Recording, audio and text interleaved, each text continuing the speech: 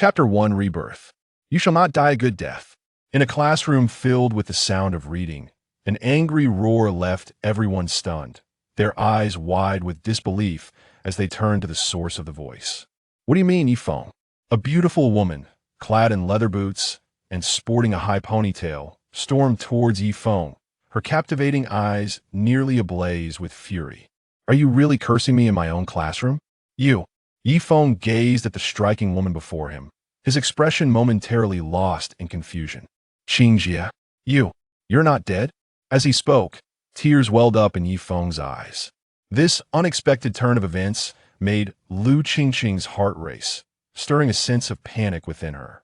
The crowd was astonished. How could this audacious individual not only curse Lu Qingqing, but then also refer to her as Qingjie?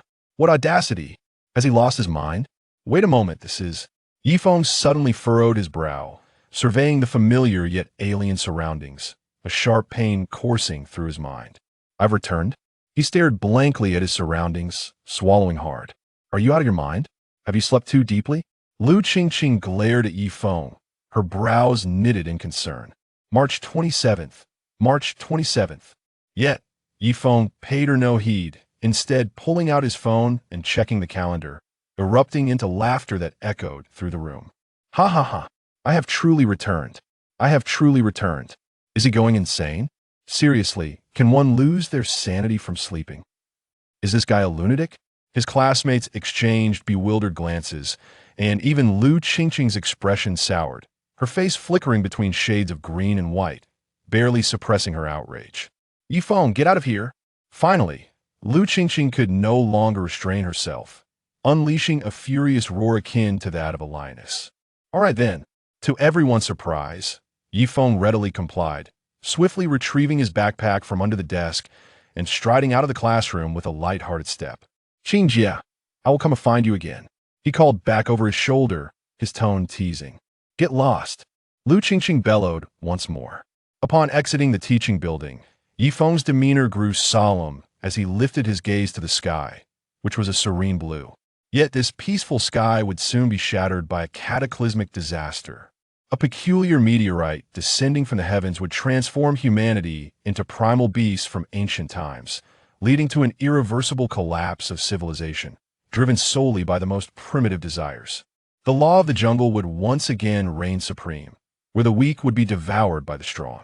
Initially, the scope of the catastrophe was limited, and humanity desperately resisted. But as time passed, people would begin to covet those strange meteorites, for they could grant humans the ability to transform into beasts. Civilization crumbled, and only the fittest would survive. Only the powerful could endure until the end. The strong would consume the weak. A bloody storm would sweep across the earth, and no one would care about their humanity. They would only yearn to become the fiercest of beasts. According to the knowledge Yifeng had acquired in his previous life, prior to the global transformation, there had been a batch of meteorites that fell first. However, once discovered, these stones quickly entered research facilities for study. Some individuals, through a twist of fate, had gained the ability to transform into fearsome beasts, yet due to their aberrant nature, they hid in the wilderness, too afraid to show themselves. It was only when the global transformation occurred that they emerged from the shadows, their powers having grown formidable, becoming apex predators.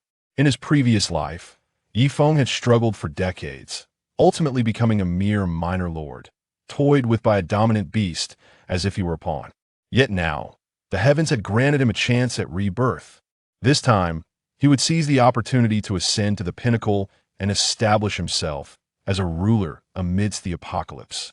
The battle of beasts is ever-changing. Only with formidable defenses can one survive indefinitely. Once outside the school gate, Yifeng stood on the road, racking his brain for information from his past life. Armed with the knowledge of his previous battles, he understood the perils that lay ahead. Only by exercising extreme caution could he survive, for a single misstep could lead to a successful ambush by other beasts. In his past existence, Yifeng had transformed into a brown bear, considered a rather fierce beast with exceptional defensive capabilities. This was the reason he had managed to survive for an extended period post-apocalypse. However, Not everyone was so fortunate. Some had encountered meteorites that merely transformed them into ordinary animals, or worse, into livestock. Their fate awaited them one of slaughter. Shenangjia. Suddenly, Yifeng's eyes lit up as a thought struck him. He recalled that among the first batch of meteorites, there existed a remarkably powerful variant beast stone, located in Shenangjia of the northern province. This was a mutated species known as the Immortal python, named for its extraordinary regenerative abilities, earning it the moniker Immortal. Once matured, this creature would dominate its surroundings and even command respect from ancient beasts, such as saber-toothed tigers and dinosaurs. Moreover, beasts of the same kind can devour one another to acquire each other's attributes. Yifeng's eyes gleamed with ambition, recalling the appearance of a mutated golden giant python in a tropical rainforest in Hainan. That python had also been one of the apex predators he feared in his previous life, renowned for its incredibly thick scales and its resplendent golden form. If I can acquire the abilities of these two giant pythons, I will be invincible. Unable to contain his excitement, Yifeng promptly hailed a taxi to the high-speed rail station. The 6-hour journey only intensified his exhilaration, making it increasingly challenging to contain his emotions as time passed. This is the place. Yifeng rented an off-road vehicle and drove deep into the area, finally stopping as he recognized the familiar surroundings, a smile of delight spreading across his face. In his past life, he had surveyed the birthplace of the Immortal python, and he was certain this was the spot. All that remained was to wait patiently. As time trickled by, Yifeng suddenly heard frantic cries for help in the distance. What was happening? Frowning, Yifeng realized that the time of the meteorite's descent was drawing near, and he did not wish for any mishaps. After a moment's contemplation, he decided to move toward the commotion.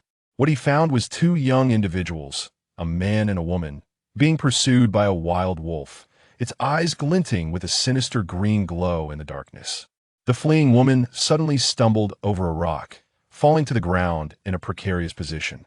Yifeng furrowed his brow, swiftly drawing the dagger he had prepared from his boot, and charged forward. With a swift motion, he struck, and the wolf collapsed, a fatal gash appearing on its neck. The weakness of this wolf lies in its abdomen, of course. If you have the chance, its neck is also one of its critical vulnerabilities, Yifeng stated coldly. The startled young couple gradually regained their composure and expressed their gratitude. Hello, I'm Qin Eru, and this is my brother, Qin Xiaoming. Yifeng glanced at them briefly. The girl was quite beautiful, but his interest quickly waned.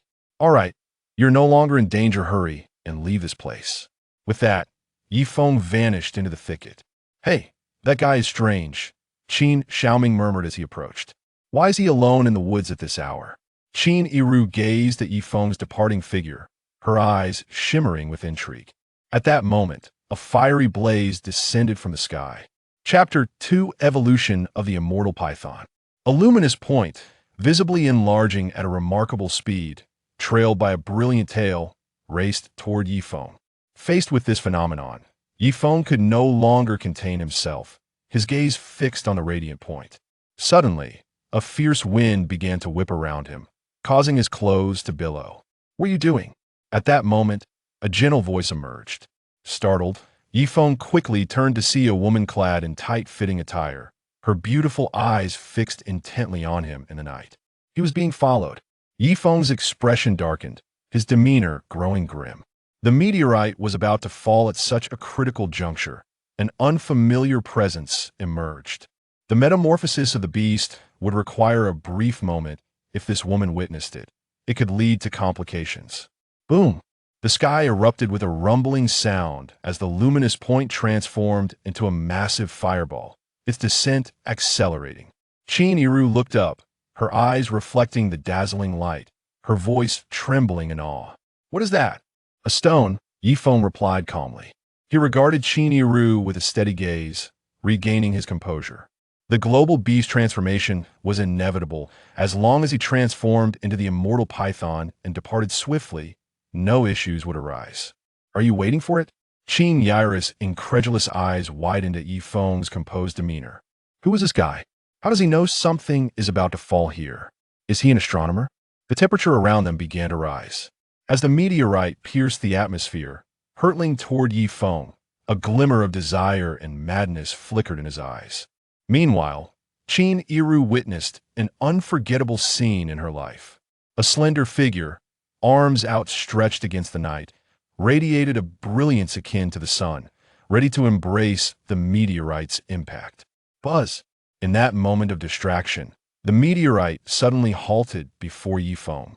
Qin Yiru beheld a nearly transparent stone, its material unlike anything she had ever seen. "What is this?"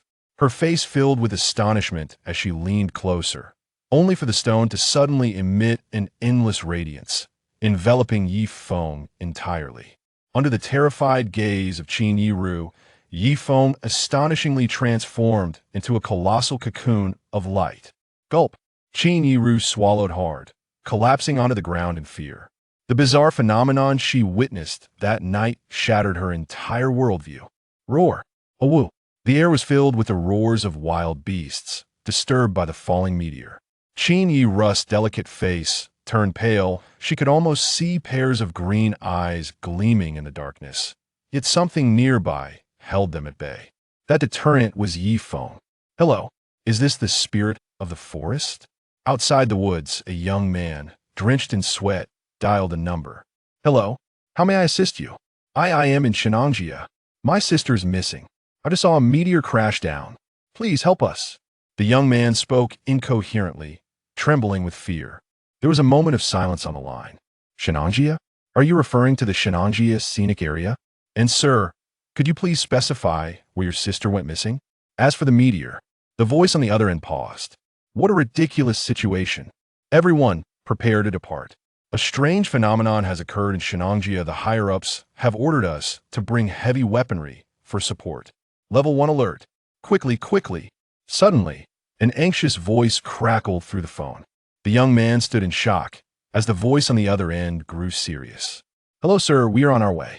Please find a safe location and do not move." Beep beep. Upon hearing the voice on the phone, Qin Xiaoming fell into a stupor. "Level 1 alert? What on earth is happening?" In the forest shrouded in darkness, an eerie blue glow radiated. Meanwhile, Qin Yiru huddled beside the cocoon that Yi Feng had transformed into, trembling uncontrollably. This was the safest place. The beasts drawn to the cocoon were increasing in number, resembling phantoms, their heavy breaths audible. They seemed to be waiting for something. Hiss! A sound of a flicking tongue startled Qin Yiru, causing her body to stiffen. Something icy seemed to be writhing against her back. Remembering the earlier sound, her heart quaked violently. It was a snake, and it was right beside her. Gulp! Turning her head, she noticed that the cocoon she had leaned against had vanished, revealing an enormous serpent's head gracefully rising, its cold scales and indifferent eyes sending shivers down her spine.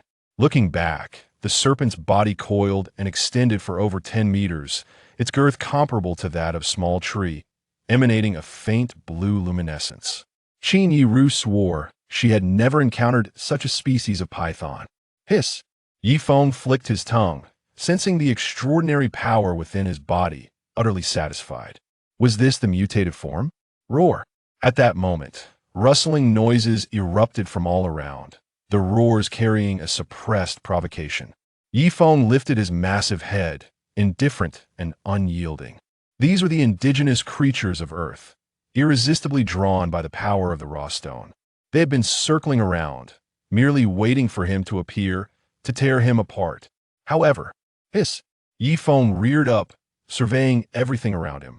Just a pack of lone wolves and a few leopards, and they dare to hunt him? Congratulations, host. You have awakened the strongest evolution system.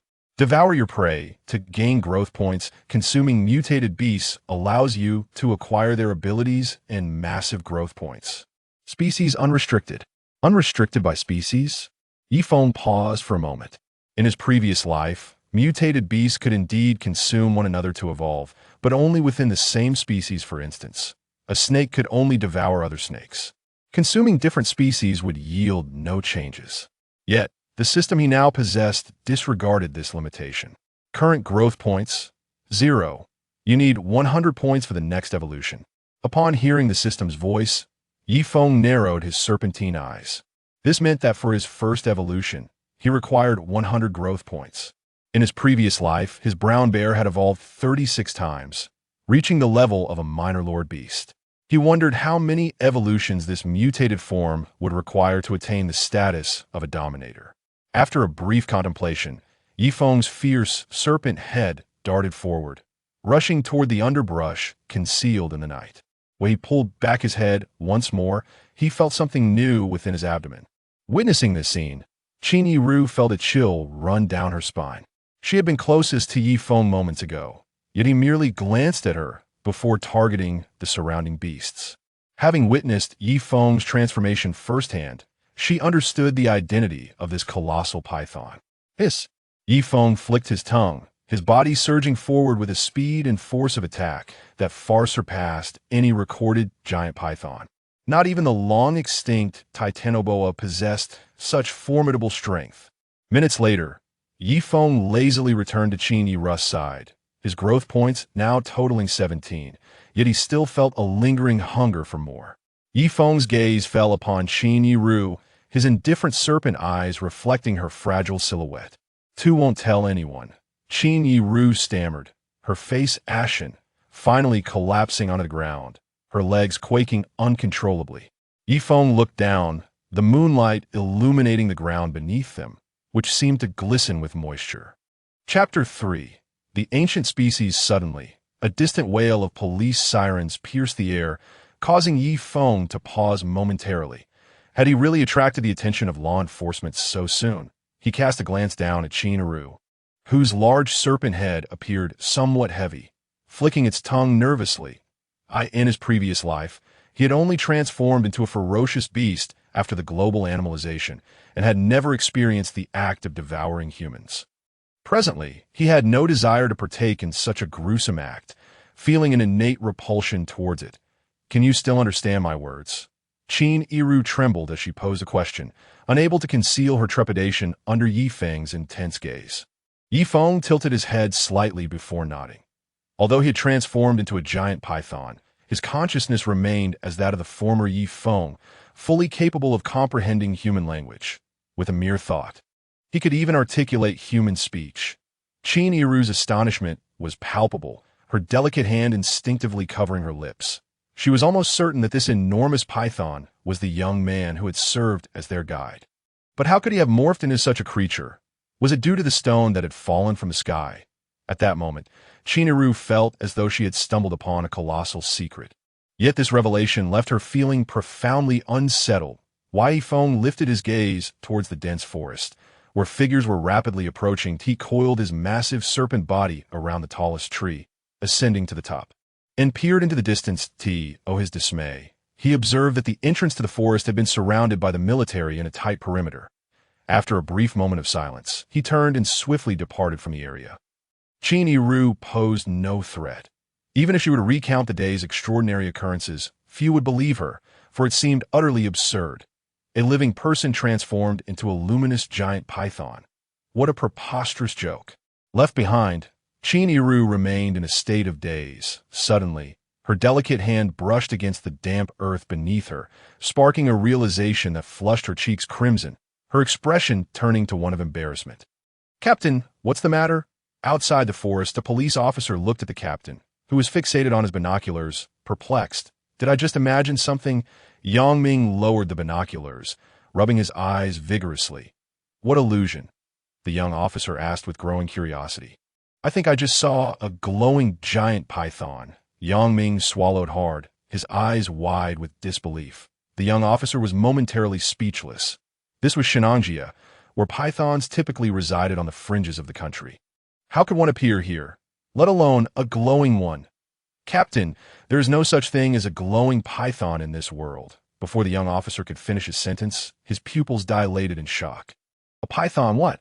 Yang Ming was taken aback. Following the young officer's gaze before them, a massive python, emanating a faint blue glow, writhed its enormous body, striving to escape the confines of the protective barrier.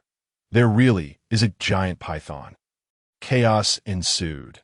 "And it glows," Yang Ming exclaimed. "How could a giant python appear here? It's over 10 meters long. Quick, It's trying to escape Shenangjia. Stop it. Yang Ming's voice was laced with urgency if such a colossal python were to break free. Who knew how many lives would be at stake? Transformed into the undying python, Yifeng felt an ache in his heart. He had scanned the vicinity and deemed this area the most vulnerable for an escape. Having exercised utmost caution, yet he was still discovered. Bang, bang, gunshots echoed through the jungle, eventually fading into silence. Yang Ming stared at the tattered fence, his eyes glazed over. What had he just witnessed? A python stretching over 10 meters long had appeared within Shenangjia. Most alarmingly, it had managed to escape. The mere thought of such a massive creature encroaching upon human territory sent shivers down Yang Ming's spine. Quick! Report to the superiors. We are in serious trouble. In a secluded cave, Yifeng coiled his body, glancing at the bullet holes on his skin, from which blood flowed profusely. He sensed a peculiar force within him at work, enabling his wounds to heal at a visibly rapid pace. Flesh mending itself inch by inch. What astonishing speed! Yifeng marveled at the spectacle. In his previous life, his brown bear had devoured a species with remarkable regenerative abilities, yet that bear required at least half a day to recover from injuries. However, the undying python had only been out of combat for a mere few minutes, and its wounds were already healing. Such terrifying mutations. No wonder the undying python would one day become one of the dominant species. Yifeng felt a yearning stir within him. Now that the undying python had become his beastly form, under normal circumstances, the future throne of dominance would rightfully belong to him. Yet he was not content with merely that. In the tropical rainforests of Hainan, there existed a mutated golden python, renowned for its unparalleled defensive capabilities. With it, Yifeng would truly possess an invincible power, but for now he could no longer rely on transportation. He had to depend solely on his own speed. In the meantime, the golden python likely had already found a master, and when he finally reached that place, he would have to resort to hunting it down. Thus, he needed to hunt various beasts along the way to accumulate growth points for evolution, thereby equipping himself with the strength to contend against the golden python. After resting for a night, Yifeng prepared to embark on his journey, initiating his long and arduous trek. Simultaneously, news of a giant python began to circulate nationwide. Shocking! An enormous python has appeared in Shenangjia. An enormous python sighted in Shenangjia.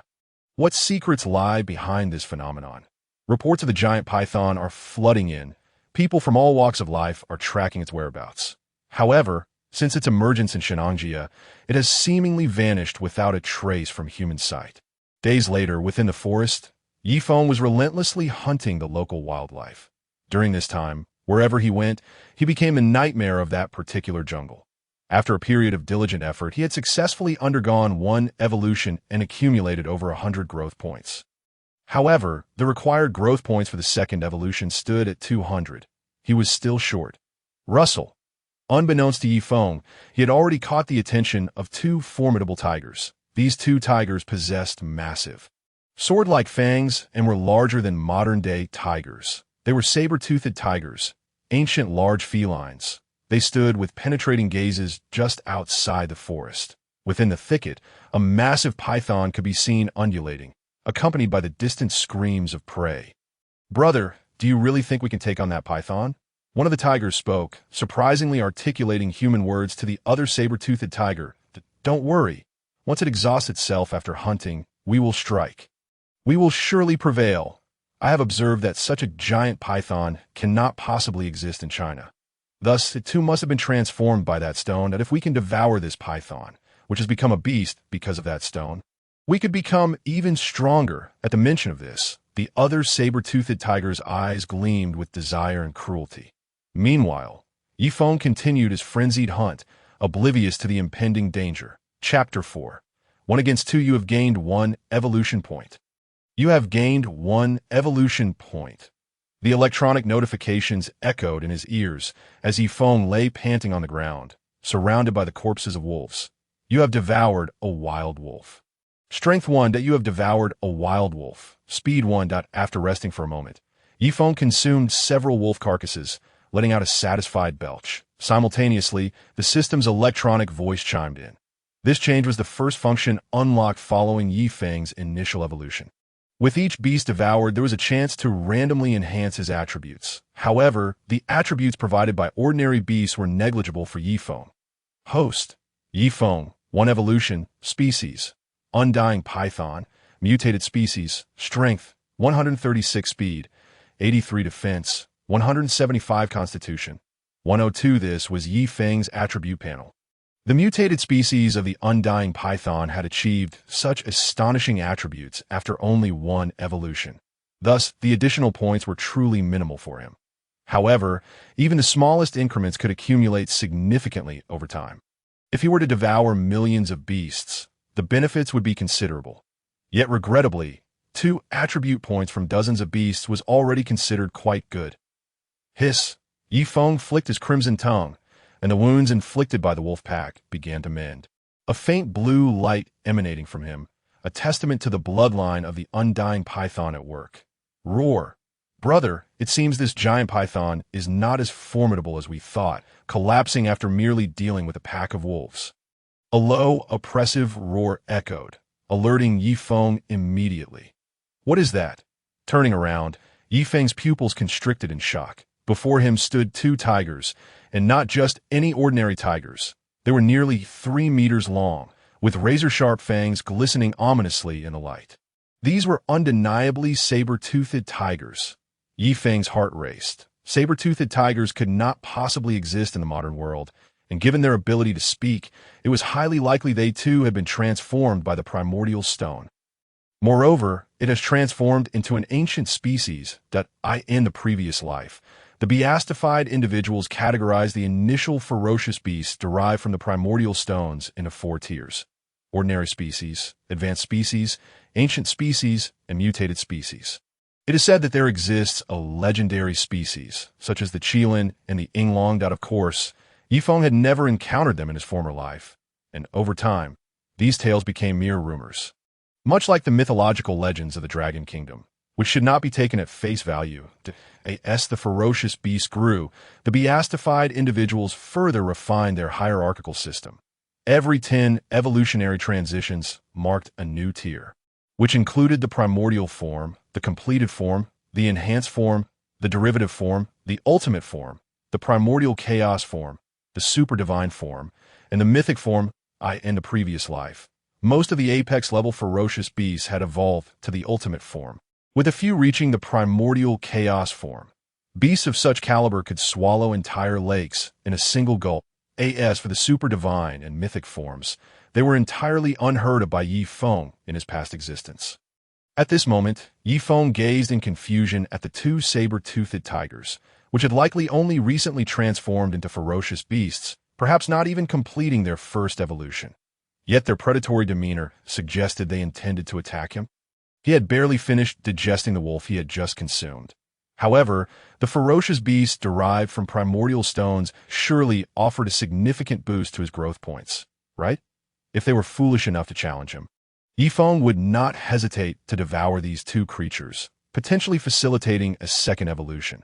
Given his current strength as a mutated species who had completed 1 evolution, his chances against 2 ancient species were still quite favorable. What species of python is this? I have never seen anything like it before. The other saber-toothed tiger approached, seemingly less anxious, scrutinizing Yi Feng with an expression of peculiar curiosity, for this python emitted a luminous glow. Such a creature does not appear in any encyclopedia. Could it, like us, be a species from the ancient era? Yet, the largest giant python fossil discovered by humanity should be the titanoboa, correct? What sort of creature could this glowing one be? The saber-toothed tiger gazed at Yi Feng, its thoughts in disarray. Meanwhile, the other one was already drooling at the prospect of consuming such a massive python. If they could devour it, how much larger would they grow?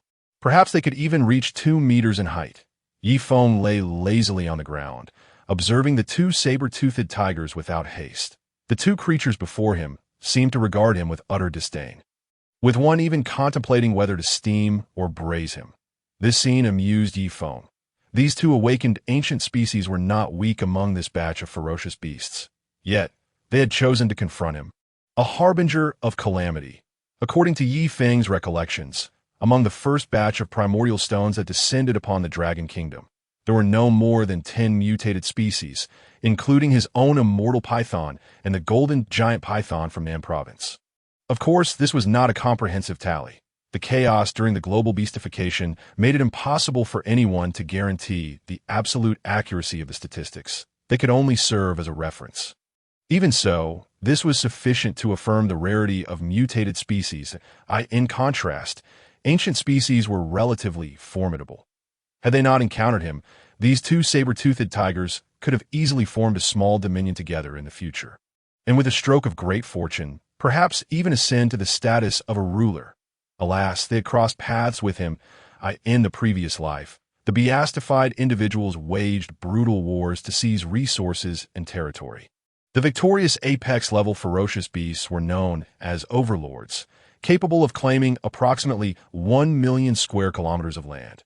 Rulers were subordinate to overlords and could occupy 10 to 20,000 square kilometers, while lords, in turn, could claim 3 to 5,000 square kilometers under the rulers in the previous life. Yi Feng, as an ordinary species brown bear, evolved over 40 times and merely attained the status of a small lord, far from becoming a ruler, let alone an overlord. Now, however, he bore the bloodline of the immortal python, a mutated species, which granted him at least the potential of a ruler. The two ancient saber-toothed tigers were hardly worthy of being considered a snack for him. His aspirations lay with the super-mutated species that had once dominated the world in his past life, possessing the potential of overlords. With this thought, Yi Feng's abdomen had digested some of his recent meal. He slowly raised his massive head, exuding a formidable chill. For the sake of growth points, he had to make a move against these two ancient species. They were already ill-intentioned, and given the primal law of survival of the fittest in the post-beastification world, Yi Feng bore no psychological burden. Roar, sensing the hostility radiating from Yi Feng, the fur on the two saber-toothed tigers bristled, a surge of threat igniting within them. What astonished them further was the revelation of the python's full form, which extended nearly 15 meters in length. Even the historically noted titanoboa measured a mere 12 meters at its peak. Roar! While one saber-toothed tiger was assessing the situation, the other, which had been ravenously eager, lunged forward first, its bloodthirsty gaze fixated on Yi Feng. Chapter 5. Exposed movements transformed into saber-toothed tigers. They unleashed mayhem upon the beasts, intoxicated by the power their bodies conferred upon them. Their razor-sharp fangs instilled within them a sense of invincibility. Moreover, as saber-toothed tigers were renowned ferocious beasts of the ancient era, this one was imbued with an inexplicable confidence. However, Yi Feng did not underestimate the situation. Saber-toothed tigers were indeed formidable, far more ferocious than modern-day tigers by several folds. Combat was a dynamic affair, and even with the bloodline of the immortal python as a mutated species, a moment's carelessness could lead to disaster. Yi Feng elevated his massive form, his cold gaze fixated on the adversary. His primary concern was the saber-toothed tiger's elongated fangs. They were excessively long. Should those fangs penetrate his body, even a matter of seconds could result in substantial blood loss, plunging him into peril. At that moment, even the bloodline of the immortal python could not save him. Now was the time to act. The saber-toothed tiger seemed momentarily distracted, and Yi Feng seized the opportunity, darting forward with great speed. Swish! Before the two saber-toothed tigers could react, Yi Feng's form had already ensnared one of them, beginning with its mouth. Under the constricting force of Yi Feng's robust body, the saber-toothed tiger quickly began to suffocate and convulse. Not far off, the other saber-toothed tiger finally regained its senses. Its eyes widened in shock and horror. How could it be so fast? It had believed that its transformation into a saber-toothed tiger had made it exceedingly swift.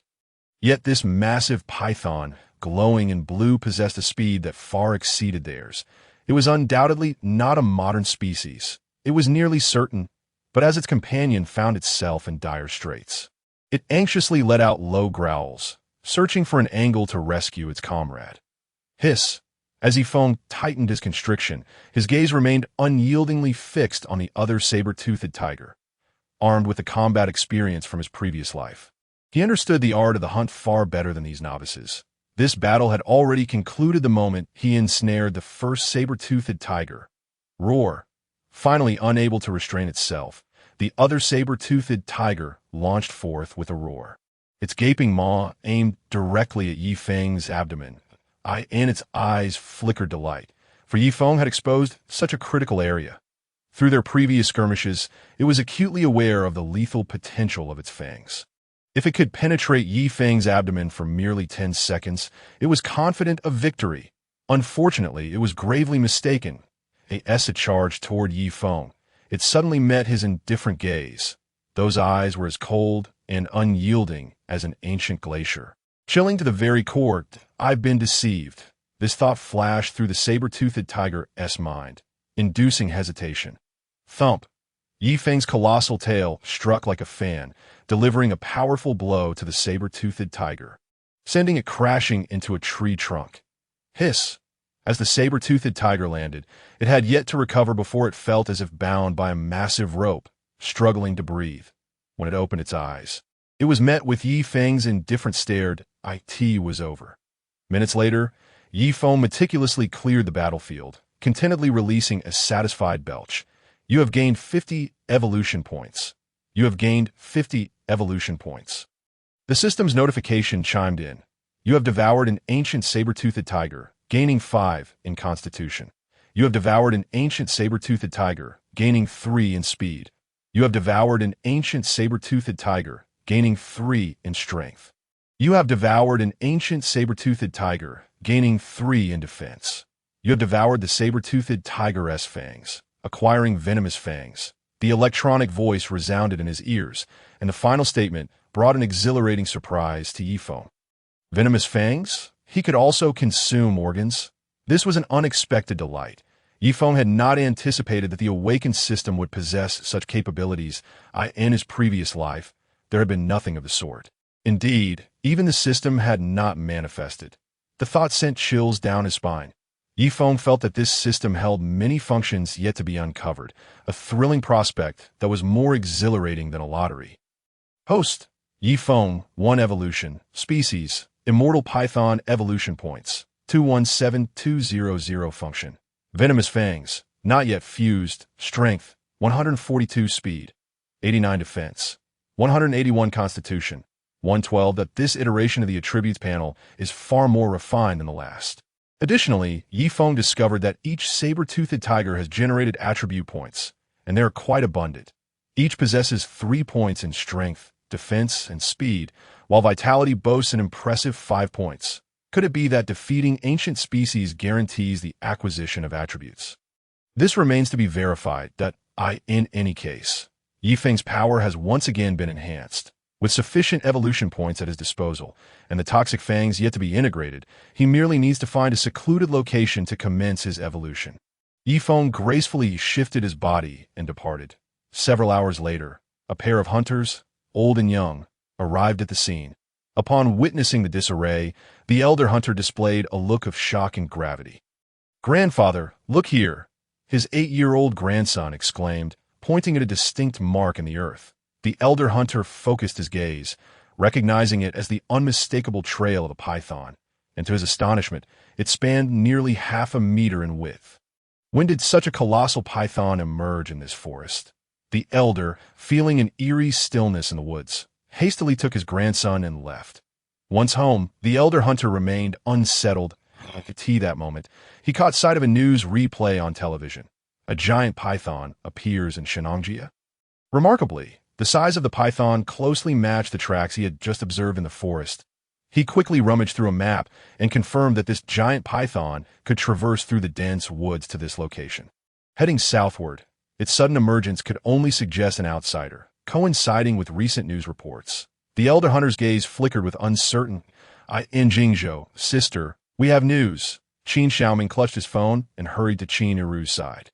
"What news?" Qin Iru, having just finished drying her hair, had her soft strands framing her delicate face, which radiated beauty akin to a crescent moon. "That giant python that almost devoured us has reappeared. With this news, the government will undoubtedly send someone to hunt it down." "How wonderful!" Qin Xiaoming laughed heartily. What did you say? Qiniru abruptly turned, her beautiful eyes glinting with coldness. Qin Xiaoming felt momentarily unnerved by his sister's gaze. Stumbling over his words, in a dense forest in Gaian province, the traces of that giant python have been discovered. According to local hunters, it is highly likely that this is the very one that escaped from Shenanjia. The gravity of the situation made Qin Xiaoming's voice dwindle. As his sister's expression grew increasingly frigid, I must go find it. Qin Iru's heavy voice resonated moments later. Meanwhile, in a cave within the jungle, Yi Feng's evolution had reached its final stages. Chapter 6. The Pursuit of the Burmese Python Hisses. The morning's gentle light filtered into the cave as Yi Feng rose, his elongated figure elegantly gazing into the distance. At this moment, he had developed a pair of toxic fangs that shimmered brilliantly under the sunlight. System. Check personal information, he uttered in human speech. Host. Yi Feng's second evolution species. Immortal Python evolution points. 17. 400 points required for the next evolution abilities. Toxic Fang strength. 162 speed. 109 defense. 201 vitality. 142. Strength, speed, and defense each increased by 20 points, while vitality surged by an impressive 30 points. Yi Feng marveled at the significant attributes gained from this evolution. With a sense of purpose, he exited the cave, determined to continue his journey southward in search of another mutated species, the golden giant python. As Yi Feng traveled south, he arrived at a scenic water area and hesitated. Li River, a location bustling with tourists, welcomed a continuous flow of visitors. Teoditer would add at least 2 more days to his journey. And with the impending global beastification, he did not wish to waste time. That he resolved that as long as he submerged himself beneath the surface, he should encounter no issues. Thus, he stored enough oxygen and gradually descended into the water. The underwater world dazzled Yi Feng. An array of colorful fish and crabs scuttled about, that he swam vigorously, and the creatures he encountered quickly scurried away, frightened by his imposing presence. However, Yi Feng soon realized that the oxygen he had gathered would not suffice to reach the opposite shore. After much deliberation, he decided to surface for air, as he could not allow himself to suffocate. Meanwhile, on the surface of Li River, a picturesque boat floated serenely, under the warm sun and gentle breeze.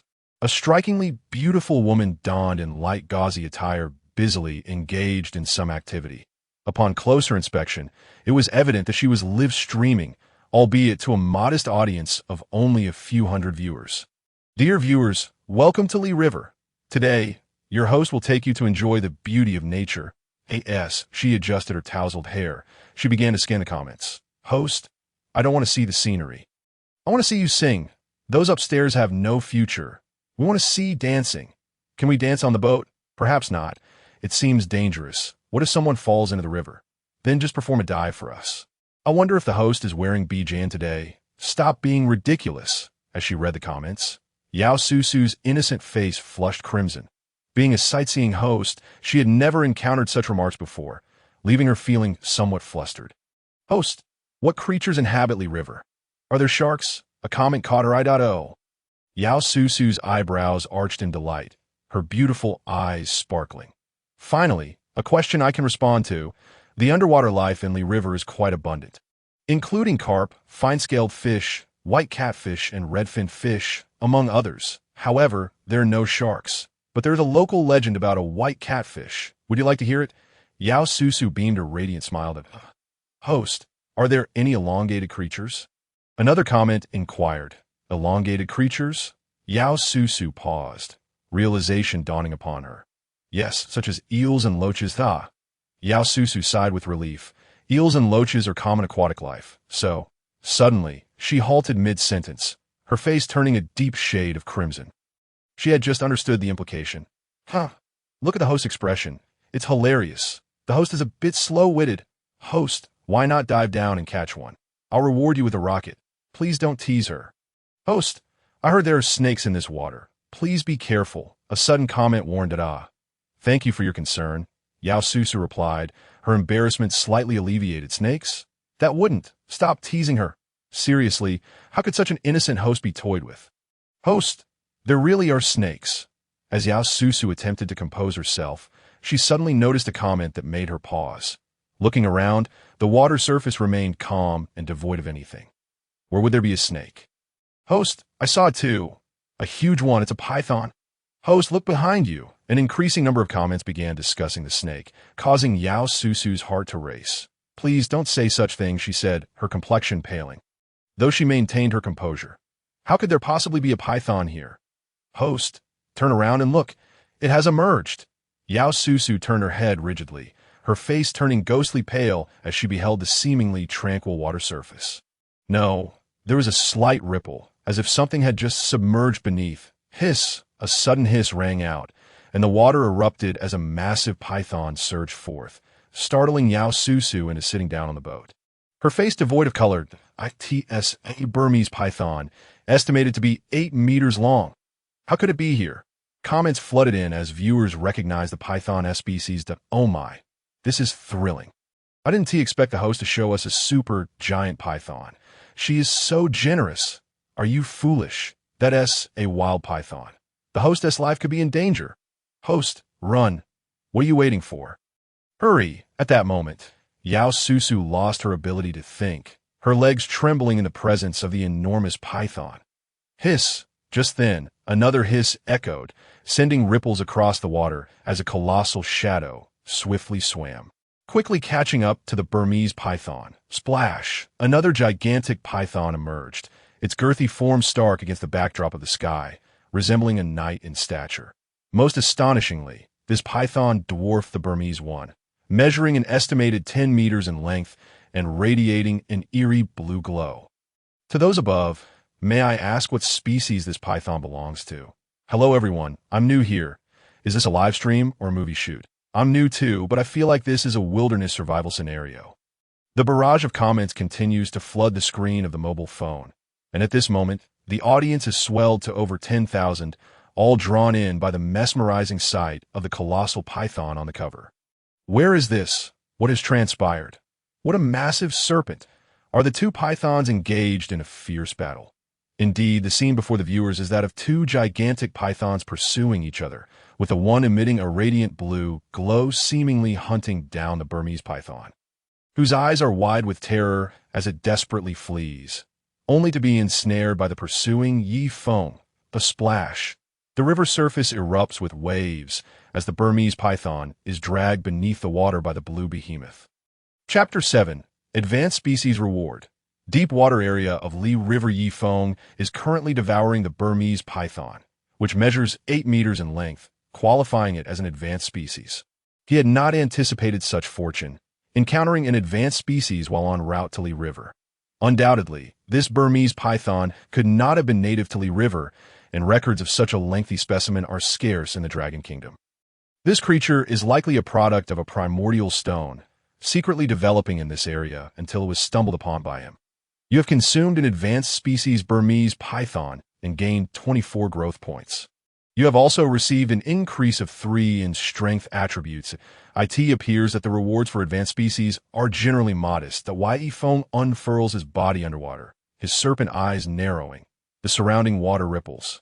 Yet no creatures dare approach. Despite his outward demeanor, Yi Feng feels a surge of delight within, for 3 attribute points are certainly more gratifying than the 2 points awarded for slaying hundreds of beasts. Meanwhile, Yi Feng remains oblivious to the tremendous uproar unfolding in the outside world that a certain platform reports. The mysterious giant python reappears, fiercely battling a colossal Burmese python, who will emerge victorious. Another platform states, suspicious extraterrestrial species spotted within the borders of the Dragon Kingdom. Consuming local fauna? A third platform exclaims, incredible! The giant python has returned. Is this a resurgence of humanity or a moral dilemma? At the Research Institute, a professor states the statistical report from last night has arrived. It is said that there have been hundreds of sightings of meteors across the Dragon Kingdom, with 2 locations generating the most intense reactions. Where?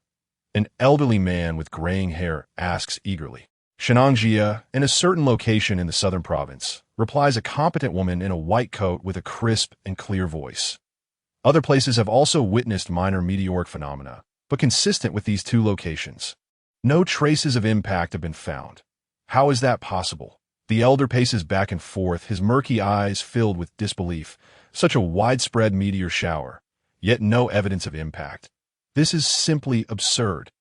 Professor, news has just come in. Suddenly, the woman displays a gleeful smile. What news? The elder's spirit lifts at her words. Our research team has discovered a peculiar stone deep within the snowfield, radiating with light. Our personnel dared not approach.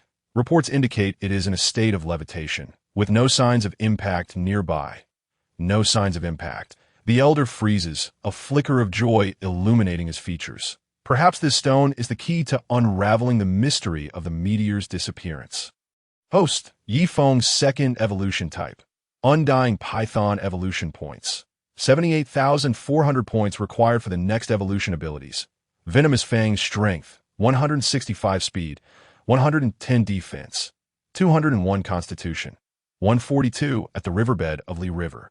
Yifeng thoroughly digests the Burmese python and resumes his journey.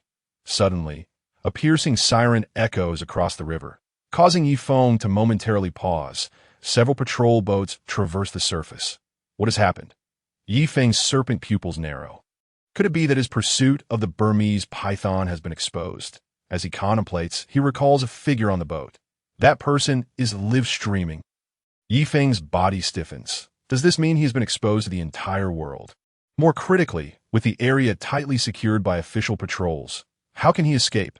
After much hesitation, Yifeng finally moves, swimming toward the shore.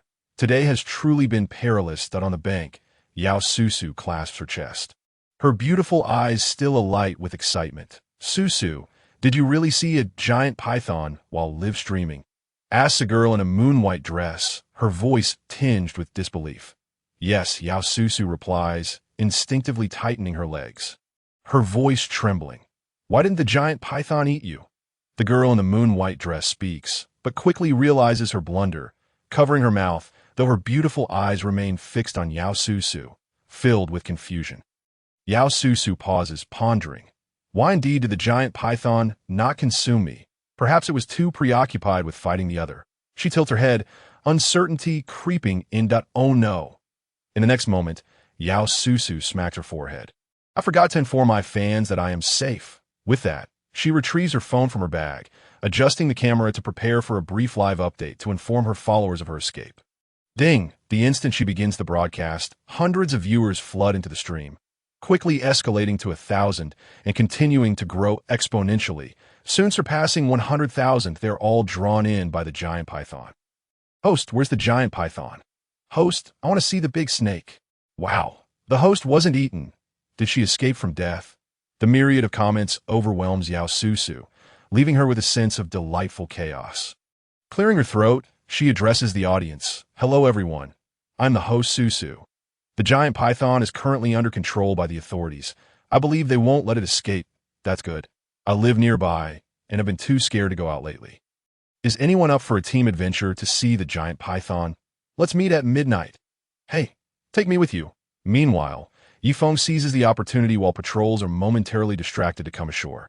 His eyes scanning the surroundings, only to spot two women blocking his path. Chapter 8. Hunting party. Yifeng halts. He finds himself at the edge of a dense forest that leads to another thicket. With no choice but to traverse this narrow path, there is no alternative. He must press on. His sinuous body glistens faintly, as thick as a tree trunk, stretching across the road as he stealthily crosses. Host, are you certain that Python is within the controlled area? A comment suddenly appears in the barrage. Brothers, is that a fallen tree in the back? Why is the tree glowing? Don't be ridiculous. It not only glows, but also moves. Oh no, this can't be. Quick, tell the host to run. Suddenly, the tone of the live stream shifts, and as Yao Susu observes this eerily familiar scene, her neck stiffens. Impossible. Yao Susu forces a sweet smile. The giant python is under police control. That's not possible. Turning her gaze, she locks eyes with Yifeng, and in that instant, realization dawns upon her. It's over. The host is doomed. Confirming their shared gaze, she realizes this is indeed the python. The barrage of comments floods in, the live stream's rockets shooting up incessantly. And at this moment, Yao Susu is utterly bewildered while Yifeng is equally stunned. What a coincidence, it's this host again, and she appears to be live streaming. With a hiss, Yifeng raises his massive head, his gaze cold and indifferent. Smack! Yao Su, startled, falls to the ground, while the girl beside her is so frightened her face contorts, a strange scent permeating the air. Yifeng looks at the two girls with satisfaction, realizing his intimidating presence remains formidable. Of course, his primary intention in frightening the two was to ensure that the shattered phone on the ground, now black-screened, would not capture his handsome visage. Such a striking appearance as his deserves to remain unseen by mere mortals. Why Yifeng departs with an air of nonchalance, leaving the two women in disarray behind him. 2 days later, in the tropical rainforest of the southern province, boss, is what you said true. Capturing that creature nets a million. Amidst the dense foliage, several fierce-looking men armed with firearms navigate through, carrying instruments as if in search of something. Indeed, the bounty on the black market is crystal clear. It cannot be false. The leader, a muscular man with a headscarf, smirks, his eyes brimming with excitement. Boss, when you last saw it, how large was it? A slender man with a monkey-like appearance asks, his eyes darting about, seemingly scheming. About 7 or 8 meters, the boss replies casually. Why the sudden inquiry? Nothing, the slender man dodges, his eyes flickering. He just read a news article about a giant python, the one that appeared at Li River. Days ago, it was only about 10 meters long in Shenangjia, but by the time it reached Li River, it had grown to nearly 20 meters. Upon reaching the southern province's rainforest, Yifeng felt somewhat dazed. What transpired here? Nearly every patch of forest he encountered bore signs of devastation. Trees toppled, flowers wilted, while Yifeng even spots a clear indentation in the mud, unmistakably the mark of a giant python's passage. It's the golden giant python. Yifeng recognizes it immediately. The uneven, rough impressions in the soil reveal the marks left by its scales. In his previous life, Yifeng had witnessed the habitat of the golden giant python, though at that time, it had already established itself as a formidable ruler. This is troublesome. Why Yifeng flicks his tongue, a grave expression flickering in his eyes. The golden giant python's rate of growth is astonishingly comparable to his own. Judging by its size, it is not much smaller than him. In this moment, the desire to devour the opponent would undoubtedly require considerable effort. One misstep could lead to a catastrophic downfall, resulting in the loss of life. The golden giant python had yet to notice my presence in its territory, providing me an opportunity for a surprise attack. Why Yifeng flicked his serpent tongue, pondering the whereabouts of this creature. Sister, let's head north. It shouldn't be able to catch us. Suddenly, frantic sounds echoed through the jungle, followed closely by the chaotic figures of fleeing individuals. Observing this, Yifeng quickly concealed himself among the foliage, his serpent eyes peering through the grass to assess the situation. How could it be them? Yifeng was momentarily taken aback upon recognizing the two figures rushing past, Qin Xiaoming and his sister. At this moment, Qin Xiaoming, still shaken, glanced nervously behind him, while his sister, Qin Yiru, appeared disheveled and in disarray. They frequently turned to look back, as if something were pursuing them. Just then, Yifeng's pupils constricted, a massive beast, wreathed in crimson flames and towering nearly 5 meters high, emerged, an aberrant species known as the infernal bull. How did it come to be here? Yifeng pondered, perplexed that in this mountain there could not be two tigers. Could it be that the mutant creature in this rainforest was not the golden giant python, but rather this infernal bull? Had the information from his previous life been erroneous? No, that was implausible. Regaining his composure, Yifeng dismissed that possibility. The imprints in the jungle clearly indicated the passage of the golden giant python, suggesting that the infernal bull was an interloper, perhaps even pursuing the Qin siblings. But where was the golden giant python? A low hiss of warning caused Yifeng's body to tense. Being a serpent, his senses were exceptionally keen, and danger was encroaching from all sides. Meanwhile, the Qin siblings remained oblivious to the lurking threat. Realizing that the bull could not ascend trees, they decided to climb a massive trunk to evade the impending attack. Unbeknownst to them, a pair of cold eyes was fixated upon them from the treetops. Sister, hurry up. It can't reach us here, Qin Xiaoming urged as he ascended the tree, attempting to pull Qin Yiru up with him.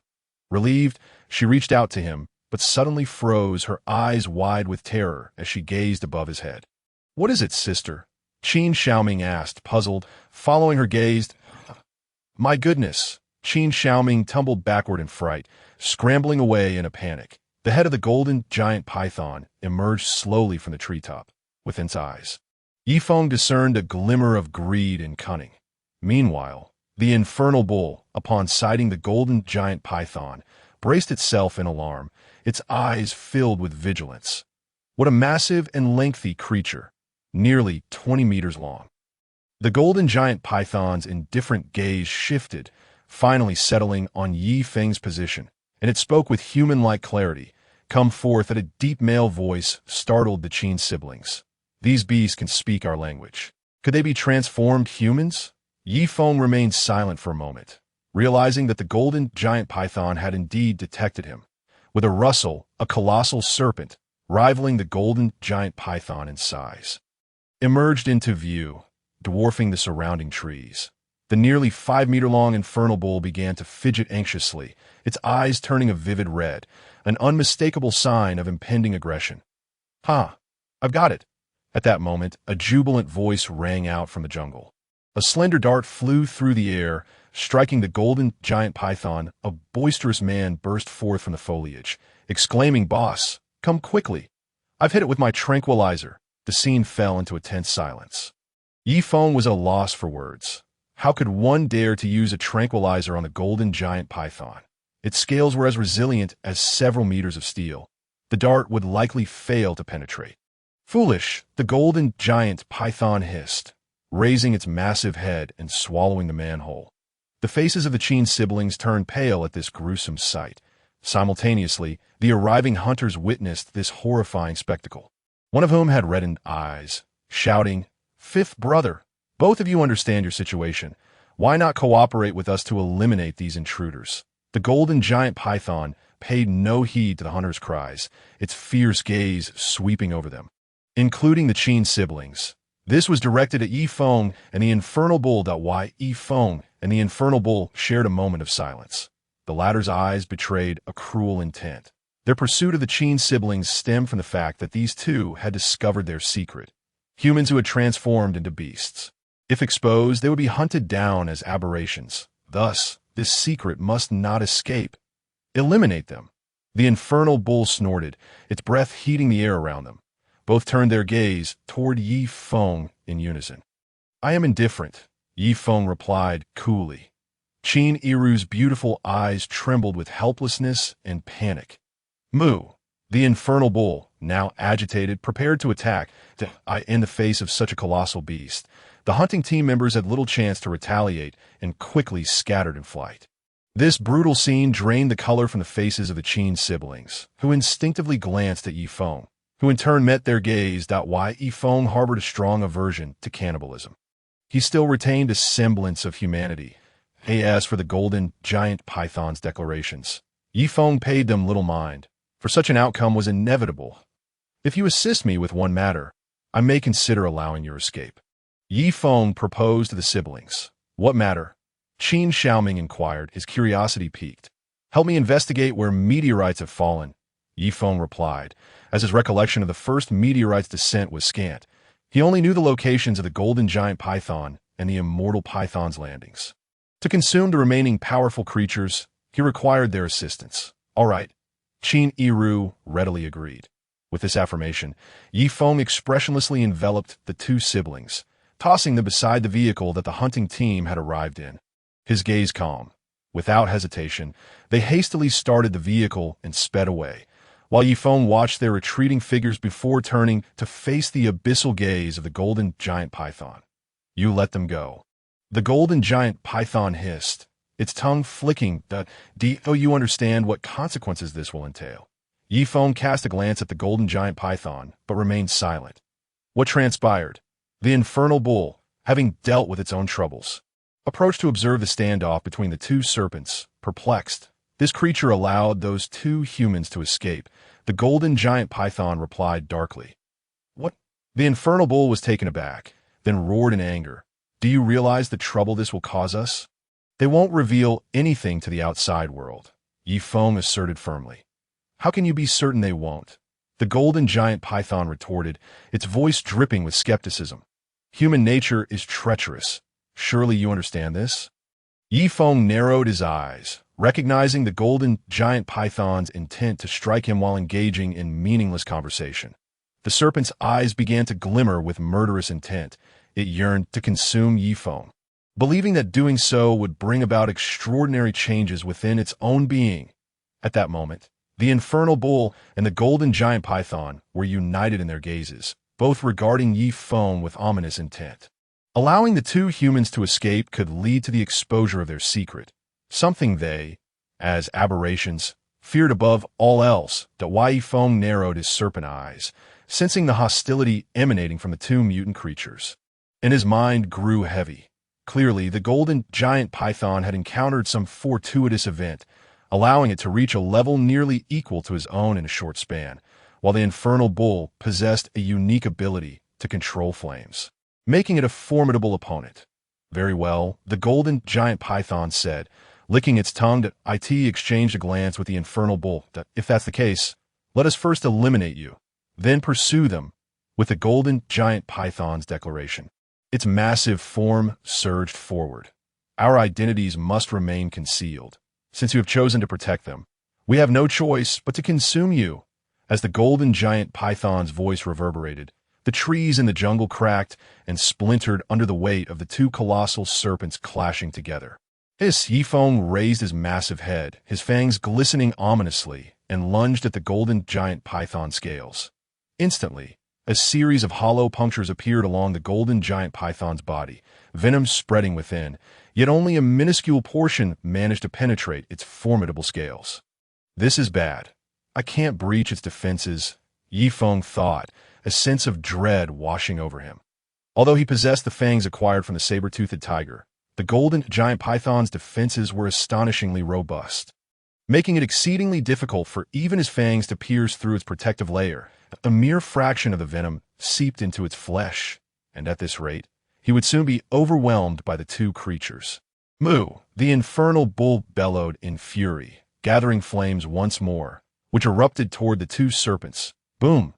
The two colossal serpents were knocked apart, tumbling several meters away.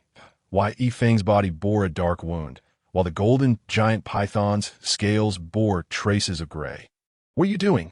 The golden giant python glared furiously at the infernal bull.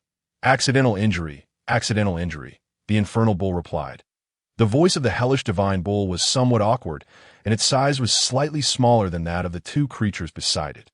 If it were to engage in close combat, it would likely be quickly reduced to a mere heap of flesh. Thus, it could only resort to unleashing ranged attacks. Such rapid healing abilities. Suddenly, the hellish divine bull fixed its gaze on Yifeng, shock evident in its eyes. At the same time, the golden giant python also observed the scene with astonishment in its serpentine gaze.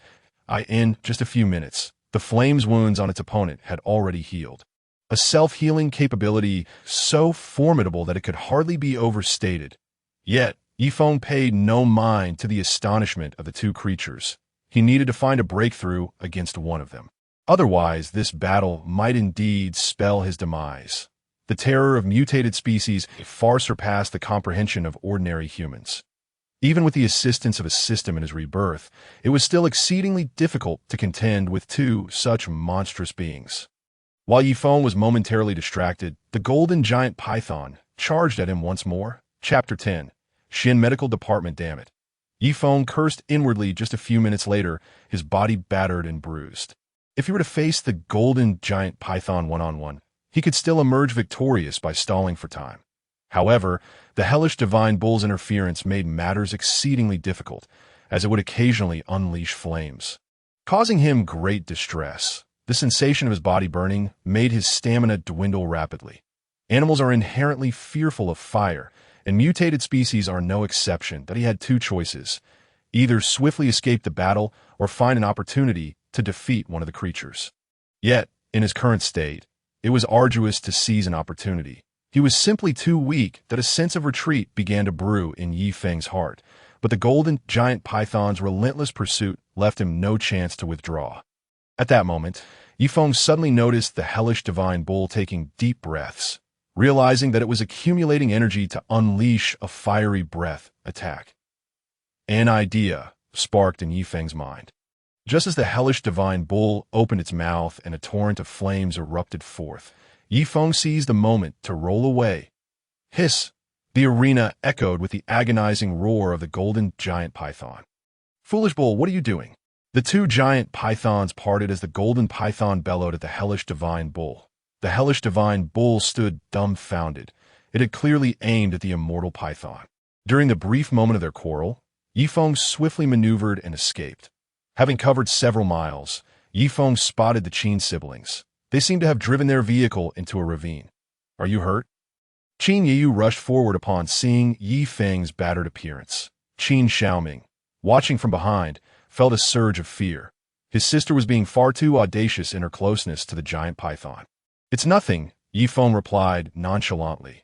With the bloodline of the immortal python, it wouldn't be long before these wounds vanished. Open fire! Suddenly, a resounding voice echoed, followed by the distinct sound of gunfire in the forest. Before Yifeng could react, a numbing sensation coursed through his body. He looked down to find a device emitting electrical currents embedded in his flesh. Damn it! Yifeng cursed inwardly. What was happening? Had the military been alerted? Fortunately, his serpentine form could withstand some voltage. Otherwise, he would have surely perished. Listening to the gunfire ahead, he realized that the military must have deployed numerous personnel, and he was definitely no match for them. Thus, he gritted his teeth against the pain and swung his tail to escape in another direction, while the two colossal beasts pursued him. Moo! Hiss! The chilling sounds reverberated, and Yifeng knew without thinking that they were enduring the same fate as he was. His situation was relatively better, but the golden giant python was in dire straits. Its scales, akin to metal, made it conductive. Boom! A sudden explosion erupted behind him, followed by a blinding flash of fire, while Yifeng's serpentine eyes widened as he beheld the hellish divine bull charging at those people. Brother, you truly are brave. Are these military personnel? How did they know our whereabouts? As Yifeng led the Qin siblings in flight, his serpent mouth gaped slightly. Upon hearing this, the Qin siblings fell silent. Did you reveal my location? Yifeng's expression darkened. We didn't. Qin Yi replied without hesitation, her gaze steady, betraying no hint of deceit. Yifeng locked eyes with her for 2 seconds before accelerating his escape. However, he failed to notice the evasive glances exchanged by Qin Xiaoming that if the military were to conduct a carpet search here, both he and the golden giant python, along with the hellish divine bull, would face certain doom. Come down here, Yifeng said coldly. The military's encirclement meant that he would be plunged into a perilous situation. At this moment, bringing the siblings along was no longer prudent. Hiss! After ensuring the siblings were in a safe location, Yifeng dove into the jungle. His gaze dark and inscrutable, he had no intention of leaving this rainforest, even though it had been surrounded by the military. For his true purpose here was the golden giant python, and perhaps now also the hellish divine bull. Given the strength of the golden giant python, it was unlikely to be captured by the military so easily, especially since they retained a degree of human-like intelligence. This would be a dangerous contest of survival and hunting. Beneath the warm sunlight, by the babbling brook, Yifeng was quenching his thirst when suddenly he heard the ground tremble and the anxious voices of humans from afar. We caught it. It's this guy, the damned foolish bull. It has caused us to sacrifice so many lives. Take it back. Peering through the trees, Yifeng observed the situation outside. Indeed, it was the hellish divine bull.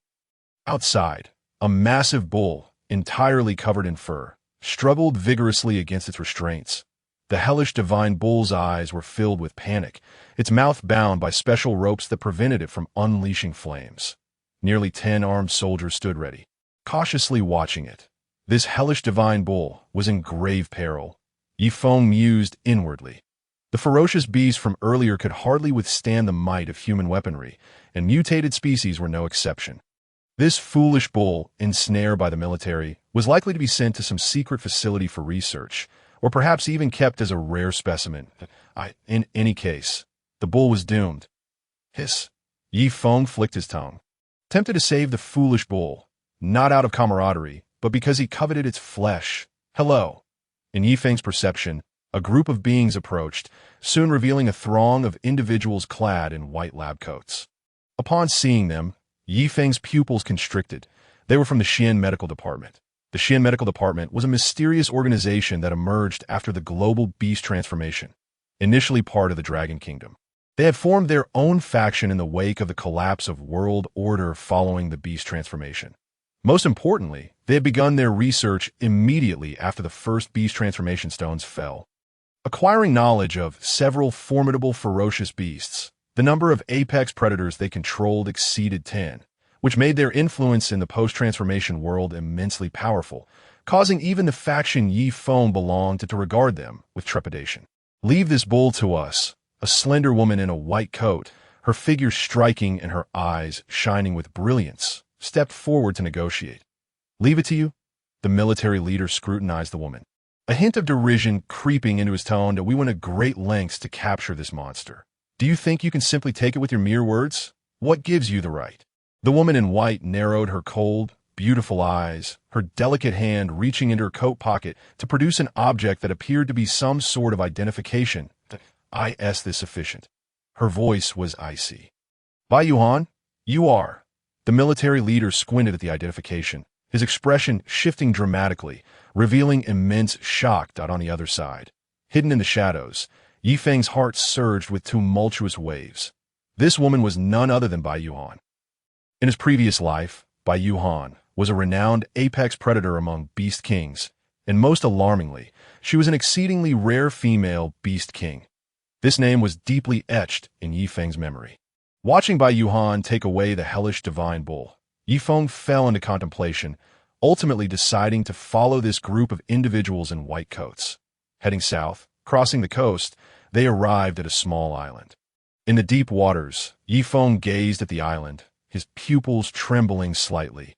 It turned out the former headquarters of the Xian Medical Department was located here, but Yifeng thought that the foolish bull would not be slaughtered in the short term. And rather than being subjected to biological research by the Xian Medical Department, it would be better for him to consume it himself. Thus, he planned to launch a night raid on the Xian Medical Department. In the dead of night, a sinuous serpent slithered ashore, its dark green eyes glimmering under the moonlight. "You all go patrol over there." Several armed guards approached, their powerful flashlights illuminating the surrounding underbrush.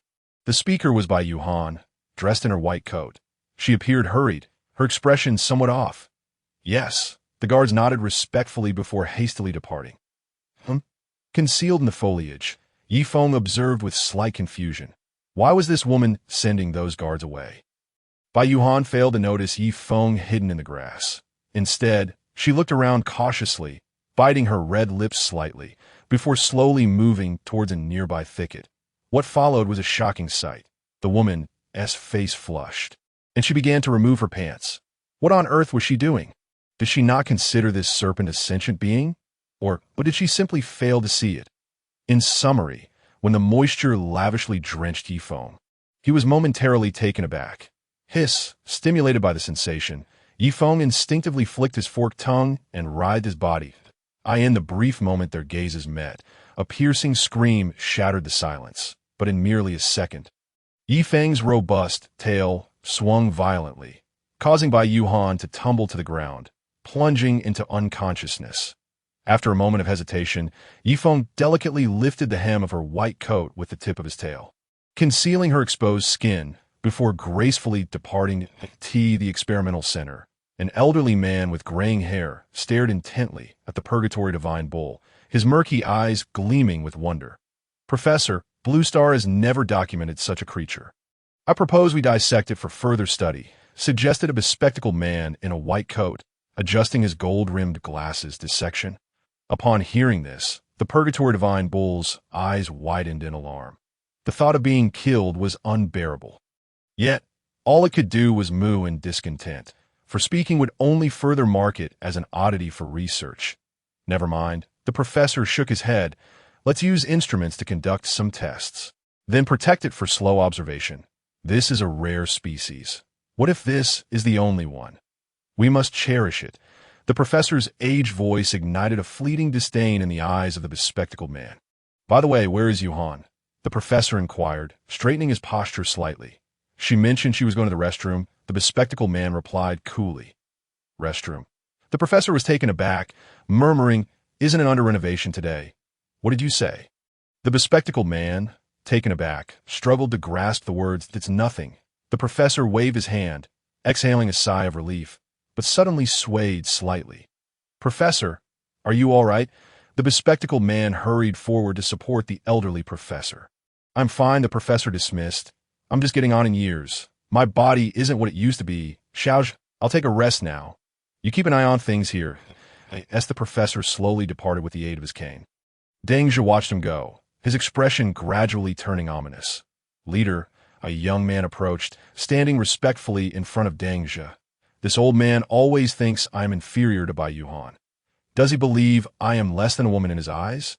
Deng Zhi gritted his teeth, resentment brewing beneath the surface. "Leader, you obtained dual PhDs abroad. In terms of capability, you surpassed that woman Bai Yuhan by several tens or even hundreds of times," the young man eagerly insisted. Deng Zhi let out a cold snort, slowly stating, "Go, retrieve that stone. I wish to study it." "Yes," the young man responded dutifully. Shortly after, a stone, preserved in cold storage, was brought forth, encased in a protective barrier. Upon seeing the stone, the Purgatory Divine Bull's eyes widened in shock, for it was this very stone that had transformed it into its current form. Simultaneously, Yi Feng, concealed on the rooftop, felt his pupils constrict. He never anticipated that the Xian Medical Department would possess an unintegrated raw stone. Clearly, they had employed special methods to seal the stone, preventing any fusion reaction from occurring. The question remained, how did the Xian Medical Department know to use such measures to seal the raw stone? Just as Yifeng fell into contemplation, Deng Zhi placed his hand on the button. "Leader," the young man gasped, calling out urgently. "What?" Deng Zhi turned around, irritation evident in his voice. The young man hesitated, swallowing hard before mustering the courage to say, "Leader Bai has previously stated that this isolation measure must not be lifted." "Must not be lifted?" Deng Zhi sneered. "Are you her pet? If she says it cannot be lifted, must we abide by her wishes?" "I shall lift it today." With that, Deng Zhi pressed the switch. Suddenly, a tremor coursed through the air as the raw stone was exposed to the atmosphere, pulsating eerily like a heartbeat. Witnessing this terrifying spectacle, even Deng Zhi found himself at a loss for words. Wai Yifeng, observing from above, furrowed his brow. The isolation barrier was indeed a facility of Bai Yuhan's. Could it be that she had also been reborn? Or had she unraveled the secret of the raw stone? As this thought crossed his mind, Yifeng couldn't help but narrow his serpentine pupils. If that were the case, this woman was indeed formidable. Just then, Deng Zhi began to undergo a transformation, his skin enveloped in layers of dark hide, his clothes tearing apart. Is he turning into a pig? Yifeng mused, momentarily taken aback. The raw stone acquired by the Xian Medical Department was, in fact, related to a pig. Deng Zhi's situation was rather unfortunate. Meanwhile, Deng Zhi realized his own transformation, his eyes turning crimson, driven by a frenzy as he violently crashed into everything around him. What is happening? At that moment, Bai Yuhan, clad in a white coat, her demeanor composed, yet commanding, approached with a cadre of armed guards at her back. Chapter 12. Escape from danger upon catching sight of the wild boar. Bai Yuhan's lips twitched slightly. Glancing at the removed isolation barrier and the torn name tag on the ground, she quickly grasped the situation. "Deng Zhi," Bai Yuhan discreetly stepped on the name tag, then commanded in a clear, ringing voice, "Capture him." "Yes." The guards responded in unison, red laser beams illuminating Deng Zhi.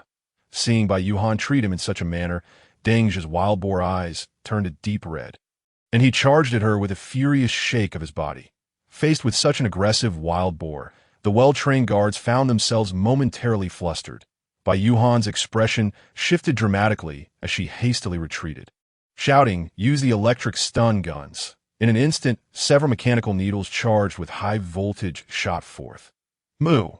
Deng Zhi thrashed wildly, electricity coursing through his body, yet the wild boar did not collapse instantly. Remarkable resistance. Yifeng marveled, seizing the chaotic moment to shatter the glass above with his tail, preparing to make his escape. Suddenly, alarms blared, and everyone looked up to see a massive python, radiating a faint blue glow.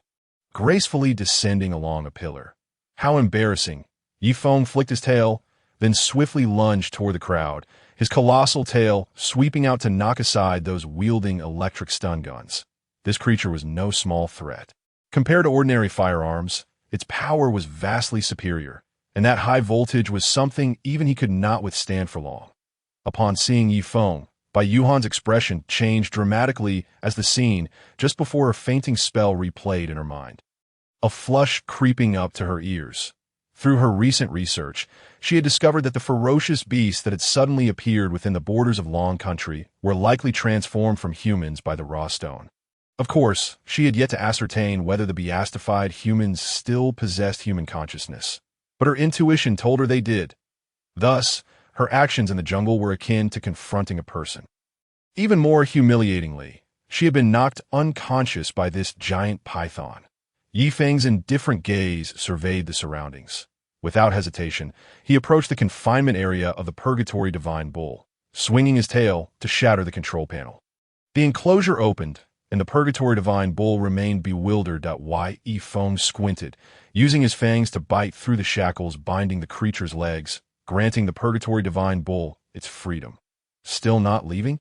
In the midst of chaos, Yifeng lowered his voice, his tone sharp, "I in the distance." Bai Yuhan's eyes widened in disbelief, as if witnessing something extraordinary. Her keen hearing, which had always set her apart, allowed her to catch Yifeng's words. These two colossal beasts could converse in human language. Everything about this shattered Bai Yuhan's understanding of the world and upended her life perspective. Moo. The Purgatory Divine Bull paused, a surge of excitement flickering in its eyes. It had not anticipated Yifeng's arrival to rescue it. Meanwhile, the wild boar rose once more, locking its vengeful gaze on Bai Yuhan in the final moments before the wild boar succumbed to its rage. Yifeng swaggered out of the research center alongside the Purgatory Divine Bull, while Bai Yuhan could only watch helplessly. Yuhan.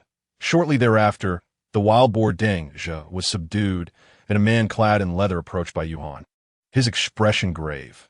The bull has escaped. Bai Yuhan looked at the man, her face paling slightly. The professor places great importance on this research. I have discovered part of the secret. That bull and the giant python are the keys. I will do my utmost to capture them, Yang Xiu stated, though his face betrayed an undeniable concern, even paling slightly. Those two ferocious beasts were terrifying, and he could not guarantee their capture. Brother Python. Thank you for your timely rescue. At the coast, the Purgatory Divine Bull expressed deep gratitude. Yet internally, it was profoundly shocked. This python's strength surpassed even that of the golden giant python. Should it continue to grow stronger, it would render the bull merely a lamb to the slaughter.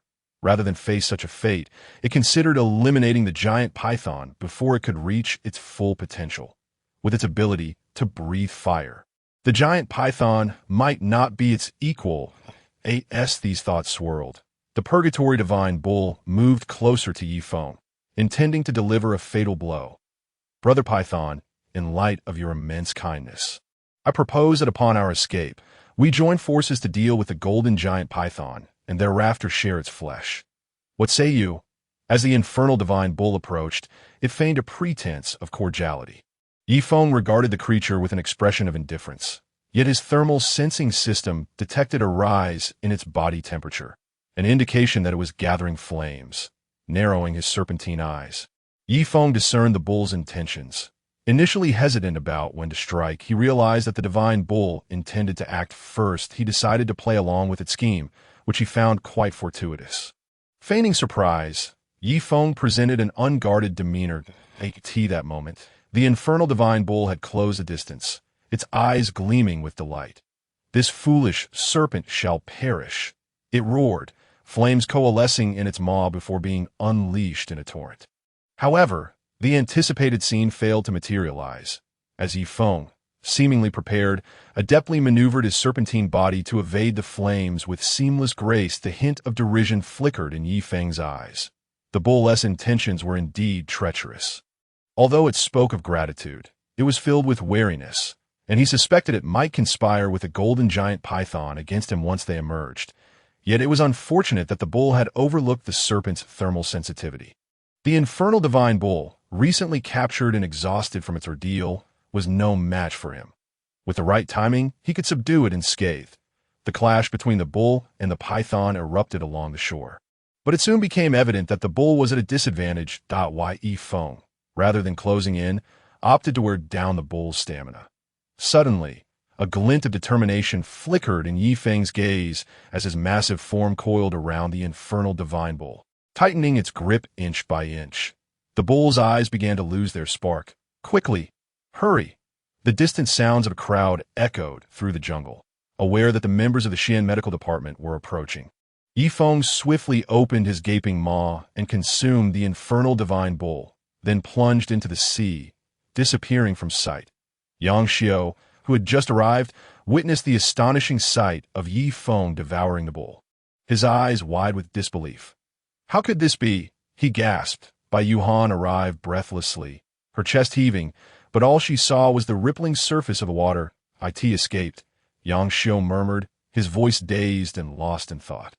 Bai Yuhan noticed his condition and frowned slightly. What's the matter with you? Yang Xiao swallowed hard, gazing at the distant sunset, murmuring, Yuhan, I feel that this world is about to change. Bai Yuhan paused, her gaze drawn to the still rippling depths, as if she could discern a colossal shadow shifting beneath the surface. Somewhere in the deep sea, on a secluded island, Yi Feng found a hidden spot and began to sift through his spoils. You have devoured the mutated infernal divine bull, gaining 246 evolution points. You have devoured the mutated infernal divine bull, acquiring attribute points. Strength 20, Speed 20, Defense 20, Constitution 30. Ding. You have consumed a mutated infernal divine bull. Obtaining the additional ability. Chapter 13. Qingming Island. You have acquired the additional ability. Breath of Fire. Breath of Fire can accumulate energy to unleash searing flames, possessing formidable offensive power. Host. Yi Feng's second evolution species. Undying Python evolution points. 323. 400 points required for the next level of evolution abilities. Venomous Fangs. Breath of Fire Strength. 180 Speed. 132 Defense. 227 Constitution. 190. It seemed that the higher the number of evolutions, the greater the evolution points accrued. After inspecting his attribute panel with satisfaction, Yi Feng prepared to return to the tropical rainforest of the southern province. He needed just one more evolution to confidently confront the golden giant python, which was his true objective. Suddenly, a mechanical rumble resonated from the depths of the ocean. In the distance, a sleek black submarine advanced toward him, illuminated by bright lights. These fellows are quite persistent, Yi Feng thought, his serpentine eyes narrowing as he swiftly retreated. White Team Leader, Captain Yang, we have discovered the trail of the giant python, reported a crew member from the submarine. Good heavens, this is incredible. The crew marveled at the radar display showing the elongated form of the python. It was said that the Titan python, thought to be extinct, measured only 15 meters at its longest, yet this giant python exceeded 20 meters. Bai Yuhan perused her materials, her eyes filled with astonishment.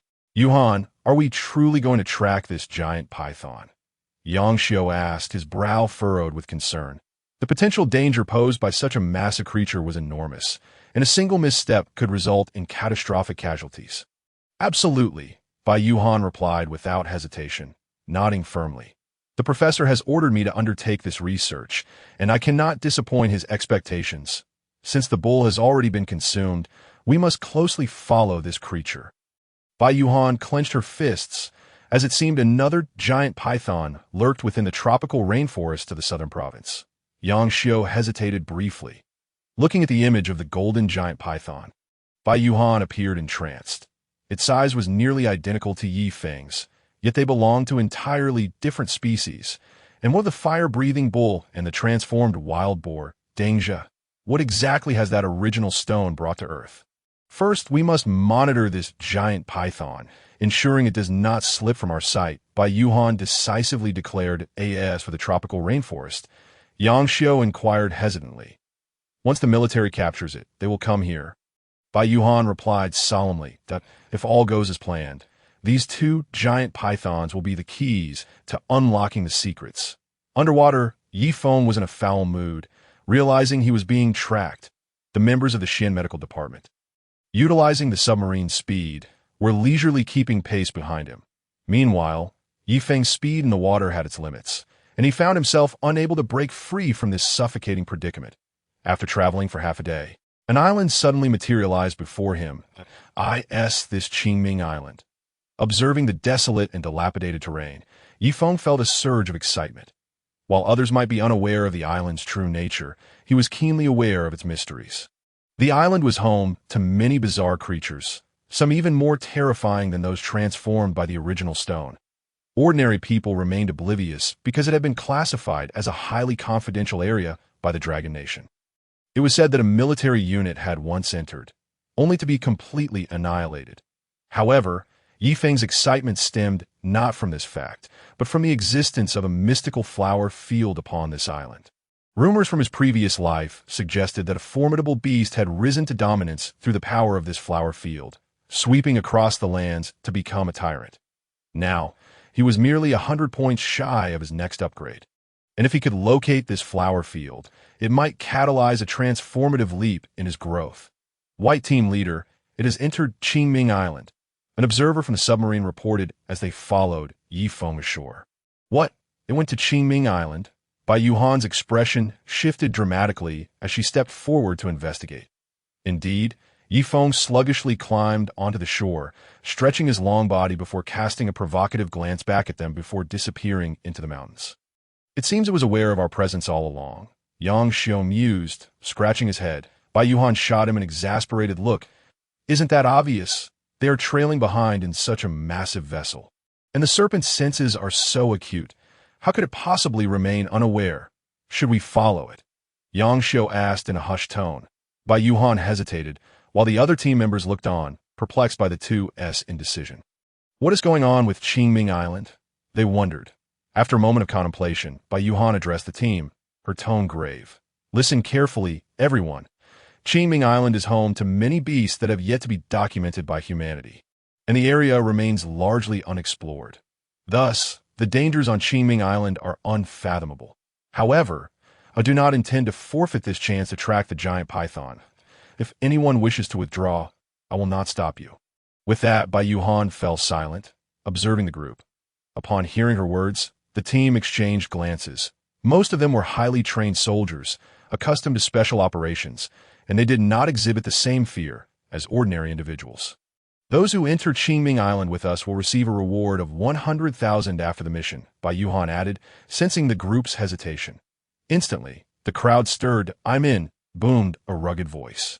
Count me in, I will too. As the saying goes, under the lure of wealth, courage will surely arise, and this was evidenced here. Only 2 individuals remained silent, opting to stay aboard the submarine.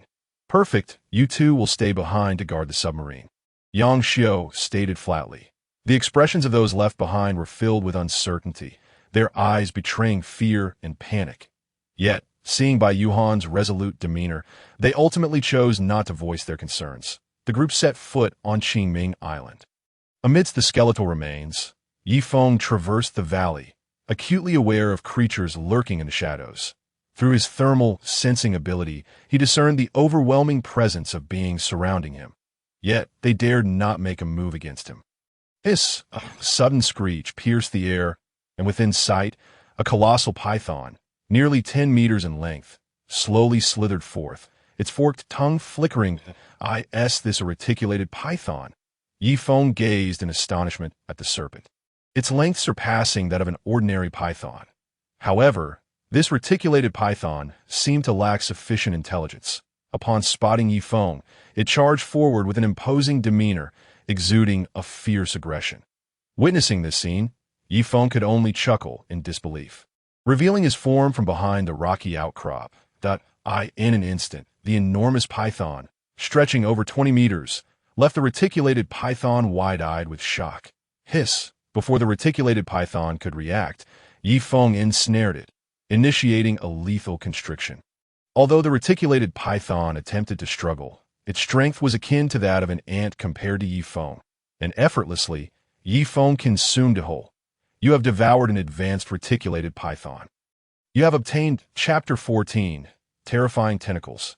You have gained 10 growth points. You have gained 2 attribute points in strength. The growth points for ordinary species are 1, for advanced species are 10. For ancient species are 50, and for mutated species are 200. Yifeng's serpent eyes glimmered briefly as the food in his abdomen began to digest rapidly. This moment, the priority was to locate that field of flowers. Yifeng shook his massive head and advanced toward the center of the small island.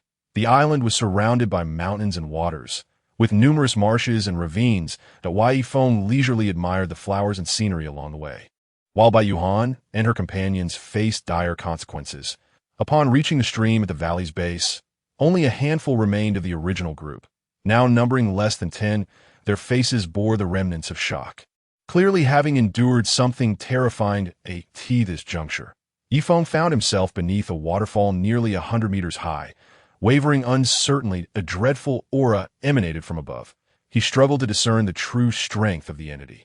Yet he was certain that he was not a match for it at present. Perhaps this was the guardian of the flower field, located just above.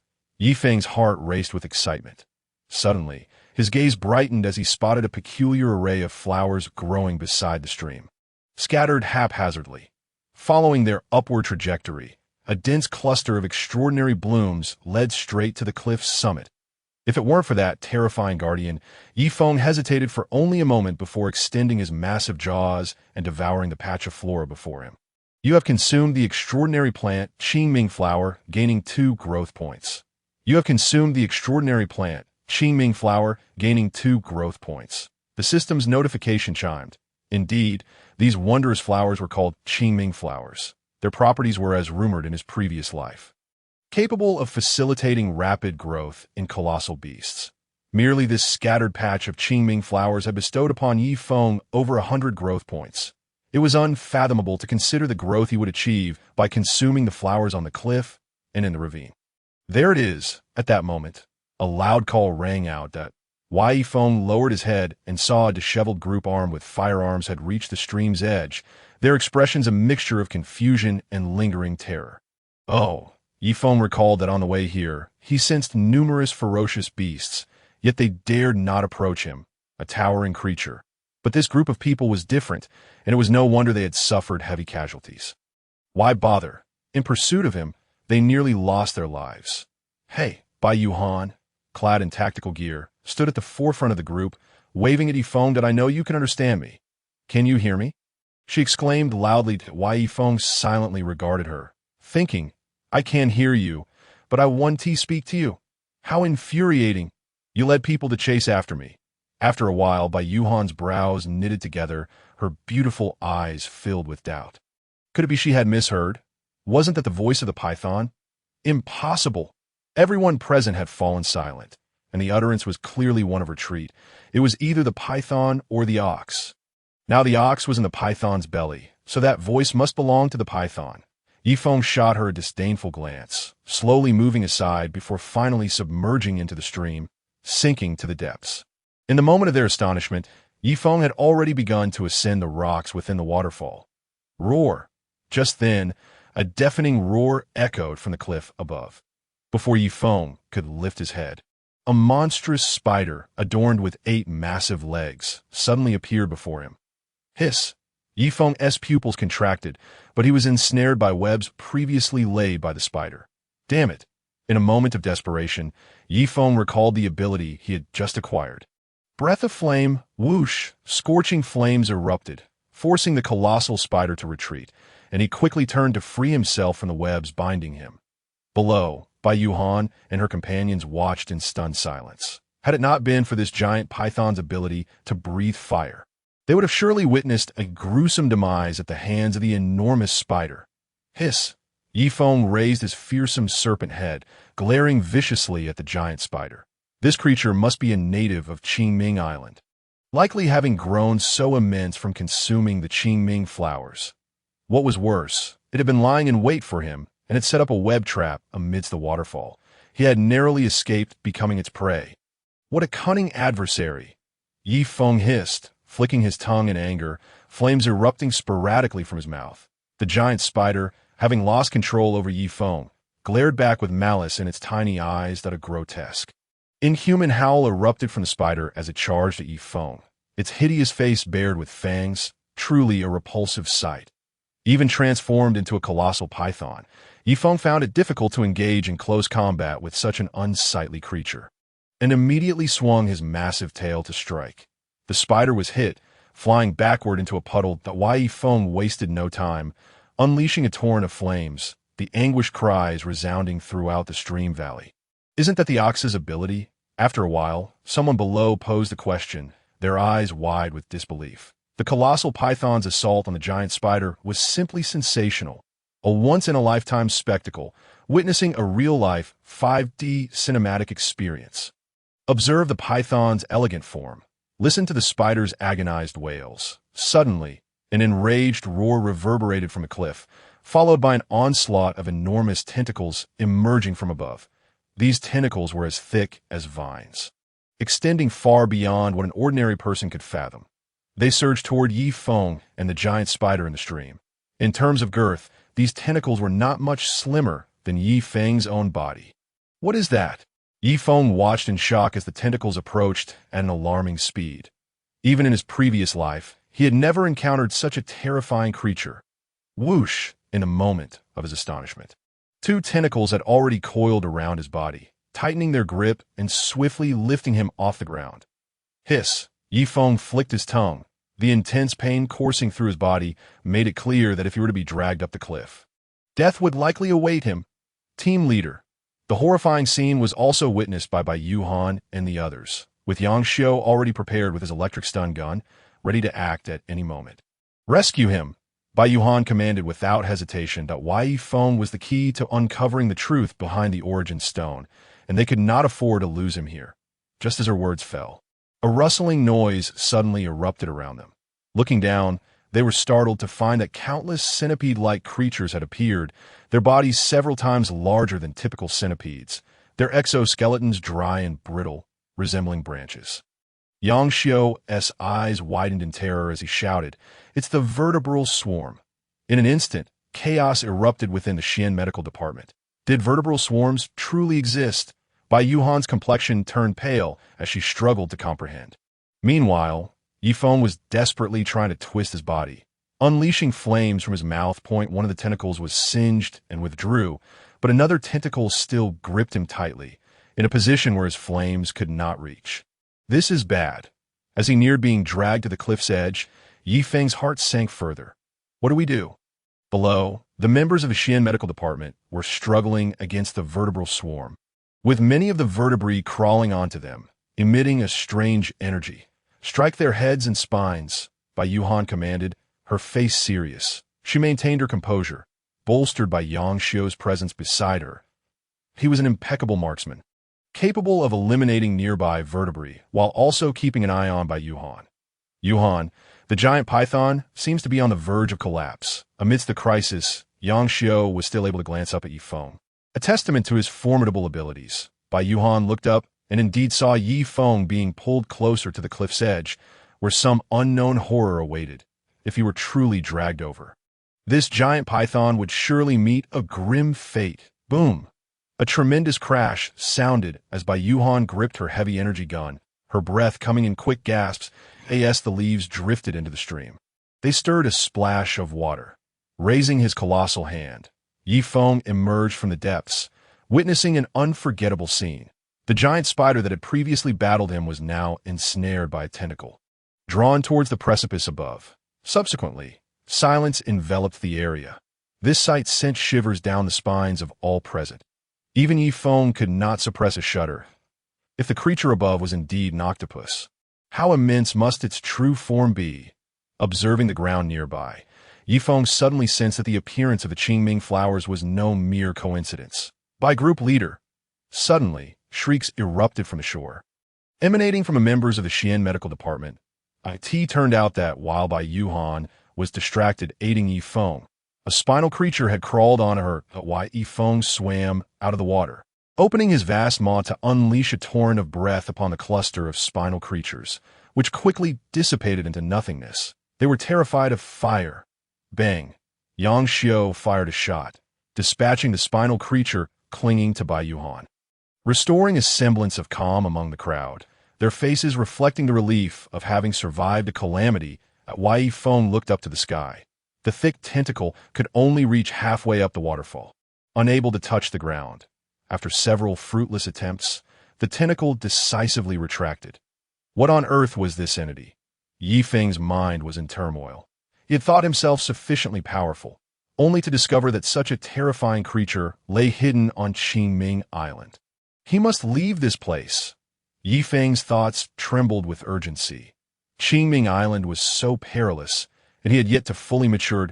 If he were to encounter misfortune in this cursed place, it would be an utter betrayal of his second chance at life. Bai Yuhan, sensing his inner turmoil, raised her arm and declared, "Retreat." The group swiftly descended the mountain, and for once, Yi Feng was not alone. He followed closely beside the Xian Medical Department. Upon reaching the shore where the submersible was docked, Yi Feng finally distanced himself from the crowd, gazing at Bai Yuhan for a moment before uttering, "From this day forth, we are clear of ties."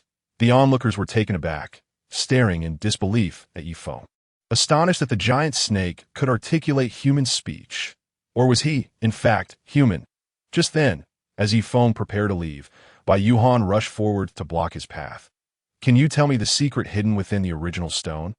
she implored, arms outstretched before him like a mirror. And Yi Feng paused for a moment before responding. "The secret concealed behind the original stone eludes me as well, but I can assure you that the order of this world is on the brink of collapse." With that, he turned and vanished beneath the waves. Yi Feng truly did not know the secret of the original stone. Even in his previous life, no one had unraveled its origins. Yet there was no doubt that this object hailed from beyond the blue planet. The collapse of order. Upon hearing Yi Feng's words, Bai Yuhan fell into a stupor. What did he mean by the collapse of order? Did he imply that the world was nearing its end? In the depths of the ocean, Yi Feng lingered beside a massive reef, his eyes still reflecting remnants of fear. That terrifying tentacle had nearly become his nightmare, and he could scarcely fathom what monstrous being lurked atop the cliff. It was undoubtedly a being of lordly or even kingly power. Moreover, the Qingming flowers he had just consumed were likely cultivated deliberately by the owner of that tentacle, designed to lure creatures into the waterfall's center to be captured by that horrifying entity. The giant spider had likely grown to its size by consuming the Qingming flowers, but tragically, it had not escaped the tentacle's grasp. Had it not been for Bai Yuhan's assistance, he too might have faced a dire fate today. Regardless, today's harrowing experience had left Yi Feng deeply shaken. Without sufficient strength or prior to the global beastification, he could not afford to tread into such unknown realms lightly. Next, he ought to consume that golden giant python to further augment his power. Yi Feng murmured to himself. Calculating the time, he realized that the second fall of the original stone was not far off. The repercussions of the second fall would far surpass those of the first. Nations around the globe were already paying attention and began to track reports on the matter. More importantly, the second fall would induce ecological and geological changes in certain regions. These areas would become exceptionally suitable for beast habitation, and many colossal beasts assimilated by the original stone would be drawn to compete for dominance within these territories. Of course, such competition would encroach upon human living spaces, risking confrontation with humanity's firepower. This, however, did not signify that Yi Feng would relinquish his claim to these regions, for he understood precisely what they could offer. Growing in such territories would confer a growth rate 2 to 3 times that of the outside world, an indispensable advantage for a sovereign-level beast king. Thus, Yi Feng would not allow this opportunity to slip by. Among those territories, one had long captivated him in his previous life and in this life. He would seize it first. Upon reaching shore, Yi Feng entered a concealed cave, coiling his body and closing his serpent eyes, commencing his third evolution journey. A layer of pale blue scales gradually shed from his form. You have completed the third evolution. Host, Yi Feng evolution count, 3 type. Undying Python evolution points, 21,800 points required for the next level of evolution abilities. Venomous Fangs, Breath of Flame Strength, 202 Speed, 157 Defense, 237 Physique, 216. Congratulations, you have unlocked Chapter 16. Encounter with the Golden Giant Python. Congratulations, You have activated the data center. The system is organizing global beastification data. Loading map. Loading biological encyclopedia. Loading plant encyclopedia. Ding. Loading complete, as the system's voice faded. Yifeng discovered a plethora of information flooding his mind, including various animal survival conditions and plant growth requirements. Yifeng frowned slightly, for many species within this compilation were previously unknown to him, clearly encompassing all life forms post-beastification. Had the species he was familiar with in his previous life not even amounted to 1/3 of this encyclopedia, Yifeng found himself deeply skeptical. After all, he had also been a lord in his previous life. Even without venturing into other continents, he had certainly acquired considerable knowledge. Yet, confronted with the dazzling array of unfamiliar species, he felt a wave of incredulity wash over him. Never mind, Yifeng exhaled softly. The pressing matter was not to comprehend these new discoveries, but to hunt down the golden giant python and return to the Central Plains. Indeed, the altered regions he sought lay within the Central Plains. The tropical rainforest was alive with the golden giant python's eerie, radiant eyes, its resplendent golden scales marred by the ravages of conflict, oozing faint traces of blood. It was gravely injured. "Captain, we have trapped the giant python within this swamp." Outside, a heavily armed troop established a perimeter, and the commanding officer gazed intently into the depths. "For this beast, we have sacrificed dozens of our brothers." The commander's lips curled into a smirk, a chill covering his face. "Commander, we have received word from the Xian Medical Department," a soldier hesitantly reported. "What did they say?" The commander's eyes widened, his expression fierce. "They said they want the giant python." The soldier stammered, "Oh, hell with that." The commander roared, "We have lost dozens of brothers to capture this creature, and now the Xian Medical Department expects us to hand it over without question."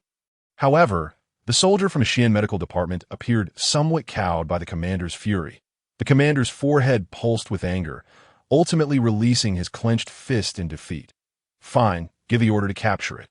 The nearby soldiers remained silent, passing along the command as the squad advanced towards the swamp. The golden giant python, hidden within the mire, opened its eyes, a cold glare laced with fury. "These damned fools. If only they would grant me a little more time, I would not fear them." Though it spoke thus, the golden giant python understood that with its current strength, it was still ill-equipped to contend with human technology. Yifeng, too, was aware in the dim, murky expanse of the swamp. Yifeng suppressed the faint blue glow of his undying python form. Moving cautiously forward, he could sense the golden giant python's presence, and it undoubtedly sensed him in return. Yet the golden giant python made no move, allowing the soldiers and Yifeng to draw nearer. It was waiting for an opportunity. "There it is!" A shout rang out as the soldiers fired first, the crackling energy of their weapons illuminating the swamp. Even Yifeng felt a slight tingling sensation. The golden giant python emitted a low growl, its tail lashing out in fury, instantly ensnaring two humans who quickly vanished into the murky depths. Hiss! The golden giant python cruelly swallowed the two humans, its eyes gleaming with malice. "Damn beast!" The commander charged forward, eyes aflame, seizing an electric weapon and aiming it at the golden giant python's head. The golden giant python deftly tilted its head, coldly regarding them. "Come out. If you don't, we are all finished." As more and more people surrounded it, the golden giant python began to struggle. It turned its gaze toward the hidden thicket. While everyone was still astonished that the golden giant python could speak, a creature comparable in size to it burst forth, covered in blue patterns. The commander's fervor seemed doused by cold water as he stared in shock at Yifeng. This python was even bulkier than the golden giant python. How could such a terrifying monster emerge from the southern province? "Let us join forces and slay them." The golden giant python gracefully unfurled its form, attempting to negotiate with Yifeng. Yifeng remained silent, silently observing him.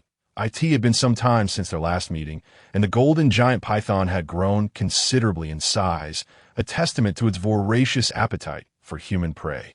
"Kill them, leave this place, and one day we shall shake the foundations of this world," the golden giant python declared.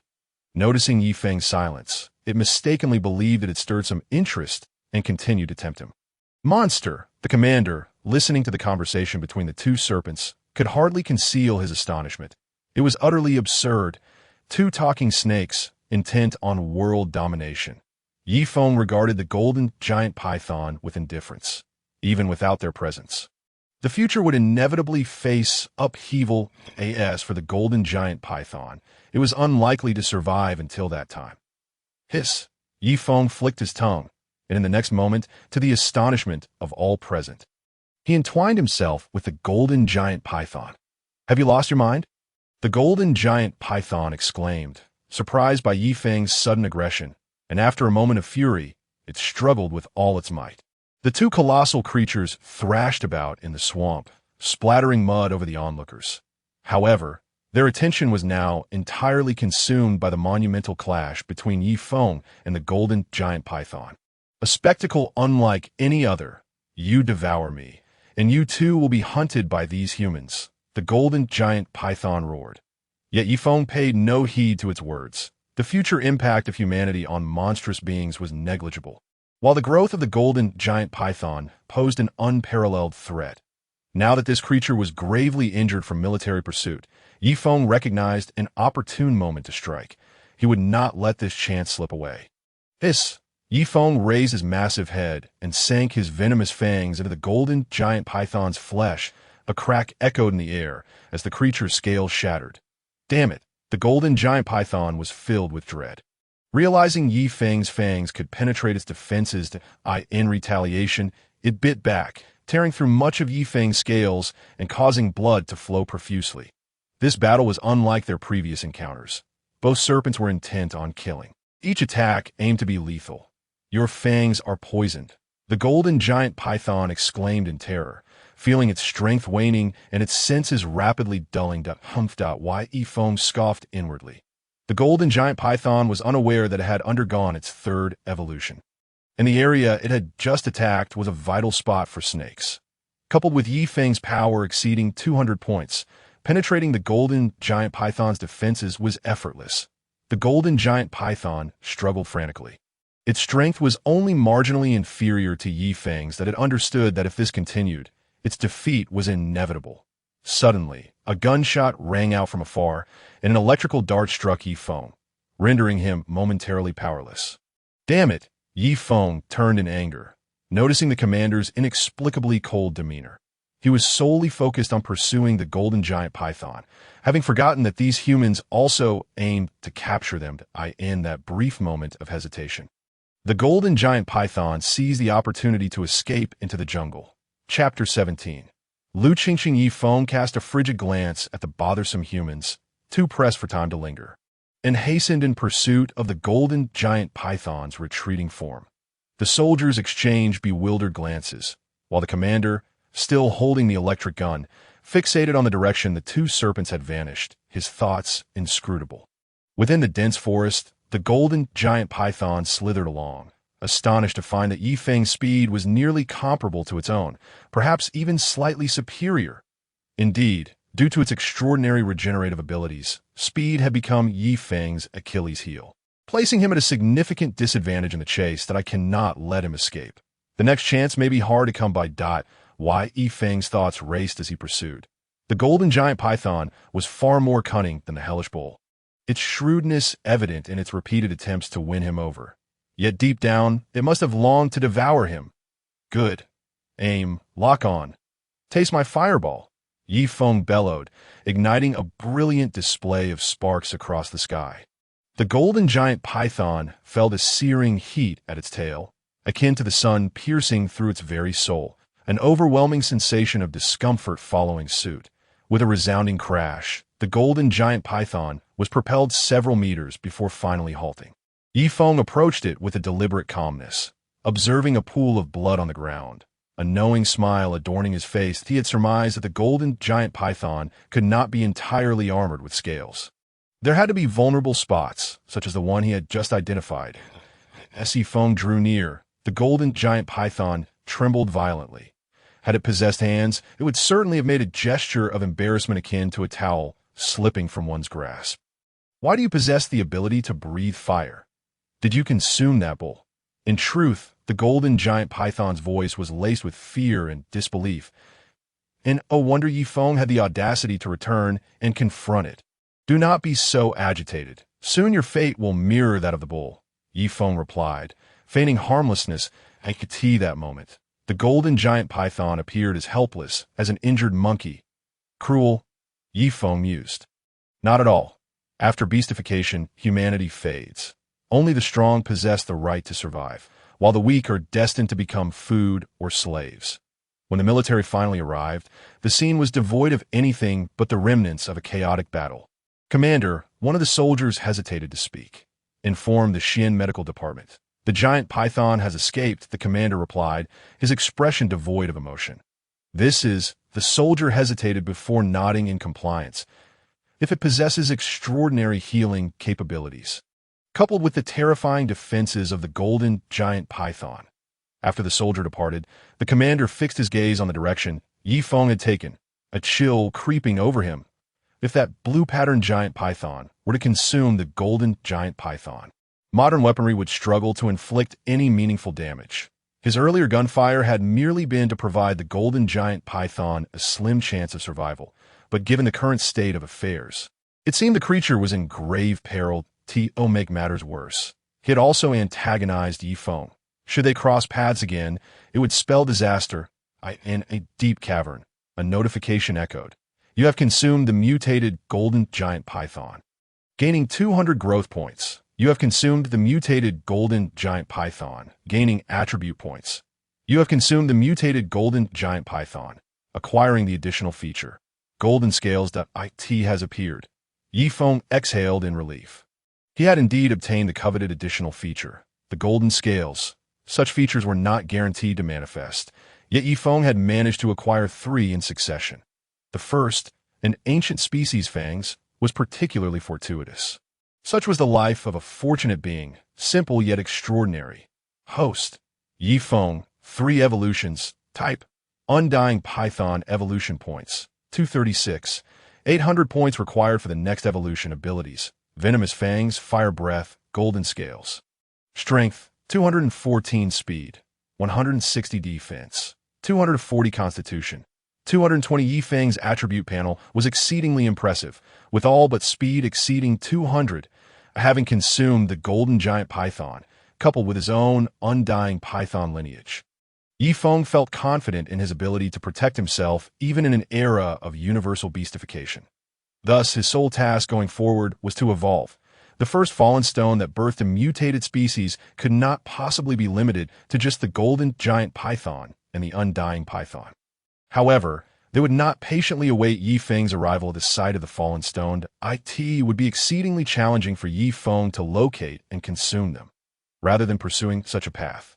Waiting for the second fall of the stone seemed more prudent. 3 days later, after a lengthy journey, Yi Feng finally returned to his familiar homeland, Jiang Province. The Central Plains were not far from here, and with some time remaining before the second stone fell, Yi Feng planned to pay a visit to his family. However, it seemed more fitting to merely observe from afar. If he were to appear before his elderly parents in such a monstrous form, he would surely frighten them into a heart attack, necessitating an overnight hospital stay. Under the cover of darkness, Yi Feng concealed himself within a vast greenery, gazing longingly at the illuminated buildings. There's still no news? At the Yi household, a sigh from Ye's mother resonated. "None," replied Ye's father, his voice heavy with weariness. "How could a well-behaved child suddenly go missing?" Ye's mother lamented. This scene weighed heavily on Yi Feng's heart. In his haste to confront the undying python, he had neglected to inform his family of his whereabouts. And now, given his current form, he dared not reveal himself. Perhaps he could reveal his identity to them? Given his parents' love, they might be shocked, but would not harm him. Yet, this thought extinguished itself within mere moments. He knew his parents' timid nature. Encountering him in this form would likely terrify them to death before he could even explain. The following day, as Yi Feng awakened from the greenery, preparing to leave the bustling city, he spotted his parents' figures. They typically do not venture out. Who could they be meeting? Chapter 18. The trader Chow Yi Feng was momentarily taken aback when he realized that his parents intended to visit Nantong Park, a sprawling wetland park located in the suburbs. What could possibly draw them there? Surely they were not meeting someone.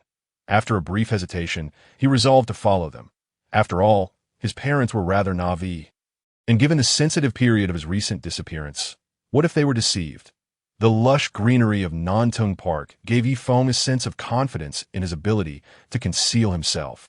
Upon arriving at Nantung Park, Ye's father and mother entered a pavilion, and when the figures within came into view, Yifeng's heart raced. It was none other than his homeroom teacher, Lu Qingqing. The origin stones had descended 3 times, followed by a cataclysmic storm of origin stones that transformed the world. During that tumultuous reign, Yifeng was targeted by a monstrous beast just as he was on the cusp of metamorphosing into his beast form. Had it not been for Lu Qingqing, he would have perished long ago. Subsequently, he had followed Lu Qingqing, growing and evolving through the perilous chaos. Yet she had vanished due to an unfortunate accident. Lu Qingqing was the possessor of the 3rd descent of origin stones. If the timeline were to adhere to the previous life, then Lu Qingqing would inevitably encounter the same misfortune. That sordid accident must not be permitted to repeat. Xiao Lu, you've been so considerate about Xiao Feng's situation. His mother's voice echoed in his mind. This day, we have received no news. His father's tone was heavy with concern. Indeed, I bear some responsibility for Yifeng's predicament. Lu Qingqing's voice was tinged with regret. On that day, Yifeng exhibited peculiar behavior, yet I failed to notice in time, or else he would not have gone missing. Tears welled in his mother's eyes. Could it be that Xiao Feng? Though she did not finish her sentence, Yifeng understood her implication. For a moment, he felt a pang of incredulity. How could a promising young man like him possibly contemplate such a fate? Excuse me, Uncle and Aunt, I need to take a call. Hello? Lu Qingqing's voice came through the line. Have you arrived at Nantung Park? All right, I will come over shortly. Okay. She quickly ended the call, and upon hearing her words, Yifeng deduced the caller's identity. Damn it, it must be that scoundrel Wang Su. In his previous life, it was this wretch who had caused Lu Qingqing's misfortune, exploiting her concern for him, only for her to be ensnared by a pack of depraved humanoids. That rascal! I will make him pay. Yifeng seethed with rage, realizing that perhaps eliminating Wang Su could alter the tragic fate of his past. Soon, Lu Qingqing hastily left her residential complex after agreeing with his parents to contact them immediately upon receiving news. Yifeng lingered for a moment before retracing his steps through the lush greenery back into the thicket to reach Nantung Park. He had to navigate around a mountain forest, but fortunately, when he arrived, the two were still present. My dear, tomorrow marks the 2nd anniversary of our relationship. Look, a well-groomed gentleman with gold-rimmed glasses gently held Lu Qingqing's hand, his voice low in a way. Lu Qingqing's cheeks flushed with embarrassment, her words laced with unmistakable resistance. Wang Su was not surprised by her rejection. However, a flicker of anger flashed in his eyes. Beneath the clear lake, Yifeng stealthily maneuvered his small boat, his heart filled with astonishment. Lu Qingqing and Wang Su had been in a relationship for 2 years, yet they had not progressed to that final stage. A news report blared. Recently, wild animal attacks on humans have surged across the nation, resulting in 10 fatalities and 27 injuries. Some of the beasts involved are species long thought extinct, leaving many perplexed. Relevant authorities have launched investigations and have swiftly apprehended these aggressive creatures to ensure public safety. Lu Qingqing pulled out her phone, scrolling through a news article. You think Yifeng could have been attacked by one of these beasts? She anxiously inquired, handing the report to Wang Su. What? You show me this on our anniversary? Am I less important than a student in your eyes? Wang Su's irritation grew, and just then, Lu Qingqing absent-mindedly brushed her wind-tousled hair, her every movement illuminated by the shimmering lake.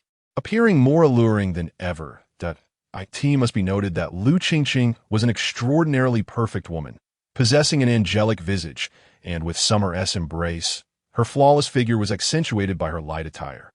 Wang Su had managed to converse with her for 2 years purely, because she was such an exceptional woman. Yet, despite his relentless efforts, Lu Qingqing had never granted him the opportunity to transcend their relationship's final barrier.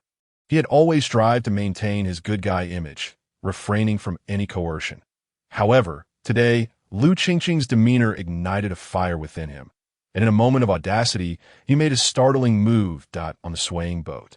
He forcefully pinned Lu Qingqing down.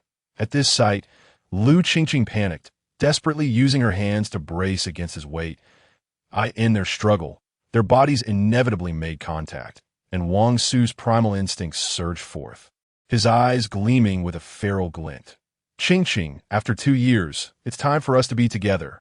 Wang Su surveyed the area, noting the absence of onlookers. Emboldened, he began to tear at Lu Qingqing's garments. Wang Su, what are you doing? Lu Qingqing exclaimed, a mixture of shock and fury coursing through her. The sharpness of her voice reached Yi Feng's ears, and in an instant, he sensed the precarious situation. Damn it! Yi Feng's fury ignited. This scoundrel Wang Su dared to coerce Lu Qingqing in such a manner. In his previous life, Lu Qingqing had shown him such kindness. How could he remain indifferent now? Wait, Wang Su, stop. There's something in the water. Suddenly, the boat rocked violently, causing Lu Qingqing to cease her struggles, her beautiful face etched with uncertainty. What is it?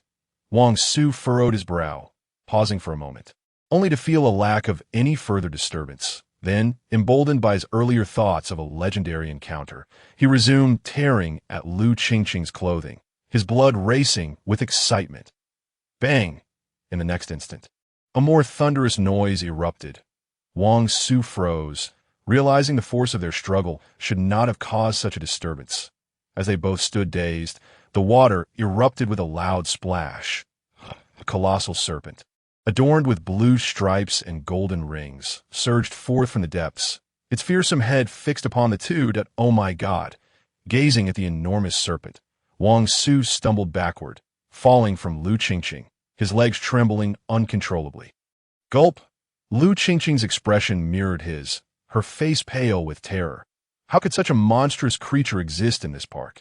Yi Feng's gaze fell upon Lu Qingqing, who, in that moment, was left in disarray, her jacket torn away, her attire askew, revealing her fair skin. The more he beheld her, the more enraged he became. How could such a beautiful teacher be subjected to the vile grasp of Wang Su? Chapter 19. Aerial bombardment and special support. Oh my God. A giant serpent, simultaneously. Onlookers gathered at the shore, their attention captured by the spectacle. What had initially seemed like an ordinary boat had morphed into the center of a shocking event. Look, Mom, it's a giant serpent. It's glowing. Is that a dragon? A few children gazed dreamily at Yi Feng, while their parents turned pale, urgently pulling their children away. Look, the giant serpent is near a boat. It's going to eat someone. The crowd erupted in panic, with some individuals pulling out their phones to record the spectacle, yet none dared to venture into the lake to rescue anyone. Yi Feng, too, noted the chaos surrounding him. His serpent-like eyes scanning the area, he was determined to end this swiftly.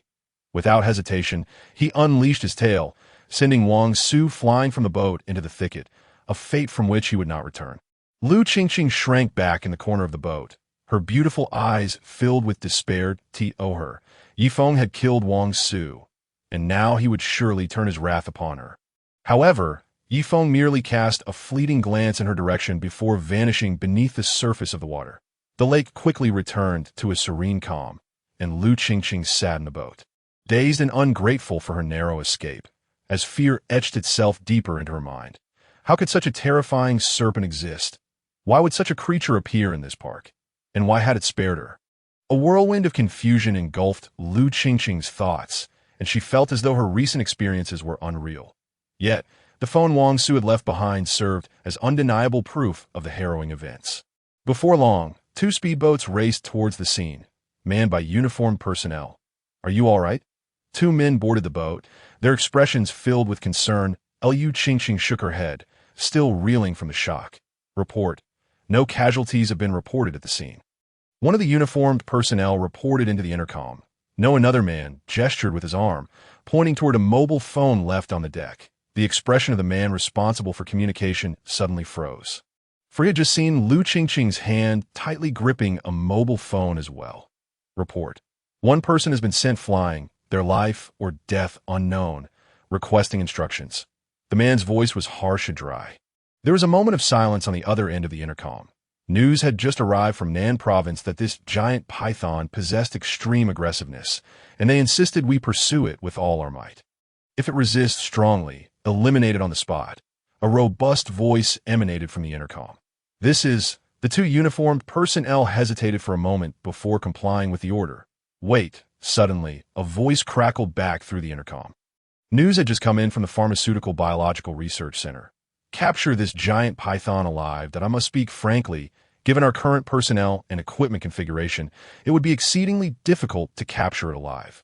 At this moment, the team of uniformed personnel had received footage from surrounding individuals, showing Yi Feng sending Wang Su flying, particularly the powerful physique of Yi Feng, which struck them with a profound visual impact.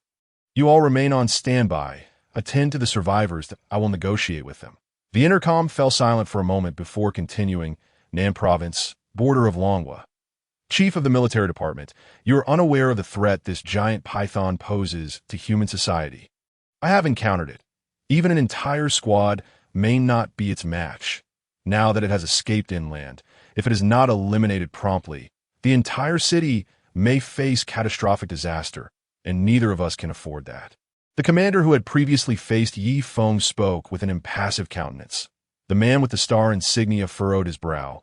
Are you suggesting that ordinary weapons are ineffective against it? Indeed, the commander replied calmly, concealing his inner thoughts. Then with the weaponry available inland, it would be quite challenging to kill it. The man with the star insignia wore a grave expression. Moreover, the Xi'an Medical Department has suggested that we employ long-range bombardment and special support. The commander replied flatly, Do you realize what you are proposing? Hearing this, the middle-aged man's gaze sharpened suddenly. If you cannot guarantee that this giant python is a threat, forcefully employing bombardment and special support will only incite public panic. And when the higher-ups come down hard on us, Chief, trust me, it poses a far greater terror than the panic caused by bombardment. The professor of the Xi'an Medical Department, Bai Yuhan, respectfully regarded the elderly man in the wheelchair. Are you implying that the beasts that have inexplicably appeared within Longhua recently may be the result of a fusion between humans and primordial stones, and that they retain human intellect even after becoming beast-like? The old professor gazed at Deng Zhe, who was trapped in a cage, his expression difficult to accept. Indeed, and some ferocious beasts are capable of articulating human speech. Bai Yuhan respectfully inquired, Are you referring to the recently active giant python? The old professor squinted slightly. Yes. Bai Yuhan pressed her lips together, her beautiful eyes flickering with complex emotions. Deng Zhe could not articulate human speech, but the giant python transformed from Yi Feng could. The reason for this discrepancy remained unexplored, yet she suspected it was related to the hierarchy of beasts that Oh, you know how difficult it is for me to protect it from the military. The old professor sighed. Bai Yuhan remained silent. Her lips pursed. I can only communicate with the other side. If the military insists on killing it, I will have no recourse. The old professor fixed his gaze on Bai Yuhan. After all, the matters concerning national defense are under their jurisdiction, and I cannot intervene in the capital city. The Qin family. Sister, it has appeared again. Qin Xiaoming showed Qin Yiru a video that let's go find him. Qin Yiru stated, You can't be serious, sister. Are you really going to tell him all that? Qin Xiaoming exclaimed in disbelief. What of it? He saved our lives. We must honor our promise to him. Moreover, if we do not go, he will surely hunt us down in the future. Qin Xiaoming regarded Qin Yiru with unfamiliarity, feeling that her sister's visit to the transformed giant python, Yi Feng, was not solely for the sake of gratitude. What is it? Qin Yiru turned back, looking at him with suspicion.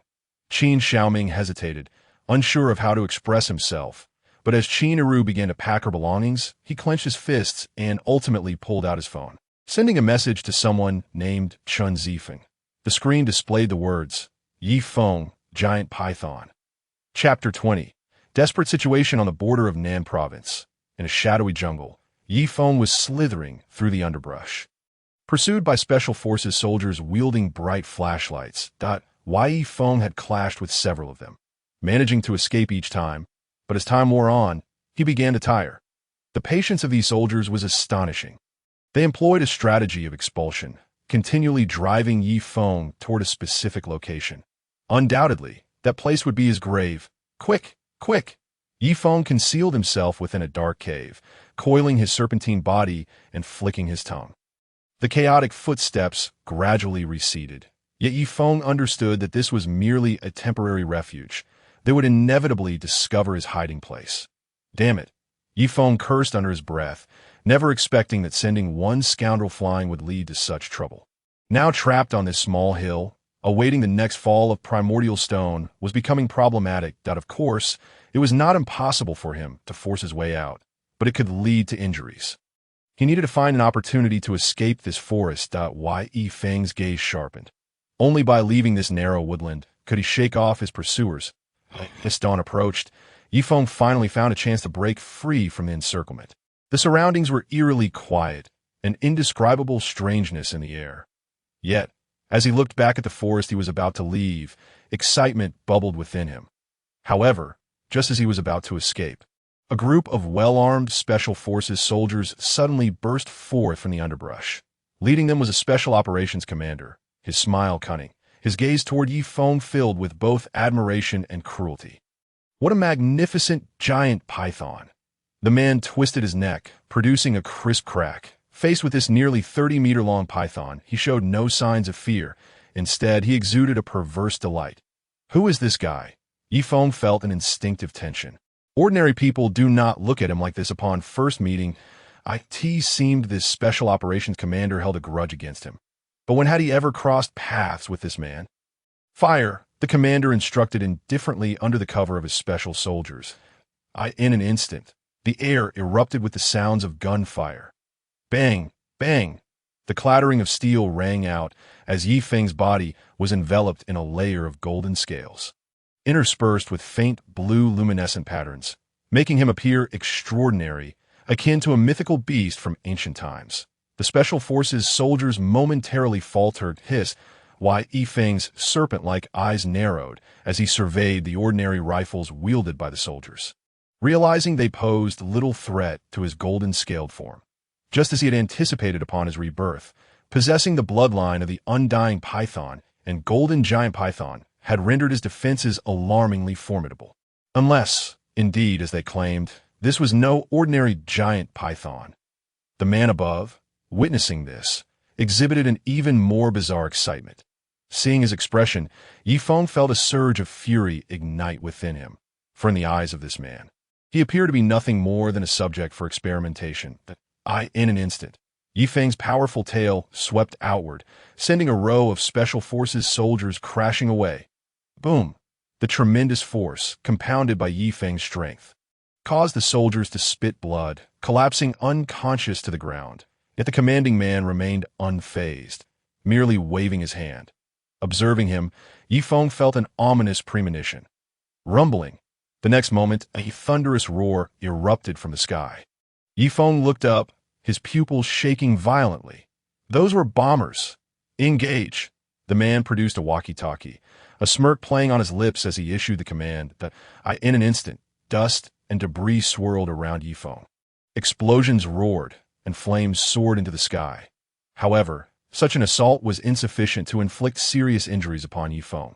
At most, he would sustain a few scratches. Yet the subsequent attack plunged Yifeng's spirits into a profound gloom. Whoosh! A beam of blue light suddenly shot down from one of the aircraft, searing a mark onto Yifeng's scales. Stunned, Yifeng lowered his gaze to inspect the burn marks appearing on his back, feeling a prickling pain coursing through his body. Yifeng whipped his tail again, once more sending the Special Forces soldiers before him flying.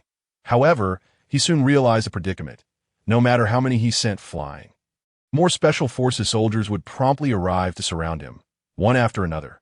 They wielded no electric guns, yet possessed powerful light machine guns, while those bullets could not harm him in the slightest. They effectively restrained his movements, especially when combined with the aircraft above. In this tumultuous environment, Yifeng quickly became riddled with wounds, blood streaming forth. A brilliant azure glow coursed through his blood, and soon, the wounds began to mend.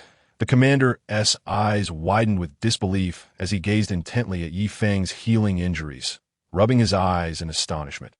How could this be possible? He muttered, his lips twitching violently as he swallowed hard. It was almost unimaginable that such a speed of healing existed in this world.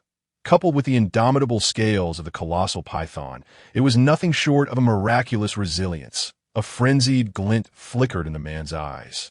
Immortal? Ah, today I shall ensure your demise. Teams 2 and 3, join the fray.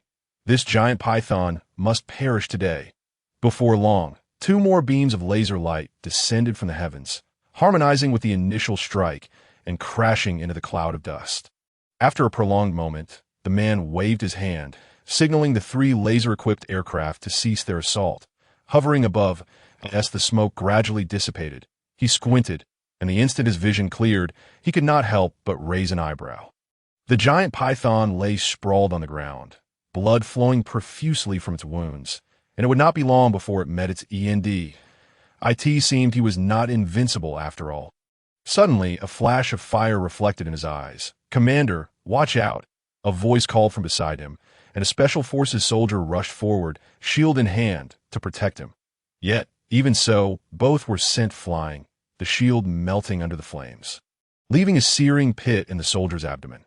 The horrifying scene left the commander trembling as he sat aside, glancing at the charred hole, his throat constricting slightly.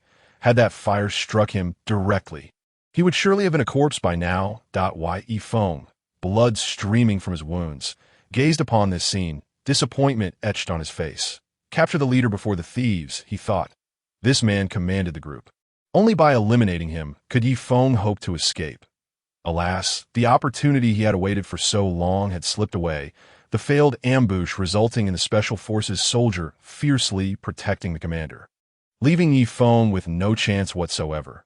Without hesitation, he opened his massive jaws and unleashed a torrent of flames, engaging in a life-and-death struggle with the Special Forces and the aircraft above. Yet, this was destined to be a battle of the vastly outnumbered, for at his current stage of evolution, he had yet to surpass the might of human technology. As time flowed on, Yifeng's injuries multiplied, and he found himself on the brink of death. Through blurred vision, he suddenly spotted a figure approaching in the thermal imaging. Chapter 21. The Hast Eagle Stop. A delicate, quivering voice rang out amidst the chaos. In an instant, the gunfire paused for a brief moment. "Hold your fire." Just as they prepared to resume shooting, a furious roar erupted. The Special Forces commander stepped forward, his gaze piercing as it fixed upon the woman. "Chinura, what are you doing here?" he hissed through clenched teeth. Indeed, the woman who had suddenly appeared to shield Yifeng with her arms was none other than Chinuru. "Chun Zifeng, why do you want to kill it?" she questioned sharply, shaking her head. "Why? This creature has killed so many of my men. Why should I not kill it?" Chun Zifeng retorted with a cold laugh, disdain evident in his eyes. "You were the ones who attacked it first. It does not harm without provocation." Chinuru shot back, glancing at Yifeng before turning to face him. "Ridiculous! Look at this!" Chun Zifeng brandished his phone, showing a video from Nantung Park to Chinuru. Biting her lip, she fell silent, yet remained steadfastly in front of Yifeng. "He saved me when I was in the South Province. I will not allow you to kill him," she insisted, her tone resolute. "Chinuru, are you truly willing to oppose me for this beast?" Chun Zifeng's expression darkened, his demeanor turning ominous. "Let me make this clear. This giant python has been ordered to be eliminated by higher authorities. And you cannot stop Iti's words. Chinuru's beautiful eyes quivered, realizing that the military had issued a kill order. "Chinuru, I warn you, do not test my patience." Chun Zifeng's tone grew increasingly impatient as he saw she had no intention of leaving. Behind her stood not a mere injured criminal, but a colossal python. Though both were gravely wounded, the difference was staggering. "Regardless, you cannot kill it," Chinuru insisted, her voice faltering slightly, for she could not be certain whether Chun Zifeng would relent on his intent to slay the python. At that moment, with wounds all over, Yifeng lay on the ground, his eyes filled with complex emotions as he looked at Chinuru. He never anticipated that it would be her to come to his rescue at such a critical juncture, and she clearly recognized his identity, as well as the commander before her. Why Yifeng finally understood why Chun Zifeng harbored such animosity towards him. Meanwhile, Chun Zifeng was engulfed in a furious inner turmoil. Why did he care so much for Chinuru? Because she was his fiancée? According to his information, these creatures were likely transformed humans, victims of some mysterious stone. The thought of his fiancée defending another man, one who had already transformed into a python, made him feel as if a lush green meadow was sprouting on his head. And no matter how monstrous, he would never allow Chin Yoru to form such an intimate connection with it. "Open fire!" he bellowed, his eyes blazing red with rage. The soldiers, without hesitation, unleashed a barrage of gunfire upon Yifeng. Seeing this, he flicked his massive tail, shielding Chin Yoru behind him, just as an aircraft flew perilously close overhead. Boom! A fireball struck the aircraft dead on, damaging its wing and sending it plummeting towards the ground, right towards Chen Zifeng and his men. "Retreat! Fall back!" The scene engraved itself in Chen Zifeng's mind, panic echoing in his voice. Hiss!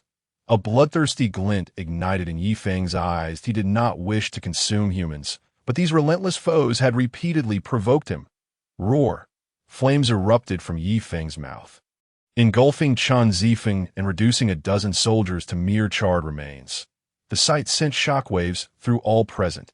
It turned out that the python they had cornered was so terrifying, just as Yifeng unleashed his fury. A powerful artillery shell crashed into him. The tremendous impact sent Yifeng spiraling uncontrollably, and more shells rained down upon him, leaving him battered and torn. Indeed, this group possessed formidable weaponry, and it was too ambitious for him to contend with them at his current strength. Chin Yoru had already fallen into Chen Zifeng's clutches, and Yifeng's stamina was nearly depleted. Reluctantly, he was forced to flee into the thicket to escape the onslaught. "Chase! Dig 3 feet into the ground to find it. I want it dead." Chen Zifeng's furious roar echoed behind him. Having lost so many men, he would not allow a mere beast to escape. On a mountaintop, Yifeng coiled his body, basking in the sunlight. 3 days had passed since he evaded Chen Zifeng's assault, and thanks to the bloodline of the Immortal python, his injuries had nearly healed. The damaged golden scales had regrown, shimmering with a dazzling brilliance. Akin to diamonds under the sun. Yifeng gazed into the distance. Lost in thought, he had never imagined that he would be so relentlessly hunted by the military, and at the most crucial moment. It was the woman he encountered in the Shenanjia who had saved him. Had Chin Yoru not delayed them for those crucial minutes, he might not have escaped the encirclement. He bore no enmity towards Chen Zifeng or the military. Yet they had repeatedly sought his life.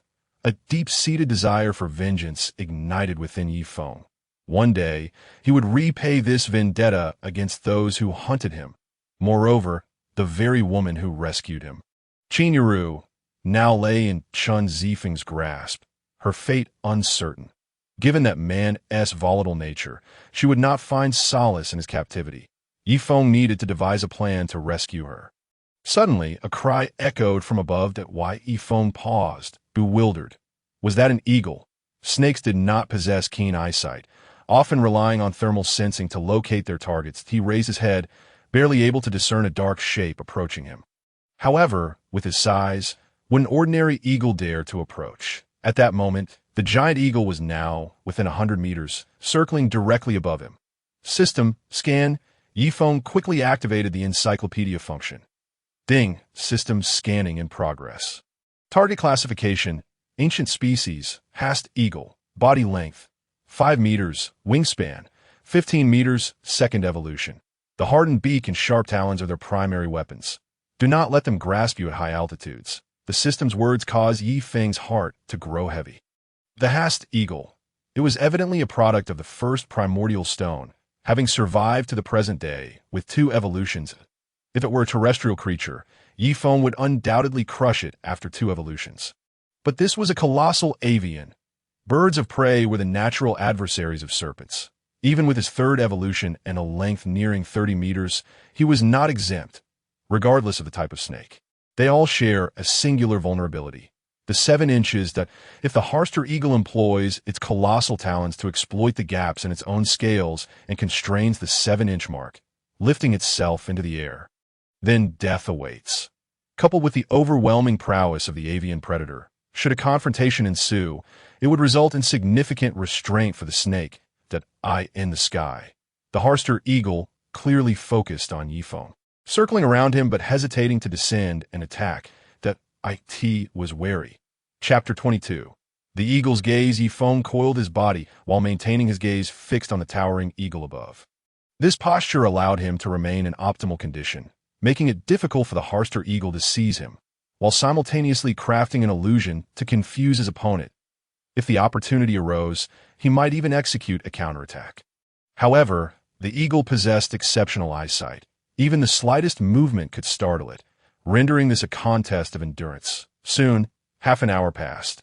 Observing that Yifeng remained motionless, the eagle could no longer resist drawing closer. Gradually, it began its descent. Yifeng calmly observed the unfolding scene, noting that the eagle was now merely 30 meters away and yet showed no signs of aggression.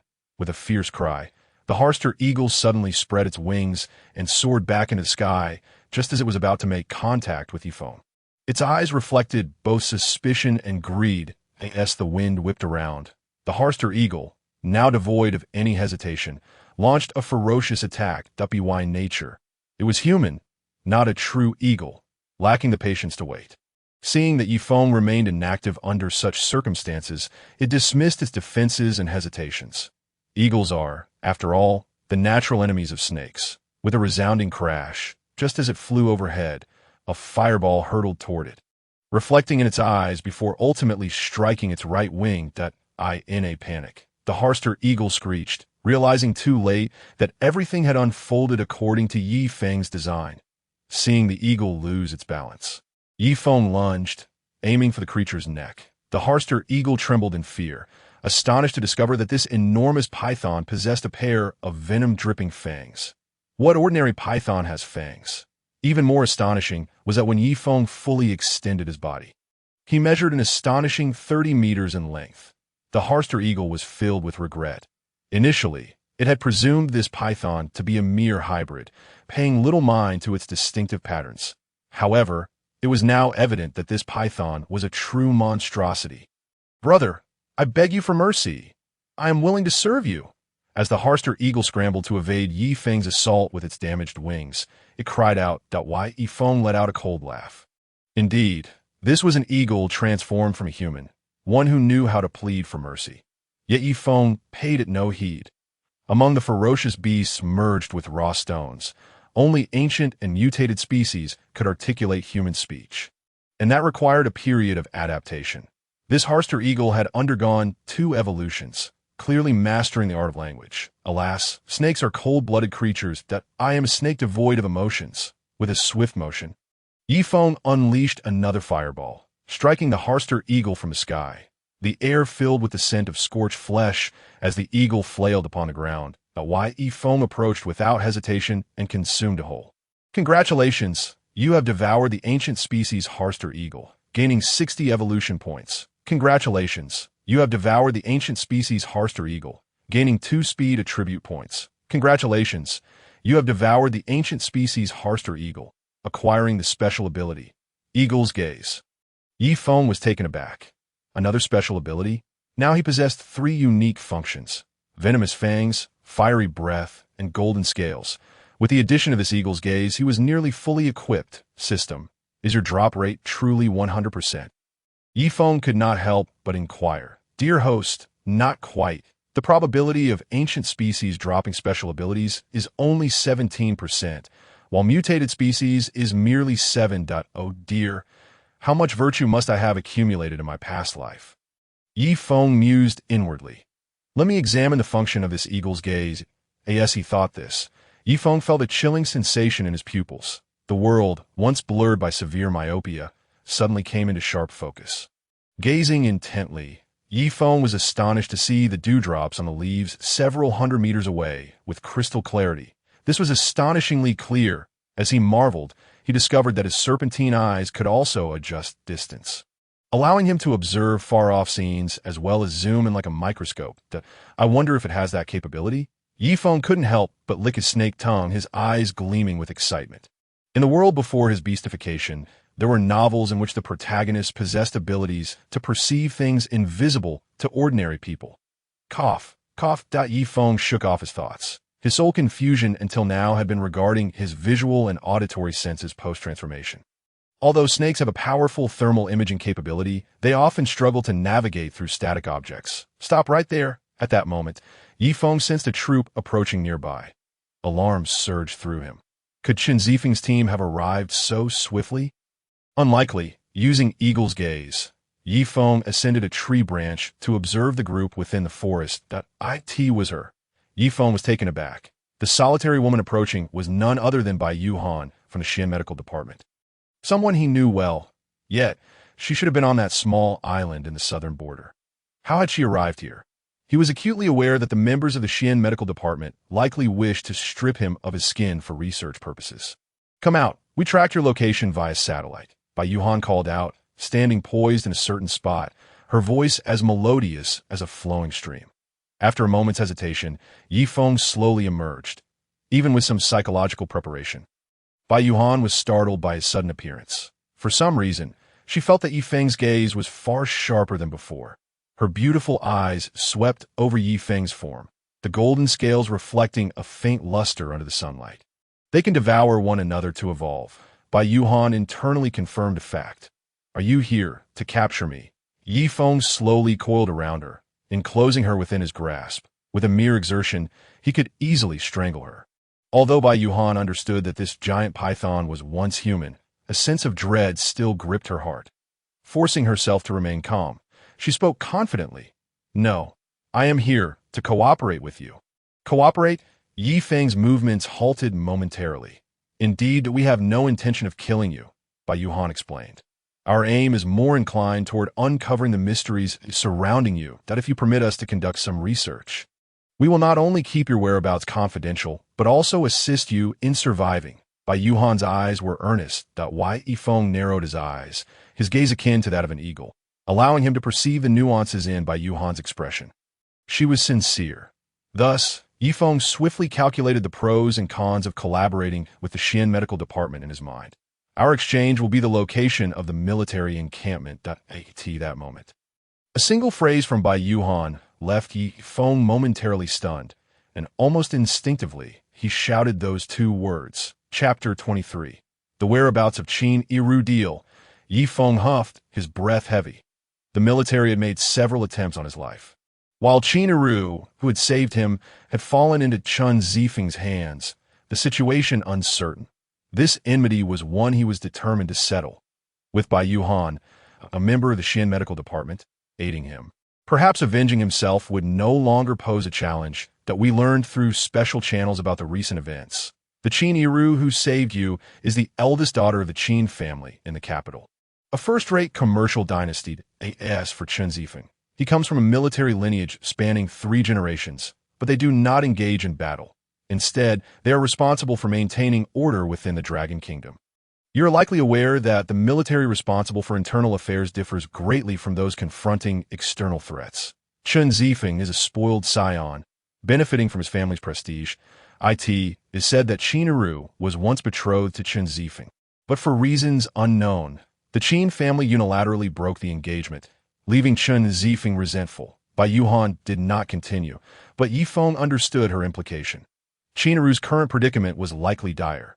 The military station where Chen Zifeng was stationed lay along the Night Tower River in the Central Plains. Here is the defensive layout of that area. Suddenly, a light emanated from Bai Yuhan's wristwatch, and a blueprint materialized in the air, clearly marked with indicators. Thank you, Yifeng said after examining it, committing the map to memory. Genuinely grateful. This provided significant convenience for his rescue of Qin Yiru. Mutually beneficial, Bai Yuhan smiled brightly. Yifeng's gaze flickered. He suddenly found this woman exceptionally beautiful. Her skin like white jade, her eyes shimmering like a sky full of stars, and her brows reminiscent of distant mountain poetry. This brought to mind Bai Yuhan from his past life, who had transformed into the sole female, sovereign-level beast king. Equally magnificent. Yifeng exhibited no hesitation as he turned his head and sank his fangs into a piece of golden-scaled armor, from which a trace of bloodied flesh had peeled away. Upon witnessing this, Bai Yuhan's beautiful eyes flashed, and she promptly instructed her subordinates to collect. Yifeng remained silent, merely observing with a detached demeanor. Even if the entire strength of the Xian medical department were to be summoned, it was unlikely they could conduct any substantial research. It was not that his scales lacked research value, but rather that time was of the essence. The second fall of the primordial stone was imminent, followed closely by a third. In his previous life, the third fall had unleashed beasts beyond humanity's capacity to withstand. With many colossal creatures having grown powerful enough to rival human nuclear arsenals, that time, human order had begun to disintegrate.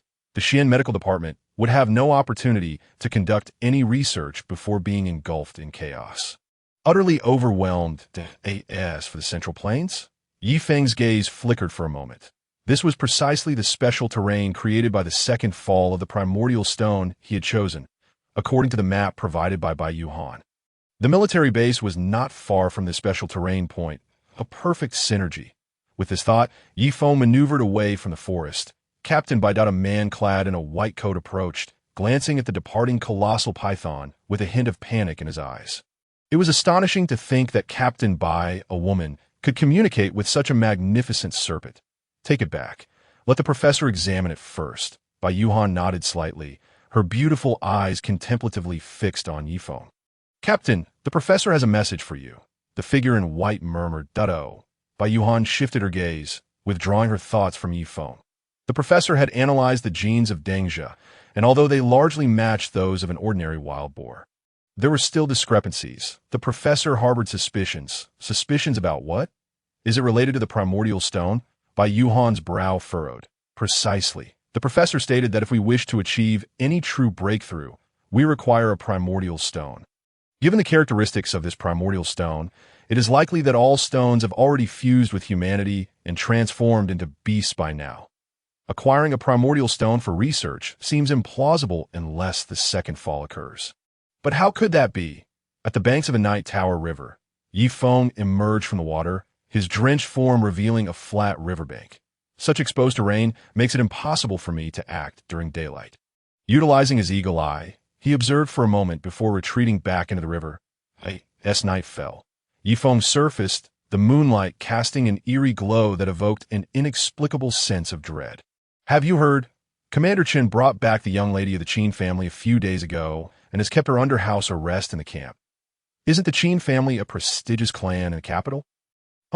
It's rumored that the young lady of the Qin family once had an engagement with Commander Chen, but due to unilateral reasons, the engagement was called off. However, if they were to consummate their relationship, what could the Qin family possibly say? It would merely fulfill the engagement. Are you suggesting? The two guards exchanged glances, wry smiles appearing on their faces. By the way, did you accompany the hunt for that giant python a few days ago? I still have nightmares about it. You mean the one with the golden blue scales? It seems that the young lady of the Qin family protected that python, which infuriated Commander Chen. Protecting a python? That's absurd. Could it be that the python is a transformed human? The young lady of the Qin family severing ties with Commander Chen for a mere beast? Hush, let's remain vigilant.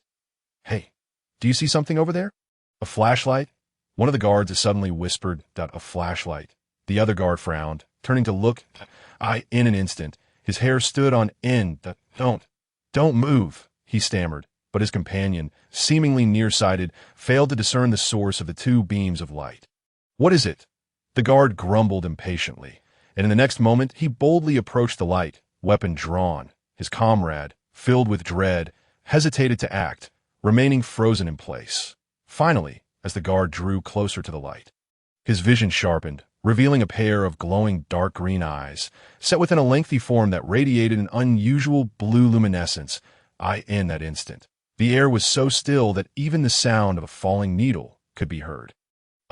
Before the guard could scream, Yi Feng hurled him aside, crashing him against a distant rock, leaving his fate uncertain. The other guard, however, stood motionless, evidently possessing some knowledge about the poor eyesight of snakes. Sometimes they could not see static objects. Unfortunately, had this been a few days prior, Yi Feng might have remained unseen. However, circumstances had changed. Suddenly, a flash of lightning illuminated the sky, followed by a downpour of rain. Yi Feng gazed up in bewilderment. He had checked the weather forecast and anticipated no rain. In an instant, his pupils contracted, From the darkness of the night, a multitude of flaming objects resembling shooting stars surged forth, lit by the lightning, painting half the sky as if it were a furnace. How could this be? Yi Feng's disbelief surged as he raised his head, disregarding the fleeing guards because, Chapter 24. The second fall of the primordial stone had occurred earlier than anticipated. Yi Feng's expression grew increasingly grave. I in this life. His rebirth had altered the course of numerous events compared to his previous existence, particularly concerning the distribution of beasts within the Dragon Kingdom. For instance, in his last life, the Golden Python and the Infernal Divine Bull had both survived until the end, one becoming a tyrant and the other a monarch-level super beast. Yet in this life, they had been devoured prematurely by him. The two saber-toothed tigers and the Hastur giant eagle, although Yi Feng had not encountered them in his previous life, were among the first to fuse with the primordial stones. Had they not met their demise prematurely, their future accomplishments would have been formidable. However, all of this had been altered by Yi Feng's intervention. Even more bizarre was the early fall of the second primordial stone. According to Yi Feng's calculations, the second fall should have occurred 3 days later. The current situation indicated that something had gone awry. Perhaps it was due to the number of beasts present. Yi Feng's eyes suddenly gleamed. If the second fall of the primordial stone was indeed happening prematurely, it implied that this was not fixed but rather triggered by certain conditions that in this life. His deliberate actions had led to the early demise of many super beasts, including various mutated and ancient species. Boldly hypothesizing, if the number of evolved beasts on Earth diminished significantly, it could trigger the second fall of the primordial stone, accelerating the global beastification process. This was not out of the realm of possibility. After all, the first fall of the primordial stones did not occur solely within the confines of the Dragon Kingdom. For instance, in the previous life, the first batch of fallen stones in the Sang Kingdom included mutated species that was said to be a super serpent with 8 heads. Yi Feng's thoughts raced. The primordial stones began to descend from the heavens, landing not far from a high slope. Quick! Emergency situation! The personnel within the camp poured out, armed and heading towards the high slope, while Yi Feng's heart raced. He concealed his form. In the process, a jeep drove away, and through the window, Yi Feng caught sight of a nonchalant man inside.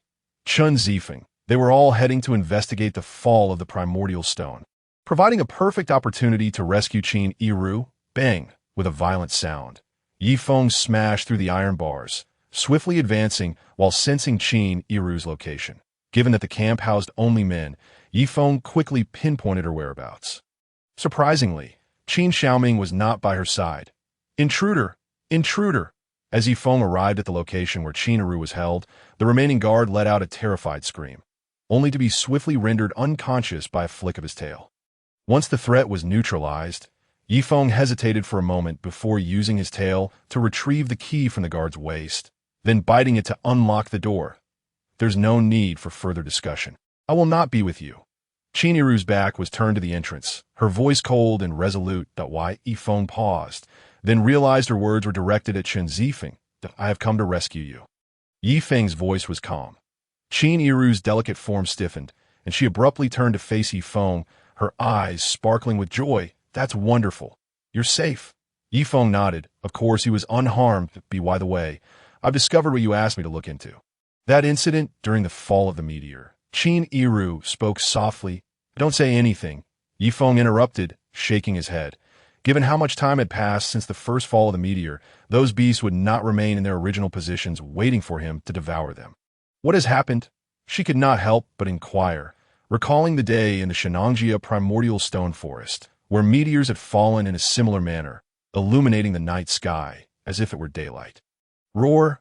A deafening roar suddenly echoed through the mountains, accompanied by a rumbling tremor that shook the very earth, reminiscent of an earthquake. In this tumultuous moment, Qin Yiru's delicate face turned pale as she glanced at Yi Feng. Yi Feng's gaze momentarily faltered. He lowered his head, signaling her to climb on. Complying obediently, Qin Yiru nestled against him, the damp, soft sensation eliciting an unusual feeling within her. Once the girl above stabilized her position, Yi Feng slowly lifted his head and straightened his posture, Surveying their surroundings, it was then that Qin Yi Ru realized everyone in the camp had evacuated, leaving only the soldier who had been guarding her. In the distance, a cloud of dust swirled, revealing colossal figures racing through the chaos. Qin Yi Ru gasped in astonishment. It wasn't an earthquake at all, but rather a stampede of wild beasts. Their target was the high ridge to the southwest. Yi Feng, possessing keen eyesight, perceived the scene with greater clarity than Qin Yi Ru. Among the colossal creatures were giant lizards, black panthers, and others adorned with regal crowns, none of which belonged to this ecosystem. Their identities were unmistakable. The surrounding area had been transformed into a haven for ferocious beasts drawn by the recent fall of primordial stones, eager to seize them. Indeed, these creatures, infused with the power of the primordial stones, could evolve into far more formidable beings, surpassing the strength of ordinary wildlife. The sheer number of these giants, coupled with the primordial stones in the fallen zone, stirred a tempest within Yi Feng's heart. "Are you going as well?" Qin Yi Ru inquired, seemingly sensing Yi Feng's excitement. "Yes," Yi Feng admitted candidly. Qin Yi Ru bit her lip, her eyes betraying her concern, yet she refrained from voicing it. She understood that Yi Feng had transformed into a giant python for a reason. With the peculiar stones plummeting once more, he would not let this opportunity slip away. "I will first ensure you reach a secure location," Yi Feng declared, turning to exit the camp. No sooner had he departed than a massive gorilla crashed into the center of the camp, gazing towards the commotion in the distance, thumping its chest and letting out a furious roar. "Monsters! Monsters!" The nearby guards awoke, and upon witnessing the scene, they screamed in terror, attempting to flee, only to be seized by the gorilla and devoured whole. Arriving at a safe area, Yi Feng gently set Qin Yi Ru down, but just as he was about to turn away, she wrapped her arms around his waist. Yi Feng turned in surprise to face her. "Can I accompany you?" Qin Yi Ru implored, her beautiful eyes glistening with unspoken emotions. There was a mist of vulnerability in her gaze, revealing that she had developed a unique bond with the giant python. As long as it was by her side, she felt an extraordinary sense of security. This feeling, indescribable and tinged with affection, magnified whenever she envisioned Yi Feng in his human form. "No," Yi Feng replied without hesitation. He knew that a violent confrontation was imminent, the level of danger so profound that even he could not gauge it. Qin Yi Ru's human form was far too fragile. A single ferocious beast could rend her to pieces. "But if you leave me here, I might encounter danger as well," Qin Yi Ru protested, biting her lip and avoiding his gaze, her tone tinged with a hint of petulance. All she desired was to remain with Yi Feng. Yi Feng, oblivious to the nuances in her words, acknowledged the logic in her reasoning. Beasts were converging from all directions, and this location might not be entirely safe. Suddenly, in Yi Feng's heightened senses, a group of figures emerged, causing his eyes to brighten momentarily. Team leader Bai, Yi Feng's unexpected appearance startled the members of the Xian Medical Department, who were on their journey. "It's you?" Bai Yuhan, regaining her composure, lightly patted her elevated chest, exhaling a sigh of relief. "You are here as well?" she asked, regretting her words immediately. Yi Feng was already intertwined with the mysterious falling primordial stones, and he would undoubtedly not let this opportunity pass him by. The mountain path was rugged, shrouded in darkness. Team leader Bai, you, in your Xian Medical Department, have ventured here with a purpose, I presume. Yi Feng pondered before speaking that we need to retrieve a primordial stone for research. Bai Yuhan replied, casting Yi Feng an irritable glance. Having become familiar with him, she no longer found the serpent's head intimidating. However, the members of the Xian Medical Department behind her exchanged bewildered glances as they witnessed their leader conversing casually with a giant python. I see. Yi Feng considered for a moment before gently nudging Qin Yi Ru forward. Take her with you. She is human. His tone was neutral. Having Qin Yi Ru accompany him was somewhat of an inconvenience. Upon hearing this, Bai Yuhan's eyes flickered. Although they had brought armed support from the Xian Medical Department, entering a beast-infested area posed significant risks. However, with Yi Feng, the situation was different. This giant python was a rare entity. Even the frenzied beast charging toward them would not stand a chance against him. Very well, Bai Yuhan decisively nodded that Yi Feng wasted no time. Turning, he led the way. The group, comprising one serpent and several humans, did not directly enter the area where the primordial stones had fallen, but instead ascended to a vantage point to survey the scene below. Who are those people? Bai Yuhan furrowed her brows, gazing at a cluster of camps stationed at the foot of the mountain. Trouble. Yi Feng activated his keen eyesight, his expression darkening. The individuals stationed there were none other than Chen Zifeng's team. The site of the primordial stones' descent was particularly sensitive to large gatherings of humans, as the stones would actively bond with humans, transforming them into ferocious beasts, while Yi Feng had confidence in overcoming the initial chaos among the beasts. The arrival of Chen Zifeng's group muddied the outcome. Boss, a soldier beside Chen Zifeng, peering through binoculars, pointed at the distant primordial stones, his face pale with fear. Those meteors seem to be heading straight for us. What? Chen Zifeng's expression changed dramatically. They had intended to secure the high ground in this mountain forest to monitor the fall of the primordial stones, only to find that the stones had landed right where they were stationed. What should we do, boss? The soldiers looked anxiously at Chen Zifeng. Calm down. Chen Zifeng snapped, his brows knitting together. Listen to me. Everyone pack your belongings and retreat 30 miles.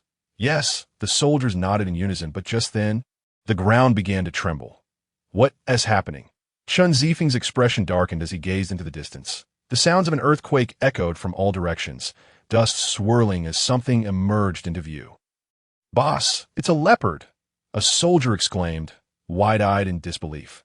Nonsense! Chen Zifeng roared as he discerned the size of the leopard, which measured nearly 5 meters long, far exceeding the dimensions of an ordinary leopard. That is indeed an African leopard. Another soldier remarked in a trembling voice, for behind the leopard stood an array of animals, all with abnormal body proportions. Mountain lions, hyenas, and black bears.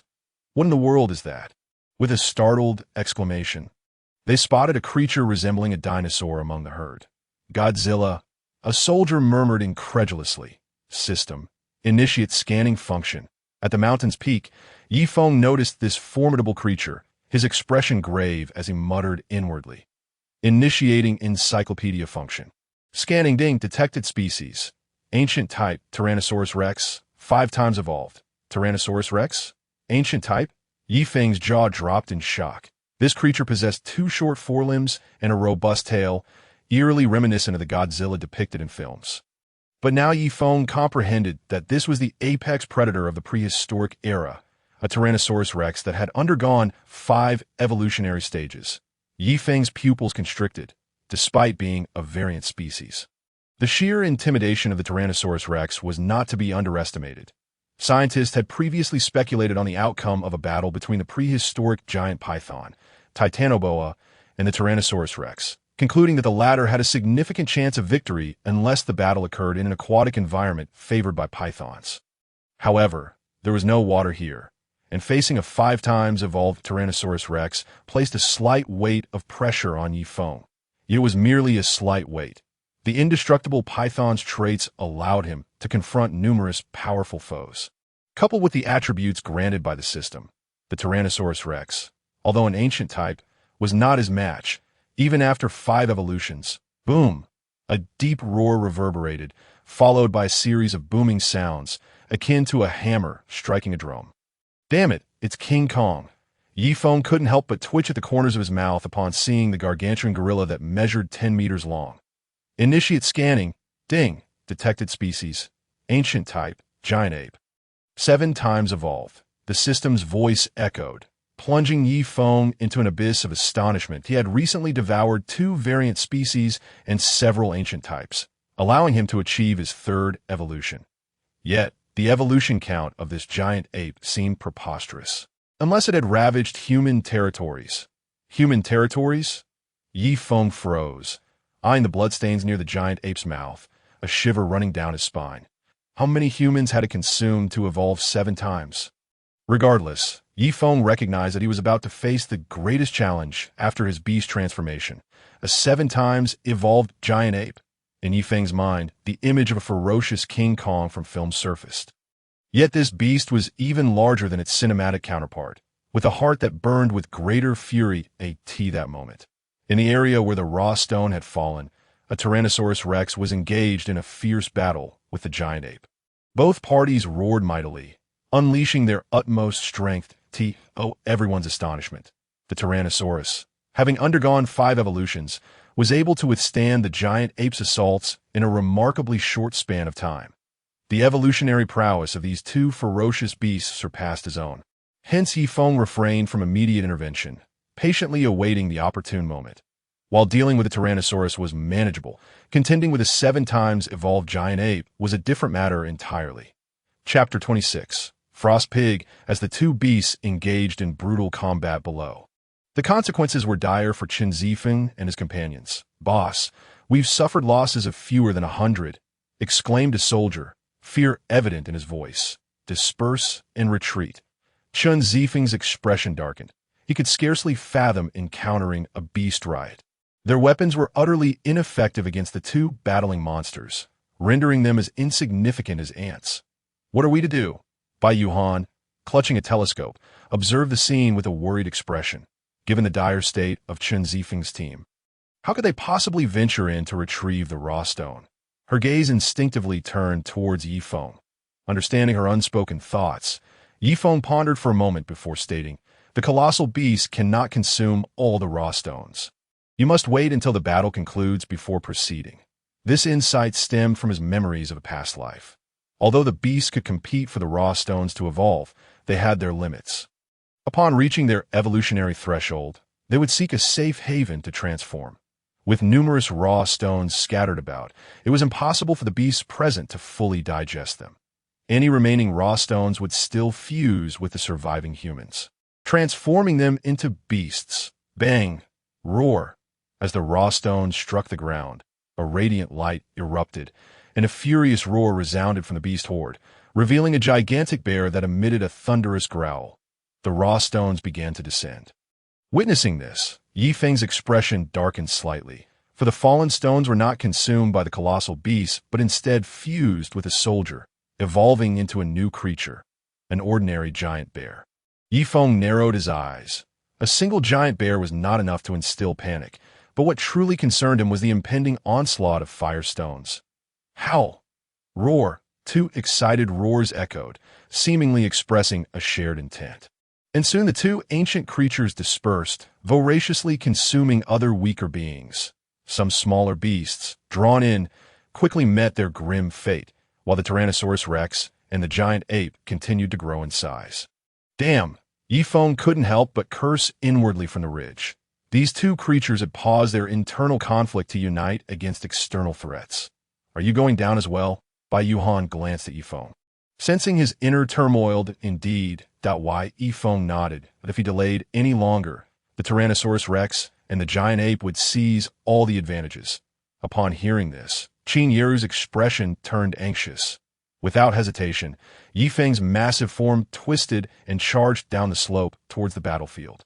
As he approached the chaotic melee of beasts, Yifeng's pupils suddenly contracted on the back of the Tyrannosaurus Rex. A row of pale green scales indicated a clear trend of mutation.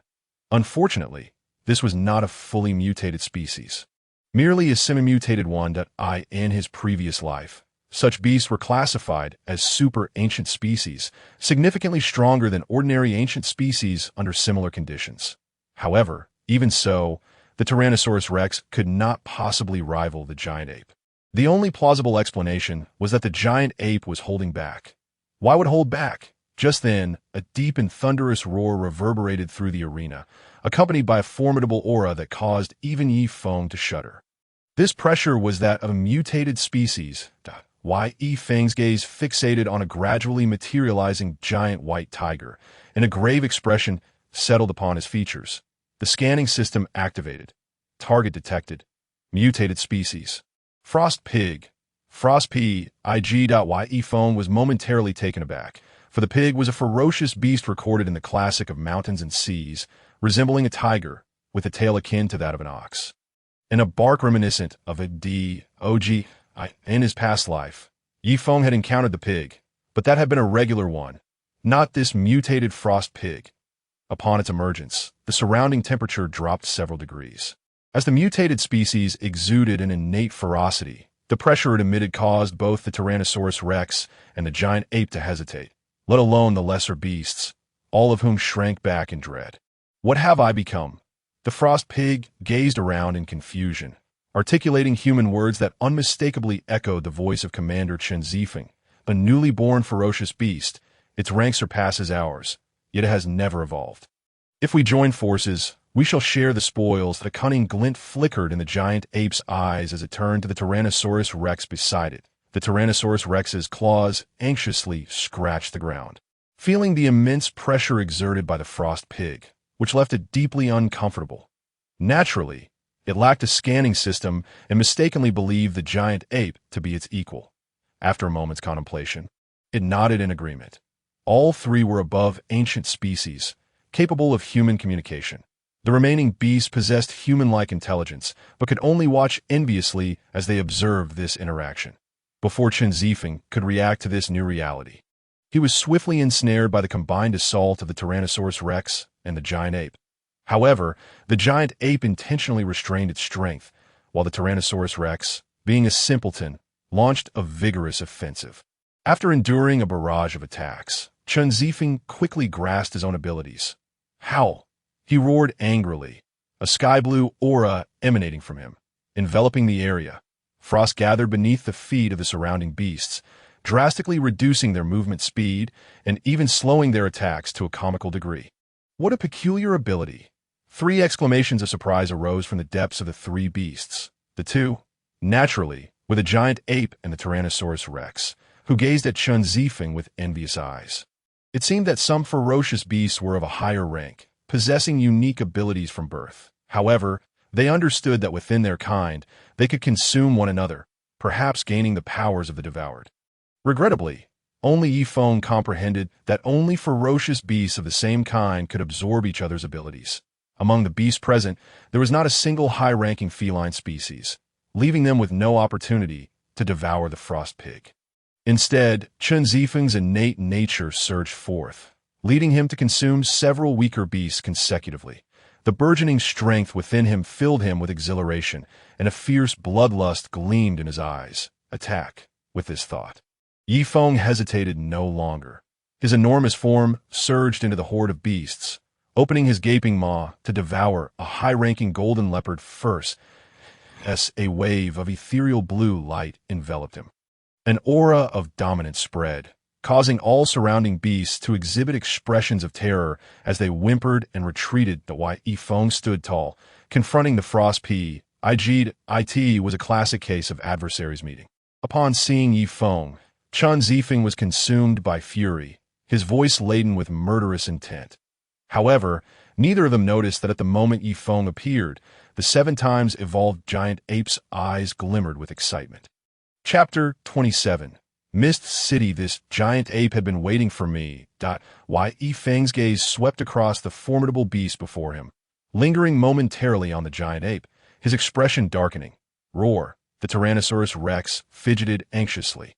Sensing that among the 4 beasts present, it was the weakest, Chen Zifeng, without question, harbored the strongest desire for Yifeng's demise, yet the recent clash had instilled a sense of caution regarding the other 2 beasts. Preventing him from making a move. It was a matter of mutual scheming. Yifeng chuckled.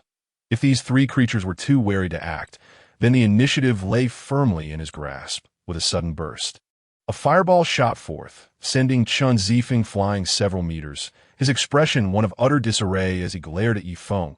Bastard! He roared, but before he could finish, another Tyrannosaurus Rex greedily advanced. It was the weakest among them, and only by consuming the frost pig could it hope to surpass the other beasts. Get lost! Amidst the chaos, dust billowed as the giant ape swatted the Tyrannosaurus Rex aside, revealing a menacing demeanor. The Tyrannosaurus Rex scrambled to its feet, its face a mask of fear. The previous blow had not been without resistance. It had nearly expended all its strength, yet it had still fallen short against the giant ape's strike. Realizing the mockery in the giant ape's eyes, the Tyrannosaurus Rex suddenly grasped that it had been hiding its true power all along. At last, the fox's tail is revealed, Yifeng remarked smoothly as he advanced. The giant ape regarded Yifeng warily. It could sense that Yifeng posed a greater threat than the other 2 beasts. Most importantly, Within the military camp, it had detected traces resembling those of a gigantic python, prompting it to conceal its true strength.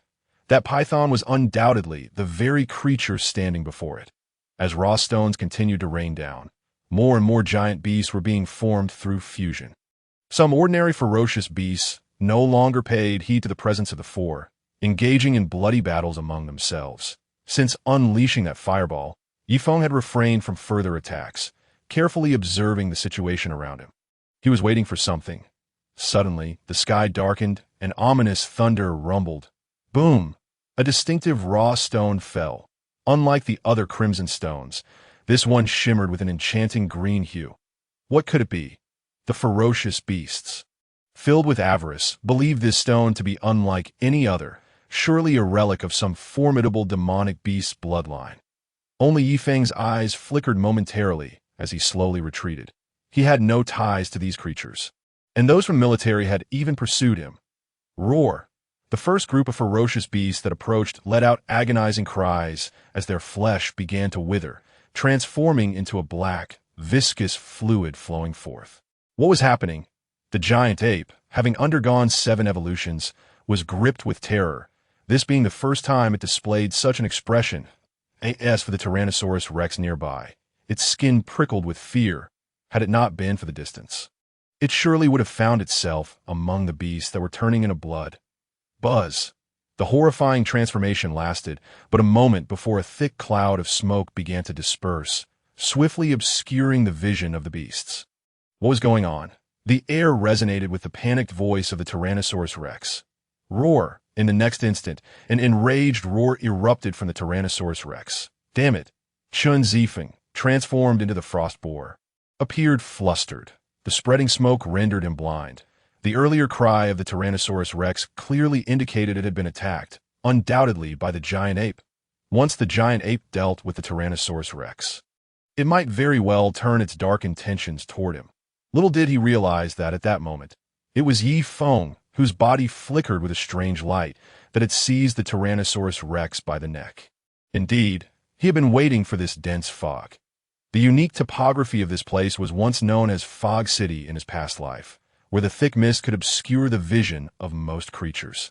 Ordinary humans here could see only within a meter's range. However, these creatures did not include Yifeng. Serpents possessed thermal sensing. Even the fog could not hinder them, making this mist the perfect cover for him to engage in battle. Gulp!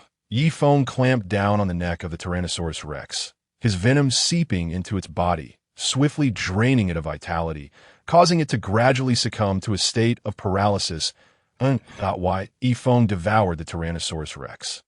And soon after, a notification from the system appeared. Congratulations! You have devoured a 5-evolution super ancient species Tyrannosaurus Rex, gaining 148 growth points.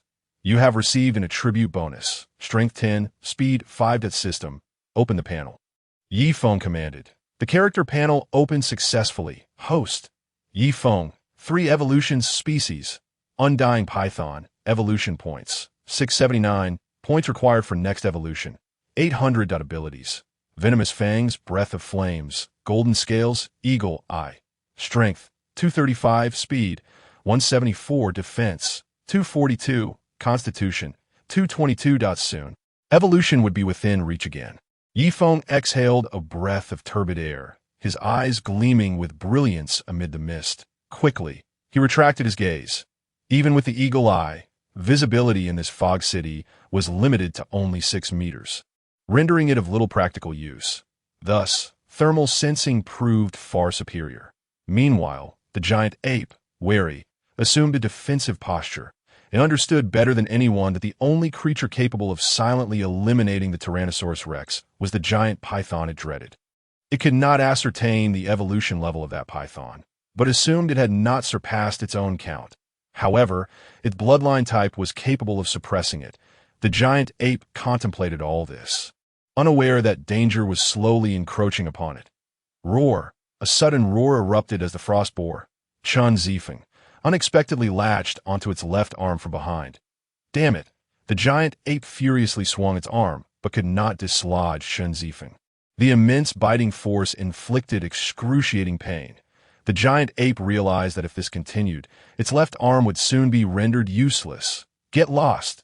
The giant ape suddenly exerted its legs, propelling itself several meters into the air, then crashing down to slam the frost boar into the ground.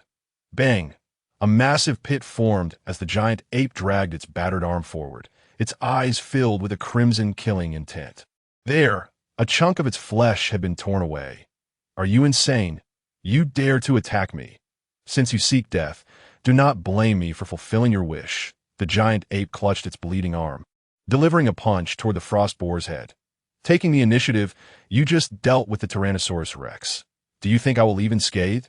Chun Zifeng scoffed disdainfully, unleashing the frost-cold ability once more, causing the giant ape to slow its movements, and thus he evaded the strike that I dealt with the Tyrannosaurus Rex. The giant ape paused in surprise, then angrily cursed, "That fool isn't even worth my time." Just as it was halfway through its sentence, it suddenly felt something amiss, a powerful sense of danger surging from behind. Bang! A simple fireball shot from its pupils, ultimately colliding with its chest. Roar! The giant ape stumbled to its feet, feeling its singed fur, its expression exceedingly grim. Clearly, not only was the Tyrannosaurus Rex a fool, but this frost boar was equally dense, believing it to be the one who had slain the Tyrannosaurus Rex. At that moment, Chun Zifeng also came to his senses, cautiously scanning his surroundings, but how could they possibly see Yi Feng? Unbeknownst to them, they had fallen into Yi Feng's trap, feeling akin to lambs awaiting slaughter. Chapter 28. The Peril of the Giant Ape Hiss. Hiss that in an environment invisible to the two beasts, Yi Feng flicked his tongue, not rushing to make a move. Why? Because it seemed that the frost boar and the giant ape had reached some form of consensus. Within Yi Feng's thermal sensing, they were not far apart and must have sensed each other's presence. Yet they tacitly refrained from launching an attack. They must be waiting for me to strike. No matter why Yi Feng extended his body amidst the fog, thinking, how long can you two endure? Back in the day, Yi was the champion of sleepless nights. Even now, transformed into a beast, my charisma remains undiminished. Half a day passed. Yi Feng grew somewhat impatient. These two had been staring intently at their surroundings for what felt like an eternity. Don't their eyes tire? No, these two could not see at all. They were purely relying on their animal instincts to detect each other. Yi Feng scoffed inwardly. Nevertheless, it was time for Yi Feng to take action. The two beasts had been stalemated for half a day. Even if they remained vigilant, they were bound to be anxious due to their waning patience, presenting Yi Feng with the perfect opportunity to strike. Just as Yi Feng was preparing to launch a surprise attack on Chun Zifeng, a sudden shriek echoed from afar. A woman's voice. Why Yi Feng activated his thermal sensing, detecting a group of people approaching this direction, and they had encountered a black panther along the way. With its agile prowess, the black panther had already taken down 2 team members. Bai Yuhan? Did I not instruct them to remain above? Yi Feng felt a twinge of frustration. Even without sight, animals' olfactory senses were far sharper than those of humans.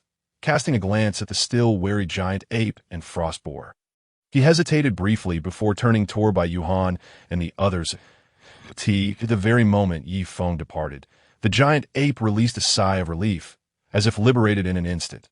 Meanwhile, the Black Panther, still preying upon the Xian medical team members, remained unaware of the approaching danger. Danger! Bai Yuhan suddenly cried out, pushing Qin Yiru to the ground. Bang! The sudden softness of the impact caused both women to flush, secretly lamenting each other's remarkable figures before hastily rising. Qin Yiru, underneath, stood up, her face ablaze, her beautiful eyes stealing a glance at Bai Yuhan's chest, using thermal sensing to perceive Qin Yiru's subtle movement. Yi Feng couldn't help but silently scoff at this moment. How could she still be observing that? Roar! The furious roar of the Black Panther resonated behind the two women, a pitch-black feline visage looming before them. Drool dripping from its mouth. Qin Yiru, startled by the proximity of the Black Panther, fell to the ground, while Bai Yuhan, though not in such disarray, wore a pale expression. Yuhan, where are you? The voice of Yang Xiu rang in their ears. But with the Black Panther before them, Bai Yuhan dared not cry out for help. Cold sweat trickled down her cheek, plopping onto the ground. Gore! The Black Panther hesitated no longer, opening its gaping maw and charging toward her, its eyes gleaming with the thrill of the hunt. With its hind legs bent, it launched itself forward. In the blink of an eye, it covered 3 meters, just as its sharp teeth were about to sink into Bai Yuhan's tender neck. A massive snake head preemptively bit down on the Black Panther. Splash! In an instant, blood splattered everywhere, staining the surrounding ground. Yi Feng apathetically swallowed the Black Panther, then leisurely turned his neck back. The sudden appearance of a colossal snake head startled Bai Yuhan, causing her to fall to the ground. She had not been frightened by the Black Panther, but by the sight of Yi Feng. Yi Feng's lips twitched as he approached the 2 women slowly. It was then that Bai Yuhan recognized him, her beautiful eyes sparkling with surprise. Did I not instruct you to stay above? If snakes truly had eyebrows, Yi Feng's would surely be furrowed into a tight knot. Had they not encountered danger, he might have already dealt with the other 2 giant beasts, one of which was a 7-evolution ancient species, and the other a freshly emerged mutated species. Surely, they were far more delectable than this wretched Black Panther. Yi Feng, a gentle and delicate figure, suddenly leaped into Yi Feng's embrace, her voice tinged with unmistakable concern. The woman was Qin Yiru, who had just witnessed Yi Feng confronting 3 colossal beasts at the mountaintop, a scene that filled her with dread, prompting her to seek him out. However, before she could reach him, a thick fog obscured her vision, and chaos erupted among the beasts. Yi Feng, you must have come here with a purpose, interjected Bai Yuhan, her tone suddenly grave, her gaze laden with complexity, initially unaware of Yi Feng's motivations for returning to the Central Plains. She now grasped the situation. Yi Feng regarded her in silence, acknowledging her intelligence. Yet he could divulge nothing of the secret of his rebirth. It was far too outrageous a notion. Rebirth was the stuff of legends. If the opportunity arises, perhaps you might consider transforming into beast forms, Yi Feng remarked, lowering his head at Tia's words. Bai Yuhan's mind momentarily faltered, staring blankly at Yi Feng, puzzled by his suggestion. Was remaining human not preferable? Why would he encourage them to attempt becoming beasts? Was it because beast forms were more powerful? The others present scoffed at the idea, for in their minds, humanity reigned supreme, possessing the highest level of intellect that surpassed all creatures. Even if those strange stones could transform them into formidable beasts, what would it matter? With current human technology, even the mightiest beasts posed little threat. Bai Yuhan shared similar sentiments, yet she contemplated deeper, her goal being to unravel the mysteries of these original stones. To her, it was merely an experiment. Observing her reaction, Yi Feng chose not to elaborate further. Casting his gaze elsewhere, he was not surprised by her response. After all, no one would willingly forsake a life of comfort to become a bloodthirsty beast. Among them, only one person gazed at Yi Feng with eyes shimmering with unusual light, as if she were genuinely intrigued by the prospect of becoming a giant beast. That person was Qin Yiru, who tilted her head, suddenly struck by a thought. Perhaps a great catastrophe loomed ahead, compelling him to transform into a beast to confront it, just as Yi Feng resolved to escort them away from the Fog City. A sudden, anguished howl echoed from the distance. Yi Feng's expression froze, as if recalling something, and he abruptly lifted his massive head to gaze into the distance, his pupils trembling. Was that the sound of the 7-evolution giant ape? What entity could evoke such a heart-wrenching cry from the ape? Chapter 29. The White Lungur wait here for me. I must investigate, Yi Feng commanded, directing his words toward Bai Yuhan and the others.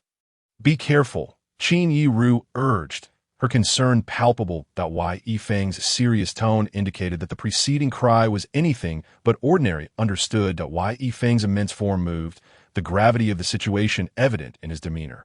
If he was not mistaken, the source of the disturbance was indeed that creature. Roar! Within the white mist, Yi Feng suddenly sensed 2 massive figures, one of which was unmistakably the giant ape, his gaze fixed upon another humanoid beast. Entirely white and even larger than the ape, a mutated species, the White Lungur. The ominous sound accompanying its relentless chewing of the giant ape's limbs sent shivers down one's spine. The White Lungur, a creature from the classic of mountains and seas, resembled a monkey but exhibited far greater aggression and a penchant for human flesh. Those who had undergone beastification would gradually reveal their primal instincts over time.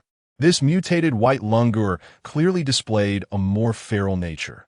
Activating the system scan, a voice emerged. Detected mutated species. White langur, for evolutions. Caution. Host may face casualties when confronting the white langur. Please proceed with caution. Caution? Yifeng was taken aback. This was the first time the system had actively warned him of danger. He had encountered this white langur in his previous life, yet had not reached the level of a ruler. It was merely a monarch-level beast, with its lair situated in Fog City. You! The white langur cast a brazen glance at Yifeng, its eyes devoid of restraint. This creature could see through the fog. Yifeng's heart sank. This unique ability explained why it had chosen Fog City as its stronghold, a place perfectly suited for its growth. Yet, regrettably for it, his own advantage in visibility was equally formidable. 4 evolutions. How had they achieved such rapid progress? Yifeng found himself perplexed by this anomaly. Setting aside the 7 evolution giant ape, this white langur alone had undergone 4 evolutions, although he had spent time searching for the golden giant python. The evolution rate of these creatures was astonishing, and oh wonder they had become overlords in his previous life. However, he possessed a distinct advantage they lacked. Rebirth. I've seen you on television, the white langur said, its massive jaws slowly opening as it stood, towering over Yifeng at a staggering height of 7 meters, instilling a considerable sense of dread in him. The pressure weighing on Yifeng was immense. This was an entirely different encounter from his previous one with the golden giant python.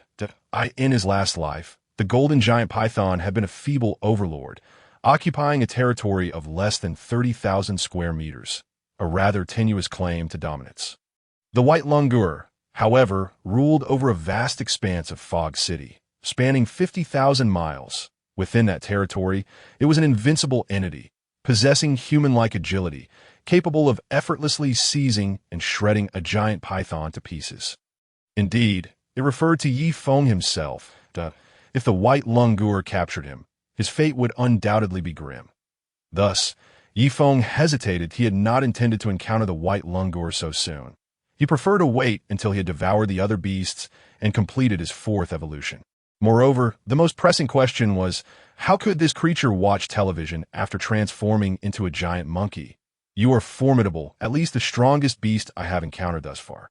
You must have been transformed by those stones as well.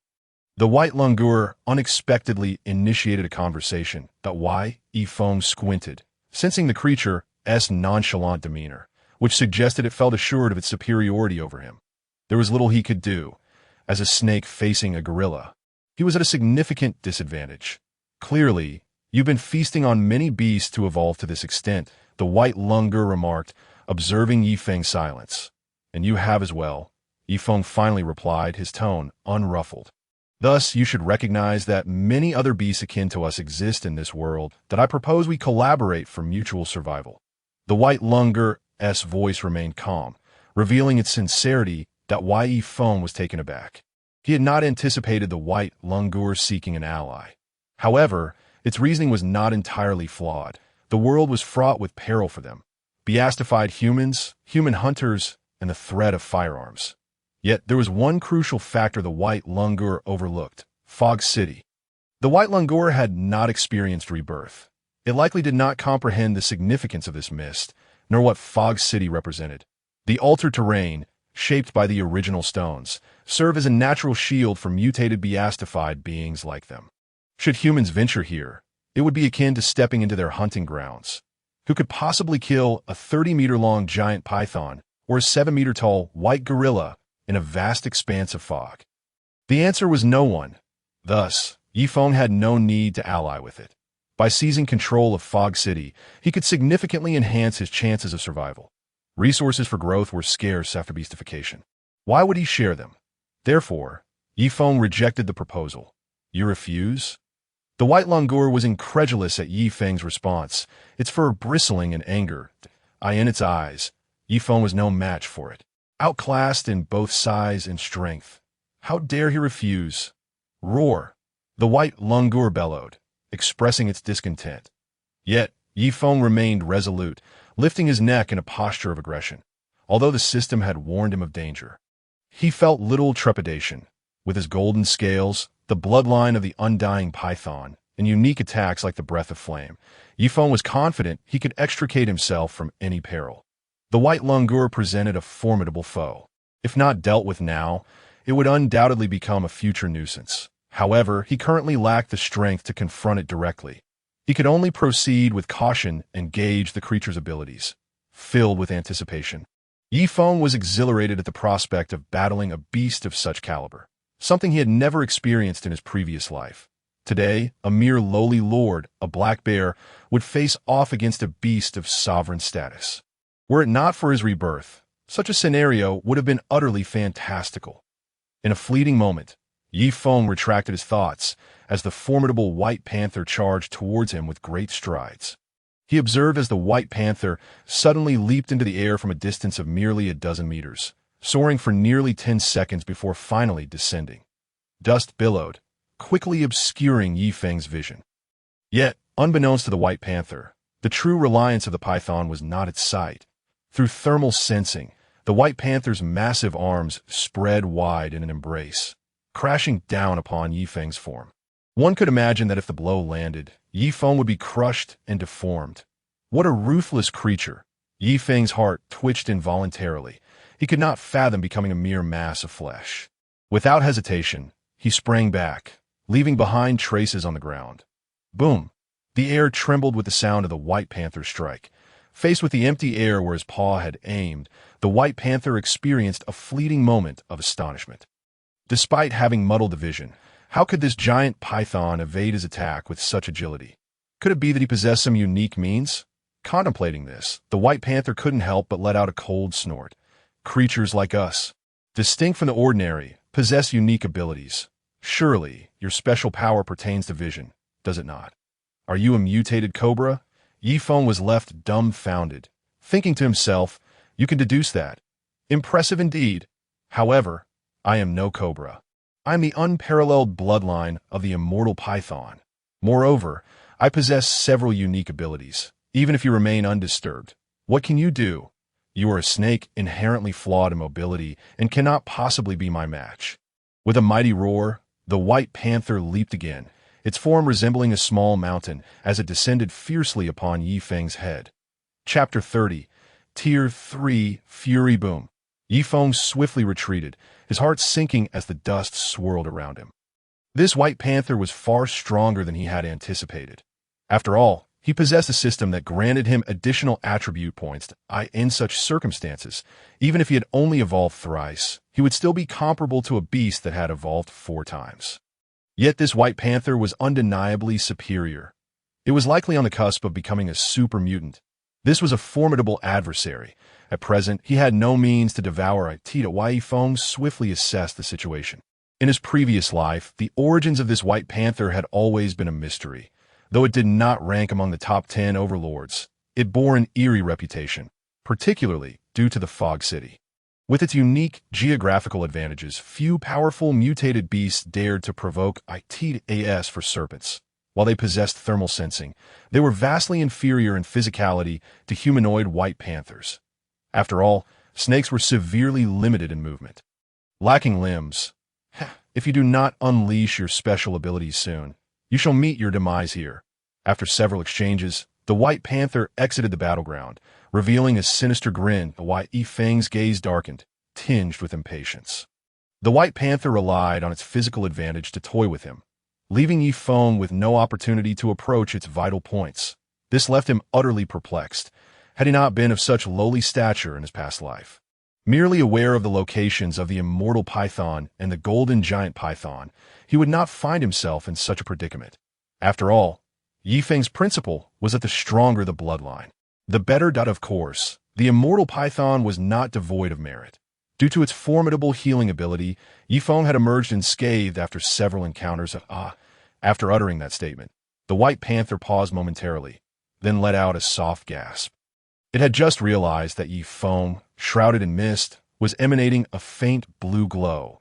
How could an ordinary giant python radiate a blue light? So, your special ability has long been activated. With this realization, the White Panther's expression darkened as it began to comprehend the nature of Yifeng's powers. Such astonishing healing capabilities could nearly reach an immortal state. The White Panther gazed at Yi Feng with keen interest. It was intrigued by his special ability. After evolving into such a colossal beast, it faced relentless threats daily, whether from fellow mutated beasts or human hunters, leading to injuries. Lacking human medical care, they could only rely on self-healing. And the average ferocious beast's healing speed was either mediocre or painfully slow, failing to satisfy their combative needs. If it could devour this fellow, the White Panther unconsciously licked its lips. It had once consumed a fellow creature.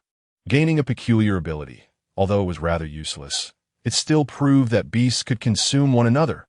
Of course, the White Panther was unaware that interspecies consumption was impossible. Otherwise, it would not entertain such thoughts. Like the White Panther, Yi Feng had also set his sights on the creature's unique abilities. Penetrating vision through the mist was merely the White Panther's innate skill, while his special ability was rather outrageous. Verging on being a bug, fury amplification. As the name suggests, this ability allowed the user to enter a state of fury for a brief period, significantly enhancing their power to secure victory in battle.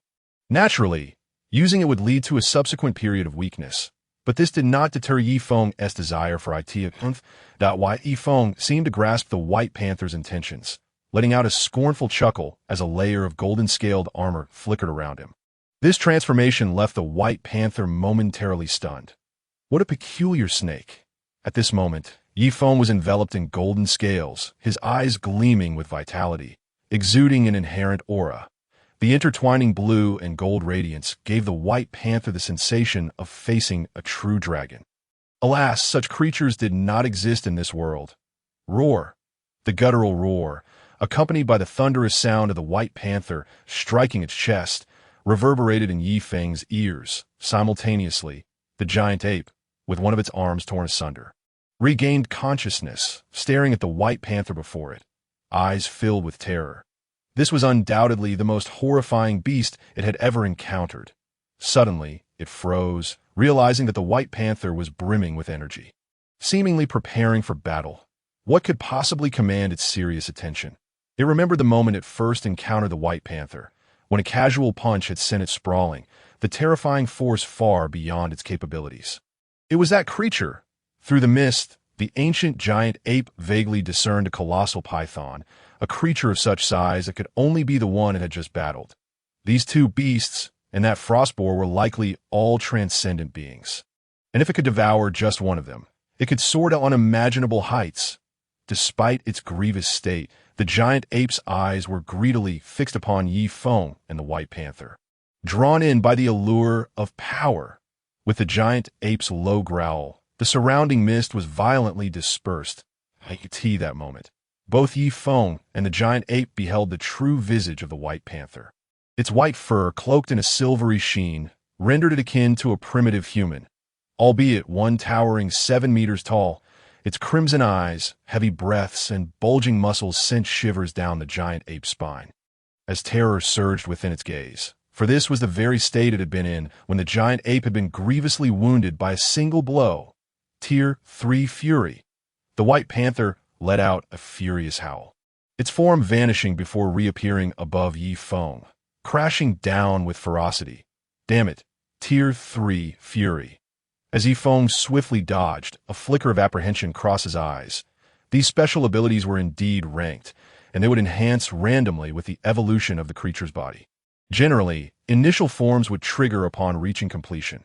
Yet the White Panther seemed to have struck an extraordinary fortune, starting at Tier 3. No, perhaps not. While evading the White Panther's assault, Yi Feng continued to ponder in his previous life.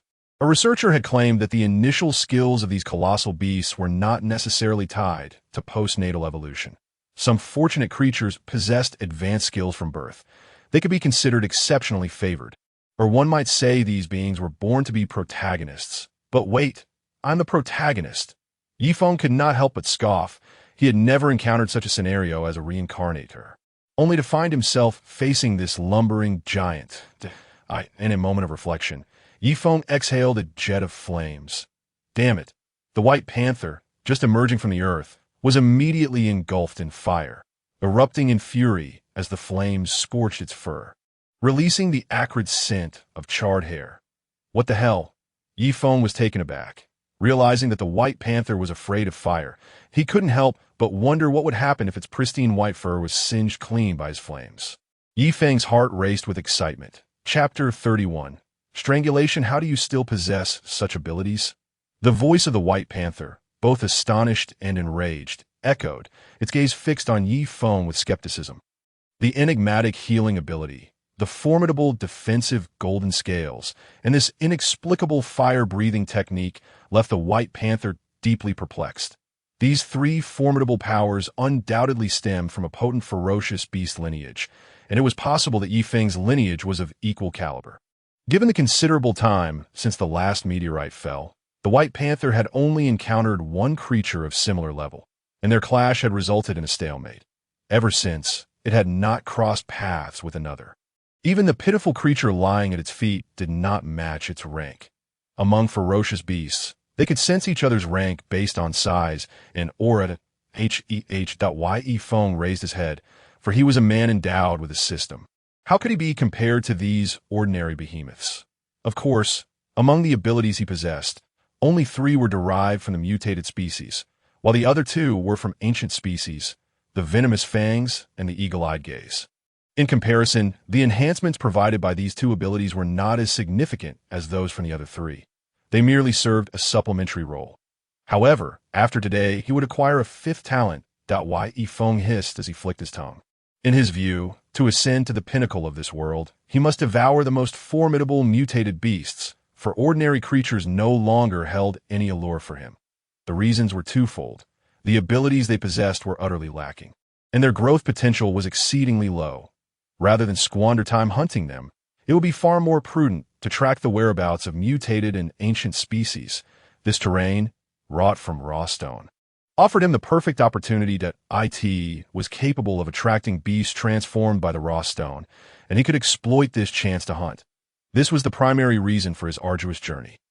In this recent descent of raw stone, the number of such terrains appearing in the Dragon Kingdom was scarce, perhaps only 3. Even if one possessed 3 talents, what of it?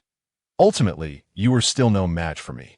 A mocking laughter emanated from the opposing side. Belonging to the white lynx, he sensed that Yi Feng's growth seemed to lag behind his own. A delightful surprise. Yi Feng scoffed indifferently, although the system had warned him of danger. If he were to be slain by a yet-to-mature white lynx, it would be a grave insult to the very notion of rebirth. With a swift motion, he swung his massive tail, striking the white lynx with a force so sudden that it left the creature staggering. Standing at 7 meters tall, Yi Feng's form shook violently, leaving cracks in the ground beneath him. "You scoundrel!" The white lynx, now regaining his composure, glared with fury. How dare this arrogant python provoke him? In the next moment, the white lynx leapt into the air, his fists clasped together, crashing down upon Yi Feng's tail like a mighty hammer. Yi Feng swiftly dodged, evading the lynx's assault. He had discerned the lynx's flaw, its speed. While the lynx possessed immense strength, its swiftness was a shortcoming. If Yi Feng were deliberate enough, the lynx would be unable to touch him. However, should the lynx make contact, death would be imminent, especially considering that this creature was in a state of Tier 3 frenzy. Faced with a furious white lynx, who repeatedly pounded the ground in rage, Yi Feng wore a pensive expression. He had but one decision: to prolong the encounter until the white lynx was exhausted. Yet, as nearly half an hour passed, the lynx showed no signs of fatigue. Rather, the crimson hue in its eyes intensified. In such circumstances, Yi Feng's evasions began to strain him, requiring his full concentration. Yet even then, a moment's inattention could turn him into a mere meat pie. What is happening? Yi Feng gazed at the white lynx in disbelief. Why does this creature exhibit such tirelessness? Out of the corner of his eye, he caught sight of a giant ape with a severed arm, and, suddenly, a chilling realization struck him. A seemingly impossible possibility. The ancient species of the man-eating ape possessed a peculiar ability, capable of converting the blood and flesh of any animal into energy, providing an inexhaustible source of combat-powered. Yi Feng's heart sank as he considered the implications. The white lynx, having sustained itself for so long without a hint of fatigue, was entirely consistent with the capabilities of the man-eating ape. Had this lynx devoured one of its kind and acquired its powers? What a stroke of luck for this creature. Yi Feng lamented, sensing the gravity of the situation. And oh wonder the system had warned him of danger. The threat lay right here. With Tier 3 frenzy and blood consumption, the White Lynx was virtually invincible among its peers. Although such a battle would lead to a temporary state of weakness, if it emerged victorious, it would become the apex predator. This was indeed troubling. Yi Feng murmured softly, regretting not having made a quick escape earlier. After half an hour of grappling with the White Lynx, his stamina had severely dwindled, making it increasingly difficult to break free from its grasp. He could only confront it head-on. Yet against a Tier 3 frenzy lynx, he found himself avoiding its assault. How ironic it was that his own cleverness had led him into this predicament. Yi Feng regarded the White Lynx with a touch of self-deprecation. Simultaneously, the White Lynx became aware of the situation, a cold smile spreading across its lips. What's wrong? Have you come to that realization? Upon finishing his taunt, the lynx erupted into a boisterous laughter. "Huh? Foolish creature. Do you know what I was before? You think you can outsmart me. In the end, you are merely digging your own grave." The lynx sneered. "Pray tell, esteemed one, what were you before?" Yi Feng humbly inquired. The White Lynx paused, seemingly taken aback by Yi Feng's question. After a moment's contemplation, its pride swelled even further. "I was a security manager." "A security manager?" Yi Feng's eyes widened in surprise, followed by astonishment. "Could it be that you were the head of security?" "That's one way to put it," the lynx replied, appearing quite proud. "But I wasn't just any doorman. I was a legitimate bodyguard." While Yi Feng remained silent, he gradually withdrew from the lynx's striking range. Before the creature could react, he unleashed a torrent of flames. "You scoundrel! How dare you ambush me?" The acrid scent of charred air filled the atmosphere as the White Lynx's enraged voice erupted. Yi Feng couldn't help but chuckle. He had been too close before to breathe fire, fearing the lynx would rush in and tear him apart. Yet, this creature seemed rather dim-witted. A casual question had set it off. The flames ignited upon the lynx, which, in a frenzy of rage, charged toward a nearby lake in an attempt to extinguish the fire. However, before the flames could be doused, a strong serpentine body coiled around its waist, enveloping it up to the neck. The sensation of suffocation jolted the White Lynx into alertness. IT then recalled that constriction was the signature method employed by serpents to capture their prey. Chapter 32. The Visit of Qin Yiru. "You intentionally lured me to this pool." The White Lynx's voice trembled as it spoke, its pupils dilated, revealing the fear and anger within it. Naturally, Yi Feng leisurely slithered to the top of its head, tightening his grip and channeling all his strength into the lynx. Although the creature struggled, the resistance of the water combined with Yi Feng's smooth, serpentine form rendered it nearly impossible to escape. The life of this massive beast slowly waned. After a prolonged moment, the White Lynx finally succumbed, its last breath extinguished as Yi Feng severed its neck, causing it to collapse into the water with a splash that sent waves soaring 10 feet high. Yi Feng effortlessly consumed the creature, replenishing his own hydration in the process. "Congratulations, you have devoured the mutated species, White Lynx. You have gained 307 evolution points and an increase of 20 points in strength attributes." "Is that all?" Yi Feng was taken aback. Suspecting that the system had momentarily stalled, he paused, waiting for a few moments. Minutes later, a snail crawled past him. Yi Feng finally grasped the situation. The system had not malfunctioned, and the previous rewards were indeed all he had received. It dawned on him that not every encounter would yield skills. Yi Feng lamented, feeling a pang of disappointment. After all, as a prominent protagonist, it was rather disheartening to experience such a stroke of bad luck. Had his luck not been maxed out? Previously, he had believed that aside from the system he received upon rebirth, he also possessed a golden finger, his luck. It seemed he had been mistaken. With Tier 3 frenzy and blood consumption being exceedingly potent abilities, even acquiring just one could significantly enhance his strength. Yet alas, fortune had abandoned him. Yi Feng, disheartened by the lack of skills, offered a few grumbles before making his way toward Bai Yuhan and the others. Bai Yuhan was leading her team with caution when she suddenly sensed something approaching, immediately becoming alert. "It's me."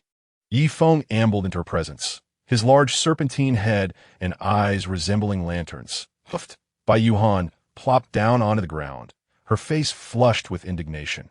"Why do you always appear like this? Enough of the delays. I shall escort you out of here. I have other matters to attend to." Yi Feng spoke in human language. The members of the Xian medical department exchanged bewildered glances at a giant python speaking human words. If they hadn't known that this enormous serpent was a transformed human, they might have genuinely believed a spirit had appeared as they journeyed. Yi Feng carried Qin Yiru upon his back, while Bai Yuhan followed closely beside him. Qin Yiru had sustained an injury, having twisted her ankle, and thus Yi Feng bore her atop his head. Fortunately, his massive size meant she was entirely comfortable seated there. "What do you intend to do next?" Bai Yuhan asked coldly. During this time, she had conducted a thorough investigation into Yi Feng's identity, finding no flaws, merely a common individual. Thus, her curiosity regarding his actions was piqued, why Yi Feng turned his gaze toward her, remaining silent for a moment before finally responding. "I require a hidden place to undergo evolution. With the appearance of the white mist and the drastic changes in the terrain, the Dragon Kingdom authorities will undoubtedly send people to investigate. This place is no longer suitable for my stay." Upon hearing this, Bai Yuhan understood.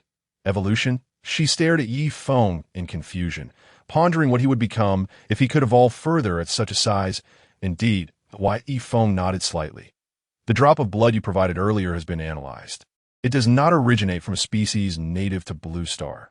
After a moment of hesitation, Bai Yuhan finally spoke up. Yi Feng blinked, understanding her implication, that he was to clarify the confusion, with a sigh. He ultimately revealed, within a month, the entire Blue Star will fall, ushering in an era of global beastification. "What?" Bai Yuhan gasped, her breath momentarily stifled, her beautiful eyes fixed intently on Yi Feng. "Are you serious?" Yi Feng remained silent, yet the outcome was evident. Bai Yuhan lowered her head, her mind swirling with tumultuous thoughts. The 2 consecutive meteor falls had already indicated numerous pressing issues: global beastification, regression. Would human civilization cease to exist? Bai Yuhan's heart was in disarray, and she felt an overwhelming urge to report this information immediately. The raw stone behind you may very well become the key to dominating the world in the future. Yi Feng remarked contemplatively to himself. Bai Yuhan was taken aback, realizing that Yi Feng was aware of their possession of the raw stone. Fortunately, Yi Feng showed little interest in it, for he could discern that the species contained within was merely of ordinary caliber. Yi Feng's evolution points had already reached 800, allowing him to initiate his evolution. The location for this transformation was a private villa owned by Qin Yiru in the Central Plains. During Yi Feng's evolution, news from around the globe surged forth in America. Reports of a 3-headed hellhound surfaced, its fearsome visage spewing hellfire, incinerating the city of Chicago, with law enforcement actively pursuing it. In England, a gigantic creature resembling a griffin, thought to be from ancient mythology, appeared in the skies, its wings creating violent winds, having already destroyed the office building in Leighton Center, with the military dispatching fighter jets for eradication. In Sanghua, a magnitude 10.8 earthquake struck, causing nearly a quarter of the island to subside, with some claiming to have seen enormous mutated earthworms. Bai Yuhan sat at her office, surrounded by heaps of reports, mostly concerning recent major events in various countries, the majority of which were animal-related. "It seems everything he said is true," she murmured, her gaze drifting to a file on her right, which bore the name of a human. Yi Feng. Yi Feng, a third-year student at Jiang Province University, devoid of social connections, his grades dismal, with parents alive and a younger sister. Younger sister? Bai Yuhan's head snapped up, startled. The Yi family, a gentle and graceful woman in a long dress, visited the Yi household, bringing gifts, much to the excitement of the couple.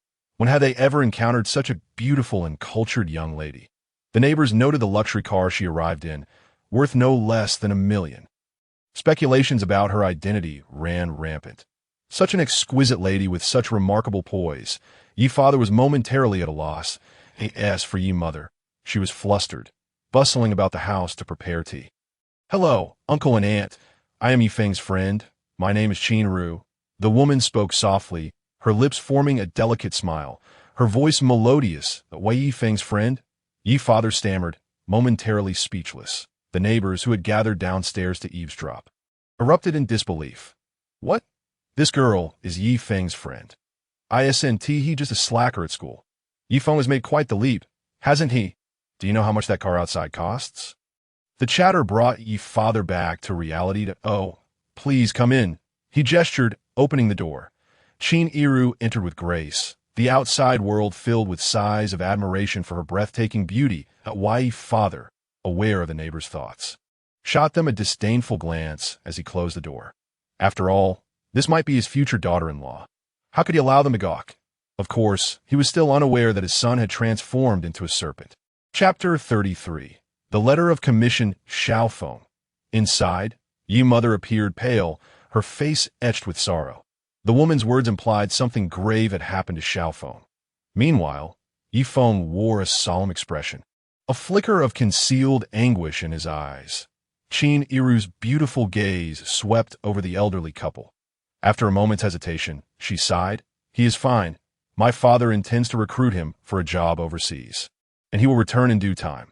Upon hearing this, the elderly couple exhaled in relief. Though doubts lingered, the sadness in their eyes gradually dissipating. So, everything is all right then. But why hasn't he contacted us? Yi father inquired, his gaze filled with anticipation and confusion as he looked at the stunning young woman. Because our work demands a high level of confidentiality, you cannot meet him. After a brief pause, Chinaru added, however, I can play a voice message for you. She retrieved her phone, revealing a pre-recorded message. Mom, Dad, I'm fine and I'll be home in half a month. Iru is my good friend. Please treat her well.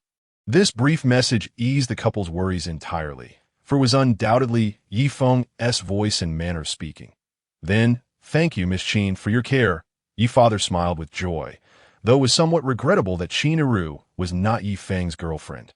The fact that their son had befriended such an impressive person boded well for his future. After further conversation, the door was suddenly knocked upon, and a tall, slender girl entered. Lingling, come and meet your brother's friend. Yi mother called out. The girl possessed an otherworldly beauty, with an elegance that few could match, bright eyes, pearly teeth, a delicate nose, and features that resembled a figure stepping out of a classic painting. Exuding a gentle grace, the brother's friend? To everyone's surprise, Yi Ling's brows furrowed at the mention of Yi Feng, as if harboring unkind sentiments towards him. After scrutinizing Qin Iru for a moment, Yi Ling's eyes narrowed slightly, as if she had come to a realization, scoffing. How could he know someone like her? Qin Iru was momentarily taken aback. The sibling relationship didn't seem as harmonious as she had imagined. As for the matters Yi Feng had instructed, Ye's parents exchanged awkward glances, with Yi mother giving Yi Ling a gentle glare before speaking.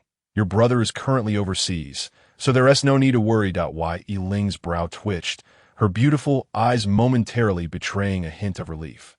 Yet her words remained harsh. When have I ever worried about him? Qin Iru observed the exchange, and in a fleeting moment, she pushed a handwritten letter towards Yi Ling. This is a letter from your brother, she said softly. Why Yi Ling hesitated, but the moment she faced three different gazes, the words she intended to say retreated. After a moment's contemplation, she extended her delicate hand and nonchalantly accepted the letter, stating, I'm going back to my room. Inside Yi Ling's chamber, she perused the news on her computer, her brows occasionally knitting together. What is going on? So many animals have escaped from the zoo, even threatening human lives. Yi Ling pouted, the news detailing various animal uprisings encroaching on human habitation, and such reports were too numerous to count. That guy really is something. He disappears for days, leaving our parents in a panic. Yi Ling rubbed her temples, hesitating a moment before opening the letter, her heart racing. Upon reading this, I am no longer human, as she read that line. Yi Ling's pupils dilated, her once calm eyes now trembling with disbelief. Not human, what had happened?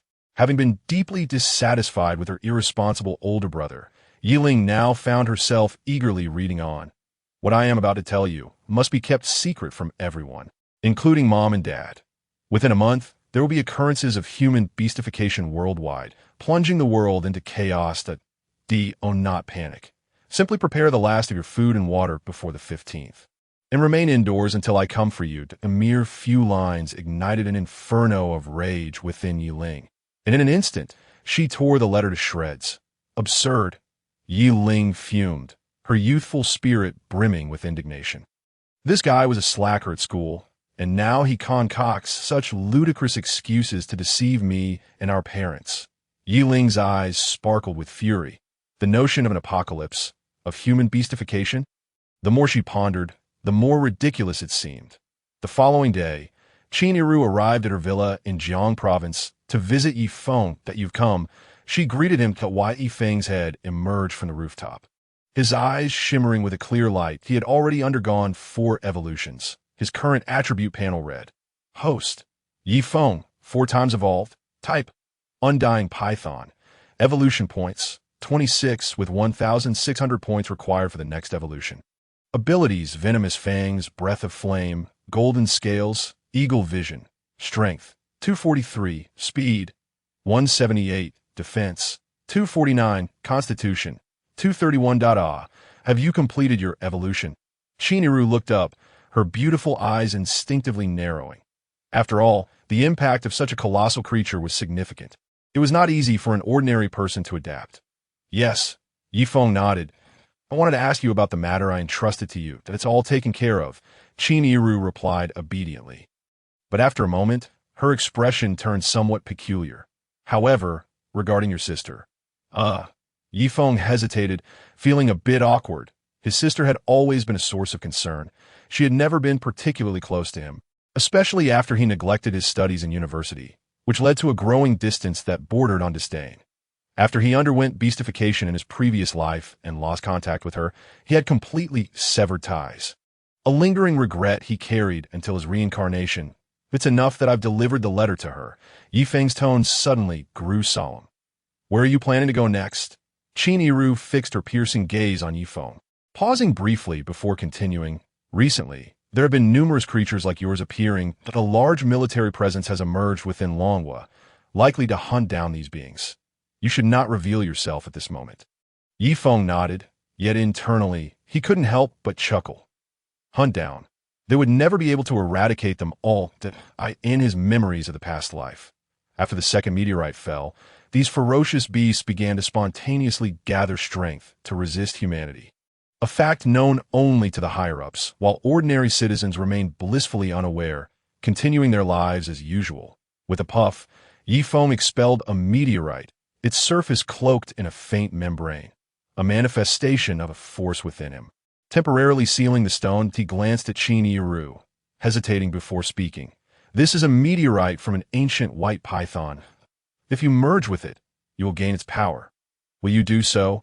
Chapter 34 Prelude. Qin Yiru gazed curiously at the glowing meteorite, unable to resist reaching out with her delicate hand to touch it. Don't touch it. Yi Feng instinctively halted her. The shielding force could only hold for a moment. Should Qin Yiru actually make contact, the barrier would dissipate, resulting in her immediate transformation into a ferocious beast. He had considered finding a variant meteorite for Qin Yiru, but unfortunately, such stones were exceedingly rare. Among the meteorites that fell in Mist City, only that Frostboar had been a variant, and it had managed to escape. Would I become like you? Qin Yiru raised her finely arched brows in surprise, then shook her head vigorously to no, I don't want to be like you.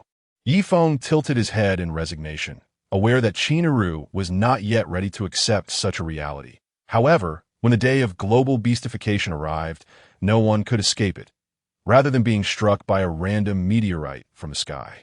It was preferable to merge with an ancient species now. Naturally, if Qin Yiru was unwilling, he would not force her. Next, you should find a way to help me leave, that I can't remain in your villa indefinitely. Yi Feng stated he needed to venture out to hunt beasts and accumulate evolution points. Returning to Mist City was the best option. Stay here for a couple of days. Qin Yiru seemed to recall something, her delicate brows furrowing. Recently, a red wolf has fled into our city, and a massive search operation is underway. I could see her words. Yi Feng was momentarily taken aback. A red wolf. That's a high-level species, known for its speed and attack, though its defense is weak. However, in a pack, even an ancient species could find itself imperiled. I understand, he mumbled, resting his massive head on the ground, feeling rather bored. Qin Yiru shot him an exasperated glance before turning on the nearby television. Look, behave yourself, and see how chaotic it is outside. Ye phone was startled. The screen displayed scenes from Mist City that a news reporter was passionately narrating. Dear viewers, welcome to New Dragon Channel. Before us lies a city engulfed in mist, where you can see the white fog swirling like cotton candy. Experts have stated that this is a phenomenon of sudden weather change, a sight rarely seen in Longwa's century. Today, my colleagues and I shall venture into this natural marvel to uncover the true cause of the weather anomaly. As the reporter spoke, he and his crew plunged into the mist. Ye Feng and Shin Iru exchanged glances, incredulous at the audacity of these individuals. Entering Mist City, the photographer's vision abruptly whitened, plunging into darkness. Here, visibility is zero, but thankfully, we have thermal imaging and a series of exploration equipment to navigate this dense fog. Suddenly, the reporter's voice faltered. Blood-curdling screams erupted, and the footage from the photographer was abruptly cut off. Shifting to another outside the mist. The remaining photographer looked perplexedly into the fog, but then his pupils dilated in terror as he felt a chilling dread wash over him. Within the mist, an unknown shadow rushed toward him. Help me! The reporter, now covered in blood, fled in terror. The sickening crunch echoed as a massive maw began to devour the reporter's leg.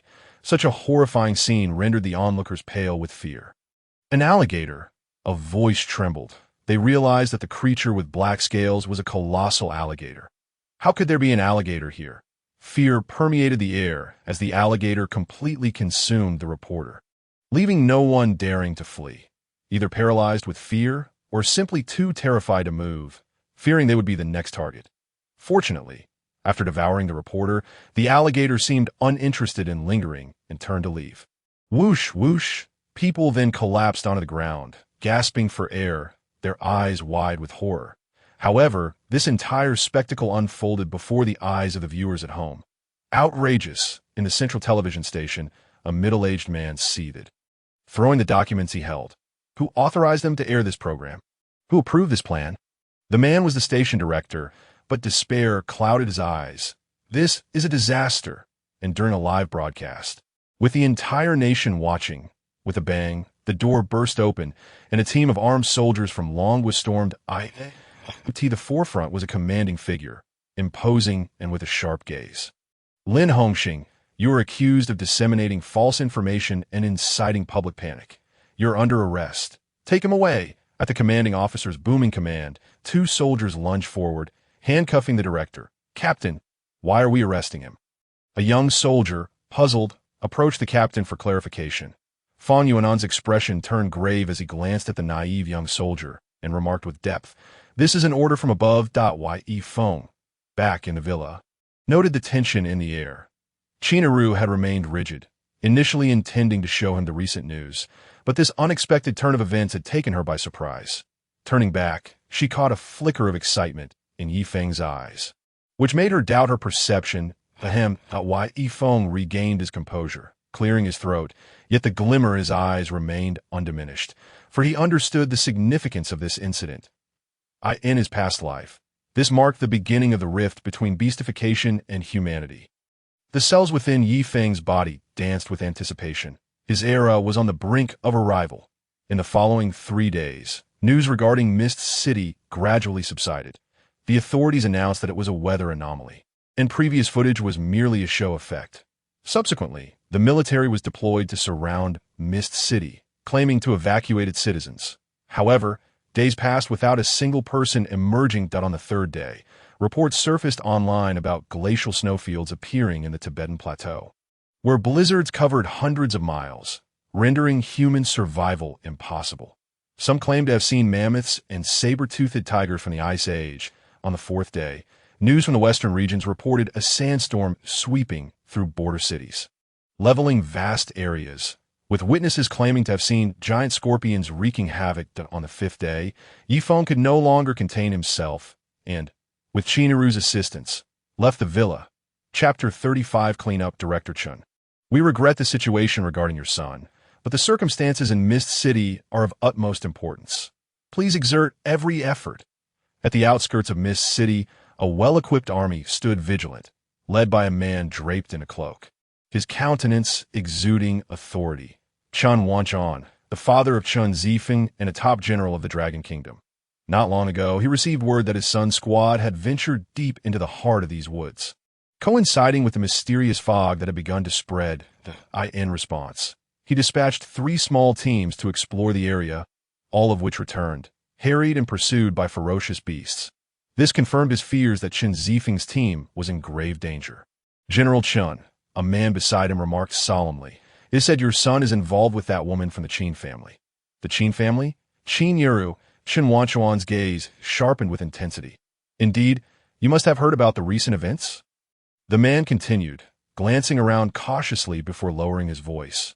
"Those inexplicable beasts may be transformed humans, including the creatures in Mist City. Perhaps your son is not dead. He could have become one of those beasts." Upon hearing this, Chen Wanchuan's expression shifted to one of alarm, his eyes narrowing as he fixated on the man. "Are you certain of this?" The man hesitated briefly before responding. "Internal sources from a department of mystical medicine suggest a 70% likelihood." Creak! The air filled with the sound of cracking bones as Chen Wanchuan's face darkened like a stormy sea. He struggled to maintain his composure as he growled. "Why would she, Qin Yeru, not remain in the capital? What brings her here without cause?" Seeing the hatred in Chen Wanchuan's eyes, the man wrestled internally, but the dire situation of Mist City compelled him to speak with vehemence. "It is due to the giant python that appeared in the news recently. Qin Yeru followed it here.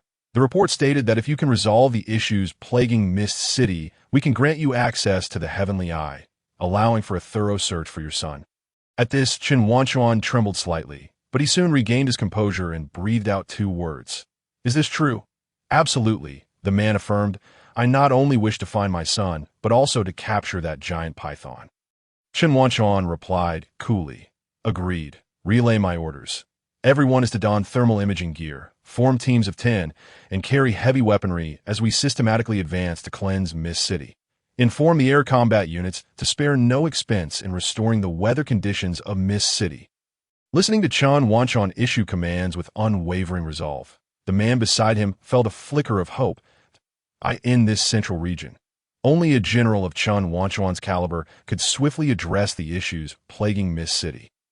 At the edge of Mist City, a group of young men and women loitered near a laxly guarded area, seemingly engaged in hushed discussion. Mist City. Wasn't there news recently about beasts attacking people here? One of them inquired. Attacking? It was merely for show. The authorities have already released a statement. Another scoffed. Suddenly, a cold laugh pierced the air, silencing the group. Young Master Qin. One youth's eyes lit up as he approached eagerly. Speaking in a sycophantic tone, "Coming from the capital, do you have any insider information to share with us?" This youth was none other than Qin Xiaoming. He surveyed the group, noting they were all university students, most of whom came from modest backgrounds. The only one who caught his eye was the one speaking, a youth from second-tier family in Jiang province, barely noteworthy in Qin Xiaoming's eyes. Today, he had come at the invitation of one among them, a young woman. As he thought of her, Qin Xiaoming's gaze instinctively drifted toward her. She wore a knee-length black skirt, her fair legs accentuated by a delicate waist. Her long hair cascaded freely, and beneath her dark brows lay a pair of bright, enchanting eyes that sparkled like stars, adding a touch of ethereal beauty to her petite nose. Her cherry-red lips were utterly captivating, evoking thoughts of allure. Qin Xiaoming's gaze ignited with uncontainable fervor. Such beauty was rare, even in the capital, though he was the scion of the Qin family and not one to mingle with the debauched elite. It didn't mean he was indifferent to the charms of beautiful women. Seeing that the girl remained oblivious to his presence, he felt a twinge of embarrassment. After all, his status was evident. Ahem, do you all know about young Master Qin's identity? The youth who had first spoken interjected, seemingly noticing Qin Xiaoming's discomfort, his intention still to draw the girl's attention. What identity? Young Master Qin. The black-skirted girl remained unaffected, her gaze fixed on the scenery beside Mist City. While the other youth showed heightened interest, the Qin surname. There's a renowned Qin family in the capital. Indeed, young Master Qin hails from there. The youth continued, his demeanor radiating confidence as he spoke of Qin Xiaoming's extensive connections throughout the Dragon Kingdom. Even within the military, today, not only can he arrange for us to witness Mist City, But should we wish to venture into it for a hunt, young Master Qin can facilitate that too. As the youth elaborated, the previously silent girl finally turned her beautiful gaze toward Qin Xiaoming. Feeling invigorated, Qin Xiaoming instinctively straightened his posture. Young Master Qin is well connected. Might you know a woman of the Qin family? Qin Yuru? The girl inquired with a voice as delicate as silk. Qin Yuru. Qin Xiaoming raised an eyebrow, not giving it much thought before proudly declaring, "To be honest, that's my elder sister." A wave of astonishment rippled through the group. Qin Yuru was no small name. She was quite famous, especially among the younger generation. After all, she was the top flower of Qinglong University, a title that had made her a household name. Might young Master Qin know Yifeng? The girl inquired again, her lips parting gracefully. Yifeng. Qin Xiaoming furrowed his brow, feeling a flicker of familiarity with the name. Moments later, his expression froze, and he gazed at the girl with a mix of disbelief and shock. How do you know the name Yifeng? Yifeng is my brother, the girl replied nonchalantly, her eyes piercing in him like a flame. Why Yifeng is your brother? Qin Xiaoming exclaimed in a state of shock. Quickly regaining his composure, though the turmoil in his eyes remained evident, Wai Yifeng was the giant python, and this girl was his sister. A complex mix of emotions washed over Qin Xiaoming as he regarded Yiling. And he fell silent. He vividly recalled the terror of the giant python, a memory that haunted him, especially since he had made a grave mistake that endangered Yifeng. Though the incident had not come to light, he harbored an unshakable sense of apprehension and guilt. Young Master Qin, why don't you lead us into Mist City for a look? Suggested the youth from the second-tier family in Jiang Province. Sensing the atmosphere had grown tense, this. Yiling seemed to waver. Her curiosity piqued, while her concern for Yifeng diminished. All right. Qin Xiaoming glanced at Yiling's expression and nodded slightly. He had some connections with Chen Zifeng's father. Though Chen Zifeng's whereabouts were unknown, he could easily arrange for his father to send someone to protect them as they explored the outskirts. As for the sensational news broadcast, they could dismiss it as mere theatrics. Even if it were true, with a well-equipped team guarding them, ordinary beasts posed little threat. As the group stepped into Mist City, they remained oblivious to the pair of penetrating eyes watching them intently. Chapter 36. Changes in Mist City. General Chun, why did you consent to let these young novices enter? An officer at the command center of Mist City questioned, perplexed. These youths clearly appear to be spoiled students. How could the general allow them entry and even send guards with them? After all, they were on the cusp of cleansing Mist City.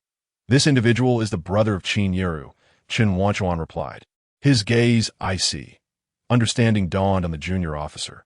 Now it makes sense. Relay my orders. The army is to set out immediately and ensure they conduct a thorough sweep ahead of them.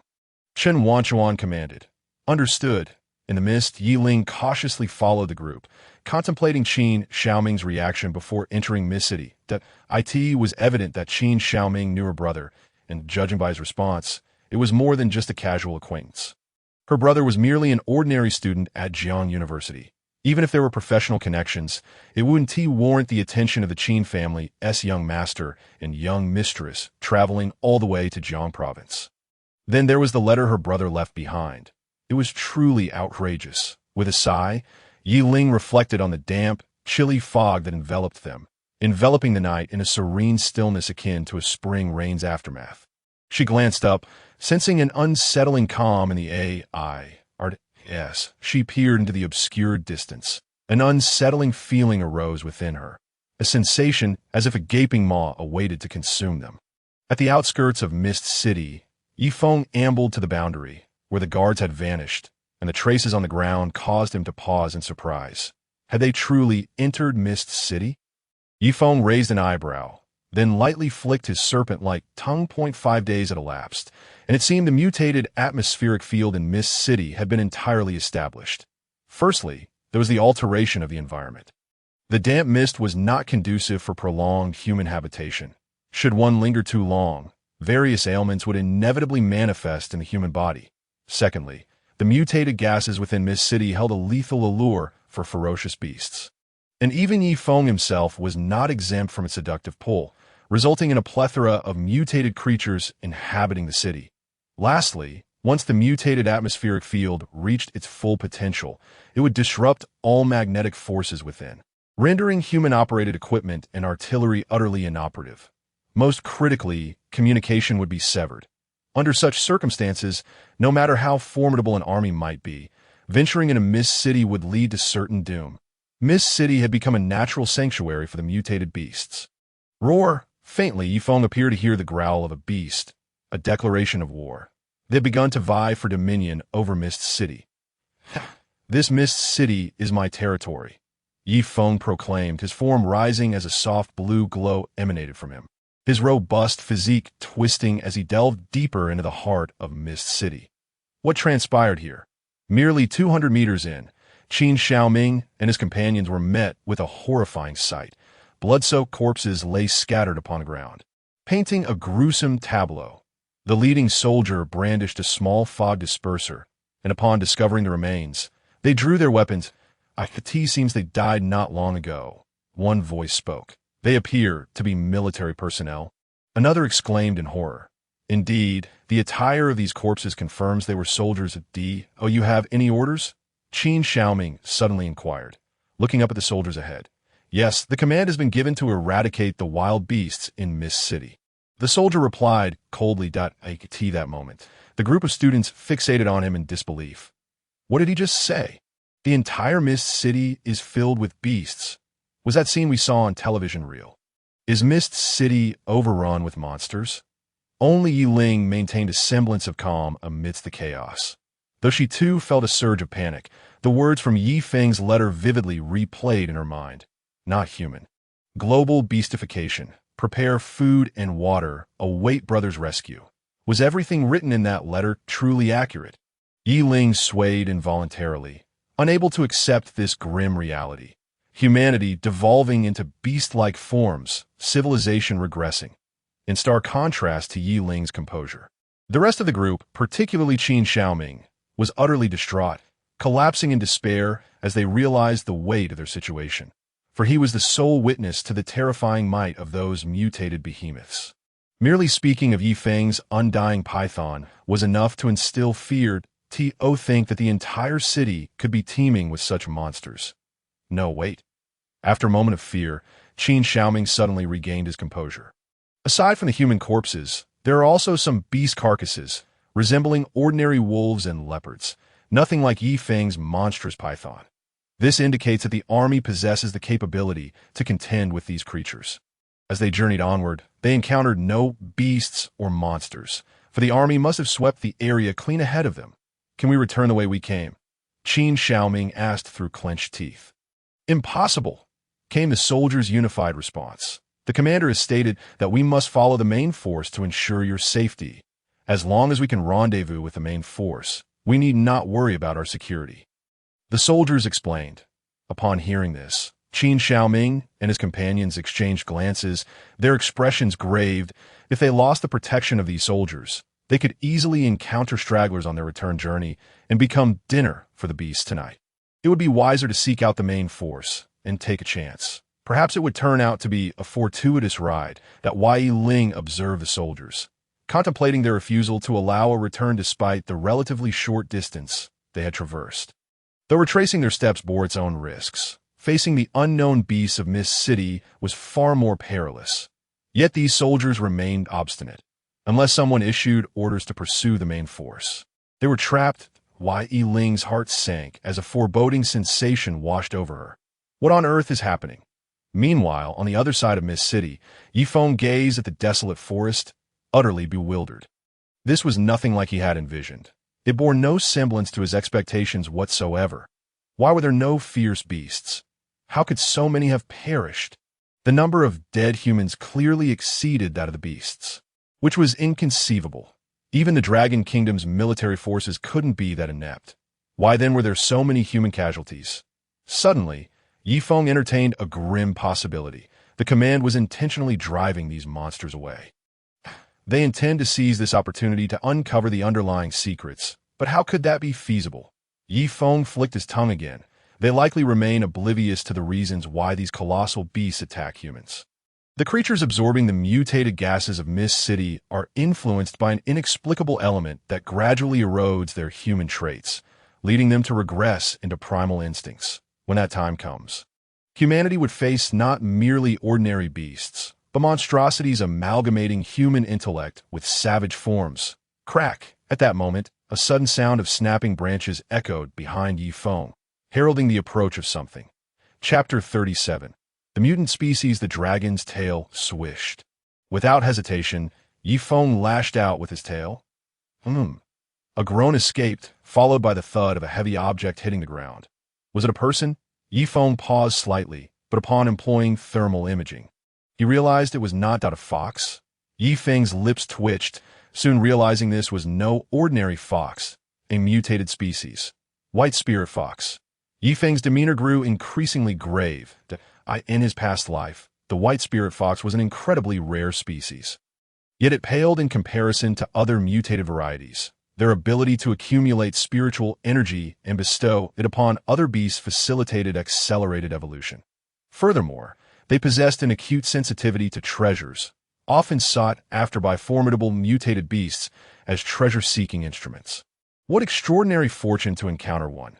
Observing the unconscious little fox, Yi Feng couldn't help but flick his tongue, his eyes glimmering with excitement, due to the unique attributes of the white spirit fox. This particular mutated species faced unprecedented persecution. By the time their population stabilized, there were scarcely a dozen left, each under the dominion of apex predators. And here was Yi Feng, encountering a lost white spirit fox. Was this not divine providence? As the saying goes, a tool must be nurtured from a young age. With a flick of his tail, Yi Feng hoisted the white spirit fox atop his head and ventured further into the depths of Mist City. Along the way, Yi Feng encountered a few surviving beasts, yet the highest ranked among them was merely a high-level species, hardly enough to fill his stomach. In stark contrast to Yi Feng's fortunes, Qin Xiaoming and his group faced a far grimmer fate. They encountered several solitary, formidable beasts, which utilized the weather of Mist City to maneuver outside, swiftly claiming the lives of 3 soldiers escorting them. What on earth are those creatures? Qin Xiaoming stammered, cowering behind a few soldiers, utterly devoid of the confidence he once held as the scion of the Qin family. The expressions of the remaining soldiers were even grimmer, for despite their array of tools, they struggled to catch even the faintest trace of the beast. They couldn't even ascertain the species of the creature that had attacked them. It's a leopard, a black panther, Yi Ling suddenly interjected, her delicate face reflecting shock. What? The soldiers stared at Yi Ling in disbelief, then shook their heads vigorously. Impossible. How could a black panther possess such speed? Not only did they doubt her, but even Yi Ling herself harbored skepticism. Had she truly seen correctly? Yet her subconscious assured her otherwise. For she had indeed witnessed that black panther drag away one of the soldiers' corpses. She had read the encyclopedias. That fur was unmistakably that of a black panther. In reality, at that very moment, a black panther was indeed stalking them. But this particular panther had transcended the realm of ordinary black panthers. The IT had undergone 9 evolutionary transformations. Unlike Yi Feng, ordinary beasts required significantly less energy to evolve compared to advanced species. Advanced types, in turn, required less energy than ancient varieties. Following this pattern, mutated species required the most energy for evolution. And this black panther had just completed its 9th evolution, its physique robust and strong, nearing its ultimate form. From one perspective, its speed had surpassed that of ordinary black panthers, leaving them in its dust. With the naked eye, it was nearly impossible to track its movements. "Ah, save me!" A chilling cry echoed, accompanied by the sound of scraping against the ground, as yet another soldier vanished before their eyes. Such an eerie turn of events sent a chill through everyone's hearts, enveloping them in despair. A well-equipped squad struggled to contend with a single black panther. What kind of terrifying entities must the main force be facing? We cannot remain passive. We must devise a way to escape this place. The captain of the soldiers declared, trying to maintain composure. That's impossible. If we stay grouped together, we will never escape Mist City. Yi Ling murmured softly, clearly aware that the black panther had its eyes fixed on their group. Yet it dared not attack directly. resorting instead to the cover of the dense fog to wear them down. Such a clever choice made Yi Ling wonder if perhaps the ferocious beasts here were truly transformed humans. What should we do? The captain of the soldiers could not help but interject, his tone tinged with impatience. If they were to join the main force, they might never encounter such trouble. Let's scatter. Yi Ling instinctively suggested. What? The others exclaimed in disbelief. What do you mean? If we scatter, we be even more vulnerable. A girl shouted, her face, now bereft of makeup, bore the remnants of tears. No, she's right. Qin Xiaoming said solemnly. The crowd fell silent. It was evident that Qin Xiaoming was the central figure in this group, his privileged background placing him in a position of leadership. Even the soldier captain paused, his breath hitching at Qin Xiaoming's words. They exchanged glances, uncertain of Qin Xiaoming's intent that will disperse, running in different directions. The Black Panther is but one. It cannot pursue us all.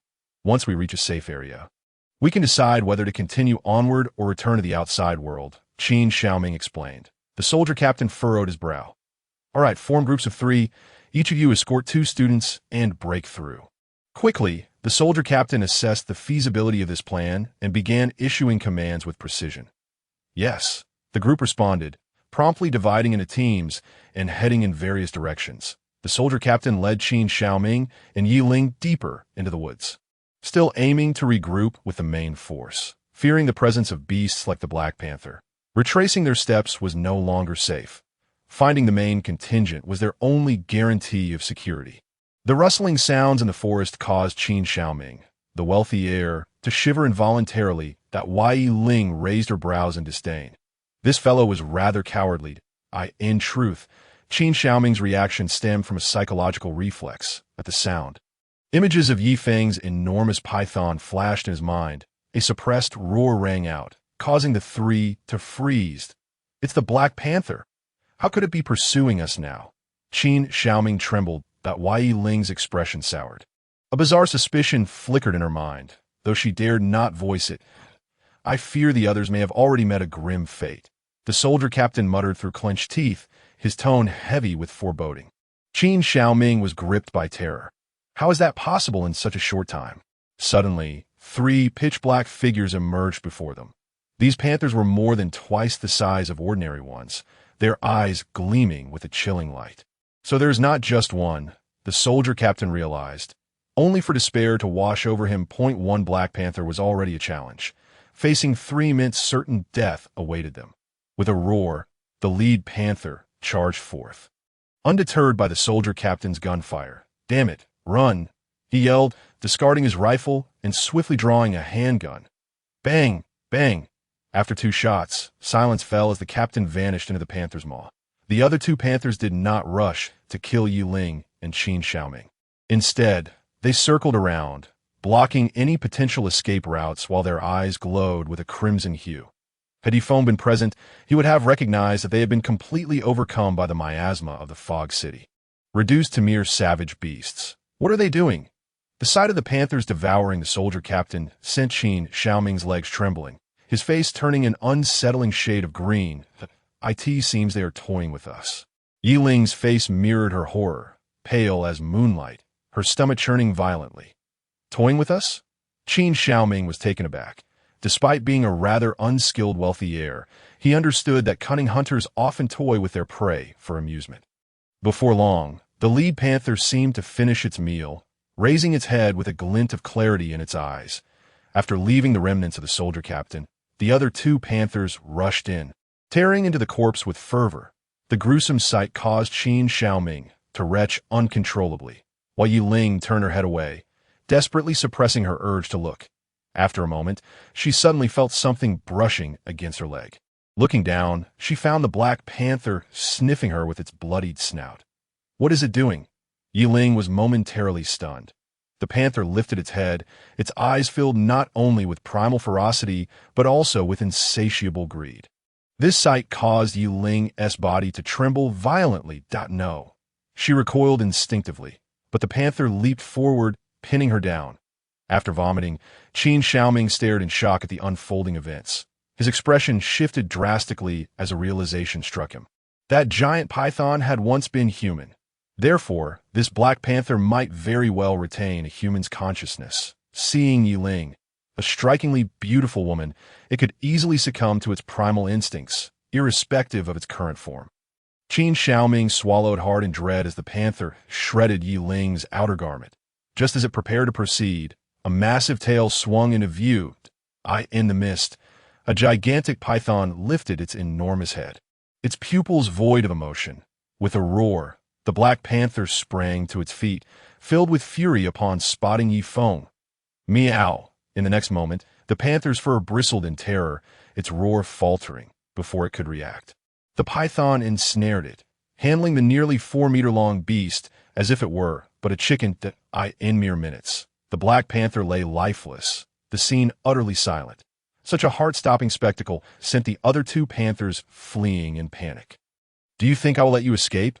Yifeng's gaze grew icy as flames erupted from his mouth, igniting the panther that had yet to flee into the underbrush. With a swift movement, he darted into the forest. The panther attempted to climb a tree, its eyes wide with horror. Yifeng chuckled darkly. This panther's actions were tantamount to seeking death. Did it not know that snakes could climb trees? When Yifeng returned, he found Yiling still with an expression of shock, though she had managed to sit up. Despite her tattered clothing, she bore no significant injury. Upon seeing Yifeng return, Qin Xiaoming became instantly tense. While Yiling was too frightened to move, the fog disperser on the ground began to whir softly, clearing their view to a gigantic python, measuring 30 meters in length, coiled like a colossal wall. Yiling gasped, while Qin Xiaoming recognized the python as Yifeng, feeling an inexplicable sense of relief. "Xiaoling!" Yifeng stared in astonishment, never expecting the two individuals attacked by the panther to be his sister and Qin Xiaoming. "How did they end up here?" Just as Qin Xiaoming prepared to speak, a cold glare from Yifeng silenced him, causing cold sweat to bead at his brow. From their prior conversation, he deduced the siblings' relationship but realized he could not disclose this information to Yiling. Otherwise, given Yifeng's temperament, he might very well end up as mere fodder. Nevertheless, their safety had significantly improved due to Yiling's connection. Yifeng would not harm them. The air fell silent for several minutes. Yiling was astonished to find that the gigantic python bore no malice. At least, it showed no inclination to attack her. Just as she contemplated probing the python's intentions, a sudden commotion erupted nearby.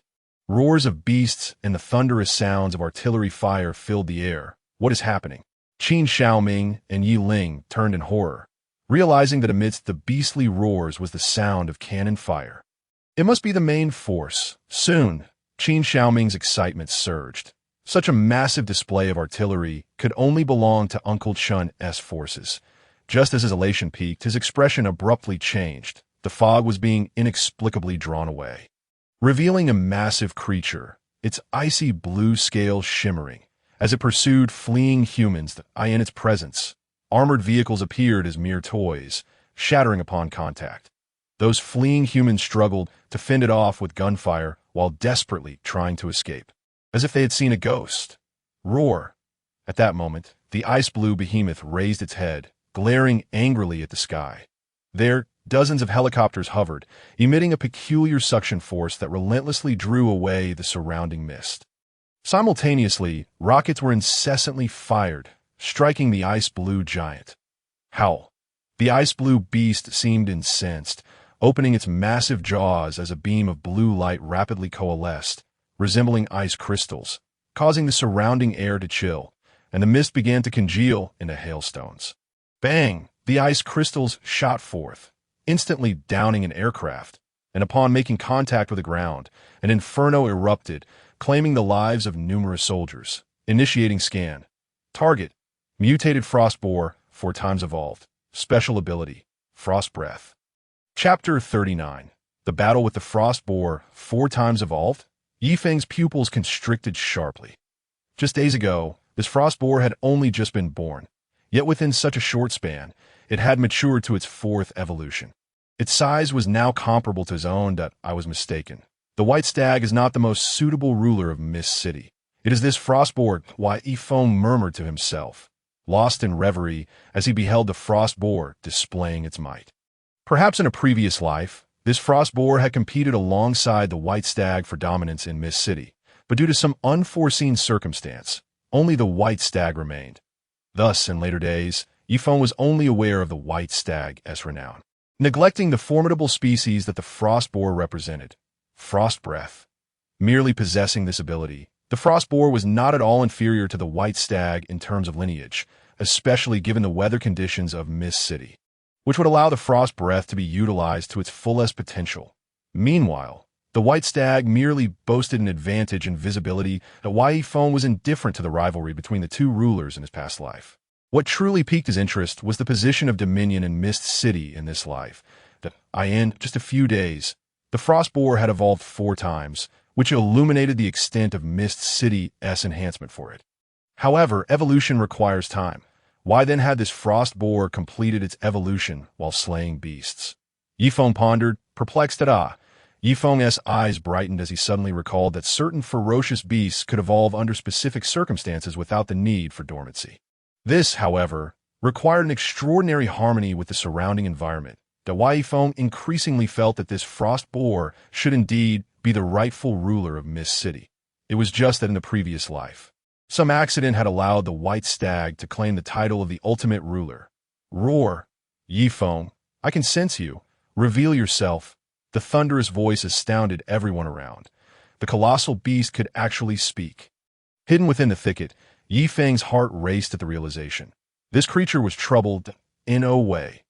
If you refuse to show yourself, the frost boar, transformed from Chun Zifeng, sneered coldly, once more gathering frost and spewing it in all directions. Due to the mist in the air, Chun Zifeng continuously unleashed frost breath, ravaging the ground around him. I refuse to believe you can hide indefinitely. Chun Zifeng's voice dripped with venom. Had it not been for Yifeng, he would not have become this way. Although he had transformed into an immensely powerful beast, he had also forfeited his humanity. Of course, he was still unaware of the impending global beastification. Otherwise, he would have been grateful to Yifeng. Is it Zifeng? Meanwhile, Chun Wanchan, who was directing the soldiers to bombard the giant beast, was suddenly taken aback. Disbelief etched across his face. He recognized the voice of the great beast, and unmistakably belonged to his son. Chun Zifeng, cease fire! Almost simultaneously with his hoarse command, Chun Wanchan ordered. Yet Chun Zifeng continued to assault the surrounding soldiers, oblivious to the fact that he was attacking his father's forces, harboring resentment against them for their previous assaults. On one hand, he reveled in the exhilaration that power granted him, the thrill of indiscriminate slaughter. This cannot continue. Yifeng gritted his teeth. Even if he did not take the initiative, the frost boar would eventually discover his presence. If the frost breath were to extend to their area, he could manage, but Yi Ling would be in peril. Just as Yifeng was preparing to step out, he turned and suddenly noticed Yi Ling staring at him. Dazed at that moment, Yi Ling harbored a suspicion but could not confirm it. Gazing blankly at Yifeng, Yifeng halted. It suddenly dawned on him that Yi Ling was right beside him. She was still unaware of his transformation into a giant python. Would she be able to accept it? Qin Xiaoming. Ultimately, Yifeng began to speak, his tone calm. As his voice fell, Yi Ling's eyes widened, her hand covering her mouth in shock as she gazed at the giant python. Yifeng displayed a trace of human-like helplessness, but the revelation of his identity was now inevitable. You must take Xiao Ling and leave, he instructed seriously. Qin Xiaoming dared not say more, merely nodding in compliance. Then Yifeng turned his gaze to Yi Ling, wanting to say something, but it transformed into a helpless sigh at his lips. Do you remember what I wrote to you in that letter? Yifeng inquired. Yi Ling was taken aback, suddenly recalling the contents of that letter. Global beastification. I could see that moment. She finally understood why Yifeng had chosen to communicate through a letter. It was because he had already transformed into a giant python. Brother, just as Yifeng was about to depart, Yi Ling suddenly called out to him, her voice trembling with emotion. Will it really turn out that way? Yi Ling's beautiful eyes held a glimmer of hope. If possible, who would willingly become a ferocious beast? Yifeng turned back, silently observing her. After a long moment, he gently nodded. Roar! A chill surged forth from behind. Yifeng turned, opening his massive jaws, fangs gleaming with a chilling brilliance in the air. Almost simultaneously, flames erupted from his mouth. The fiery breath, at the moment of collision between fire and ice, half of the sky was illuminated by the resplendent radiance, causing the crowd to look up in awe at a spectacle beyond human creation. In Yi Ling's eyes, two colossal beasts roared against the heavens, as though mountains and rivers lay prostrate beneath their feet. Roar! The frost boar let out a mighty roar as the surrounding mist swirled around it, momentarily transforming it into a divine beast emerging from the fog in the eyes of the onlookers. Yet just moments ago, it had trodden upon the corpses of humans hissing like tea. That moment, a giant python emerged from nearby. Its imposing figure reminiscent of a general returning victorious, its massive head held high. Yes, it is that giant python. Some soldiers recognized it, recalling the news from earlier. An increasing number of soldiers witnessed this scene, suddenly realizing that the great beast had ceased its assault on them and was now advancing toward the giant python. But they have a grudge against each other. People murmured. Precisely. They harbor enmity. The frost boar's eyes glinted with hatred as it charged forth, reopening its gaping maw, frost gathering and spewing forth that Yi Feng, refusing to be outdone, unleashed a fiery breath in return. Boom! The sky erupted in a brilliant display of fireworks. While the ground trembled violently, the sharp claws scraped against Yi Feng's scales, sparking showers of flames. Quickly, this once-in-a-lifetime opportunity. Capture it. No, it must be live-streamed. A reporter who had accompanied the army shouted excitedly upon witnessing the scene. In no time, a team set up equipment, but was astonished to discover the lack of signal. Why is there no signal? Commander Chun, why is there no signal? A throng of reporters bombarded the commander with questions. Signal? Chun Wanchuan found the situation utterly absurd. At such a time, they were concerned with live streaming. Commander Chun, doesn't your army have satellite signal equipment? Quickly connect it to our devices, one reporter urged eagerly. What? You wish to use our military equipment to facilitate your live stream? Chun Wanchuan was instantly incensed. What? Are you implying that Commander Chun cannot even handle one giant beast and you need another to suppress it? Are you not afraid of losing face if this gets out? Moreover, your forces have suffered such grievous losses. Once the outside world learns of this, imagine the kind of impeachment you, Commander Chun, might face. I needn't to elaborate, I presume, a sharp-tongued reporter interjected. Help us with a live stream, and I can petition on your behalf, the reporter coaxed. Upon hearing this, Chen Wanchuan's expression abruptly stiffened if the higher-ups discovered the extent of their losses in Mist City. He feared he might even face dismissal. Yet the reporter's proposal was indeed tempting. After much contemplation, Chen Wanchuan's expression shifted from dark to pale, ultimately moving his lips to issue a command. Chapter 40. Nationwide live broadcast connect them. The soldiers were taken aback at their commander's order, yet they complied. Broadcasting the battle between the two colossal beasts live would undoubtedly create a tremendous stir. What kind of reaction would such a spectacle provoke? Would it not shatter worldviews? How could the commander make such a decision? There was no other choice. The losses were irretrievable, and they were unable to contend with these two ferocious beasts. The soldiers murmured among themselves as the live broadcast was established. In an instant, major television networks shifted their programming to showcase the epic confrontation between Yi Feng and the Frostboar. What is happening? The national audience was left bewildered. Why is there suddenly a giant python and a massive tiger on screen? Is this real, or are we watching a movie? The crowd could not contain their skepticism. No, this is not a film. This is Fog City. Some recognize the surroundings. Fog City. Isn't it the place that recently appeared online due to environmental mutations? How could monsters emerge there? Do you recall that day's live broadcast? A crocodile in Fog City devoured a person, only for the authorities to claim it was merely a stunt. In an instant, the online community erupted, while viewers before their screens were transfixed, captivated by a 5D spectacle rivaling a clash between Godzilla and King Kong. That My home is nearby. I saw numerous helicopters heading there. How could two colossal beasts be battling?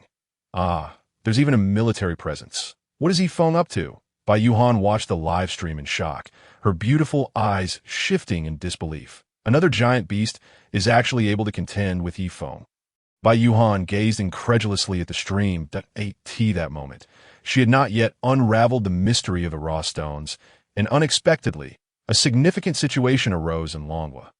These raw stones possessed the ability to transform individuals into giant beasts. Yet not everyone would undergo such a transformation.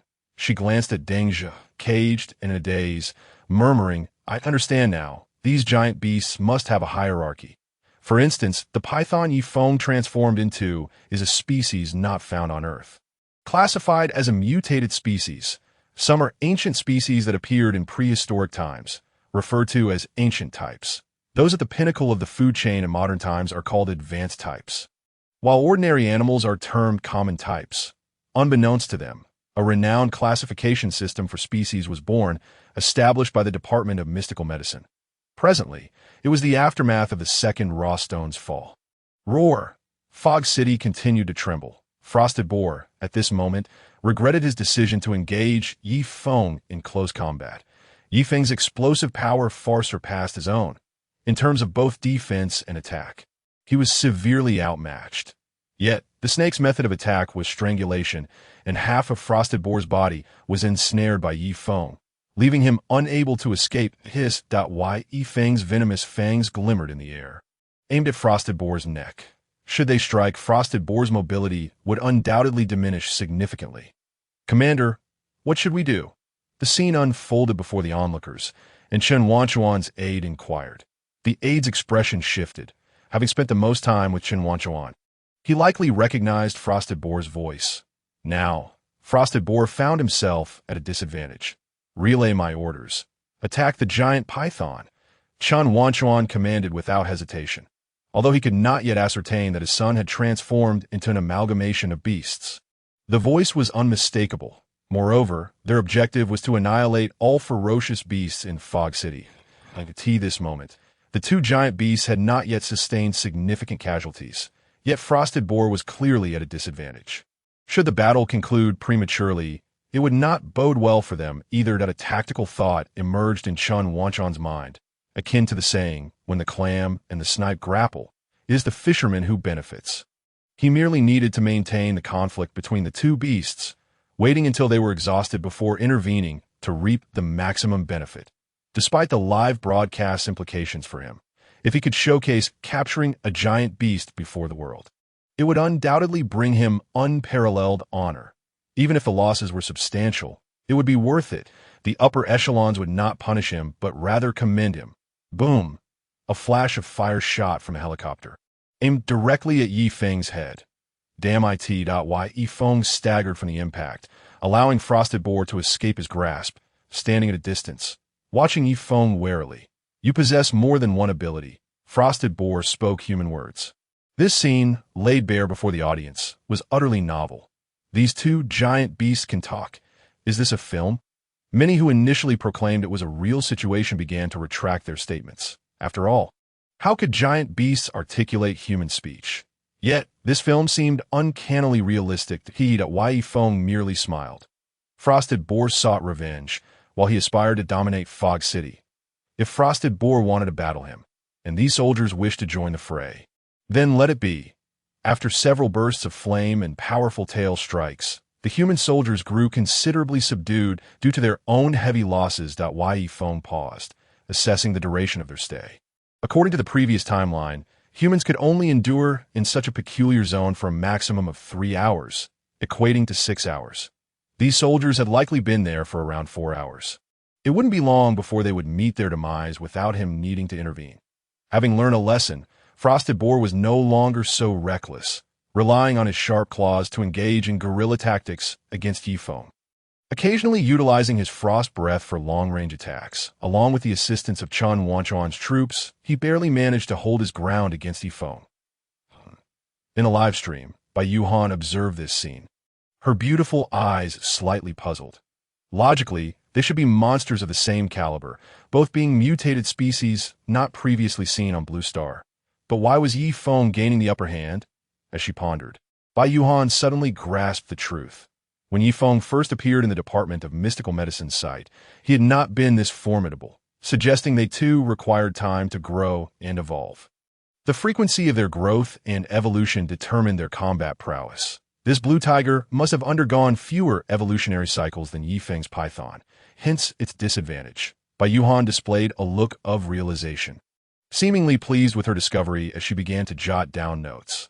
Unbeknownst to her, Frosted Boar and Yifeng currently shared the same number of evolutionary cycles, both being on their fourth evolution. However, Yifeng possessed an extraordinary advantage. The system and fortunate luck, the latter granted him additional abilities, while the former provided extra attribute points, endowing him with combat power beyond this evolutionary tier. Roar! At last, in a moment of error, Yifeng ensnared Frosted Boar's body once more, tightening his grip. Bang! Boom! Reacting soldiers suddenly fired rockets, striking Yifeng's exterior. Yet prepared, Yifeng showed no signs of letting go, continuing to subdue Frosted Boar beneath him. Just as Frosted Boar was on the verge of suffocation, he unexpectedly performed an action difficult for ordinary minds to comprehend. Chapter 41. Escape. Frosted Boar's eyes locked onto Yifeng's, who was poised to bite his neck, creating a moment of stunned silence. Roar. The peculiar scene left the audience bewildered. What is happening? Is this a romantic gaze? Is the crowd merely hoping for another glimpse? Wait, is this a spark of love? Stop that nonsense upstairs. These are both males. Did you not hear the dialogue earlier? TSK. That was a voice actor. The barrage of comments flooded the live stream. Meanwhile, the reporters controlling the broadcast were elated, as viewership soared beyond 10 million. Astonishingly, these people believed it was a live film shoot, which was quite absurd. Regardless, the sheer number of viewers guaranteed immense profits. Nonsense. Who authorized this broadcast? An elderly man in the central television station raged, his voice trembling. The high-ranking officials present bowed their heads in silence, fearing to speak. The previous incident in Fog City remains unresolved, and now you orchestrate this farce. Are you trying to incite rebellion? The elder continued to berate them. Who is filming? Call them a halt immediately and clarify to all viewers. Otherwise, there will be consequences. As the elder spoke, the crowd exchanged glances, for this elder was at the highest echelon. There was no one above him. Zhao Lao, please calm down. A sweet-faced girl stepped forward, supporting the elder while patting his back. Bing Bing, you are understanding. These rebellious fools truly infuriate me. The elder ranted. Did you hear? Hurry and tell the filming crew to stop. A middle-aged man admonished sternly. This was his responsibility, and the elder's tirade was directed at him. I forgot to inform you. This is not a film. It's real. A man speaking with a reporter murmured softly. What? The crowd, confused, asked in disbelief that I said, this is all real. The man shouted. What did you say? A greater wave of astonishment rippled through as the elder, unbeknownst to them, reappeared before the crowd, his weathered face etched with shock. Moments later, he gazed at the scene on screen, where two giant bees stood against the wind. This is real, as the thought surged within the hearts of the television station's personnel. They couldn't help but feel the absurdity. The world was changing. This was the unanimous sentiment echoing in their minds. Fog City. Frosted Boar's eyes pierced into Yifeng's mind like lightning, causing a fleeting moment of stupor. Roar!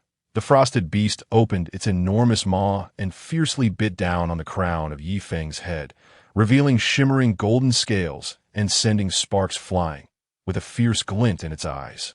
The frosted beast struck Yifeng's form with a claw, condensing frost within its mouth before spewing it forth upon him. Ice crystals began to coalesce on Yifeng's body, transforming the scales into a gilded layer covered in frost and snow. In the sky, a fiery projectile struck the very spot from which the frost had emanated. The clash of ice and fire. The scales on Yifeng's body showed signs of loosening from the impact. A vicious light flickered in the frosted beast's eyes as its sharp claws swiped at Yifeng, tearing away the golden scales to reveal the flesh beneath. A gasp rippled through the crowd. The defense of this colossal serpent had been breached at that moment. Yifeng regained his senses, staring in disbelief at the frosted beast. This creature possessed a second ability, one that could induce a fleeting moment of daze in its adversary.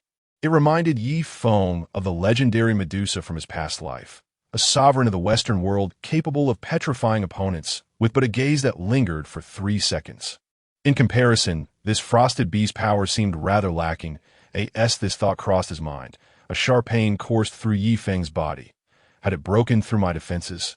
Alarmed, he looked down to find a patch of scales on his left side damaged and bloodied.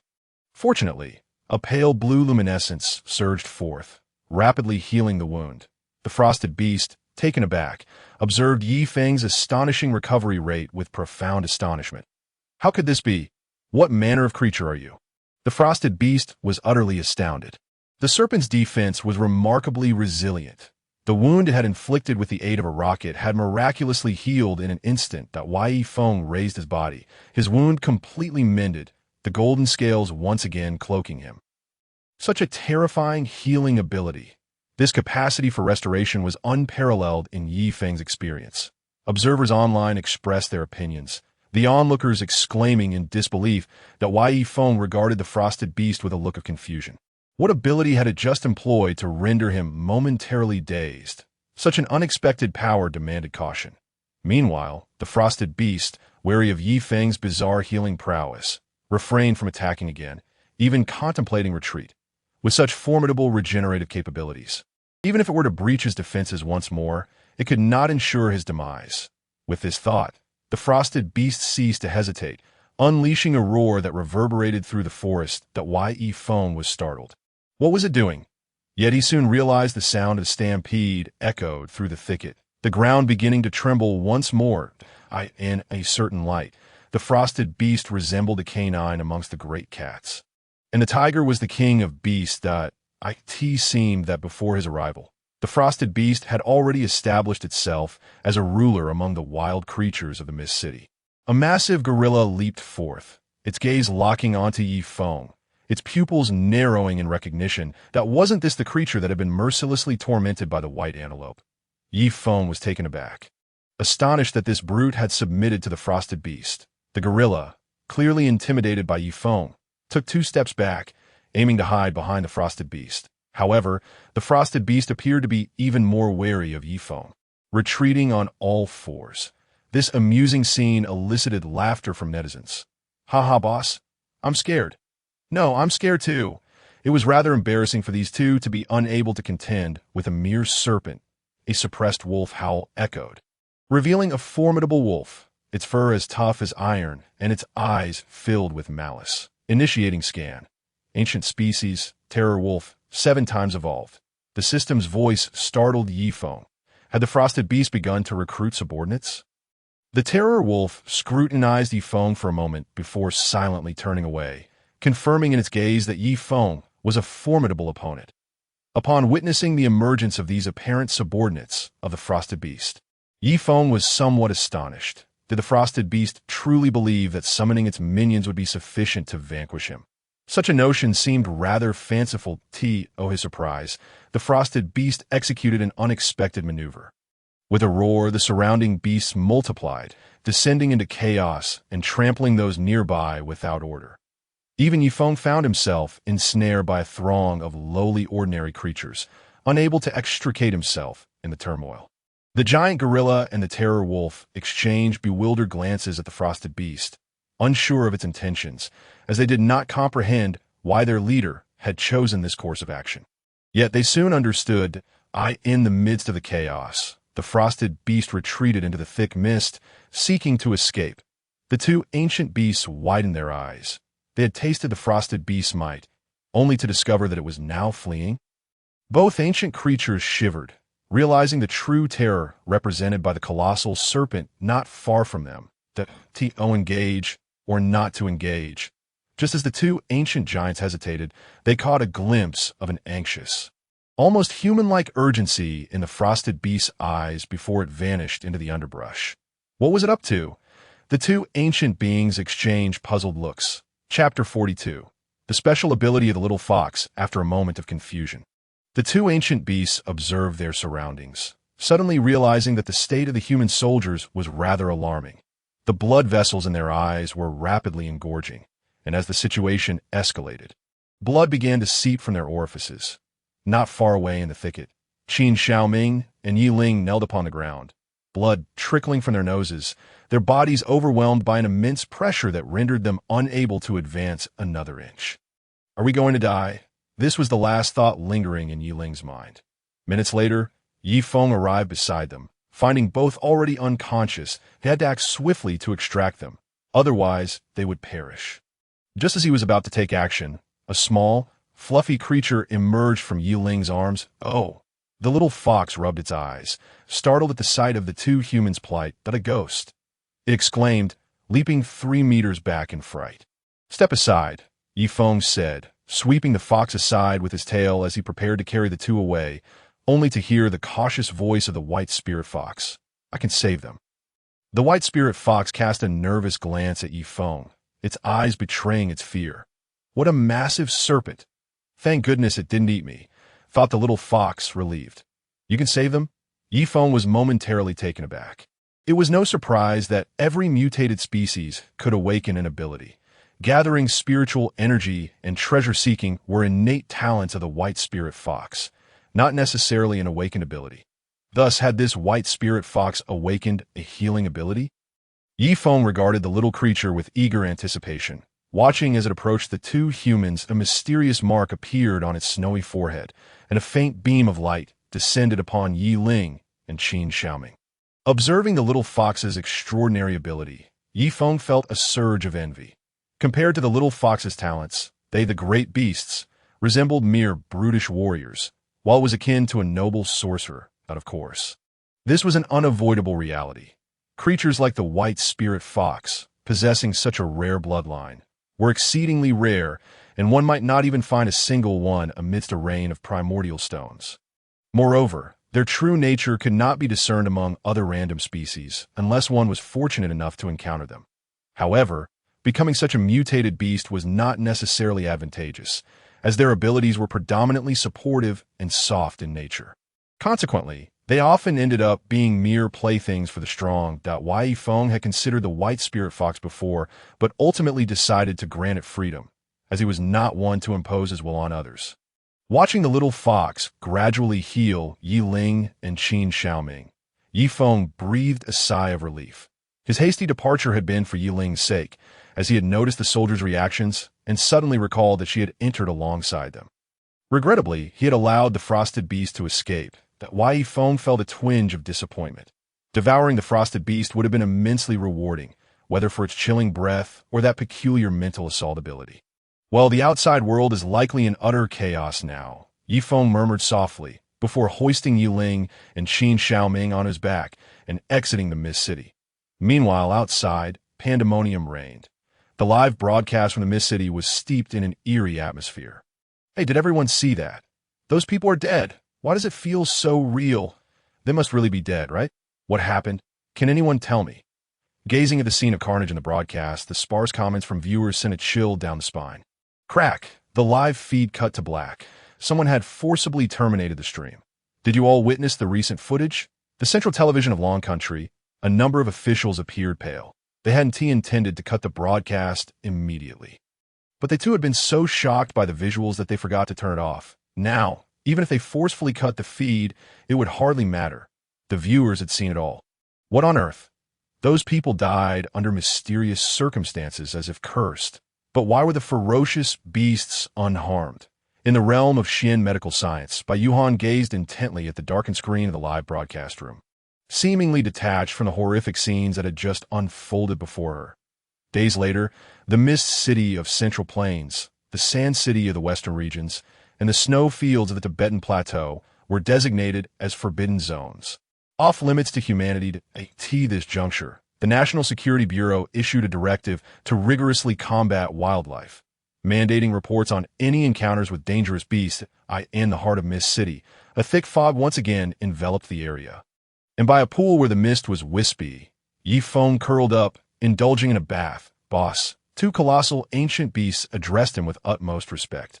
"You need not refer to me as boss," Yi Feng replied, flicking his tail. Soon realizing this might be inappropriate, he withdrew his tail into the water. "Go about your business. Do not mind me." He waved his hand, though he couldn't deny a certain longing for the forms of these two creatures.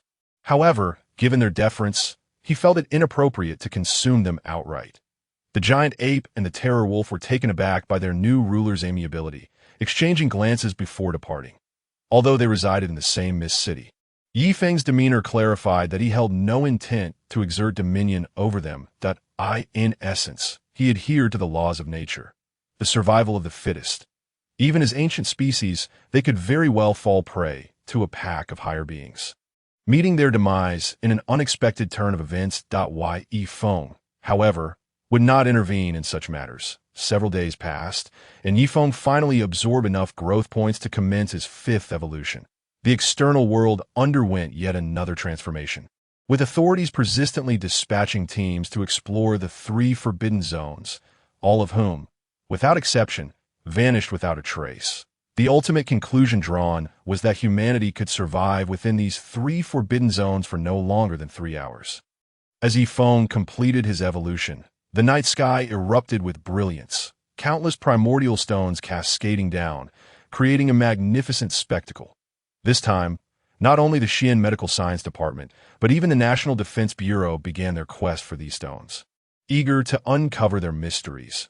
However, due to insufficient preparation, many researchers who came into contact with the stones were transformed into beasts, thereby substantiating the notion that the stones had the power to metamorphose humans into animals.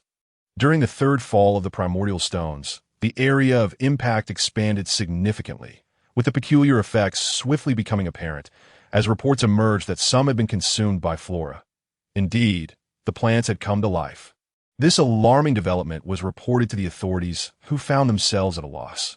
Not only Long Country, but also the United States, Sang Country, and Screw Country were in disarray, their situations no better than that of Long Country. There were even claims of sightings of colossal creatures patrolling the seas, suspected to be the ancient Leviathan, though these foreign observers preferred to refer to it as Leviathan. Chapter 43. 5 Evolutions in the Yi household. Yi Ling cowered in her room, trembling. Following Yi Feng's instructions, she had minimized her outdoor activities in recent times. Outside, the cacophony of beastly roars melded with the blaring of alarms, assaulting the senses through her window. Yi Ling caught glimpses of the primordial stones crashing down. Any individual who dared to touch these peculiar rocks was swiftly transformed into a beast. Brother, Yi Ling bit her crimson lip, burying her head between her legs. Trembling incessantly at the Zhejiang Province University, Lu Qingqing, who was spending the night in her dormitory, paused her work upon hearing the chaotic sound from outside and stepped out in an instant, for 5 fierce-eyed beasts turned their gazes upon her. This terrifying scene rendered her momentarily incapable of thought. Suddenly, a streak of fire blazed across the sky, landing gracefully before her, radiating an awe-inspiring brilliance. Upon witnessing the primordial stones, several beasts rushed towards her as if they had encountered an unparalleled beauty. Their eyes filled with madness. Lu Qingqing believed they were charging at her, and in a panic, she sought refuge behind the stones, only to be encircled by the myriad strands of energy emanating from them. In a blurred vision, she discerned a pattern on one of the stones, depicting a colossal creature with a lion's body and a ram's head, resplendent in white, surrounded by swirling, colorful mist. As Lu Qingqing's vision sharpened once more. Her body underwent a startling transformation. Her limbs became robust and powerful, and as she lowered her gaze, she found herself adorned with snow-white fjord. In that instant, the once majestic snow-white beast displayed a look of terror. Staggering backward, several formidable beasts encircled Lu Qingqing, drool dripping from their jaws that a voice echoed in their minds, urging them to consume this divine beast to attain greater power. Devour it. The insatiable hunger overwhelmed these freshly transformed creatures, and with a ferocious roar, they lunged at Lu Qingqing. Suddenly, a vision of soldiers armed with rifles flashed through Lu Qingqing's mind, where the snow-white beast appeared to have been shot. Bang! Bang! Explosions of light erupted as several soldiers clad in combat gear stormed in, bullets flying as they frantically fired upon the beasts. Alas, Lu Qingqing was struck, emitting a mournful CRY in that moment. She finally grasped that she had transformed into the snow-white beast, and the scene playing in her mind was a memory of her past life. There was no time for further contemplation, as the malevolent glint in the soldiers' eyes signaled their intent to eradicate these uninvited guests. She had to escape.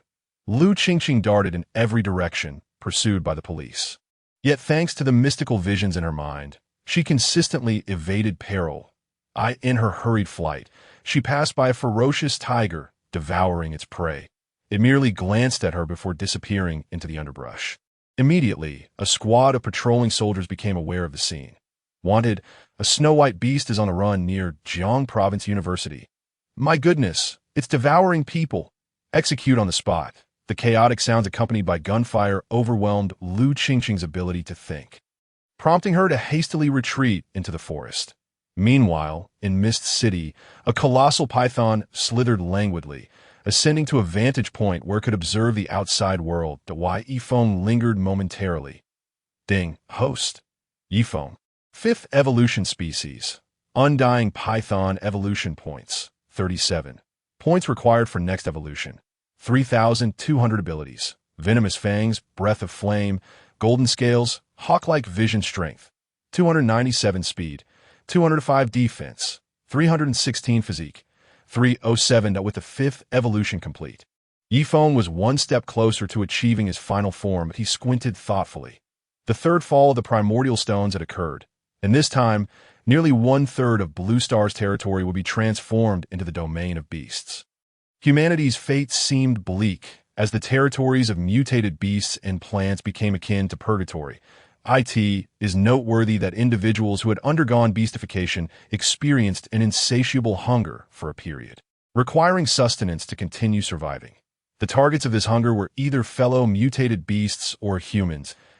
In his previous life, the ferocious creatures referred to this state as the hunger state. The primordial stones possessed a lethal allure for the mutated beasts. Absorbing their energy enabled rapid evolution. But there was a caveat that Yifeng stood atop the mountain, murmuring to himself. During the second fall of the primordial stones, he had secured a stone from an ancient species, the white python, which allowed him to amass enough growth points for 5 evolutions within mere days. However, he also discovered a drawback. The energy from the stones was not infinite, and excessive energy absorption would induce a feeling of expansion. Ultimately, Yifeng deduced that the beast's body could not endlessly consume energy. A few days of interval were necessary, much like how a person could not eat after being satiated. That night, the roars of beasts reverberated, and Long Country was unable to withstand the pressure exerted by the colossal creatures, hastily abandoning several cities and relocating the populace. Jiang City, where Yifeng resided, was notably among those relinquished, reportedly due to a black serpent wreaking havoc, devouring over 1,000 people in a single night, measuring nearly 50 meters in length. The following day, Yifeng departed from Mist City, his destination set for the northern plains. Perhaps it could no longer be referred to as plains, for the fall of the primordial stones had animated that stretch of grassland.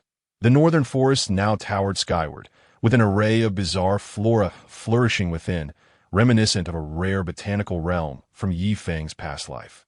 Simultaneously, within the northern forest, a voice as light as a feather emerged. All personnel, stand by, we shall rest here tonight.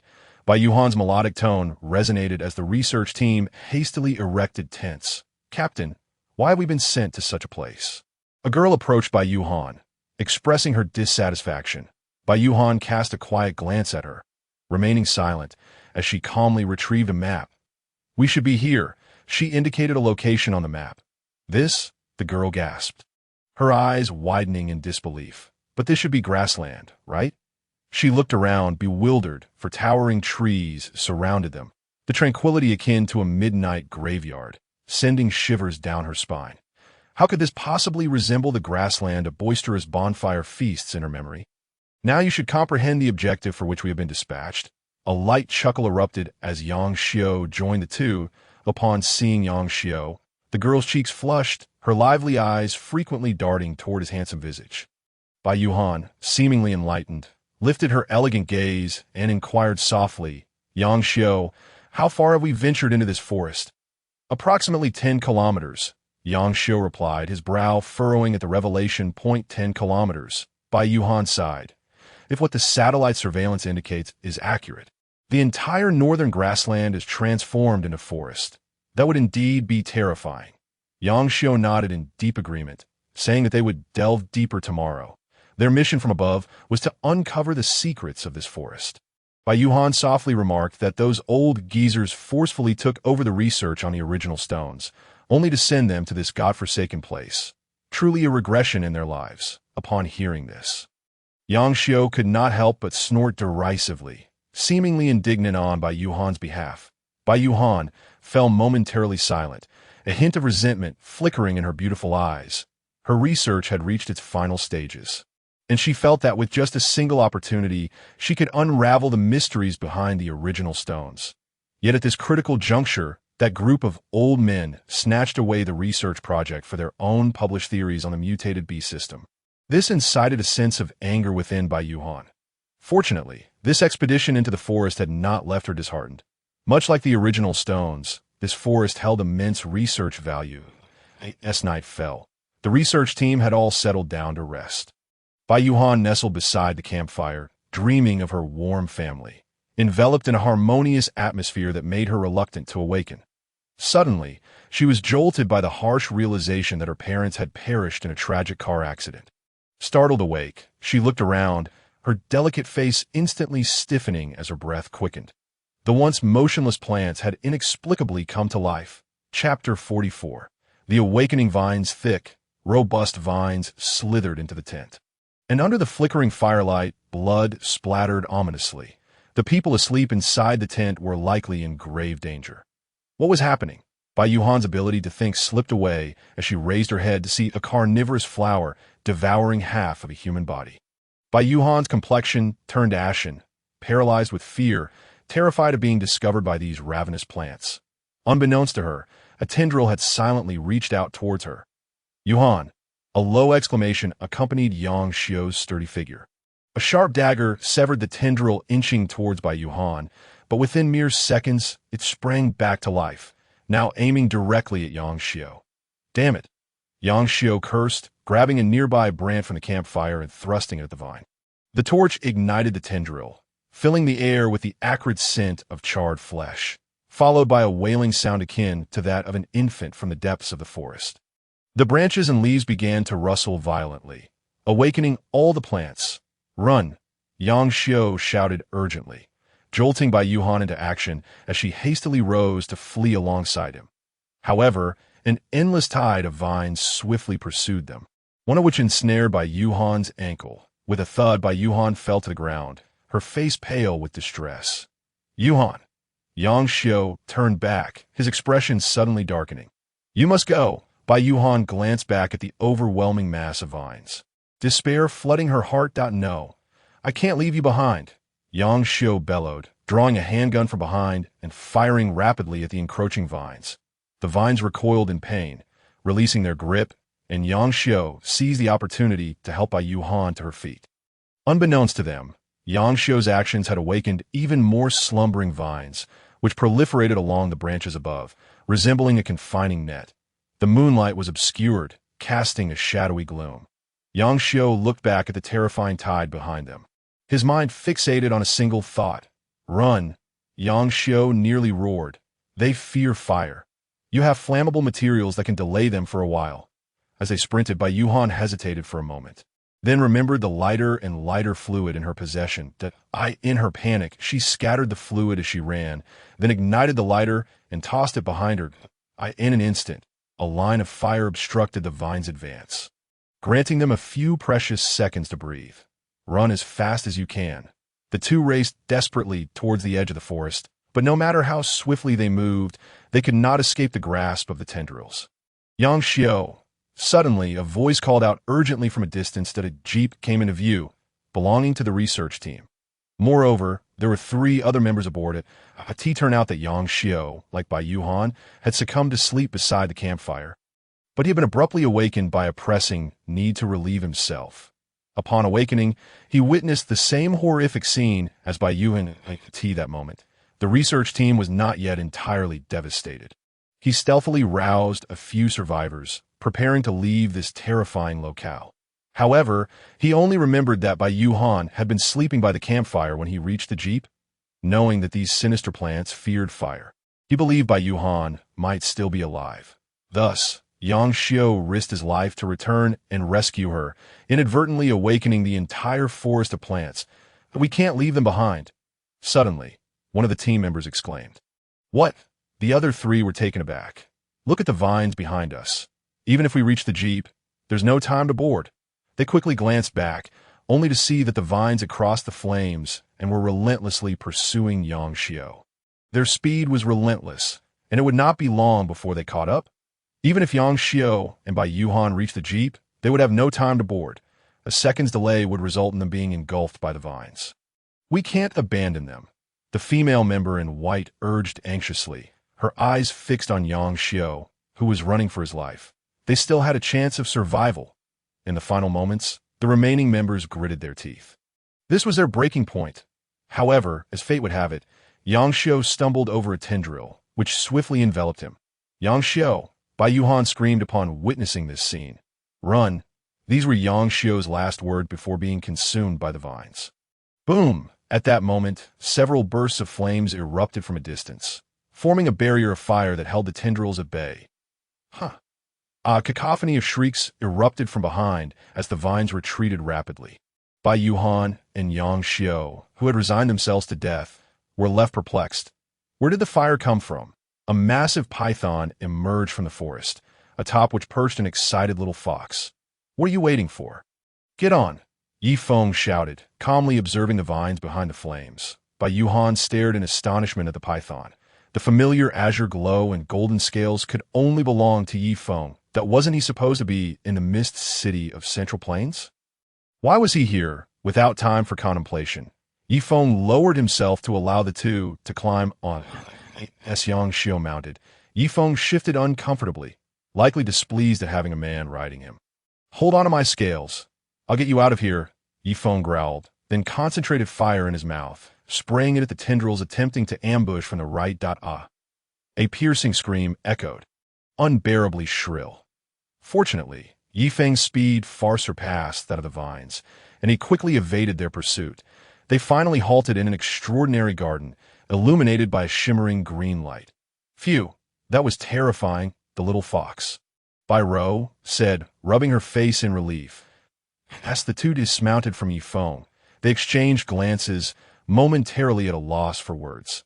Just moments ago, Bai Rou had been more excited than anyone else while Yi Feng was fleeing, as if on a roller coaster. Now, tell me, how did you end up here? Yi Feng turned to the two, his voice grave. The higher-ups halted my research on the original stones, Bai Yuhan replied, sounding quite helpless. Halted? Yi Feng was taken aback, then hesitated before continuing. You should continue the research on the original stones. I have a feeling they are the key to unlocking the entire mystery. The entire mystery? What mystery? Bai Yuhan and Yang Xiao were somewhat puzzled. Yesterday, Blue Star experienced its third fall of original stones. You must have seen it. This situation is not confined to the Dragon Kingdom. The entire Blue Star is facing this predicament. Upon hearing this, Bai Yuhan and Yang Xiao nodded. They had been following international forums, and other countries were just as shocked as the Dragon Kingdom. But you remember what I told you last time? The entire Blue Star will fall into beastification, Yi Feng said solemnly. Global beastification? Bai Yuhan gasped, her delicate face filled with disbelief. She had nearly forgotten about this matter. After all, the idea of global beastification seemed like a fantasy. Yet, as the situation unfolded, she could no longer dismiss the possibility that it is indeed true. Yi Feng replied, nodding calmly as if it were merely trivial news. Global beastification? Then does that mean we? Bai Yuhan began, her gaze shifting to Yi Feng, searching for a glimmer of hope in his eyes. However, she was swiftly met with disappointment. Is there a way to revert back to human form? Yang Xiao inquired, furrowing his brow. Revert back? Yi Feng was momentarily taken aback, hesitating for a while before he spoke. Perhaps it can be done, or perhaps it cannot. In his previous life, he had only lived halfway through the beast transformation before being reborn. Upon hearing this, both individuals fell silent, as did the little fox. Raw Stones, the little fox, Bai Rou, suddenly chimed in with a crisp voice. What? The two humans and the beast looked at Bai Rou in astonishment. Ahead lay numerous raw stones. Bai Rou blinked her eyes and softly remarked, there are many raw stones. Her words. Yi Feng's pupils contracted. The Bai Ling fox had the ability to sense treasures, but he was unaware that it could also perceive raw stones. Did she just say, there are many raw stones? Yi Feng's breath quickened as the giant python moved, clearing the obstructive foliage, revealing a breathtaking sight. Blinding light reflected in everyone's eyes, and they beheld rows of neatly arranged raw stones lying there, as if cultivated like mushrooms. Why are they so orderly? An odd thought flashed through Yi Feng's mind. Thermal imaging activated. What's wrong? Bai Rou queried, looking at Yi Feng with curiosity. Nothing. Why? Yi Feng shook his head. The thermal imaging was activated, yet he failed to detect any other living beings nearby. He then moved to observe the raw stones up close. But Bai Yuhan suddenly blocked his path. Be careful. Fear lingered in Bai Yuhan's eyes, clearly worried about encountering something like the vine tendrils they had faced earlier. Seeing this, Yi Feng couldn't help but chuckle softly. There's no need to worry. What you encountered before was the devil's vine, while this is the territory of the blue stargrass, so there is no danger here. What is blue stargrass? Inquired the little fox, intrigued. Blue stargrass is a gentle plant that emits a soft blue light at midnight, which has healing properties for mutated beasts, making it an ideal habitat. Upon hearing this, Bai Yuhan was momentarily taken aback, her beautiful eyes glancing at Yi Feng with a complex expression. Why did this guy know everything about the newly appeared entities? The little fox, Bai Rou looked at Yi Feng with envy.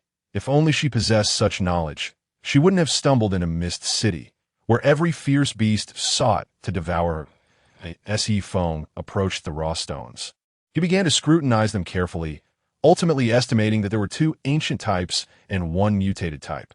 There's a mutated raw stone here. Do you wish to fuse with it? Yi Feng turned to inquire of Bai Yuhan and the others. Bai Yuhan hesitated for a moment before shaking her head, while Yang Xiu's eyes glimmered with a hint of eagerness. When the global beast transformation occurs, there will be a deluge of raw stones raining down on Blue Star for 3 days and nights. At that time, you might be struck by a raw stone, and it will be difficult to choose what species to transform into. Yi Feng explained. Can't we just stay home? Bai Yuhan asked. Theoretically, yes. Yi Feng pondered before adding. But by then the outside world will be filled with fierce beasts.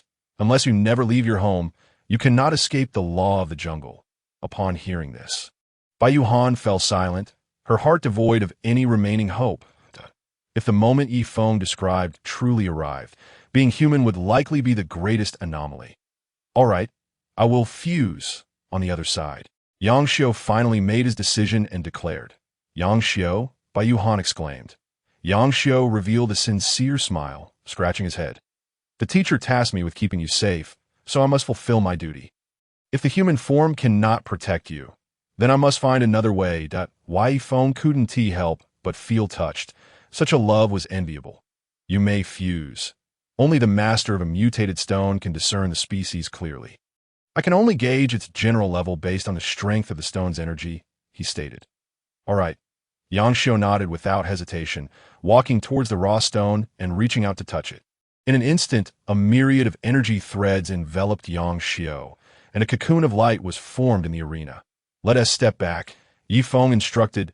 In his line of sight, the cocoon of light gradually faded, revealing a colossal figure lying on the ground, breathing peacefully like a slumbering king.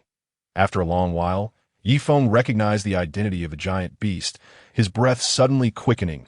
It's the Tyrant. Chapter 46. Departure. Tyrant. Yi Feng uttered the name. The crouching giant resembled a Tyrannosaurus rex, equipped with a pair of sharp, formidable claws, powerful legs, and a long tail. However, if it were merely an ordinary Tyrannosaurus, it would belong to the ancient type. This Tyrannosaurus, in both size and appearance, was far more formidable than a typical one, measuring nearly 20 meters in length, with dorsal fins emanating a crimson flame. The term Tyrant was a title from his previous life, as it had once ranked among the top 10 beast kings. Although it was later supplanted by other giants, its reputation still echoed throughout the beast-turned-blue star. Unexpectedly, this mutated raw stone turned out to be the Tyrant.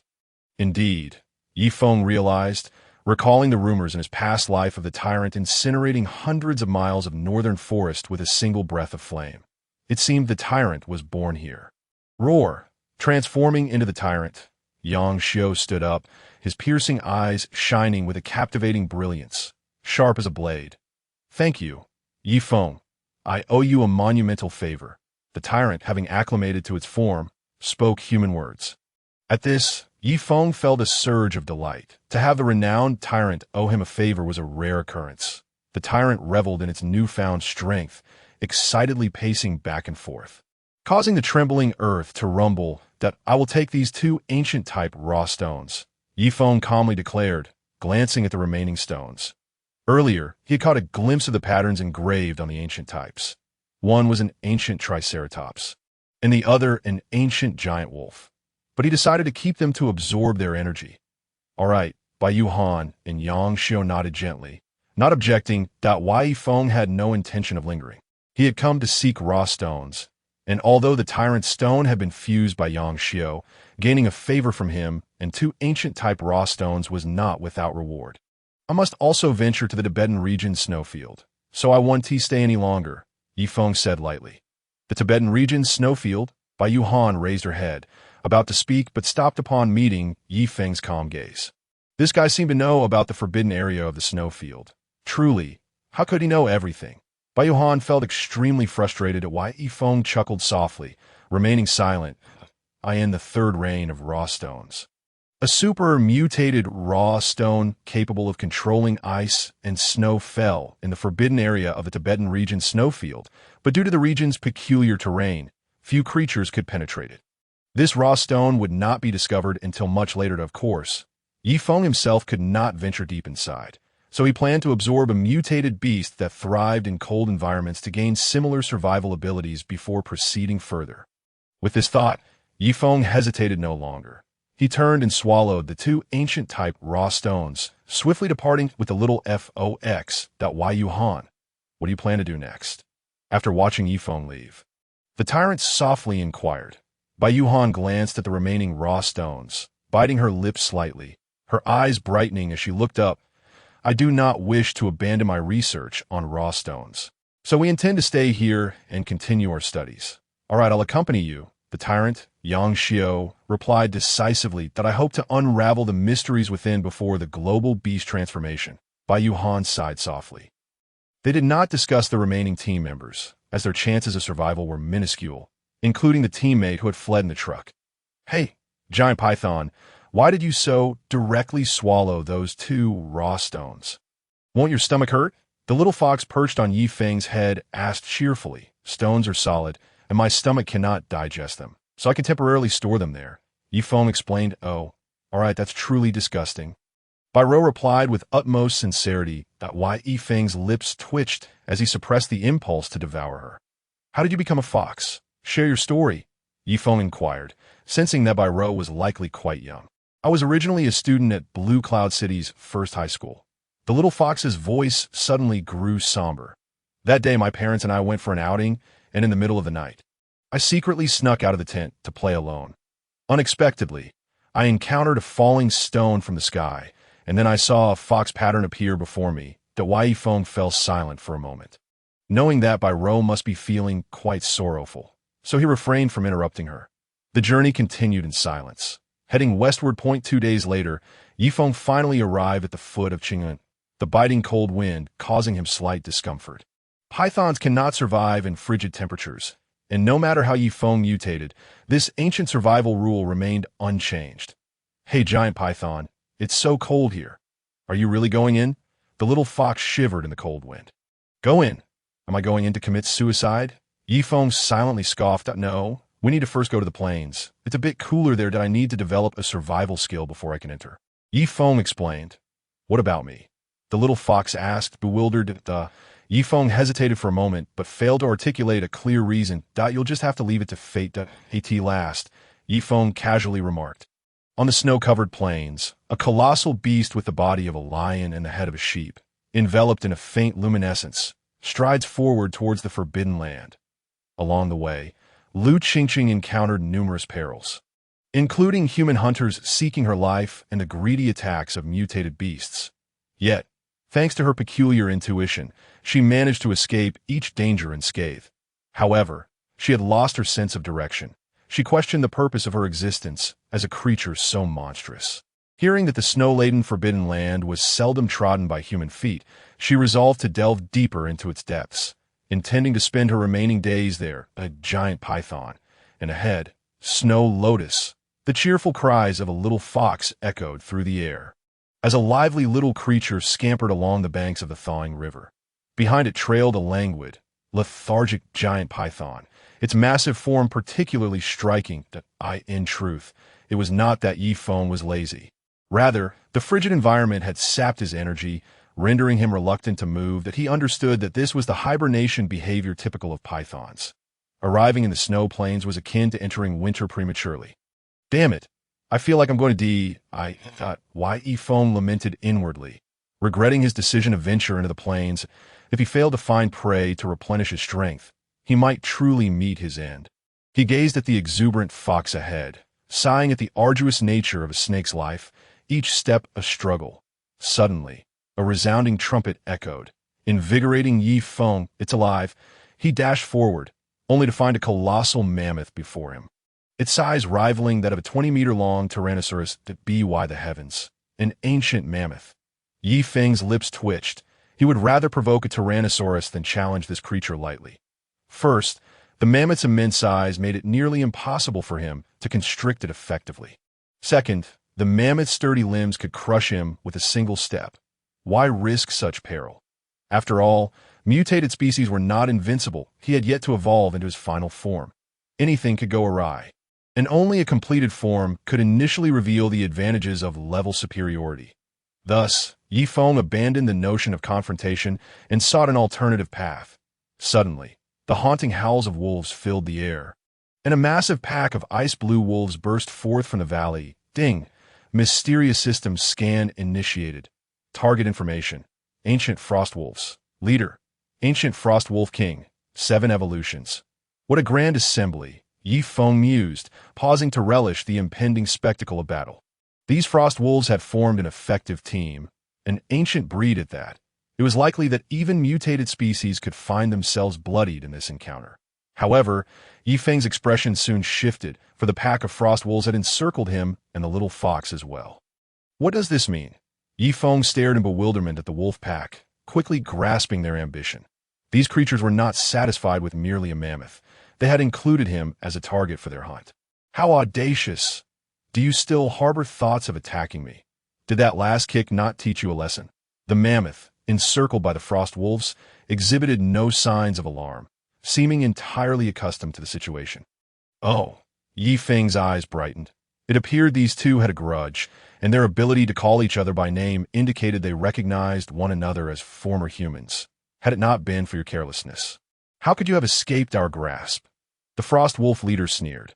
Wolves are the kings of the grasslands. Since heaven has transformed me into the frost wolf lord, there must be a reason behind it. Today I shall fulfill the divine mandate and consume you. The frost wolf leader continued that Yi Feng noticed the mammoth seemed to fall silent. Our enmity is ours alone. It concerns no one else. Let them go. The mammoth suddenly spoke. What the hell? Yi Feng was taken aback, his gaze towards the mammoth shifting instantaneously. Initially, he had thought this creature was merely a simpleton, but having transformed into a mammoth, it now appeared to be deftly diverting trouble.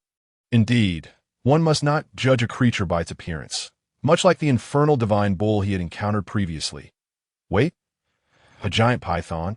Are you also a divine being sent to join our battle? The frost wolf eyed Yi Feng warily, its suspicion palpable. These creatures seemed to regard their transformation into ferocious beasts as a divine blessing, that Yi Feng found himself at a loss for words. Did they not watch television? You are a divine being sent to aid Kanbu, aren't you? If so, you too shall perish here today. The frost wolf scrutinized him for a moment before suddenly sneering. How absurd! I haven't even said anything yet, and you already regard me as an enemy.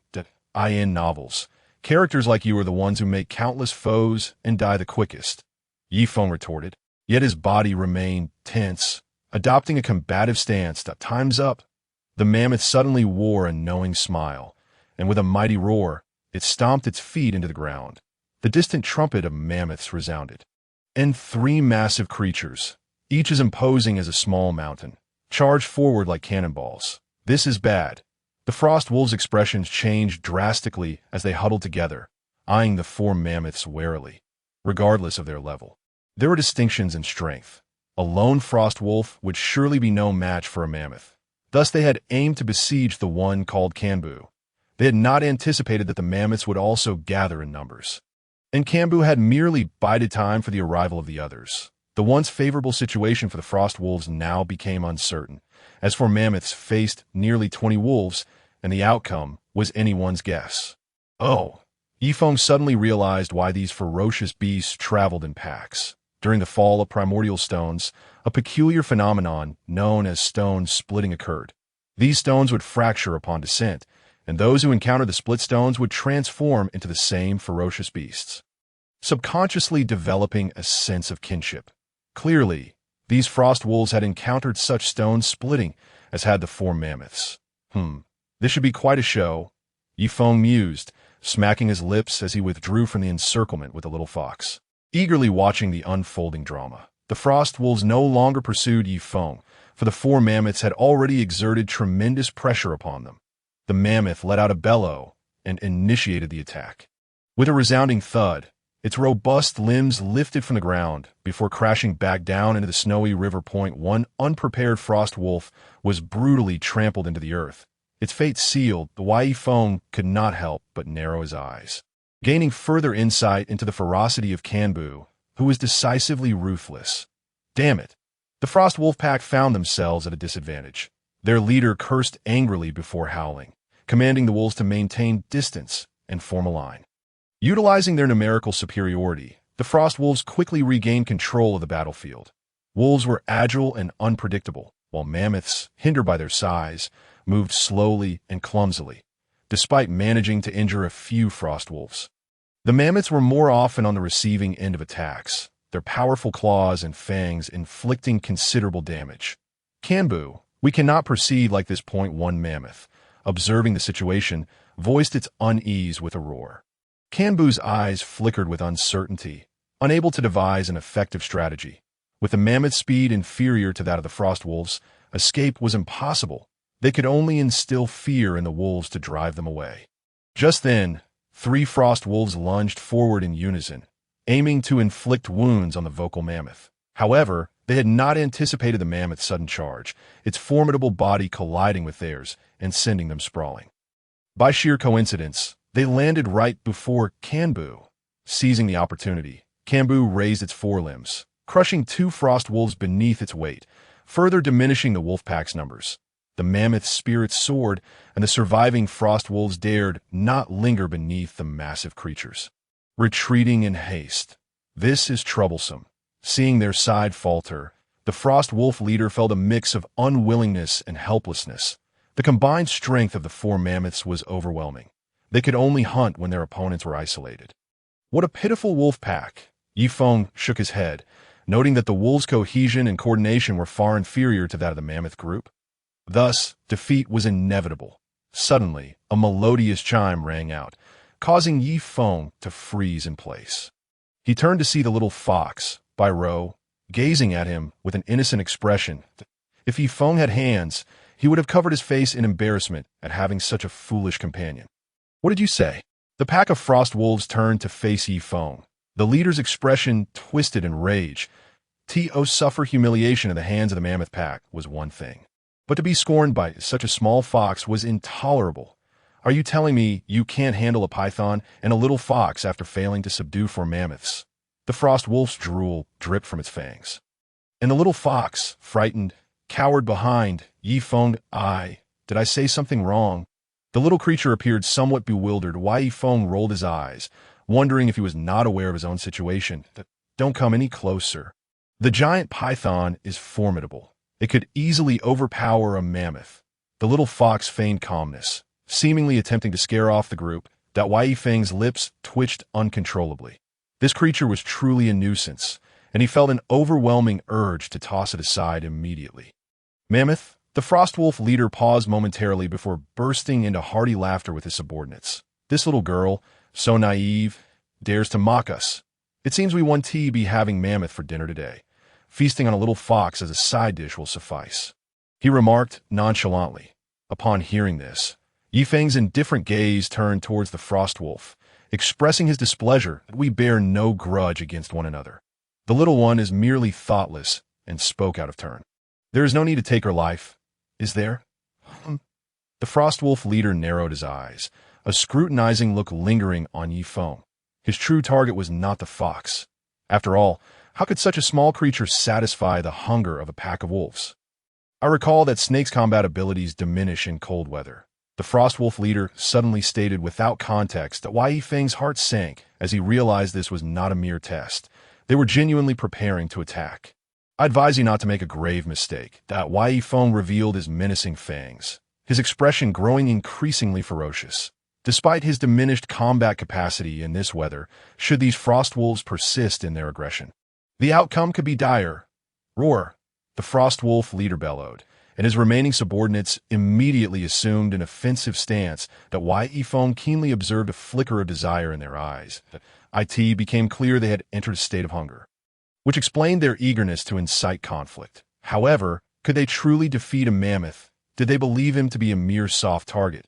Step back. Yi Feng used his tail to push the little fox aside, raising his colossal head to reveal an enormous python that materialized before the assembled beasts. The Frostwolves hesitated, finally grasping the sheer size of Yi Feng, who measured a staggering 40 meters in a one-on-one confrontation. None of the beasts present could pose a challenge to him. Yet, with the tension mounting, they had no choice but to act. Moreover, the python's combat effectiveness would indeed wane in the cold. This colossal serpent, of unknown origin, might not be their adversary after all. Kanbu, should we assist? One mammoth approached Kanbu, observing the imminent clash with a whisper of inquiry. Kanbu, the mammoth, regarded the confrontation between Yi Feng and the Frostwolves for a moment before shaking his head subtly. No need. This giant python will not perish. Taken aback, the mammoth pondered. With the strength of these Frostwolves, any single mammoth would be at a disadvantage if isolated. Could this giant python endure? Suddenly, a Frostwolf's sharp claws grazed Yi Feng's body, igniting a shower of sparks. With a resounding crash, Yi Feng swung his massive tail, striking the Frostwolf's head and sending it tumbling into the frigid water beside them. An inauspicious start. The Frostwolf leader's countenance turned ashen. He had not anticipated such ineptitude from his subordinate, who had been easily dispatched in their first assault. After a prolonged interval, the unfortunate Frostwolf emerged from the icy depths, shivering uncontrollably, clearly unable to continue the fight. Resulting in an immediate loss of combat capability for the Frostwolves, an unsettling premonition arose within the Frostwolf leader as he turned to witness the fearful expressions on the faces of his remaining subordinates. After all, this python possessed a greater impact than a mammoth. In the realm of common knowledge, snakes were regarded as apex predators, and it was only natural for them to feel trepidation. What are you afraid of? It is but a single creature. Are we a pack of wolves, truly frightened of solitary snake?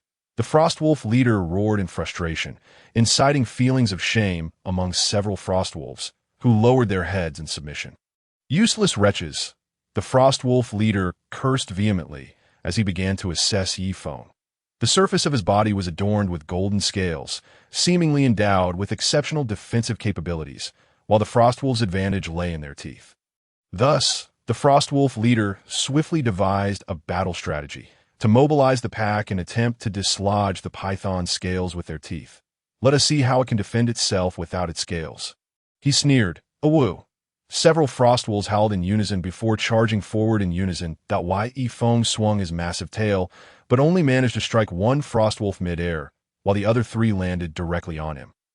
The Frostwolf's sharp teeth gnawed at Yi Feng's scales, their powerful bite sending a jolt through him, and his heart gradually turned pale. He suddenly recalled the Frostwolves' unique ability. Their teeth, they possessed teeth as hard as ice, granting them formidable biting power.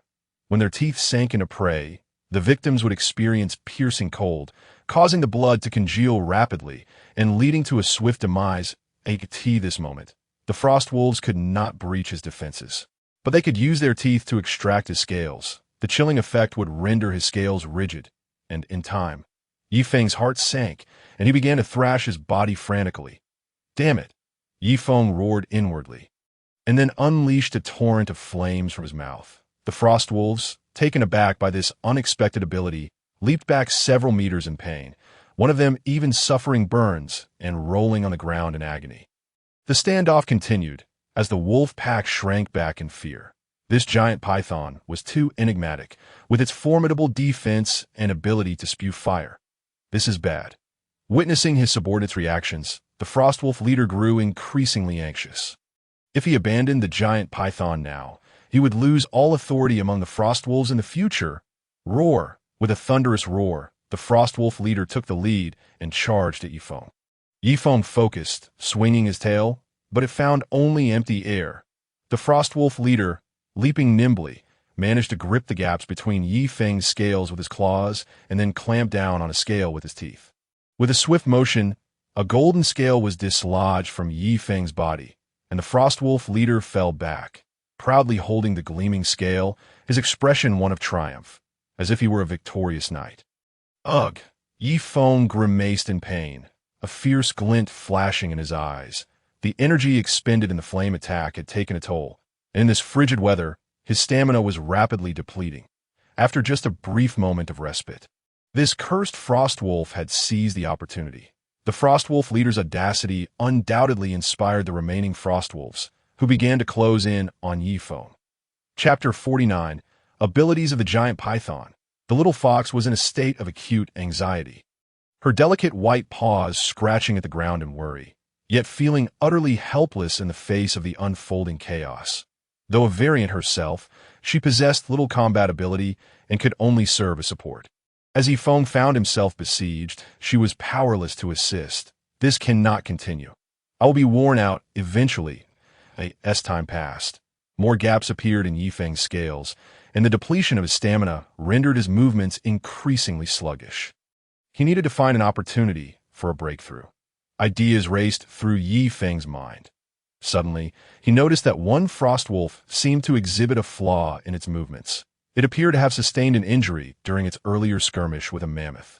Yifeng's eyes lit up as he intentionally feigned a weakness. The Frostwolf, sensing an opening, pounced at Yifeng with reckless abandon, not realizing that Yifeng's massive jaws lay just behind in a mere moment. This unfortunate Frostwolf was ensnared, the venomous fangs secreting toxins that gradually paralyzed it. Ultimately, the Frostwolf succumbed to death. Yifeng opened his mouth and swallowed the Frostwolf whole, then surveyed the surrounding Frostwolves with a menacing glare. Indeed, this glance had its intended effect, as the Frostwolves displayed signs of apprehension that a wolf has fallen. Seizing this opportunity, Yifeng hastily processed the Frostwolf through his system. Ding! Congratulations! You have devoured an ancient Frostwolf, achieving 3 evolutionary milestones. You have gained 78 growth points, 3 strength attribute points, and acquired a special ability. Frost Resilience. Frost Resilience. The ability to withstand the extreme cold of the far north, allowing one to traverse glaciers with ease, an essential skill for both home and travel. The familiar electronic voice resonated, and the fortune of the lucky one did not disappoint Yifeng. He had unlocked the survival ability he had longed for. Damn it, this overwhelming luck of mine! Without hesitation, Yifeng activated Frost Resilience. In an instant, a frigid sensation surged through him, washing away the discomfort he had been feeling. Not only that, but he felt invigorated in this cold environment, as if he were a fish in water. His combat capacity began to rebound, and his state approached perfection. The Yifeng transformed from a beleaguered fighter into a force to be reckoned with, unleashing flames that brought several Frostwolves crashing to the ground. How did he suddenly become so powerful? A few mammoths watching the battle from a distance noted the change in Yifeng's condition. One mammoth expressed astonishment. Even Kambu wore a look of disbelief. Previously, Yifeng's attacks had seemed feeble and ineffective, unable to shake off the Frostwolves that had leaped onto him. However, after consuming a Frostwolf, he had reversed his fortunes. That it was not that he had grown stronger. He was no longer hindered by the cold. Kambu observed Yifeng with a profound gaze. He was an immensely powerful beast. The earlier interference from the cold had led everyone to perceive him as a mere sickly snake, when in reality, he was the most terrifying presence on the battlefield. Hisses. In the midst of the battle, Yifeng grew increasingly formidable. fully regaining his peak prowess and showing no fear towards the frost wolves. Within a few exchanges, he had them disoriented and bewildered. "Boss, why do I feel like this python has grown stronger?" At this moment, the remaining frost wolves realized something was amiss. With only 7 left from nearly 20, suffering a grievous loss. "Boss, we should retreat." The frost wolves urged one another to, "No, we must kill it today." The frost wolf leader roared in fury. Driven mad by hunger and the relentless blows he had endured, the frost wolf leader disregarded his subordinates' counsel and charged recklessly at Yifeng, only to be ensnared tightly beneath him. Having been prepared for the assault, Yifeng's strength surged. The frost wolf leader felt as if he were drowning in suffocating waters. "Your time has come," Yifeng sneered, his fangs piercing deeply into the leader's neck, causing his eyes to lose focus as he succumbed to death. Yifeng swallowed him whole. But regrettably, the only reward were growth points and attribute points. He had been quite intrigued by the frost wolf's ability to freeze blood with its fangs. Yet the system failed to grant him that skill. Seeing their leader fall, the remaining frost wolves exchanged glances before scattering in a panic. "Wow, great python, you are so amazing," the little fox by Ro exclaimed. Her eyes sparkling with admiration, she realized that none of the fierce beasts stood a chance against Yifeng, which was simply astounding. "Just a bunch of clowns," Yifeng replied with a smug smile. At that moment, a mammoth approached, speaking gently and politely. Yifeng recognized it as Kanbu, the mammoth, and greeted it with a hint of confusion. "Hello, Python brother, the snowfield is not suitable for snakes. You seem to have other intentions for coming here?" The mammoth inquired straightforwardly. "Indeed, I am searching for something and need to venture deeper into the forbidden area of the snowfield," Yifeng replied calmly to, "I see." The mammoth's tone shifted to one of realization. If Yifeng had come to devour them, it would undoubtedly lead to another fierce battle. "Python brother, you have just helped our family eliminate a significant threat. That I have information that I believe will be of use to you." The mammoth hesitated before continuing. "What news?" Yifeng asked, slightly taken aback that a ruler has emerged in the forbidden area of the snowfield. It is a creature never before seen in Blue Star. This beast can control the cold winds and freeze beings into statues. Most importantly, it is a flying creature, resembling an eagle but 3 times its size.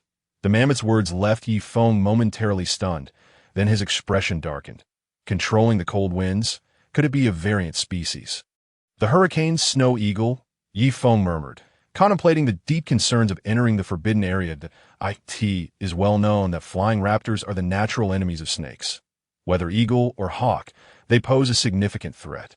Not long ago, Yifeng had dealt with an ancient species of giant eagle, but that creature had only undergone 2 evolutions and belonged to an ancient lineage. However, this hurricane snow eagle was a genuine variant species, a creature of equal rank. Moreover, to become the ruler of the forbidden area, this beast must have evolved at least 4 times. Encountering it would likely lead to his demise.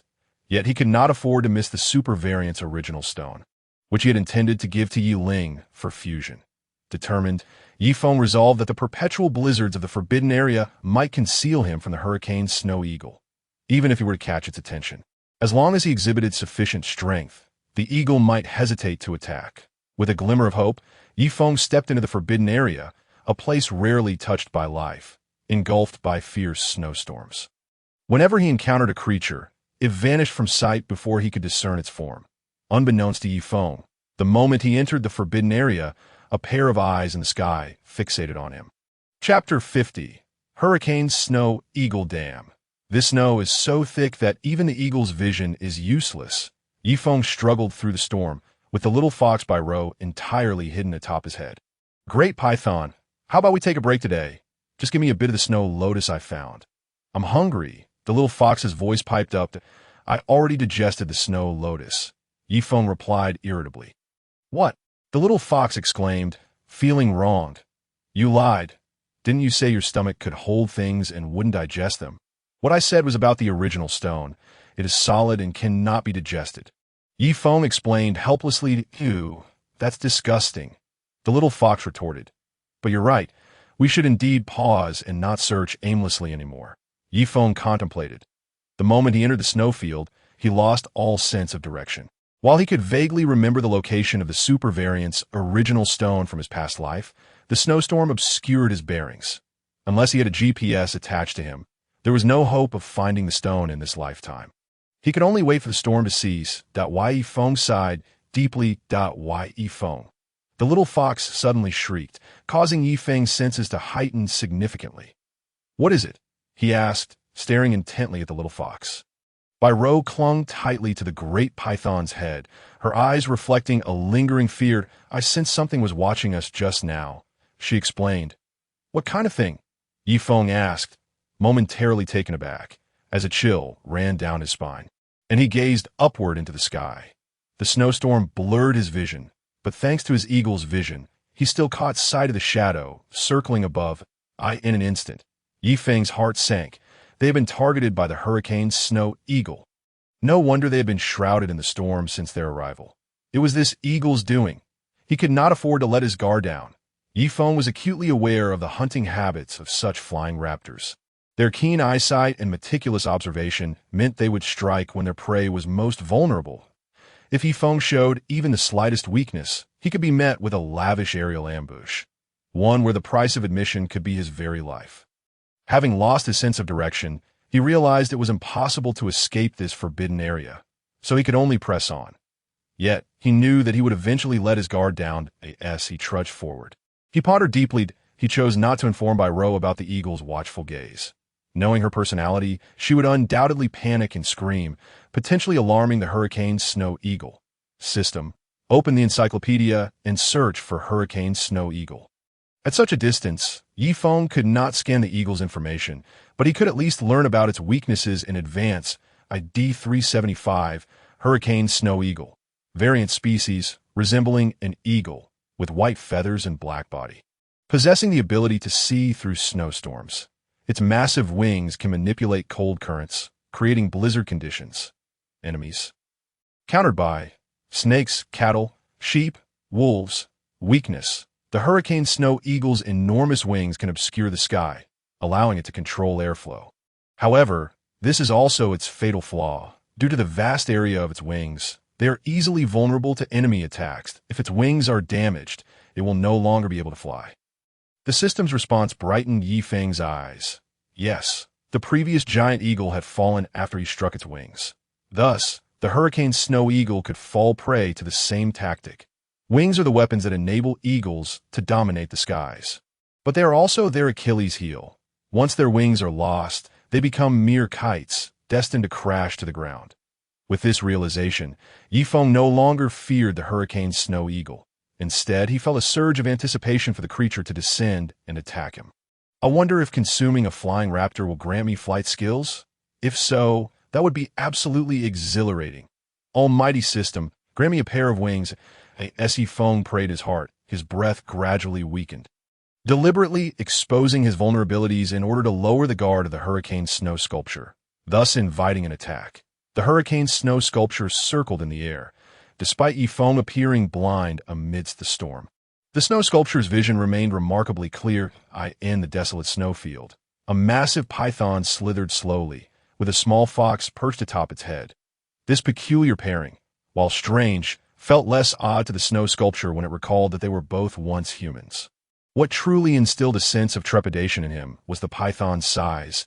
Its sinuous length resembled that of a dragon, compelling him to exercise caution. Such a colossal serpent surely was not an ordinary species, and the thought of miscalculating could lead to dire consequences. Thus, he followed the python for quite some time, without making a move, fearing the possibility of counterattack. Suddenly, the python entered a valley, vanishing from sight. This left the snow sculpture momentarily stunned, followed by a surge of anxiety that a creature of such magnitude could undoubtedly facilitate significant growth. It might even allow him to undergo a fifth evolution. He couldn't let this opportunity slip away. However, having previously traversed that valley, he recalled its winding, narrow paths, which would hinder flight. Yet, unwilling to forfeit the chance, he lowered his altitude, taking in the scenery of the valley, which relieved the hurricane's snow sculpture. He hastily searched for traces of the python, but after an extensive search, found nothing. Had it hidden itself? The hurricane snow sculpture was momentarily taken aback, and then a warning bell rang in his mind. Danger! Hiss! However, it was too late. The python had silently ascended the cliff, lying in wait along his path, poised to strike as he flew past. A Yifeng soared closer to the position of the hurricane snow sculpture. He opened his gaping maw and lunged, seizing its wing. With a cry of despair, the hurricane snow sculpture's wings succumbed to gravity, drooping as only the left wing flapped feebly, unable to sustain its flight. Yifeng felt a surge of joy, fearing that the fire breath would not suffice to capture this creature. Thus, he resolved to take matters into his own hands, ambushing it in this valley. It was no surprise that this greedy creature had indeed ventured in. The hurricane snow sculpture realized it had fallen into a trap, and the plummeting altitude of its flight made it acutely aware of its perilous situation. The python would undoubtedly not relent. Prolonging the encounter would only lead to its demise. With this thought, a glimmer of determination flickered in its eyes. In a sudden move, it ceased flying. Yifeng was taken aback. Sensing the rapid shift in airflow around him, recognizing the hurricane snow sculpture's intent, this creature sought to perish alongside him. He was taken aback, pleading silently, for there was no time for protest, though the valley was not particularly high. It still spanned hundreds of meters. Such a height could certainly spell doom for the serpent. If he did not act swiftly, both he and the hurricane snow sculpture would face utter destruction. Chapter 51. Devouring the hurricane snow sculpture, the air around him roared, and Yifeng's heart plummeted into icy depths that on land he could dominate the arena. Yet in the air, he possessed no means of resistance. He envisioned himself crashing to the ground, reduced to a pulp, while beside him, the hurricane snow sculpture's eyes gleamed with a sense of satisfaction. If the python dared to ambush it, then they would both meet their end. Yifeng felt an urge to curse, but was suddenly struck by excruciating pain in his abdomen, followed by darkness encroaching upon his vision. With a thud, a muffled sound echoed, as both Yifeng and the hurricane snow sculpture were sent flying by a massive white beast that collided with them from the side. Alleviating some of their impact, Yifeng felt pain radiate through his body but sustained no fatal injuries. After a moment, he rose to find himself confronted by a colossal creature resembling a lion's body with a goat's head. Yifeng was taken aback. Ding! System scanning. Target. Super ancient species by Zay 1 evolution. By Zay, according to the classic of mountains and seas, there exists a beast named by Zay in the eastern mountains. Capable of speech, the virtuous ruler may summon it, illuminating the distant and obscure. Gradually, Yifeng regained his composure, his expression transforming to one of exhilaration. It was indeed Bai Zai. In ancient times, Bai Zai was regarded as a creature of auspiciousness, even imbued with a degree of mythological significance. Yet it had genuinely existed, having gone extinct long ago. In the system's classification, Bai Zai was categorized as a super ancient species. However, what thrilled Yifeng was not the sudden appearance of this Bai Zai beast, nor was it the fact that Bai Zai had saved his life. Rather, it was the identity of Bai Zai, Lu Qingqing. Indeed, in his previous life, Lu Qingqing had transformed into the very same Bai Zai creature before rescuing him and guiding him through the apocalypse. Bai Zai was exceedingly rare. Yifeng had only encountered one in his past life, and he was nearly certain this Bai Zai was Lu Qingqing. After saving the two beasts, Lu Qingqing's lively gaze flickered, and she began to retreat, her eyes betraying a hint of trepidation as she regarded Yifeng. Qing, Yifeng called out, puzzled, attempting to approach her, only for her to turn in fright and dash into the snowfield. Great Python, why did you scare her away? A small fox trotted over, its tone tinged with dissatisfaction. Yifeng blinked in surprise, directing his gaze toward Bai Ro. She had just been grooming herself over there. The most exquisite creature he had ever seen. Yet, she seemed to have no idea why she had suddenly rushed towards them. Bai Ro explained in a sweet voice. Upon hearing this, Yifeng's eyes widened, a spark of realization flashing through his mind as he urgently queried the system. System, investigate Bai Zai's abilities. Bai Zai, special ability. Fortuitous blessing, future sight. Fortuitous blessing.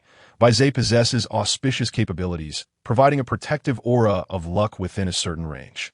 This ability left Yi Feng momentarily stunned.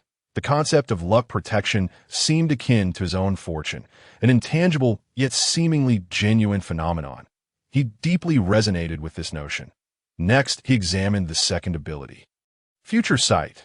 Bai Zhe expends immense energy to foresee significant future events. This was it. Yi Feng gazed toward the direction Lu Qingqing had fled, his eyes shimmering with complex emotions. Liu Qingqing must have utilized her ability to foresee the imminent peril of his fall, prompting her to intervene and save him. Though she had displayed such ferocity in class, her true character was one of kindness, yet she remained unaware of the perilous nature of the beastly world. Otherwise, she would not have met such a tragic fate in her previous life. Once we handle this hurricane snow sculpture, we shall pursue her, Yi Feng declared, retracting his gaze and speaking with resolve. Hurricane snow sculpture? The little fox looked at Yi Feng, puzzled. With a cry, the hurricane snow sculpture struggled pitifully. Endowed with the formidable defense of golden scales, coupled with the impact-dampening force of Lu Qingqing's collision, Yi Feng sustained minimal harm. In contrast, the hurricane snow sculpture, despite being the sovereign of the skies, was inherently fragile. On land, it was exceedingly vulnerable, easily dispatched even by a hyena. Having just plummeted, the hurricane snow sculpture's right wing struck the ground, rendering it completely incapable of flight. In Yi Feng's grasp, it resembled a lamb awaiting slaughter. Children, avert your gaze. This is not suitable for the young. Yi Feng cautioned the little fox, then turned his body towards the hurricane snow sculpture. Bai Rou pouted but refrained from voicing any objections, obediently turning away. Though she was a carnivorous creature, throughout this journey, Yi Feng had only caught her small rabbits to eat. The prospect of devouring a creature as large as the hurricane snow sculpture painted a gruesome picture she wished to avoid witnessing. Spare me, and I shall grant you passage from this place, allowing you to reign supreme. The hurricane snow sculpture, witnessing Yi Feng draw closer, lost all its previous arrogance, urgently pleading for mercy. Supreme ruler? Yi Feng scoffed. He held no interest in claiming dominion over this frozen wasteland. The frigid temperatures and perpetual snow were hardly to his liking, even with the frost-resistant qualities that came with his adaptation to snowy weather. It could not alter his aversion to frost and snow. Moreover, he had only subdued the hurricane snow sculpture by employing underhanded tactics. Should it regain its wings, he would find it exceedingly challenging to strike it down again. Conversely, if this hurricane snow sculpture bore a grudge, it could easily take advantage of his moments of rest to strike. Release it back into the skies? No. This was a fresh and delectable source of growth points. Now within his grasp, how could he possibly relinquish it? Yi Feng disregarded the hurricane snow sculpture's pleas for mercy, opening his gaping maw and slowly consuming the creature. Ding! System digesting. Congratulations! You have devoured the mutated species. Hurricane snow sculpture. You have gained 423 growth points. You have increased your speed attribute by 20. Is that all? Yi Feng was momentarily taken aback, but then he sighed in relief. This outcome was not unexpected. If the system had truly bestowed upon him a pair of grand wings, that would have been absurd. Imagine a serpent sprouting wings. Hey, how come you eat without your belly expanding? Bai Rou turned back, gazing at Yi Feng's flat abdomen, unable to contain her astonishment. She had noticed this oddity before, but since the creatures Yi Feng had consumed previously were not overly large, she had not given it much thought. Yet today, having consumed a hurricane snow sculpture measuring dozens of meters, how could Yi Feng's belly remain so small? Ah, my digestive system is particularly efficient, Yi Feng replied calmly. Digestive system? Bai Rou was momentarily taken aback. Her fox-like eyes filled with skepticism. Surely, no one's digestive system could be that formidable. Could it? Yi Feng chose to ignore her, for he had indeed spoken no falsehood. However, digestion should be considered separate from the system. His system was notably superior. Let us seek out Sister Qingqing, Yi Feng suggested. Wait, who is Sister Qingqing? Bai Rou wore a puzzled expression, bewildered by the fact that she often found herself unable to comprehend this person's words. Sister Qingqing is the great white beast Bai Zhe. She is my homeroom teacher. Had it not been for her just now, you might never have seen me again, Yi Feng clarified. Oh, I see, Bai Rou acquiesced. Fortunately, her intelligence was not particularly high, sparing her from the confusion over how Yifeng knew that the Great Baizhe was Lu Qingqing as they journeyed. Yifeng seized the opportunity to examine his attribute panel. Host, Yifeng 5 Evolutions Type.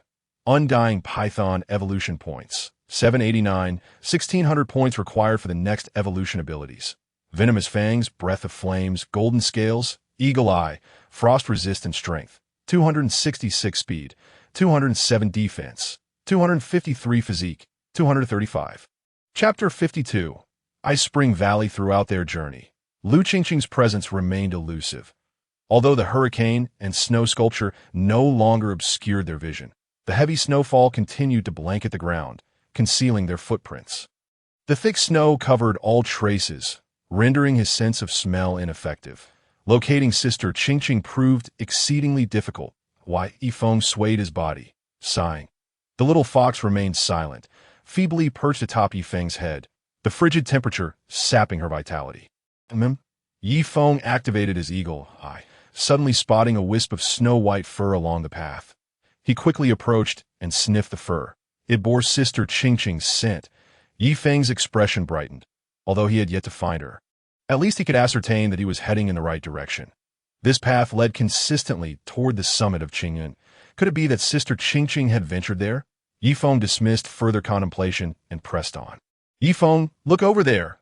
Bairou suddenly exclaimed from above. Following her gesture, he observed a scene of chaos, unmistakably bearing the marks of a recent battle. Such traces. Yifeng's gaze sharpened, his pupils narrowing in alarm.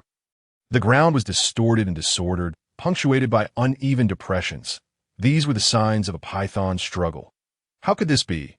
Was there truly a giant python in this vast expanse of snow? Yifeng struggled to conceal his astonishment. From his observations, this gigantic python size was not inferior to his own. Furthermore, a python capable of surviving in the snowy wilderness must surely be a mutated breed. System, open the encyclopedia, Yifeng commanded in his mind, rapidly searching for serpents capable of enduring the frigid conditions of the snowfields. Ding, system searching point. 3 types of snakes met the criteria. Mutated frost plains python, mutated frost leaf snake, and mutated ice lake python. Mutated frost plains python. Residing in icy highlands, it boasts a massive size, reaching up to 20 meters at birth, characterized by stealth and ambush tactics. Mutated frost leaf snake, a diminutive, venomous creature, adapted to the snowy terrain and capable of withstanding the cold. Mutated ice lake python, preferring to dwell at the bottoms of icy lakes, its formidable respiratory capacity allows it to swim for half a month. With exceptional constriction strength. Evidently, the only applicable candidate was the mutated frost plains python. Yet, in his previous life, Yifeng had never heard of such a creature. Nevertheless, from the description alone, he grasped that it was no ordinary entity. Perhaps even a cunning old trickster. Despite discerning the creature's identity, Yifeng did not allow himself to relax.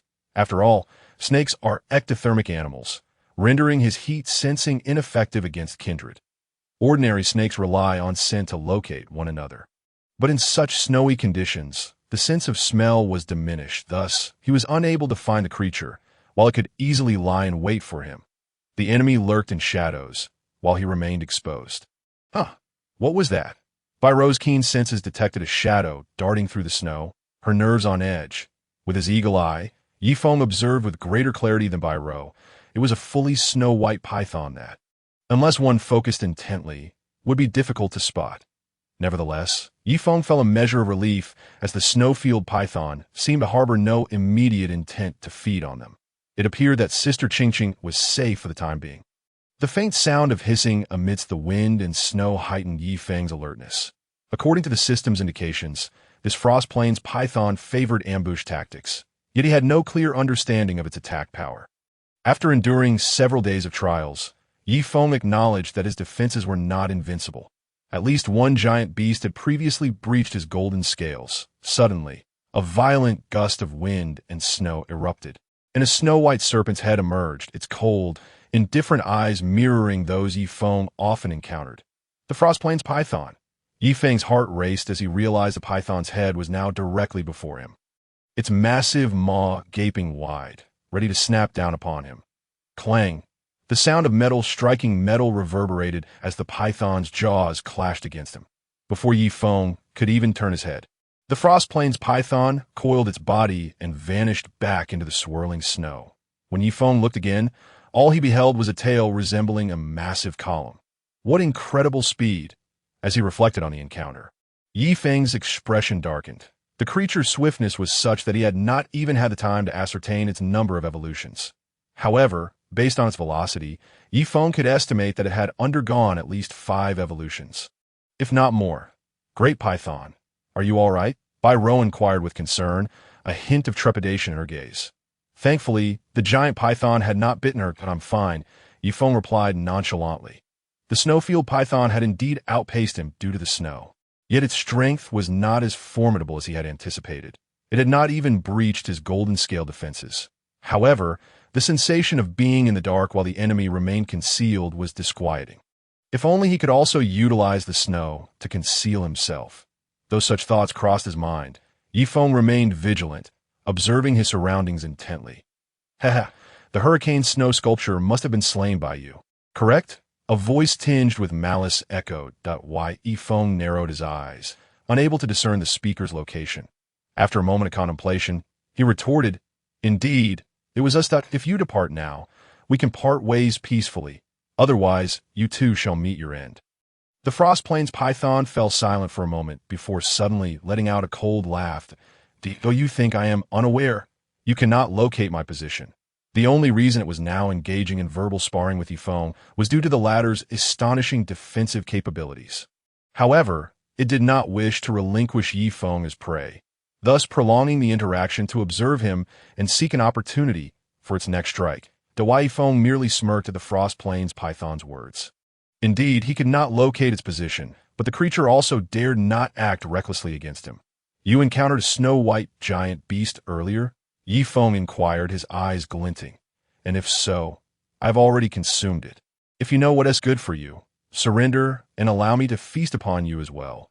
The Frost Plains python sneered. Yi Feng felt momentarily speechless. Learning that Lu Qingqing had indeed passed through here brought him a measure of comfort, prompting him to press onward. He had no desire to squander time with this Frost Plains python. As he continued, Yi Feng sensed that the Frost Plains python had not departed, remaining hidden nearby. Ice Spring Valley. Suddenly, a massive stone tablet loomed before Yi Feng, inscribed with 3 characters. This is the place. Yi Feng's eyes brightened. This Ice Spring Valley was the birthplace of the super-mutated species in his previous life. He surmised that the raw materials would be found herein. However, the temperature within Ice Spring Valley was exceedingly low, making it inhospitable for ordinary beasts. Yi Feng was uncertain whether his acquired frost resistance would suffice. Nonetheless, he felt compelled to attempt it. Upon entering Ice Spring Valley, a fully snow-white giant python emerged at the valley's entrance, its indifferent gaze betraying a flicker of confusion and trepidation. Ultimately, it cast a reluctant glance at the valley before turning away and departing. Chapter 53. The Ice Spider Swarm. The Frost Plains python did not follow. Yi Feng noted this peculiar detail, unable to suppress a moment of contemplation. After the demise of the hurricane snow sculpture, the Frost Plains python had nearly become the sovereign of this snowy wasteland, at least for the time being. The future remained fraught with uncertainties, and no one could guarantee survival until the end. Even so, within this entire snowy wasteland, the Frost Plains python could come and go as it pleased. Why had it refrained from pursuing? Could it be that Ice Spring Valley concealed an even more terrifying beast? Or was it perhaps intimidated by the Bai Zhe that Lu Qingqing had transformed into? No, that was implausible. Bai Zhe was not a combat-oriented beast, and when he had last encountered Lu Qingqing, it was evident that her number of evolutions had not surpassed 3.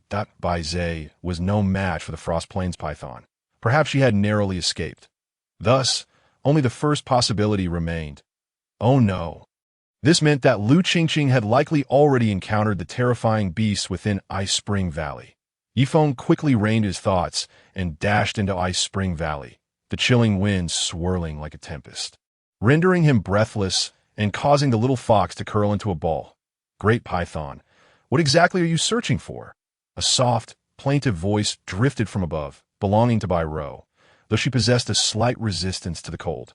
She could not withstand the extreme chill of the Ice Spring Valley.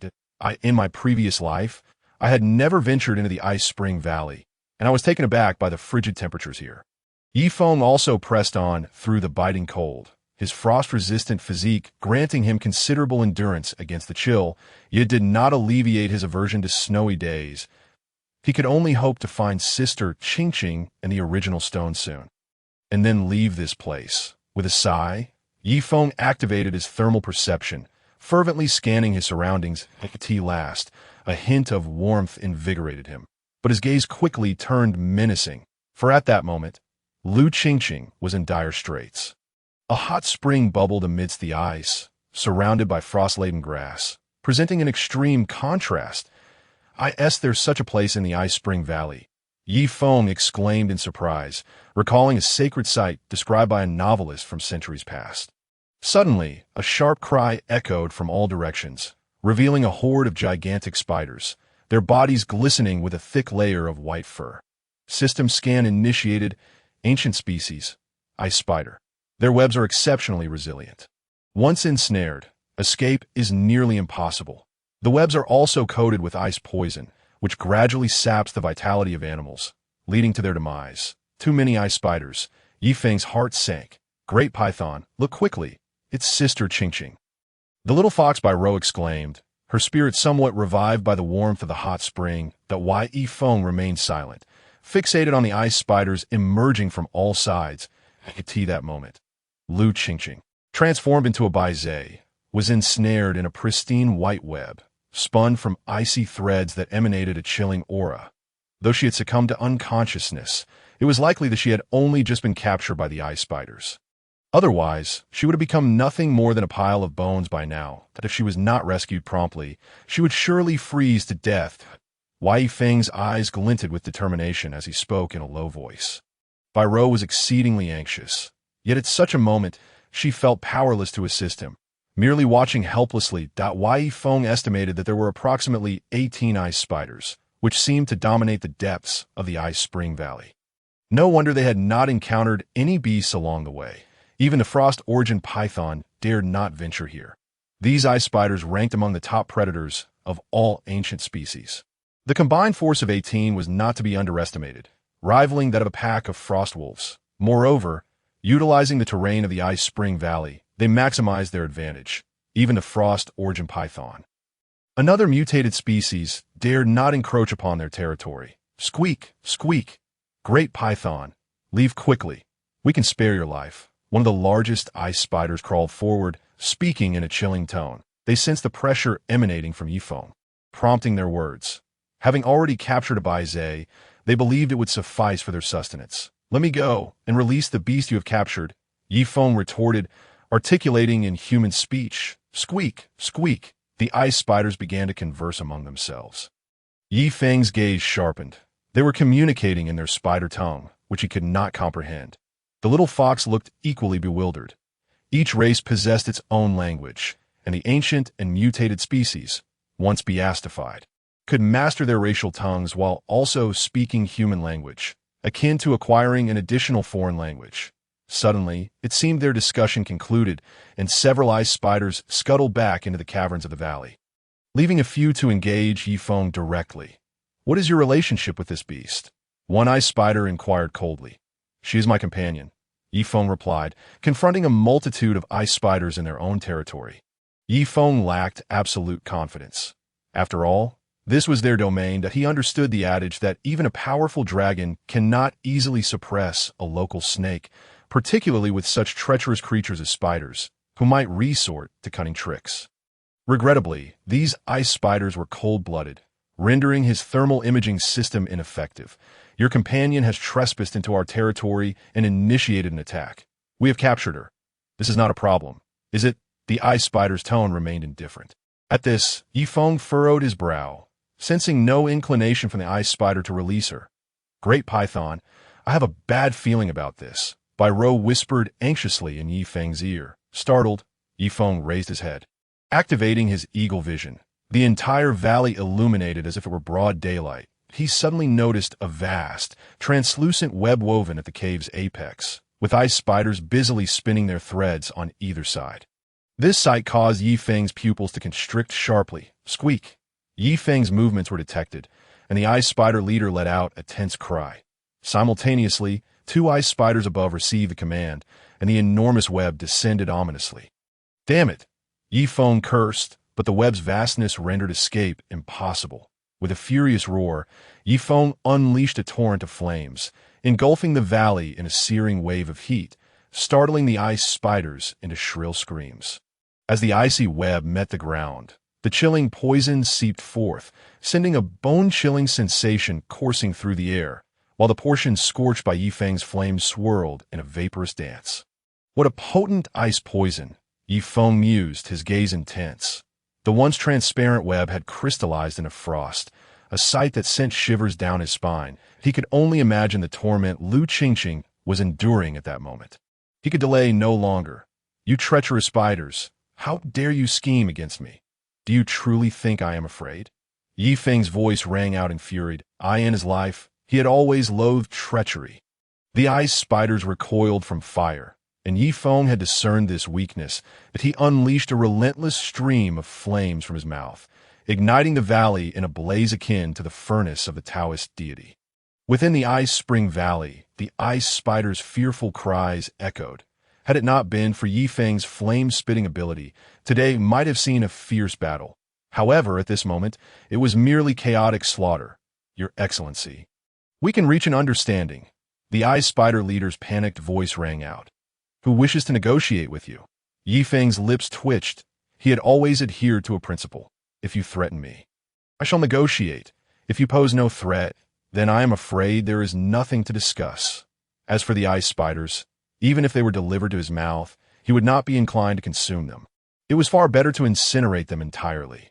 Ice spiders, did we not agree? Do not disturb each other's existence. Why are you setting fire here? Suddenly, a furious roar reverberated throughout the ice spring valley. The sound was thunderous, causing the snowflakes to tremble and cascade down like a violent blizzard. What is happening?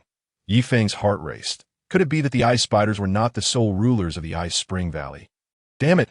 Why was this not mentioned earlier? A hissing sound filled the air, causing Yi Feng's serpentine body to shudder. This sound, was it not that of a snake? Was there another serpent residing in the ice spring valley? A pair of deep blue eyes emerged from the icy lake, followed by the massive head of a scaled serpent. This python was even larger than Yi Feng, measuring nearly 70 meters in length. With a body diameter exceeding 2 meters, its head emerged. It dripped with warm moisture, as if it had just explored a mysterious domain. Wait, is it living at the bottom of the ice spring? Yi Feng paused, recalling the information about this gigantic python. The system had listed 3 types of pythons suitable for survival in icy terrains, one of which favored residing in ice lakes. Ding! Target biological detection. Ice lake python. 8 times evolution. 8 times evolution. Yi Feng was astonished, staring incredulously at the ice lake python. He had evolved 5 times, reaching a length of approximately 50 meters. Yet this ice lake python had achieved 8 times evolution. Could it be that something lay beneath the lake? Yi Feng's mind raced. While the ice spiders in the ice spring valley had a maximum evolution count of merely 4 times, this ice lake python had evolved an astounding 8 times. The power of 8 times evolution granted it the confidence to vie for dominance over the ice spring valley against the ice spiders. Yet it chose to forge an alliance with them, willingly relinquishing the valley's resources to dwell beneath the lake, where it could continue to evolve. Yi Feng found it hard to believe that the lake's depths harbored nothing of value. However, Yi Feng currently lacked the energy to explore the lake's bottom, for the ice spiders had begun to seek assistance. Indeed, they were appealing to the ice lake python for help. Wang Chun, you have finally appeared. Please save us, the ice spider leader's voice rang with excitement. What is happening? The scene of flames engulfing the area displeased Wang Chun, the ice lake python. His dark eyes glinted as his massive body surfaced from the lake. This python intends to seize control of the entire ice spring valley. We are no match for him. If you do not intervene, the ice spring valley will soon become his domain. The ice spider cried out. This ice lake python suddenly burst into laughter. Just him. Faced with the ice lake python's disdainful gaze, Yi Feng felt a pang of irritation. What did this creature mean by looking down on him? Was it merely because it had undergone 8 evolutions? Great Python, can you defeat him? The little fox above inquired softly, a hint of fear in her eyes. This was her first encounter with a serpent larger than Yi Feng. I cannot know why Yi Feng candidly responded that he had currently undergone 5 evolutions. However, with the aid of the system and the enhancement of attribute points, he did not fear the mutated variant of 6 evolutions, and he was even confident that he could contend with a 7-evolution beast. Yet the ice lake giant python before him had reached an astonishing 8 evolutions. Such a colossal creature, with average attributes exceeding 300, represented an overwhelming statistical domination. He feared that he truly stood no chance. At that moment, the ice lake giant python gazed intently at Yi Feng, its eyes fixated on the golden scales adorning his body, revealing an expression of keen interest. Among similar beings, devouring one another could yield the acquisition of each other's abilities. The ice lake giant python suddenly spoke in a languid tone. Upon hearing this, Yi Feng was immediately taken aback. This ice lake giant python not only boasted 8 evolutionary stages, but also possessed a profound understanding of the secrets of devouring evolution. I have a premonition that I am on the verge of evolving to another level, and your presence is the opportunity one seeks for that evolution. The ice lake giant python bared its frostbitten fangs and lunged out of the lake. Its massive form enveloping Yi Feng in an instant, a tight constriction surged through Yi Feng's entire body. So tight. Yi Feng began a counterattack, the elongated form of his body covered in layers of scales, significantly alleviating the pressure. Seizing the moment, Yi Feng revealed his venomous fangs and bit down fiercely at the side of the ice lake giant python's neck. Clang! Simultaneously, a sound akin to steel clashing rang out from Yi Feng's midsection, the crisp echo reverberating in the valley. Pale blue blood flowed forth as the ice lake giant python recoiled, retreating from Yi Feng's attack to bathe itself in the icy waters. Your fangs are venomous. You too are a mutated variant. The ice lake giant python hissed ominously. Yi Feng remained non-committal. Among the ancient species, the strongest was the Titan python, which, while lacking venom, possessed formidable constricting abilities that in comparison, he considered himself significantly more powerful. As Yi Feng's thoughts churned, he suddenly noticed that the wound he inflicted on the ice lake giant python was healing rapidly in the icy waters. How is this possible? Yi Feng was filled with astonishment. Ding! The voice of the system explained that the ice lake giant python thrived in the environment of the ice lake, which provided a tremendous boost to its combat abilities within the lake. Its healing, defense, and attack capabilities would be multiplied several times over. The realization chilled Yi Feng's heart and caused cold sweat to bead on his back. It was fortunate that he had not rushed into the ice lake to battle this creature, or he would surely have become a lifeless corpse by now. I know you wish to devour me. Why not come into the lake, and we shall fight to the death?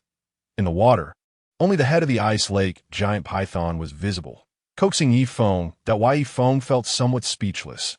How foolish would he have to be to enter the lake and fight it?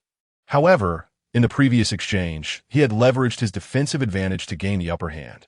Despite the ice lake giant python's attributes exceeding 300 points of strength, it still could not breach his golden scale defense immediately. It seemed that the golden scales were more formidable than he had anticipated.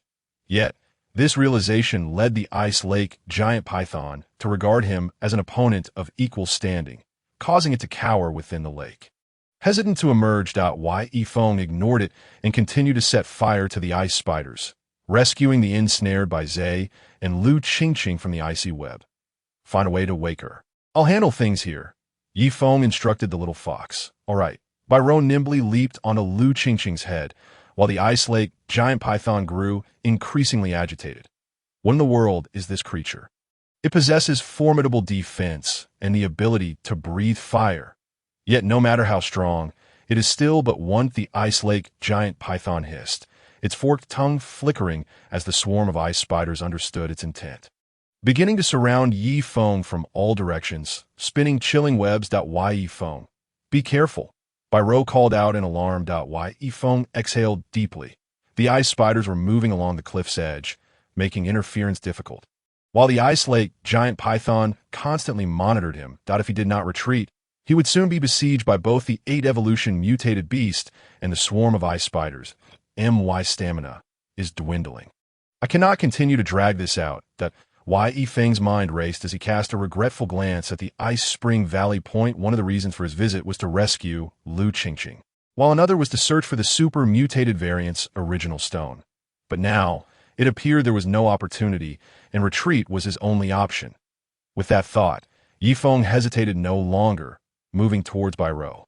Lu Qingqing remained unconscious, but with Yifeng's strength, it was not overly difficult to carry them both away, just as he extended his massive tail to envelop both Lu Qingqing and Ro. The Ice Lake giant python suddenly lunged from the lake. Trying to escape? The Ice Lake giant python's cold, cutting voice echoed. Damn it, this Ice Lake giant python does not intend to let me go. Reluctantly, Yifeng had no choice but to turn and continue the struggle with the Ice Lake giant python. The two colossal serpents clashed fiercely, exchanging blows, and soon multiple fang wounds appeared on the Ice Lake giant python, its azure blood flowing copiously. Yet for some unknown reason, the Ice Lake giant python did not retreat to the lake to tend to its injuries this time, instead dragging Yifeng along to a war of attrition. Just as Yifeng was puzzled, he suddenly felt a wave of paralysis sweep through his body. What is happening? After a brief moment of shock, Yifeng began to think rapidly. The Ice Lake giant python could not possibly possess such toxicity. Its fangs struggled to penetrate his golden scales. Therefore, the only possibility was Yifeng glanced at the azure blood on the ground, and suddenly his pupils constricted sharply. The blood had solidified into ice crystals, exuding a chilling aura, the extreme cold embedded within causing Yifeng's body to gradually stiffen and slow. This blood is poisonous. Yifeng was momentarily stunned, but quickly regained his composure. The introduction on the Ice Lake giant python did not mention such a trait.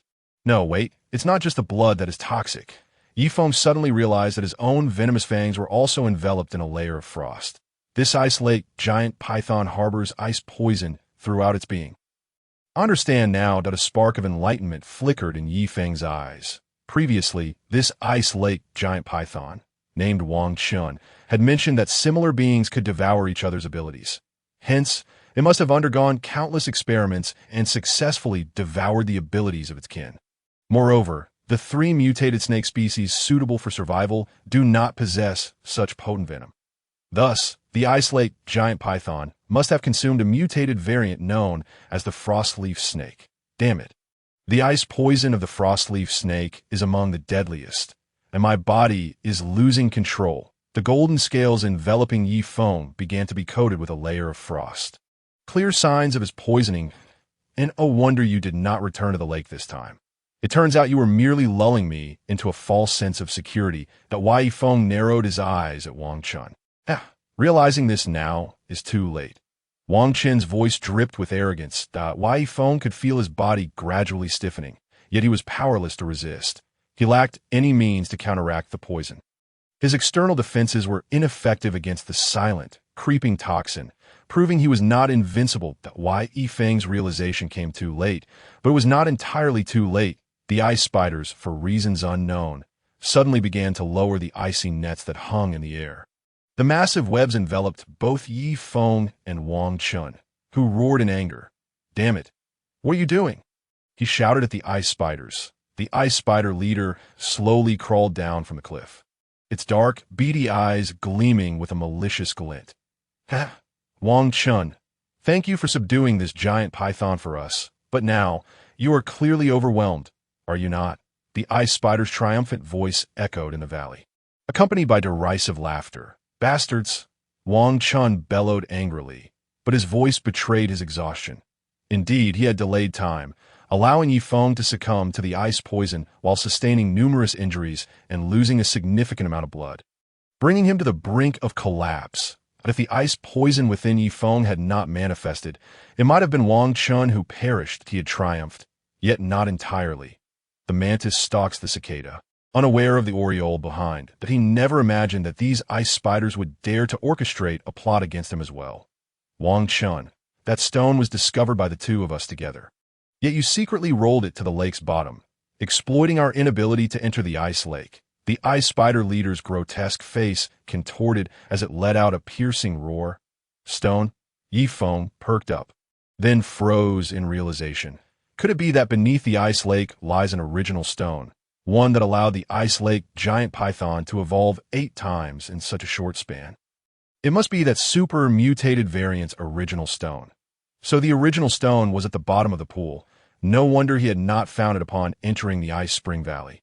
Fortunately, these creatures only discovered the original stone after their beast transformation. Otherwise, it would likely have been lost. However, it seemed that the ice lake giant python had realized the original stone's growth-enhancing properties and consumed it, leading to infighting. Internal strife is fortuitous. The heavens do not forsake those in despair. While these creatures are at odds, Yi Feng must seize the time to purge the poison. His ability for regeneration can eliminate the cold within his body. But it requires time, and the current situation provides him that very opportunity. Ha! You repulsive spiders do not deserve to possess the original stone. Wang Chun spat vehemently. Who are you calling repulsive? The ice spider leader, now even more furious, commanded its subordinates to tighten the icy net ensnaring Wang Chun. Wang Chun thrashed in the air, struggling, but soon his body was permeated by the cold toxin. Ice poison. Wang Chun was taken aback. Although he had absorbed the ice toxin abilities of the frostleaf serpent, he himself lacked any resistance to the poison. The icy net constricted around Wang Chun's injured body, and soon he too began to experience the sharp agony of the ice toxin, his entire being succumbing to a state of rigidity. We must thank you, the ice spider leader remarked, glancing at Yi Feng with a sardonic tone, that Yi Feng paid him no heed, from a vantage point hidden from the ice spider leader's view. A pool of blood laced with ice toxin was slowly seeping out, and coupled with his undead abilities, Yi Feng was regaining his mobility at an astonishing speed. Unbeknownst to the ice spiders, they assumed Yi Feng was incapacitated and on the brink of death due to the poison. Yet you serpents are truly detestable. Look at your stout, slimy bodies. You deserve to perish. The ice spiders seemed to harbor a deep-seated prejudice against serpents. Given the intensity of their hatred, it was evident that they would not escape a fatal demise today. Haha, compared to that snow-white behemoth, I sense that you will provide me with the greatest growth. The ice spider leader chattered incessantly, his 8 legs flailing like a lunatic clown. Brothers, hang them up, commanded the ice spider. Upon hearing this, the surrounding ice spiders began to tighten the web with fervor. The ice lake python had already lost its ability to move and was powerless to struggle, swiftly becoming ensnared in the vast web. Drip, drip. Yi Feng too began to rise from the ground. Yet an eerie sound of dripping water echoed in the air. The ice spider leader paused, his small eyes reflecting a pool of blood on the ground, a chilling sensation creeping up his spine. Chapter 56. Immune to all poisons. Deep sea breath. Oh no, it has already broken free from the ice toxin. The ice spider leader's panic voice barely escaped when cries of his kind echoed around him. Yi Feng's massive serpentine form burst through the web, his powerful tail coiling around an ice spider. With a squelching sound, the ice spider was reduced to a puddle of flesh, flung away by Yi Feng. Eyeing the foul-smelling liquid on his tail with disdain, Yi Feng knew this was not the time to dwell on such matters. As long as he could dispatch these ice spiders, the entire ice spring valley would be his. With the ice lake python no longer a constraint, Yi Feng unleashed his might in the valley, flames erupting forth in a torrent, causing the ice spiders to scream in agony that my stamina is running low. I must resolve this quickly. Yi Feng focused intently, and with each strike, an ice spider met its demise. The ice spring valley, nestled deep within the frosty wilderness, was rarely traversed by creatures, and many of these ice spiders had not even undergone a second evolution. Under Yi Feng's assault, they were as soft as ripe fruit, easily crushed. Soon, the once mighty horde of ice spiders was reduced to a solitary ice spider leader and 3 remaining minions. Ugly spiders. You deserve this fate, mocked the ice lake python at an opportune moment, that if you release me now, perhaps I could show some mercy and save your lives. Wang Chun, be silent. You, the cat weeping for the mouse, will only meet a more grotesque end than us. The ice spider leader screeched sharply. I could see that moment. Yifeng halted his assault, coiling his body and fixating his gaze on the ice spider leader. Your Excellency, we were at fault before. Could you spare us? I assure you, from this day forth, the entire Ice Spring Valley will be your domain. The ice spider leader, sensing the shift in power, hastily ingratiated himself. Spare you? You captured my companions and conspired to harm me. Why should I let you go? Yifeng scoffed. The ice spider leader hesitated, then resolutely declared, at the peak of the valley, there is a 7-colored snow lotus. If you spare me, I can deliver it to you. The mention of the 7-colored snow lotus caused Yifeng to pause, his eyes sparkling with delight. Ordinary snow lotuses bore but a single hue, while the 7-color variant was a mutated flower altered by a second meteorite impact, possessing immense growth potential.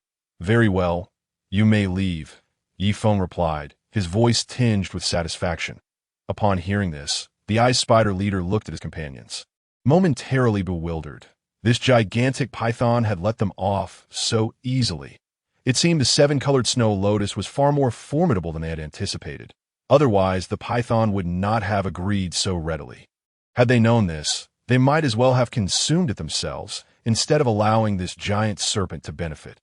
However, even if the ice spider leader regretted it, he dared not oppose Yifeng now, for it would surely cost him his life. Once the ice spider leader and his 3 remaining minions departed, Yifeng felt as though a weight had been lifted. His massive head crashed onto the ground as he gasped for breath. Indeed, his stamina had been utterly depleted. True to his nature, he would never have spared the spiders. He ceased his attacks solely due to exhaustion. Those ice spiders possessed the intellect of humans, and had he spoken of releasing them immediately, he would have revealed a vulnerability.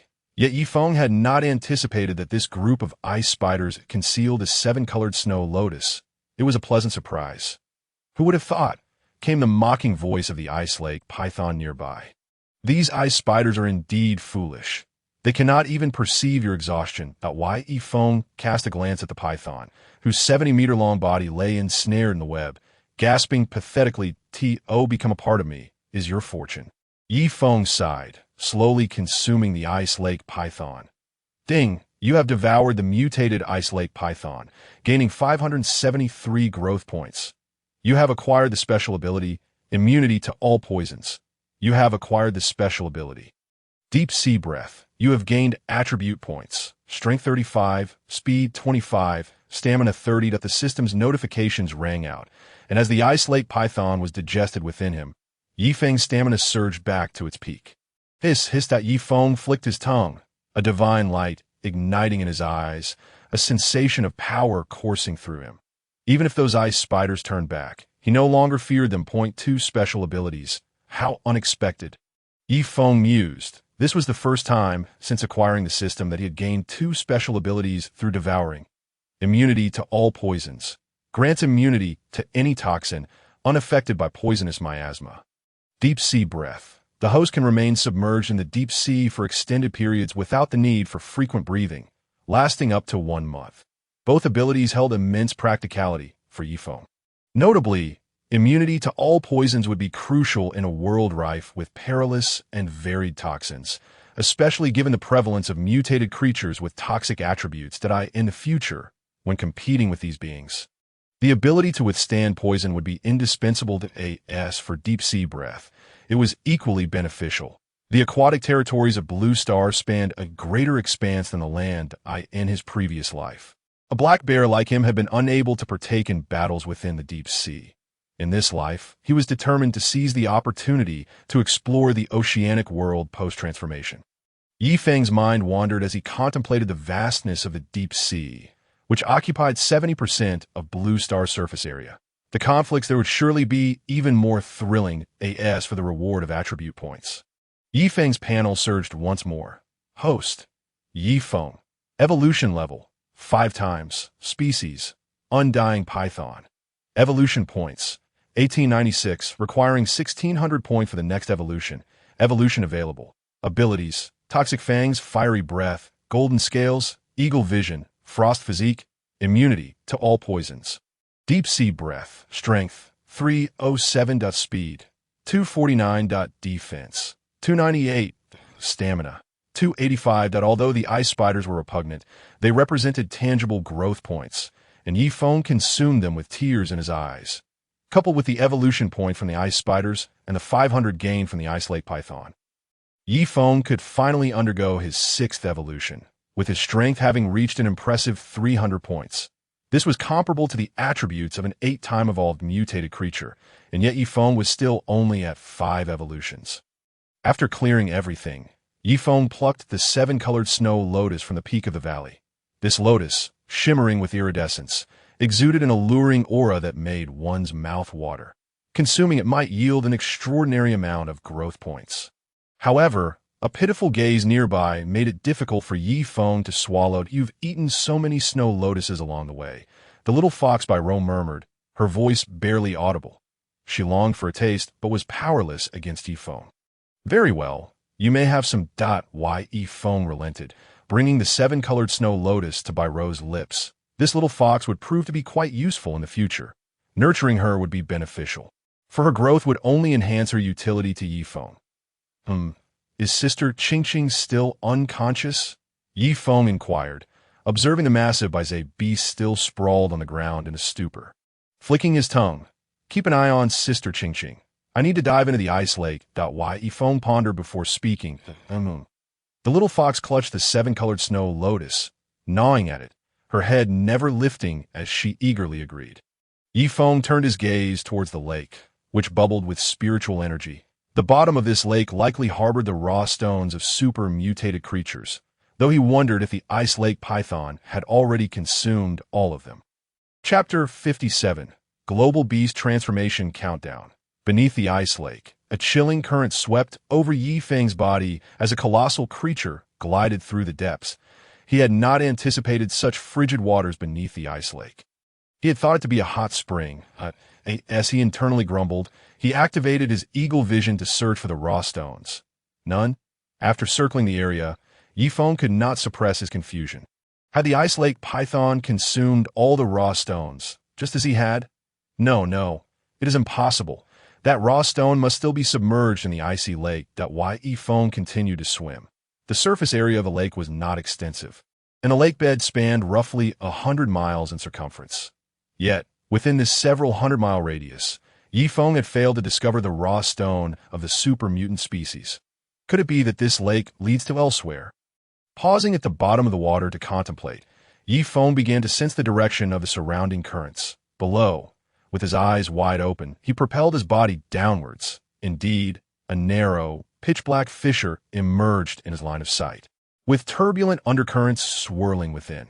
After a brief observation, he realized he could fit through his massive, robust form. Hesitating for a moment, Yi Feng slipped inside. A warm current enveloped his body, and after swimming for several dozen meters, the scene opened up dramatically before him. A vast expanse of azure, teeming with various marine creatures. This place, astonishingly, connected to the ocean. While Yi Feng was taken aback, he suddenly felt the rate at which his oxygen was depleting accelerate exponentially. How could this be? After several seconds of hesitation, he lost the inclination to admire the scenery, swiftly diving deeper, for there lay a glowing stone. The further down he went, the greater the pressure he experienced. Even with the protection of his golden scales, he could feel the painful compression. Fortunately, he managed to touch the raw stone, curling his sturdy tail around it before hastily swimming back towards the fissure. Upon returning to the icy lake, the pressure on Yi Feng's body dissipated abruptly, the stark contrast nearly causing him to drown. As he emerged from the icy lake, gasping for air, he thought, good heavens. Had it not been for the ability to hold his breath in the deep sea, he might not have made it back. The mysterious marine realm within that fissure was far too enigmatic for Yi Feng's current capabilities to explore. He could only hastily bring back this raw stone. After a considerable pause, Yi Feng had yet to calm the shock within him. He suspected that the oceanic expanse he had just encountered was a result of the raw stone's fall. Otherwise, why would such a vast marine region lie hidden beneath 1,000 miles of snow? What est rendement? Ro rushed to Yi Feng's side, looking at him with suspicion. "I'm fine." Yi Feng took a deep breath and then glanced at Baizhe, who was already awake. gazing at him with beautiful eyes. "You are Yifeng?" A familiar, melodious voice of Lu Qingqing rang out. Bai had just informed her of everything. "Yes, Sister Qingqing," Yifeng replied articulately. Fortunately, Lu Qingqing had been a giant beast for some time, quickly accepting the reality of Yifeng being the gigantic python. "How did you know I transformed into this giant beast?" Lu Qingqing inquired, perplexed, as she believed Yifeng should not have been present when she morphed into Bai Zhe. "Sister Qingqing, that is a secret I cannot divulge. However, this world is about to undergo a transformation. You must enhance your abilities to survive," that Wai Yifeng stated.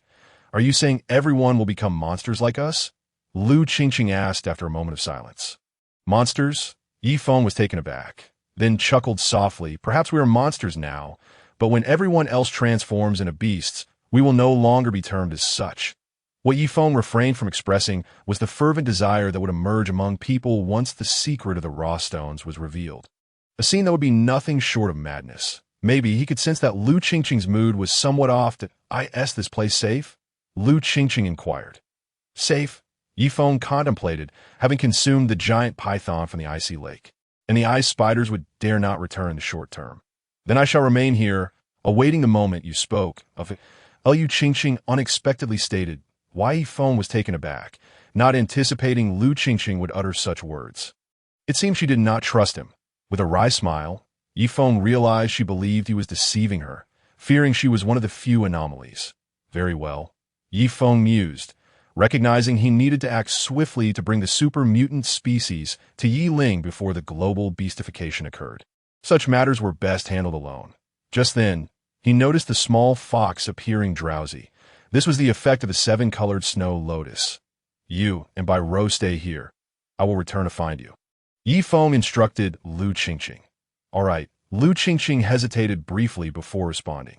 Seeing this, Yifeng no longer hesitated, turning and heading towards the outskirts of the snowy Forbidden Land that a few days later. "Kambu, what are you looking at?" Outside the snowy Forbidden Land, two mammoths gazed at the frost-covered area. "Will you recall the giant python from a few days ago?" Kambu asked slowly. "Giant python?" The other mammoth looked puzzled, then spoke with a hint of unease. "The danger level within the snowy Forbidden Land is exceedingly high. Even we dare not venture in recklessly. It is likely that it has perished." "No, it has not died." Kambu's steady voice rang out as the other mammoth raised its head to see a massive snake's shadow approaching. "This is..." The mammoth beside Kambu's eyes widened. In their absence, the giant python had not only survived, but had grown an additional 10 meters. Indeed, Yifeng now stretched over 60 meters long, after leaving the Ice Spring Valley. He sought out a cave to evolve before departing the frosty Forbidden Land. Along the way, he had searched for traces of the frosty giant python, but found none, needing to leave the frost behind. He was certain he would return, not only for Lu Qingqing and Bai Rou in the Ice Spring Valley, but also for the mysterious marine realm beneath the icy lake. "Kambu, is it?" Yifeng approached the two mammoths, speaking evenly at this moment. Having evolved 6 times, Yifeng's imposing figure of over 60 meters exuded immense pressure, making even the mammoths appear diminutive in comparison. "You require something from me." Kambu's voice remained relatively composed, though the other mammoth clearly displayed fear. "That I wish to request 2 mammoth raw stones from you. I believe you still possess some." Wai Yifeng stated plainly. Kambu and the other mammoth exchanged glances, a hint of hesitation evident. Indeed, they still had raw stones, as there were 8 that had fallen within their home, while their family consisted of only 4 members, leaving several raw stones still in their possession. "In exchange, I can assist you once in the future." Wai Yifeng spoke earnestly. "Assist us once?" The other mammoth exclaimed in disbelief. The raw stones were undoubtedly of immense importance. For the giant python to request 2 stones in return for merely 1 assistance seemed too little. "Very well, I agree," Kambu said without a moment's hesitation. "What?" The companion looked at Kambu in confusion, only to be silenced by Kambu's glare. Kambu felt an instinctual sense that this individual would alter the future of their clan. With 3 raw stones nestled in his abdomen, Yifeng commenced his journey back to Central Plains, 2 of which were the mammoth stones he had acquired for his parents. Tom had left him little opportunity to seek out the remaining mutant species raw stones.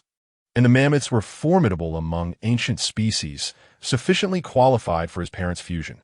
The day of global beastification was swiftly approaching.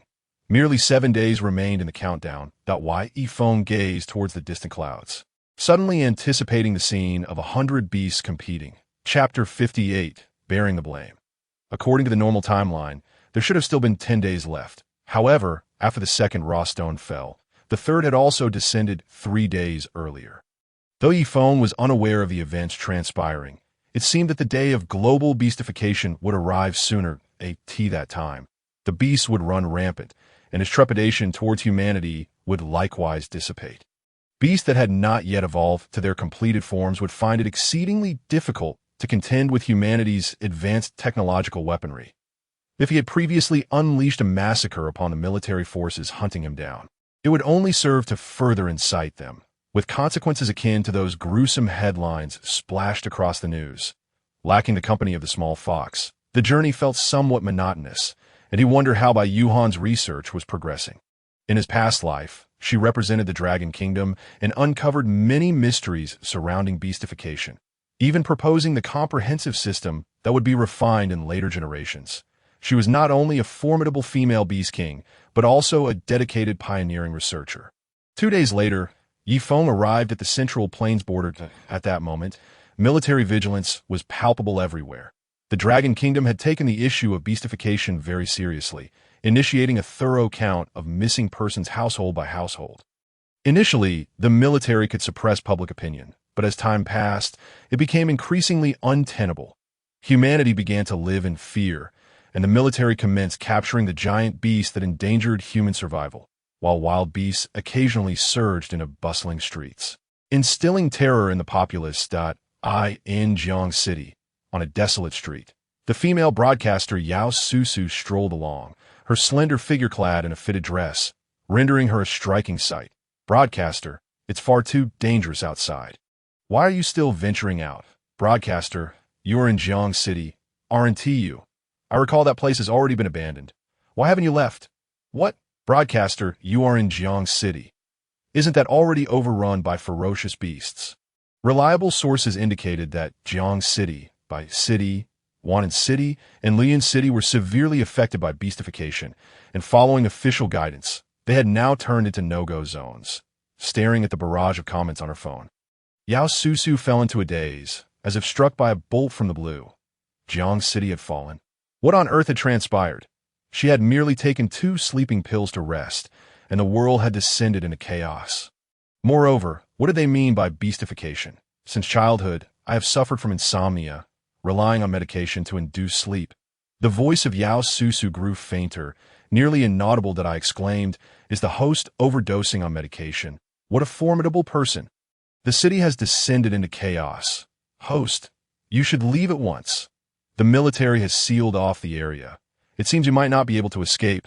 Dear host, the barrage of comments intensified, almost suffocating Yao Susu, who desperately sought to understand what was happening.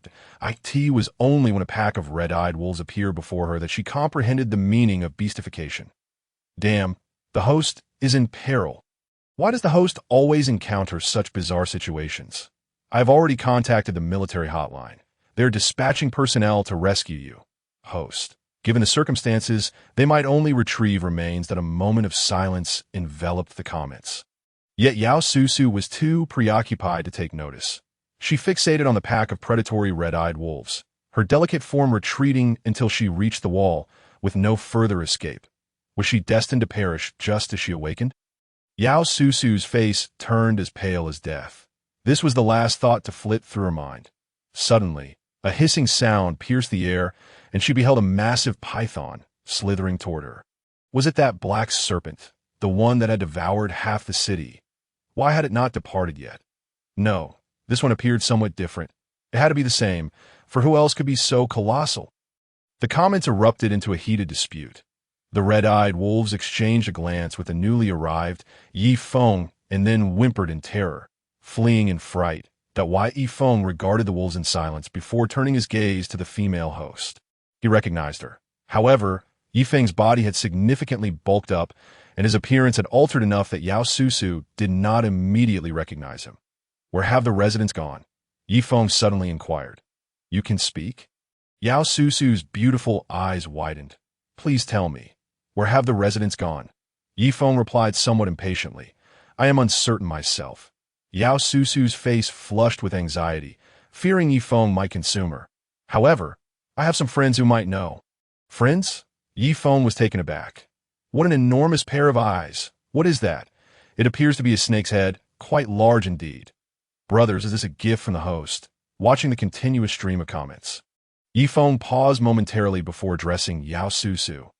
Ahem, everyone, I am the host, and this great serpent wishes to know the whereabouts of the city's residents. Please share any information you have, or else my life is in jeopardy.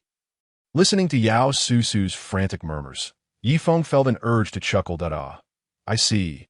A black serpent has appeared in the city, prompting the authorities to evacuate the populace. Yes, that black serpent is dozens of meters long and has devoured many. It is said that the entire northern district was consumed by it. Speaking of which, this giant python resembles that one. Resembles. It is identical. At that moment, Yifeng's pupils constricted sharply. Even Yao Susu, standing beside him, instinctively took 2 steps back. Had another immortal python arisen in the city? According to the comments, this was likely true. Suddenly, the sky erupted with a cacophony of sirens and alarms. Release the hostages below and surrender immediately. Blared a loudspeaker. Research indicates these creatures are humans transformed. They can comprehend human speech. Yifeng raised his gaze to the helicopters circling above. Boom! A cannonball struck Yifeng without hesitation, leaving everyone dumbfounded. Have you lost your mind? Roared the loudspeaker. I'd devour my parents. A voice, tinged with youthful fury, echoed. That Yifeng released Yao Susu, whom he had shielded, and calmly regarded the encroaching military forces. Leave, Yifeng stated. The situation was clear. An immortal python had consumed nearly 10,000 residents. And now he was mistakenly believed to be that beast. The demeanor of those above suggested they had no intention of allowing him to explain. It was either surrender or face gunfire. Since his evolution into beast form, this was not the first time he had been besieged. Each time, he had tolerated the overwhelming power of humanity, but this time it was excessive. The situation was not of his making. Yet it was he who bore the blame. Hissing, Yifeng raised his colossal head, his majestic posture resembling a proud divine beast. The military's eyes. This was a blatant provocation. Chapter 59. The Assault of Humanity. Stubborn creatures, relay my command. Open fire. A familiar voice rang out. It was Chun Zifeng's father, Chun Wanchuan. As the saying goes, when enemies meet, their eyes blaze with resentment. The battle in Mist City had nearly cost him his entire force. And upon hearing of a giant python in the city, he had rushed to investigate. Little did he expect to encounter the beast itself. Open fire, prepare rockets, ready missiles, and deploy tanks. A series of commands were issued, and the sky filled with piercing siren sounds. Whoosh, boom. Debris flew, yet it did not shake Yifeng's defenses. What is happening? Why are they attacking so suddenly? The little host is still here. Shouldn't they prioritize rescuing the hostages? Perhaps they sought to eliminate the man-eating python first? But why had this giant python not consumed the host? This was a blatant targeting. Don't be absurd upstairs. This giant python has devoured thousands. Do they think they can absolve it? It eats people? Then I shall take my leave. The comment section erupted into chaos, while Yao Susu was left bewildered. Why was the military firing? Had they abandoned her? Just then, a tremendous force gripped her waist as Yifeng's massive tail ensnared her, lifting her to the top of a tower. Then, Yifeng's form slithered away into the distance. Was the giant python preparing to flee? Certainly, even a mightiest python was but flesh and blood. How could it possibly withstand our artillery? The military should eliminate this beast. It must not be allowed to escape. The comments continued to scroll rapidly. And unbeknownst to her, Yao Susu's live stream had reached an audience of 300,000, captivated by this unexpected broadcast. Yet rather than rejoice in her newfound popularity, Yao Susu remained entranced, gazing at the retreating python. Her beautiful eyes trembling, he had been protecting her, deliberately diverting the military's firepower. Roar!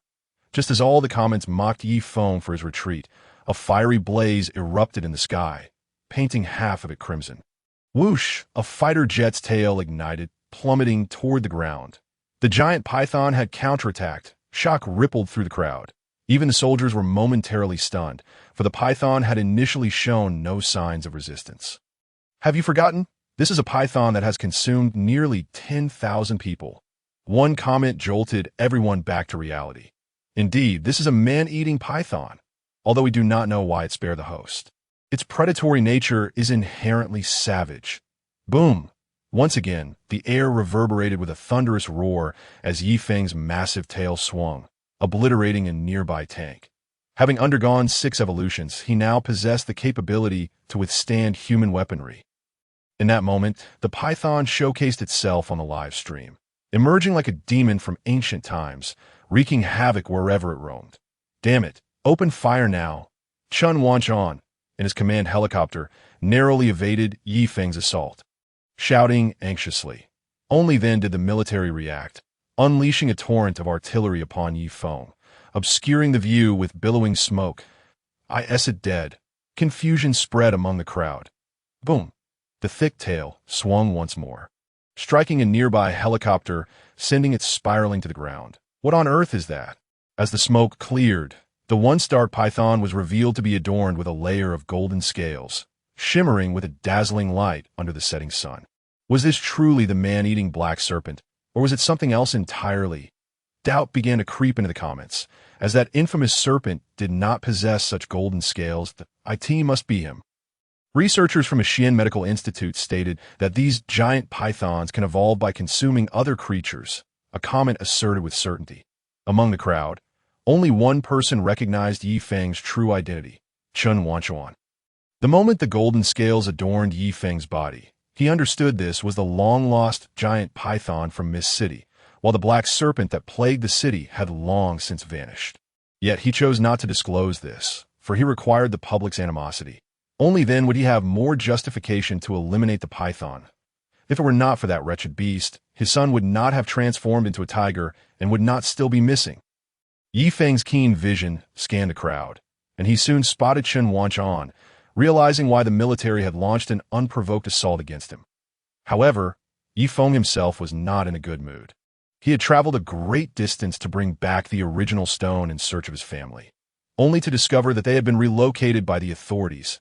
It seems that the heavy military presence has rendered the task of delivering these 3 precious stones to them exceedingly difficult.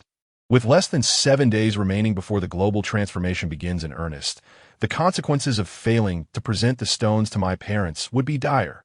This lifetime has witnessed numerous changes, and I cannot guarantee what form my parents and sister might take during this transformation. As these thoughts flitted through my mind, a missile soared through the air, its formidable explosive force tearing through one of my scales. In the skies, Chun Wanchuan beheld this scene and instantly erupted with glee. Haha, attack with all your might. This giant python cannot withstand us any longer. Upon hearing Chun Wanchuan's arrogant laughter from the helicopter, I couldn't help but feel a sense of incredulity. After all this time, you've only managed to strip away one of my scales, and now you claim I am on the verge of collapse? What gives you such confidence?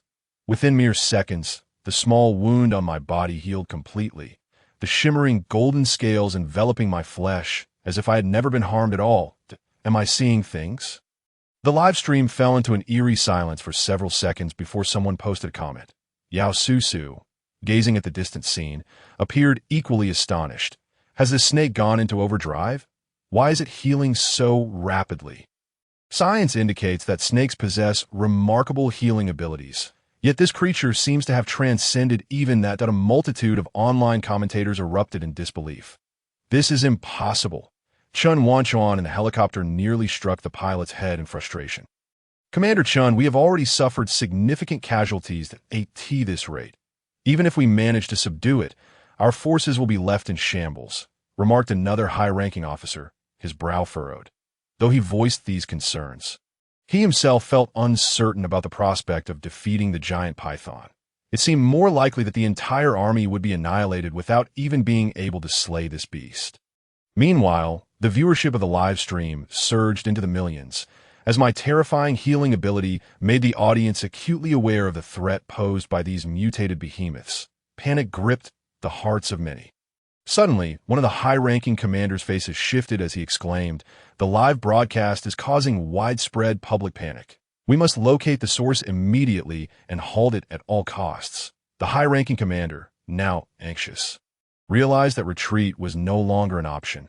They quickly pinpointed a tall tower behind me, where a figure appeared to be situated. "That must be the place." The high-ranking commander directed his gaze at Chun Wanchuan, who responded with a cold, indifferent smirk. "What are you waiting for? Can you send someone to breach the Python's defenses and rescue them?" The high-ranking officer's lips twitched. It was evident that such a feat was impossible. However, orders had already come down from above. With a resolute grimace, the high-ranking commander spoke into the intercom. "Team 1, lock on a tower with rocket fire." At that moment, I was engaged in combat against the aerial vehicles and ground tanks when I suddenly noticed a helicopter's turret shifting its aim toward me. Stunned for a moment, I realized that they intended to fire upon Yao Susu. Was it because she was live streaming? Just as I contemplated turning back to save her, the onslaught of firepower intensified. And though it could not harm me, it effectively hindered my movements. There was no time left. Chapter 60. Kindred, I must admit, these cold-hearted individuals seem even more devoid of humanity than snakes. I could only watch helplessly as the tower was struck by a rocket. Wait, did it miss? My gaze fell upon a colossal black serpent that surged skyward, swirling dust as it charged toward the military. In a flash, its neck, nearly equal in length to mine, clamped down on a helicopter before violently hurling it to the ground. As for the earlier rocket, it landed harmlessly on the black serpent. This massive python radiated a dark blue luminescence, its familiar pattern indicating that it was even darker than my own form. An undying python.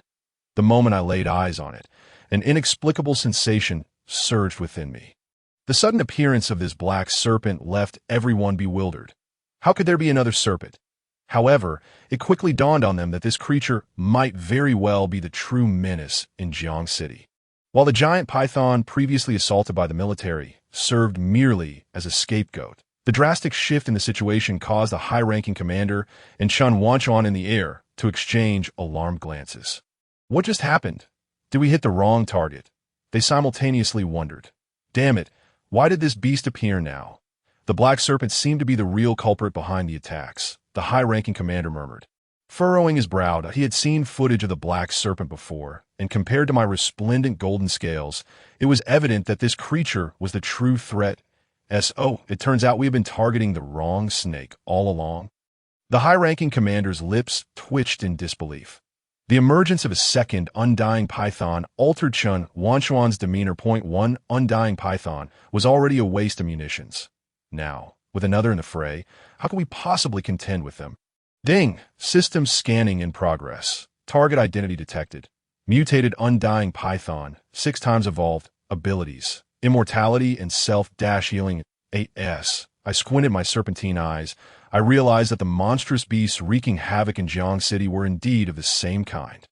The undying pythons were not a singular entity. The one that later became the apex predator was merely the strongest among a vast lineage. While I was uncertain as to why this undying python had emerged now, it had inadvertently saved Yao Susu and alleviated some of my own burdens.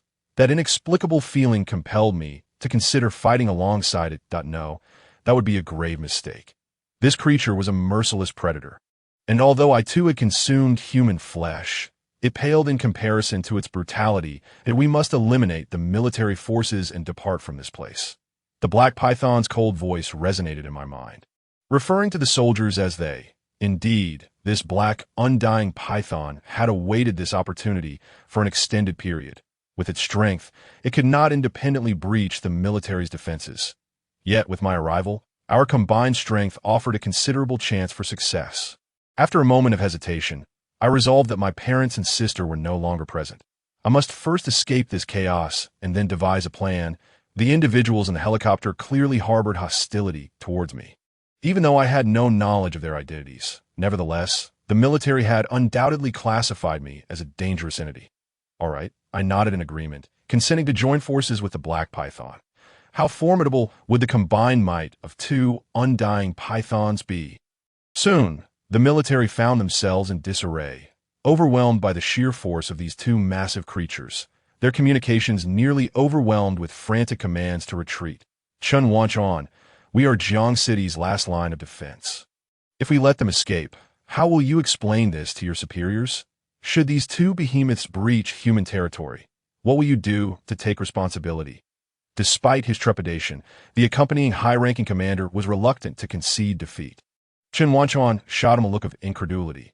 Are you an idiot? We're about to die, and you still care about what the higher-ups think? Just as tensions reached a boiling point, I unleashed a retaliatory breath of flames. The pilot narrowly evaded the deadly blaze, but the helicopter's tail was struck, causing it to shudder violently in midair.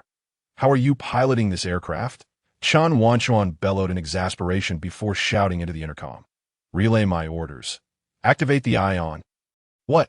The high-ranking commander gasped in shock, staring at Chun Wanchuan, who wore a twisted expression of madness and ferocity.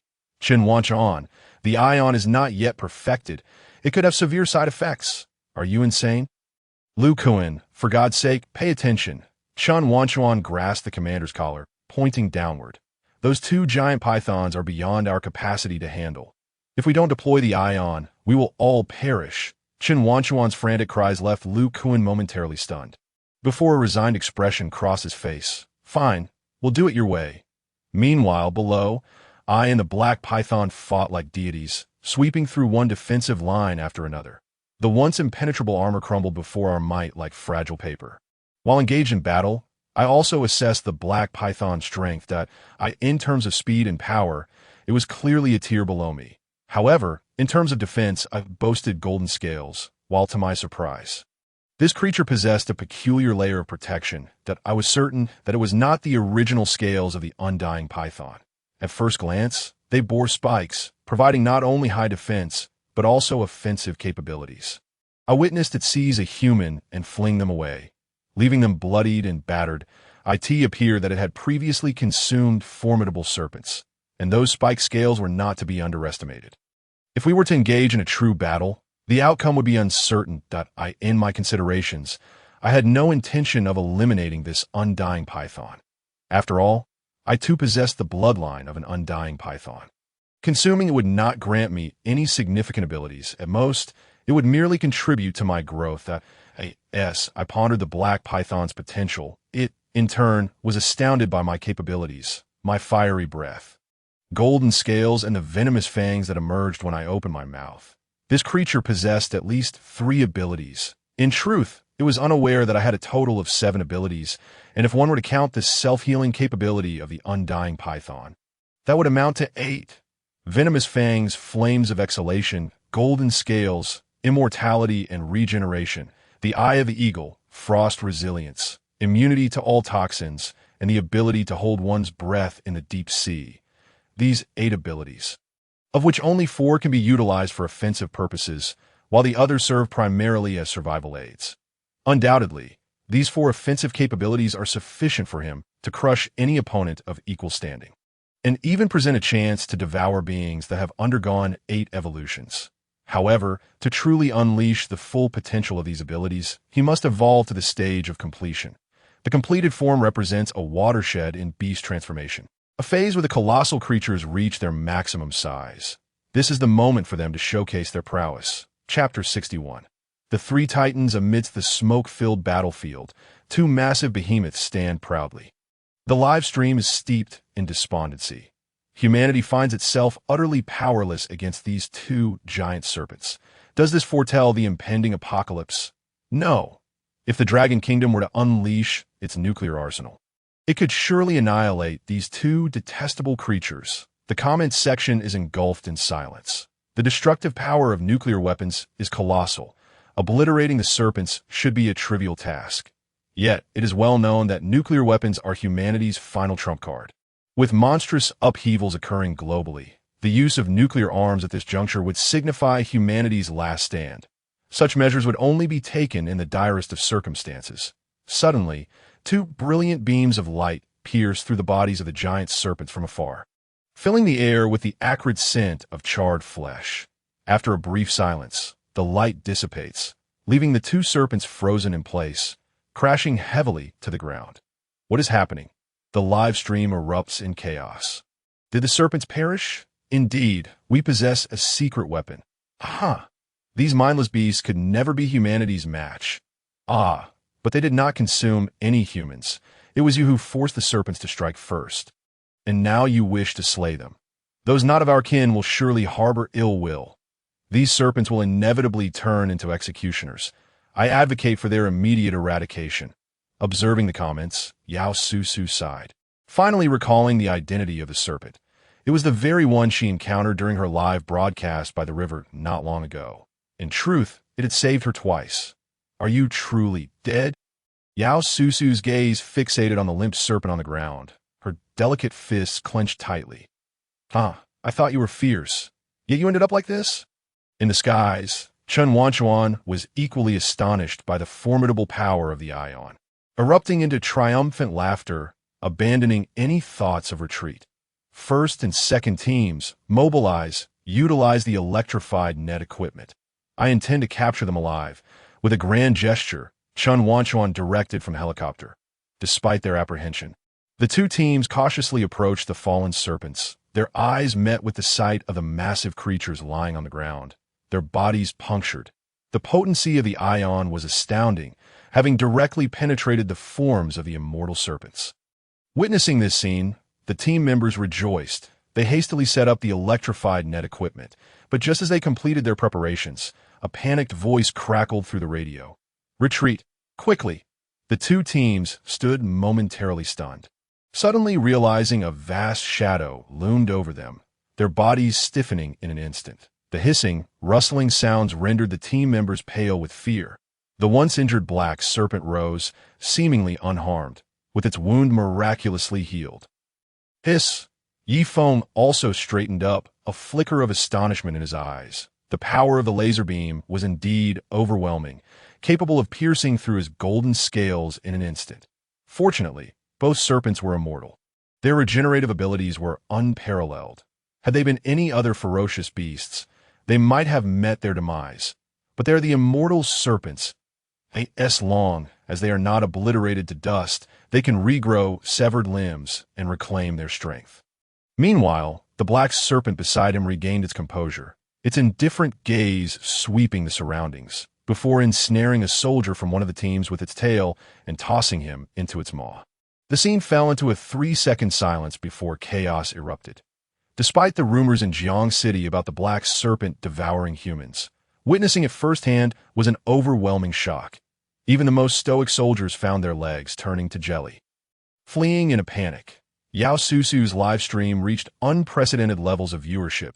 The horrifying sight of the serpent consuming a human rendering the comments section utterly blank. A girl present at the scene. She was so frightened that she collapsed to the ground, her face drained of color, and the ground beneath her felt damp. Chun Wanchuan, in a helicopter, was equally terrified, his mind racing as he issued frantic commands. Quick! Intercept them! The sound blared from the loudspeakers, but to everyone's astonishment, the helicopter piloted by Chun Wanchuan began to flee at high speed. Go! The black serpent cast a glance at Yi Feng before charging towards the human defenses. The appearance of the ion made it realize it was not invincible. While it could recover from a single blast, what if there were hundreds? Even the mightiest species could succumb to demise. Yi Feng sensed the black serpent's trepidation. Its recent act of consuming a human was merely a tactic to sow discord among the troops, facilitating its escape. He could not help but acknowledge the remarkable intellect of this fellow beast, suggesting it was no ordinary creature in its previous life. Without further hesitation, Yi Feng swept his gigantic tail through the human defenses, swiftly departing, leaving chaos in his wake. Yao Susu's live stream captured every moment, ensuring the following days would be anything but mundane. Over the course of 3 days, Yi Feng made numerous attempts to breach the human encampment, all of which ended in failure but on one occasion. He narrowly avoided a blast from the IO and this creature mentally sound. Why does it continually approach the human encampment? On a mountaintop, 3 colossal beasts lay in wait, their eyes fixed on Yi Feng's direction. Among them was the black immortal serpent that had left with Yi Feng that day. Speaking was a strikingly beautiful bird with emerald green wings. Notably, it was accompanied by a massive rhinoceros adorned with a single horn. Faint currents of electricity coursing through its body. These three beings were all mutated species. The creatures from Danyuan have been unusually restless lately. With our combined strength, we may not withstand their onslaught. The giant rhinoceros expressed with a hint of concern that if we had this creature's assistance, our situation would improve significantly. Despite its apparent simplicity, the beautiful bird interjected, "Were it not for my recent entrapment in Jiang City, I would have already undergone 7 evolutions." The black serpent remarked coldly, casting a glance at its companions. Upon hearing this, the other 2 beasts exchanged significant glances. "Lin Yi, did you truly not consume those humans?" The beautiful bird inquired, unable to contain its curiosity. "Need I say more? If I had, I would have already evolved," the black serpent retorted icily. "I see this." The 3 beasts' expressions grew grave. If Lin Yi was not responsible for the disappearance of nearly 10,000 people, it implied the presence of a formidable creature lurking in the shadows of Jiang City. A being capable of devouring such a vast population must have undergone alarming evolution. As dusk fell, Yi Feng quenched his thirst by a small stream, having caught a few ordinary species to satiate his hunger temporarily. "Who goes there?" Yi Feng's voice turned sharp as rustling noises emerged from the nearby forest. It is a familiar voice emerged, revealing a large black head. "Is that you?" Yi Feng was taken aback. Was this not the immortal serpent from that day? In truth, this creature could be considered a kindred spirit. "We seek your assistance," Lin Yi spoke in a cold tone. "Your assistance?" Yi Feng's eyes flickered. Just then, a cacophony of bird calls resonated from the sky, followed by the thunderous sound of colossal beasts charging forward. Sending dust swirling, the giant rhinoceros with a single horn charged towards him. And in an instant, Yi Feng felt as though he was being flanked on 3 sides. Hiss! He instinctively crouched down, flames gathering in his mouth. Ready to unleash at any moment, but he was yet to discern the true intentions of these 3 creatures. If they sought to attack him, today would undoubtedly lead to a bloody battle. Chapter 62. The offensive on Yuan City. Yi Feng seemed to recollect something, his pupils suddenly shifting.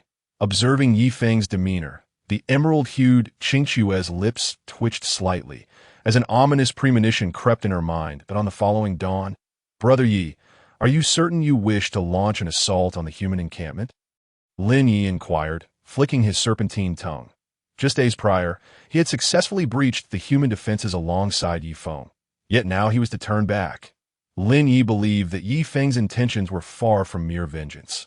"Indeed, you all possess a modicum of strength now. I only require you to buy me some time," Yi Feng stated flatly. The 3 colossal beasts exchanged glances, seemingly weighing the pros and cons of the situation.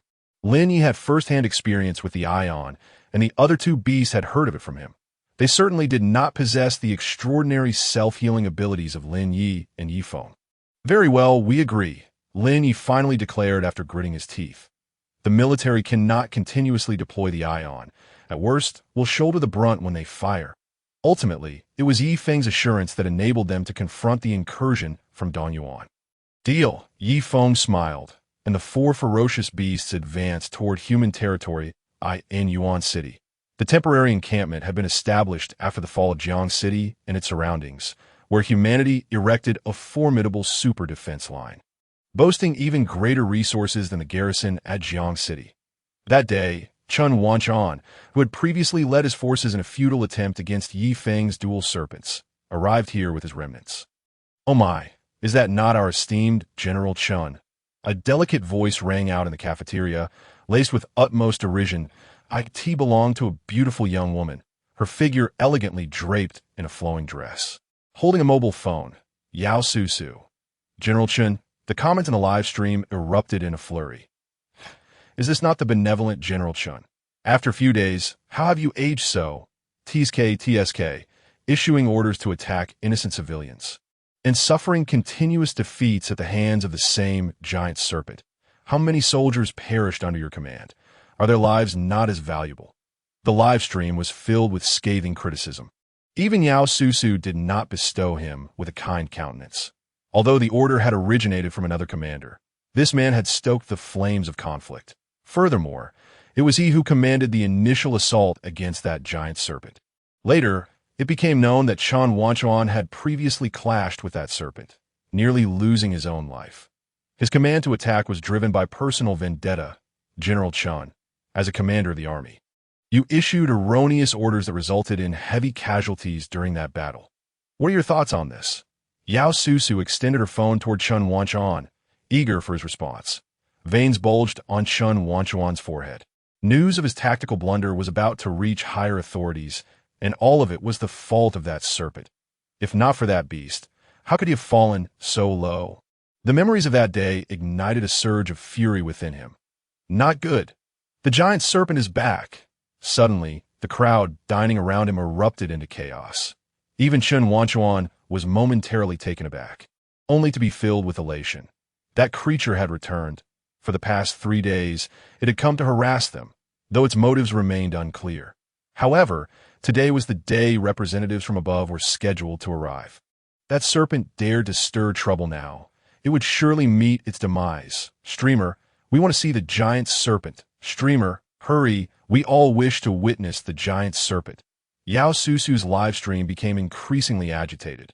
This was a military encampment, and due to her actions during the previous live broadcast, she had been confined here, awaiting interrogation by higher authorities. Now that the serpent had returned, no one in the camp seemed to heed her presence. Contemplating, Yao Susu decided to step outside and catch a glimpse of the colossal serpent. Outside the Yuan City defense line, 2 giant serpents and a furious angled thunder rhinoceros advanced, while above them soared a vibrant emerald chinke. I need to enter the human encampment. You all must allay them for me. Yifeng hissed. Not a problem. Lin Yi replied, his body sprouting spiky scales, appearing even more formidable than an armored hedgehog.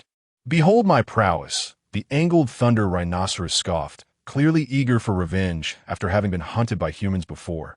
Meanwhile, the emerald chinke served as a lookout, surveying the enemy's movements. The moment the commander of Yuan City stepped onto the lookout tower, he was utterly bewildered. 4 colossal beasts had arrived at the border of Yuan City. What were their intentions? Were they here to contest territory with humanity? From a distance, Yao Susu observed everything, gasping at the sight of the 4 beasts. Was the giant serpent returning for vengeance? Attack! The angled thunder rhinoceros charged ahead, his tough hide unfazed by the human artillery, as the electric currents gathered and his horn knocked down numerous soldiers. What manner of creature is this? The crowd exclaimed in astonishment, beginning to scatter in panic as the first line of defense crumbled. Regaining his composure, the commander of Yuan City began directing the battle.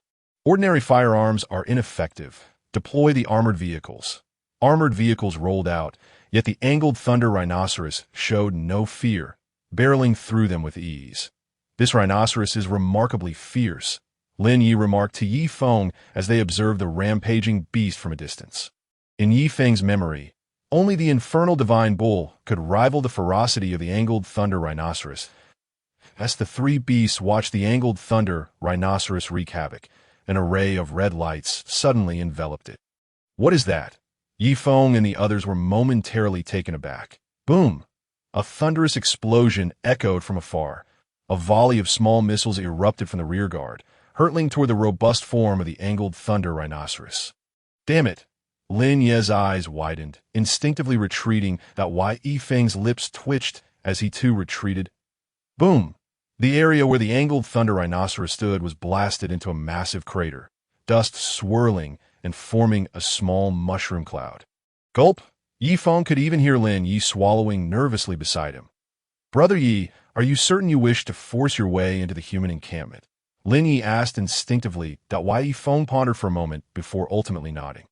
With only 2 days remaining until global beastification, if he could not deliver the original stone to his parents, then all his efforts would be in vain. Very well, we shall assist you this once. Lin Yi gritted his teeth and charged to the front lines. As the smoke cleared, the angled thunder rhinoceros emerged, battered but undeterred. Its tough hide had withstood the barrage of missiles with only minor injuries. Lin Yi cast an envious glance.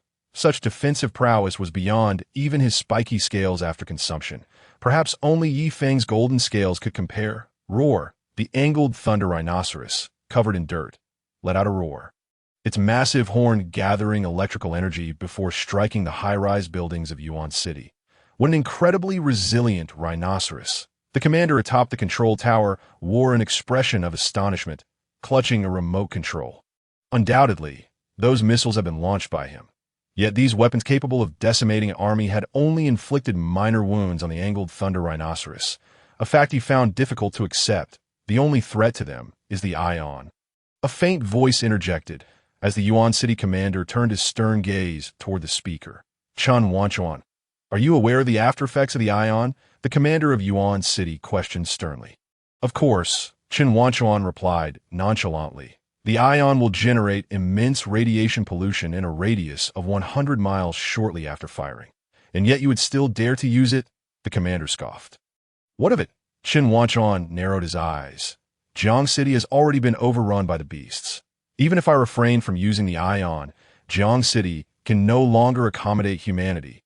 Your current situation is hardly superior to mine. Without the ion, your Yuan City will also fall. With it, you may still have time to evacuate the populace. That a fleeting glint of malice crossed Chen Wanchuan's eyes. Upon hearing this, the Yuan City commander hesitated. Chen Wanchuan's argument seemed to hold merit. Yet he still refrained from making an immediate decision. Gazing at the rampaging quartet of beasts, the Yuan City commander finally resolved himself. Assess our remaining energy reserves. How many times can we utilize the report? Commander, we can only use it 3 times. A subordinate promptly reported point 3 times. The Yuan City commander raised an eyebrow, exuding confidence. That will suffice. Meanwhile, Lin Yi and the angled thunder rhinoceros stood at the forefront of the battlefield. Countless bullets and shells impacting them as if merely scratching their surfaces. Brother Yi, charge in from the left. I will open a gap for you, the angled thunder rhinoceros declared, its horn crackling with electrical energy.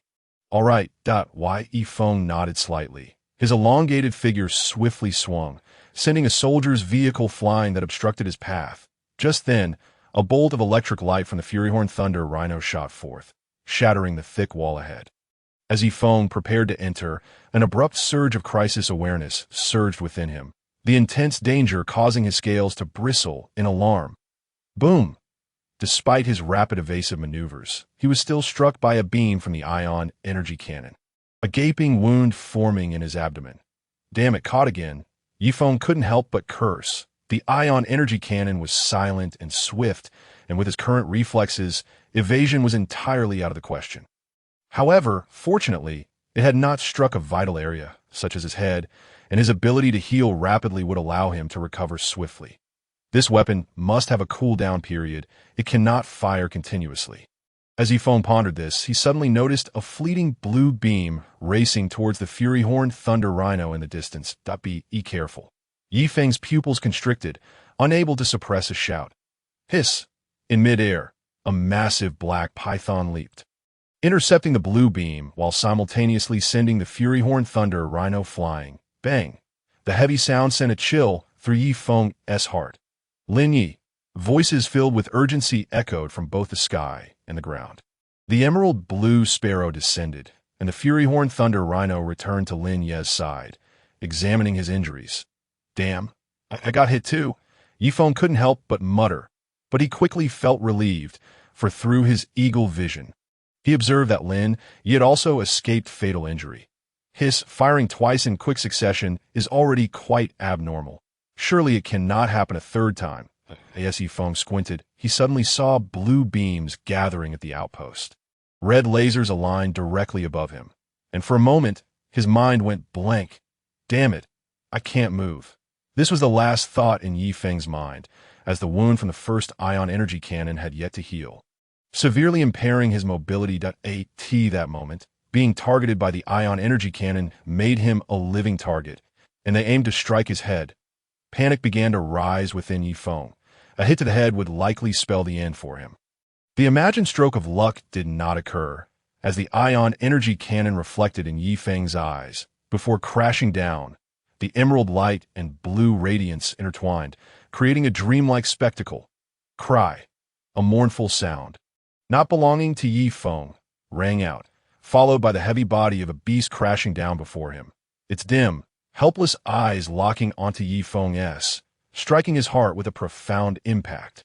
Yang Fei, the voices of Lin Yi and the Fury Horn Thunder Rhino resonated simultaneously, revealing the name of the Emerald Blue Sparrow. Roar! A suppressed roar burst forth as the Fury Horn Thunder Rhino's horn began to shimmer with light. Dark clouds gathered in the sky, signaling an impending lightning strike. The mournful cries of the Emerald Blue Sparrow echoed in Yifeng's ears, yet he had lost the capacity to think.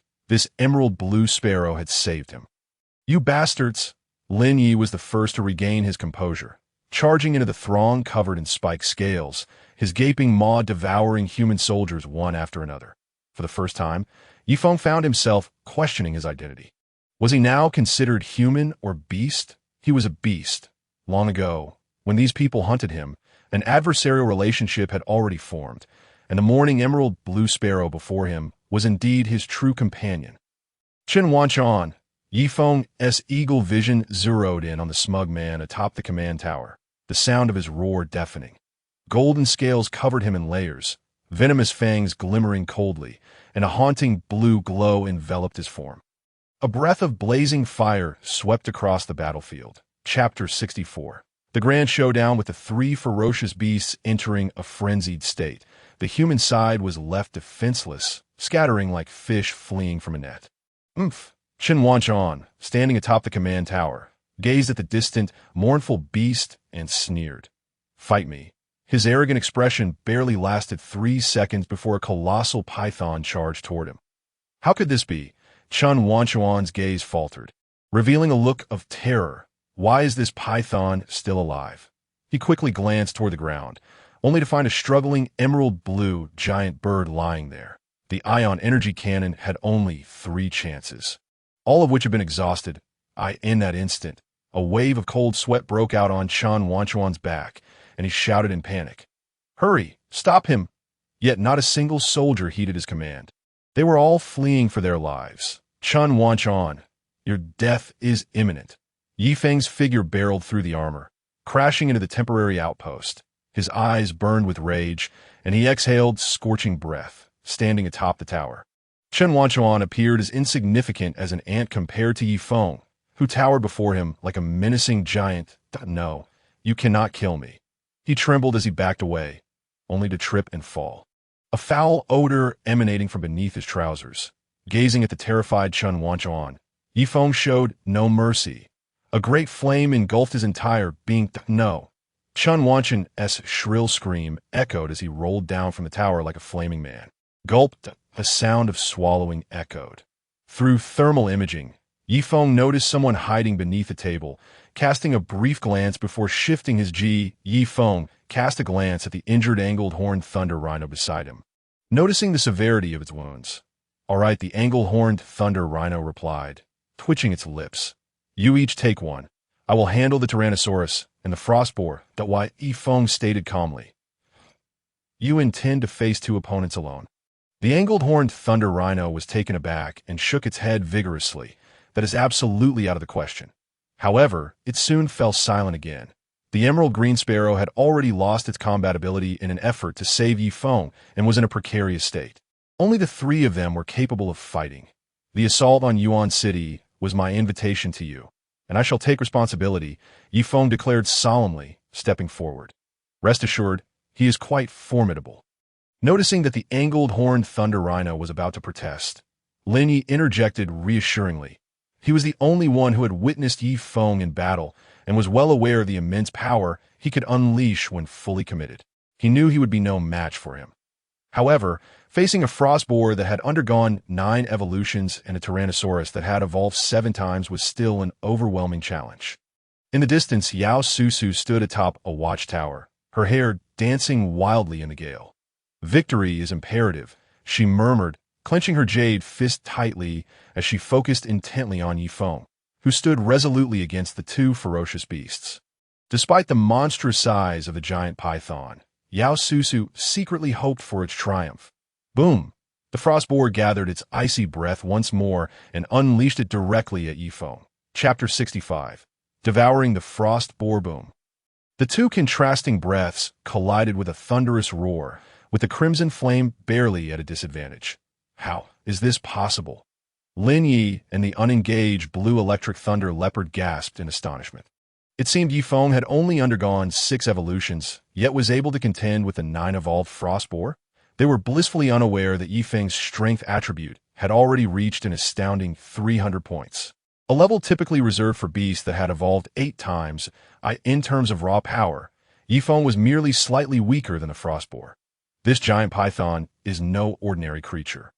The various ferocious beasts of the eastern plains harbored ulterior motives when suddenly, the dark marsh gray poison snake lunged toward Lin Yi.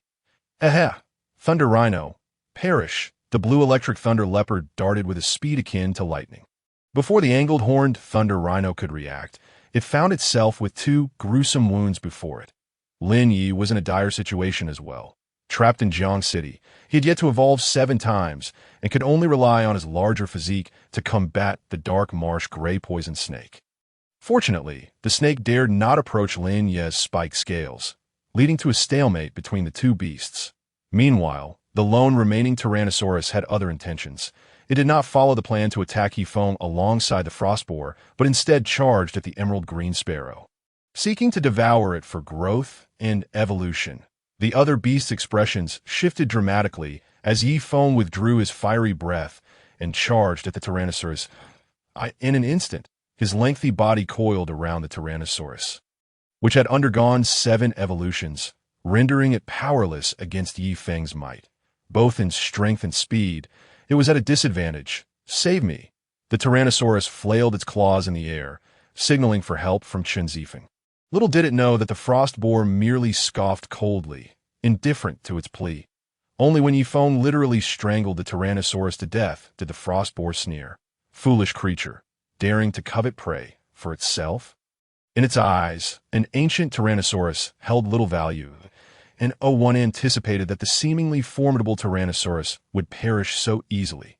You were excessively confident. With one troublesome foe eliminated, Yifeng felt a significant reduction in pressure as his icy serpent-like gaze bore into the frost boar. Allowing the Tyrannosaurus to perish at his hands would undoubtedly be the gravest mistake of Chen Zifeng's life. Confidence? I possess the foundation for such confidence. The frost boar chuckled ominously before charging forward with its razor-sharp claws. Whoosh! The claws stirred up a cloud of dust. Yet Yifeng had already vanished from sight. Striking air, concurrently, a pair of formidable fangs emerged from his left side, tearing into flesh and injecting venom into his body. Roar! The frost boar let out a furious roar as its thick tail swung like a hardened iron rod, sending Yifeng flying over 100 meters. This is not its true ability. Rising from the ground, Yifeng fixed his gaze on the frost boar's tail. This creature must have devoured high-tier kin. During their previous encounter, its tail had not exhibited such ferocity. Hissing, Yifeng flicked his serpent tongue, his golden scales enveloping his entire form, exuding an extraordinary aura.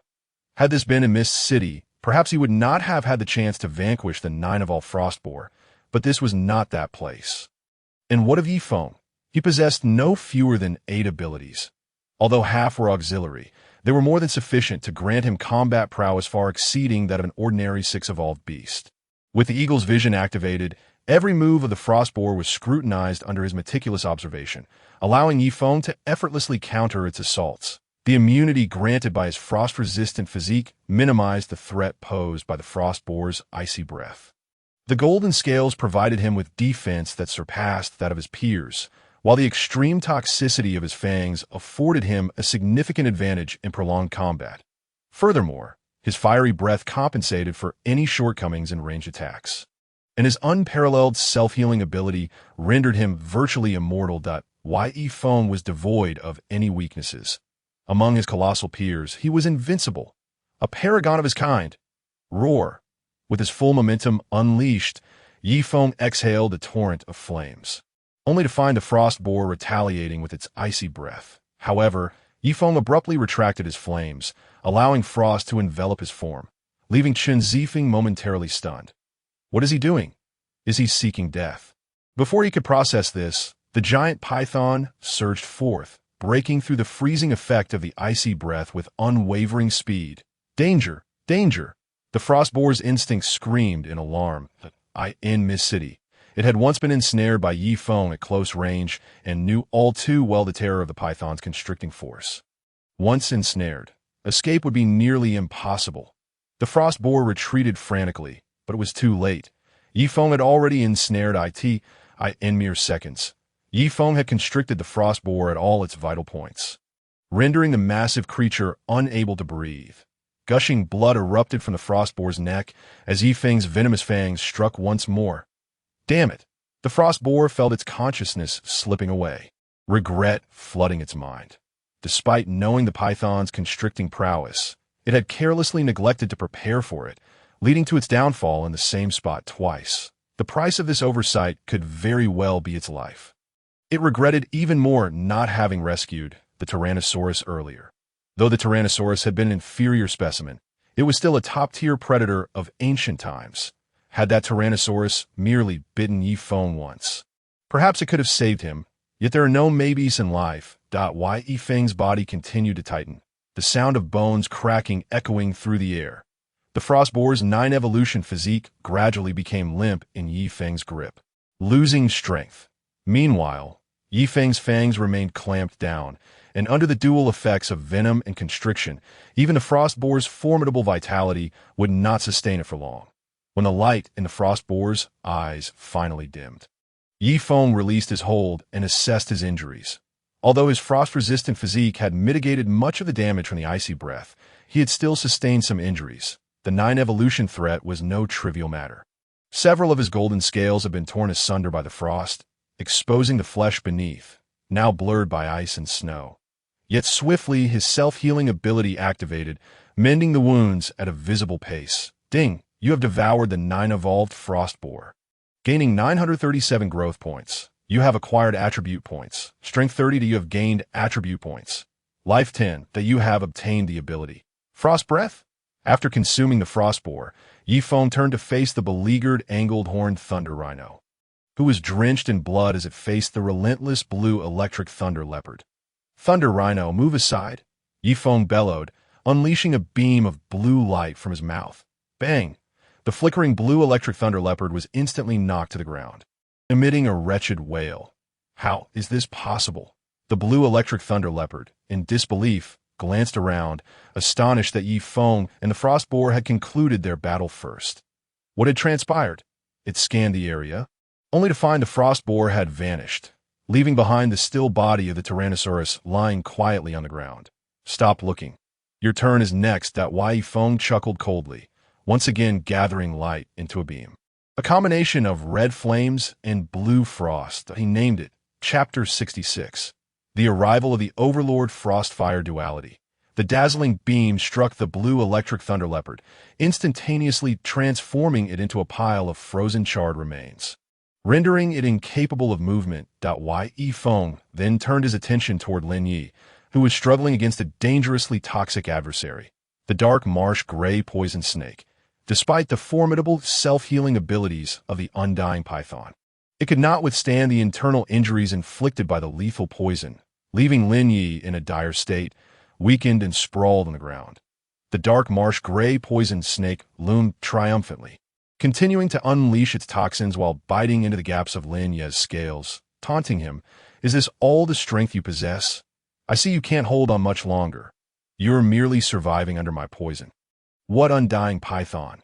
More like a mere worm, scoundrel. Lin Yi silently cursed in frustration.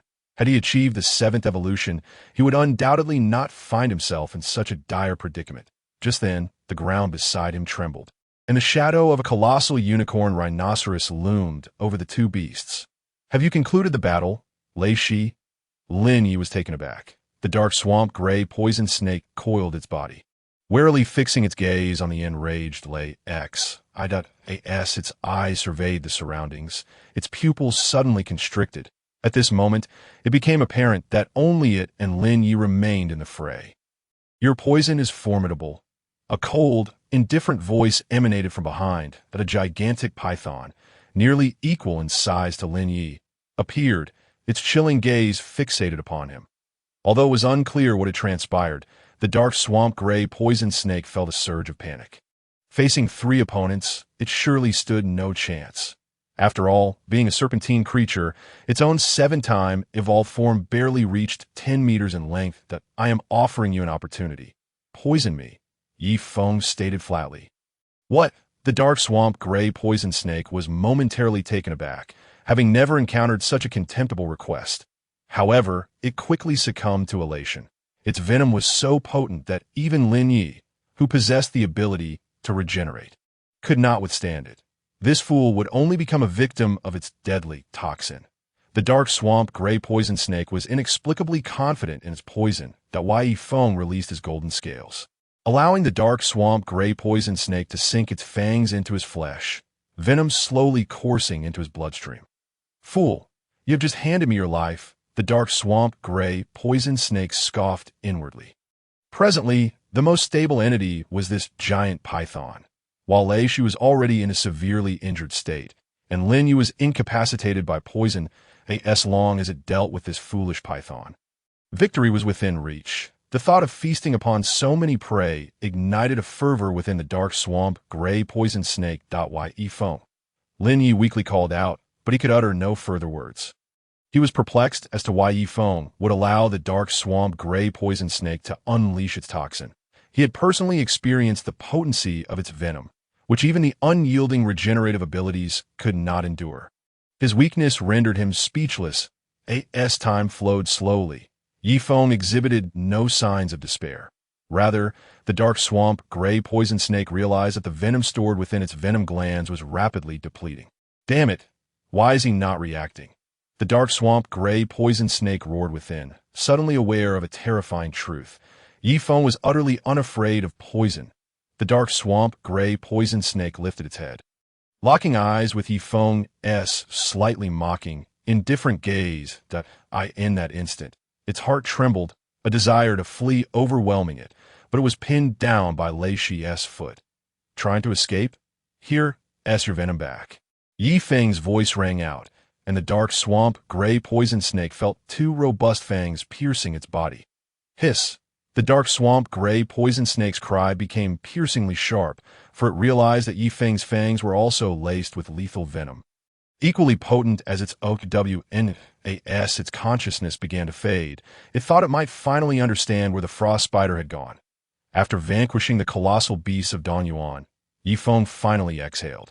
The bloodline of the undying python could neutralize toxins, though it required time. He turned to the agitated Lei Shi, who was concerned about Lin Ye's condition, and spoke calmly. Upon hearing this, Lei Shi finally felt reassured. Boom! At that moment, a thunderous tremor echoed from the ground as a massive inferno surged toward them from afar. An enemy. Lei Shi growled. No doubt Yi Feng raised his head, activating his eagle vision, and smiled faintly. It's a friend. Ding! Target organism detected. Variant Flame Overlord. A ruler born from flames, a natural leader with a savage disposition. Ability, Flame Barrier. Roar, a suppressed growl resonated as Overlord Yang Xiao came to a halt before Yi Feng, bowing its head, and from above descended a graceful figure.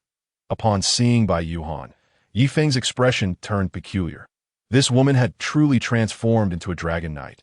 Did she know that the man beneath her was one of the future 10 Beast Kings? Yi Feng, I have something to discuss with you, Bai Yuhan said, her red lips parting as she gazed at the giant python. What is it? Yi Feng inquired, puzzled. This woman had traveled a great distance to summon the Overlord from the northern forest. Surely there was something of great importance at hand. After you left, I conducted in-depth research on the remaining primordial stones and uncovered a significant secret. What secret? Yi Feng's heart tightened. Each primordial stone contains a peculiar genetic code. A symbol of genetic coding we have never studied, even surpassing our technological understanding.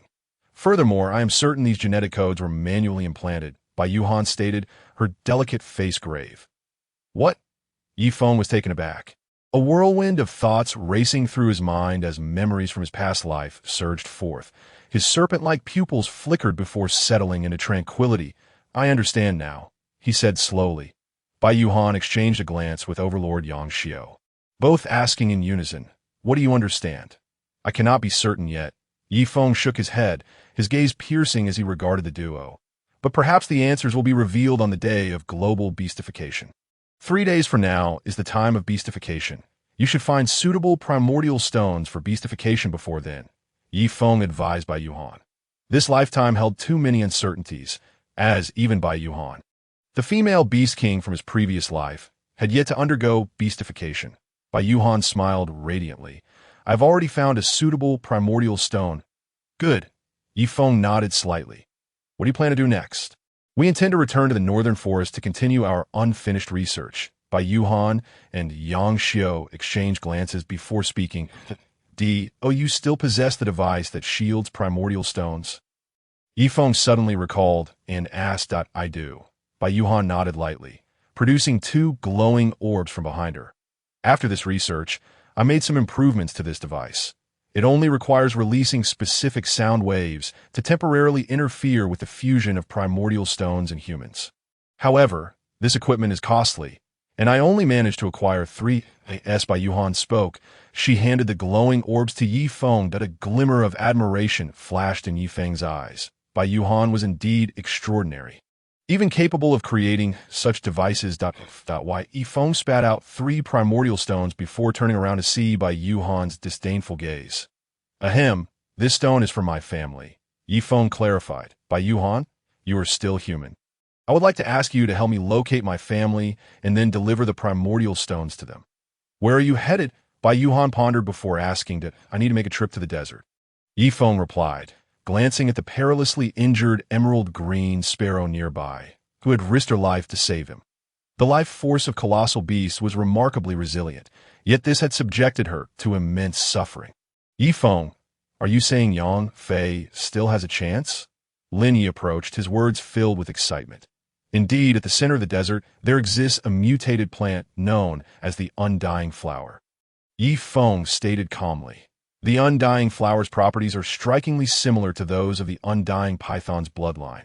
Regardless of the severity of injuries, as long as one draws breath, they can regenerate lost limbs and be resurrected. "All right, I will accompany you," Lin Yi declared, voice brimming with enthusiasm. "However, Yang Fei's condition may not last until you locate the Undying Flower." Lei, she spoke solemnly. "That is inconsequential. I have just acquired the ability of Ice Breath and can temporarily encase her in ice." Yifeng assured. "Good." Lin Yi finally exhaled in relief. "We owe you a debt of gratitude. I will take care of your family's matters." Bai Yuhan and Yang Xiao exchanged glances before looking back at Yifeng. "Thank you," Yifeng expressed gratefully. "Why, Yifeng, I shall accompany you," Lei Shi volunteered eagerly. "Very well. Then let us set forth." Yifeng spoke softly, "But first we must make a detour to the Snowfield Forbidden Zone." The Snowfield Forbidden Zone. Lin Yi and Lei Shi exchanged glances, both reflecting confusion in each other's eyes. "There's a friend of mine there. With her assistance, we can more easily locate the Undying Flower." Yifeng replied confidently. The Snowfield Forbidden Zone stretched endlessly, draped in frost and snow. The vast expanse was swept by fierce winds, clearing all life within 100 miles. "Hurry! This group of mammoths cannot hold out much longer." A furious roar echoed across the snowfield. Roar! This roar resonated like that of an unparalleled ancient king, and following this sound were 3 saber-toothed tigers, the apex predators of the Ice Age. These 3 saber-toothed tigers had grown several dozen times larger since Yifeng's first encounter, their evolution level reaching 7 times. Trailing behind them were a dozen glimmering frost wolves, who collaborated to besiege for mammoths. "Kambu, what should we do?" "Geely can barely hold on," an anxious voice cried out.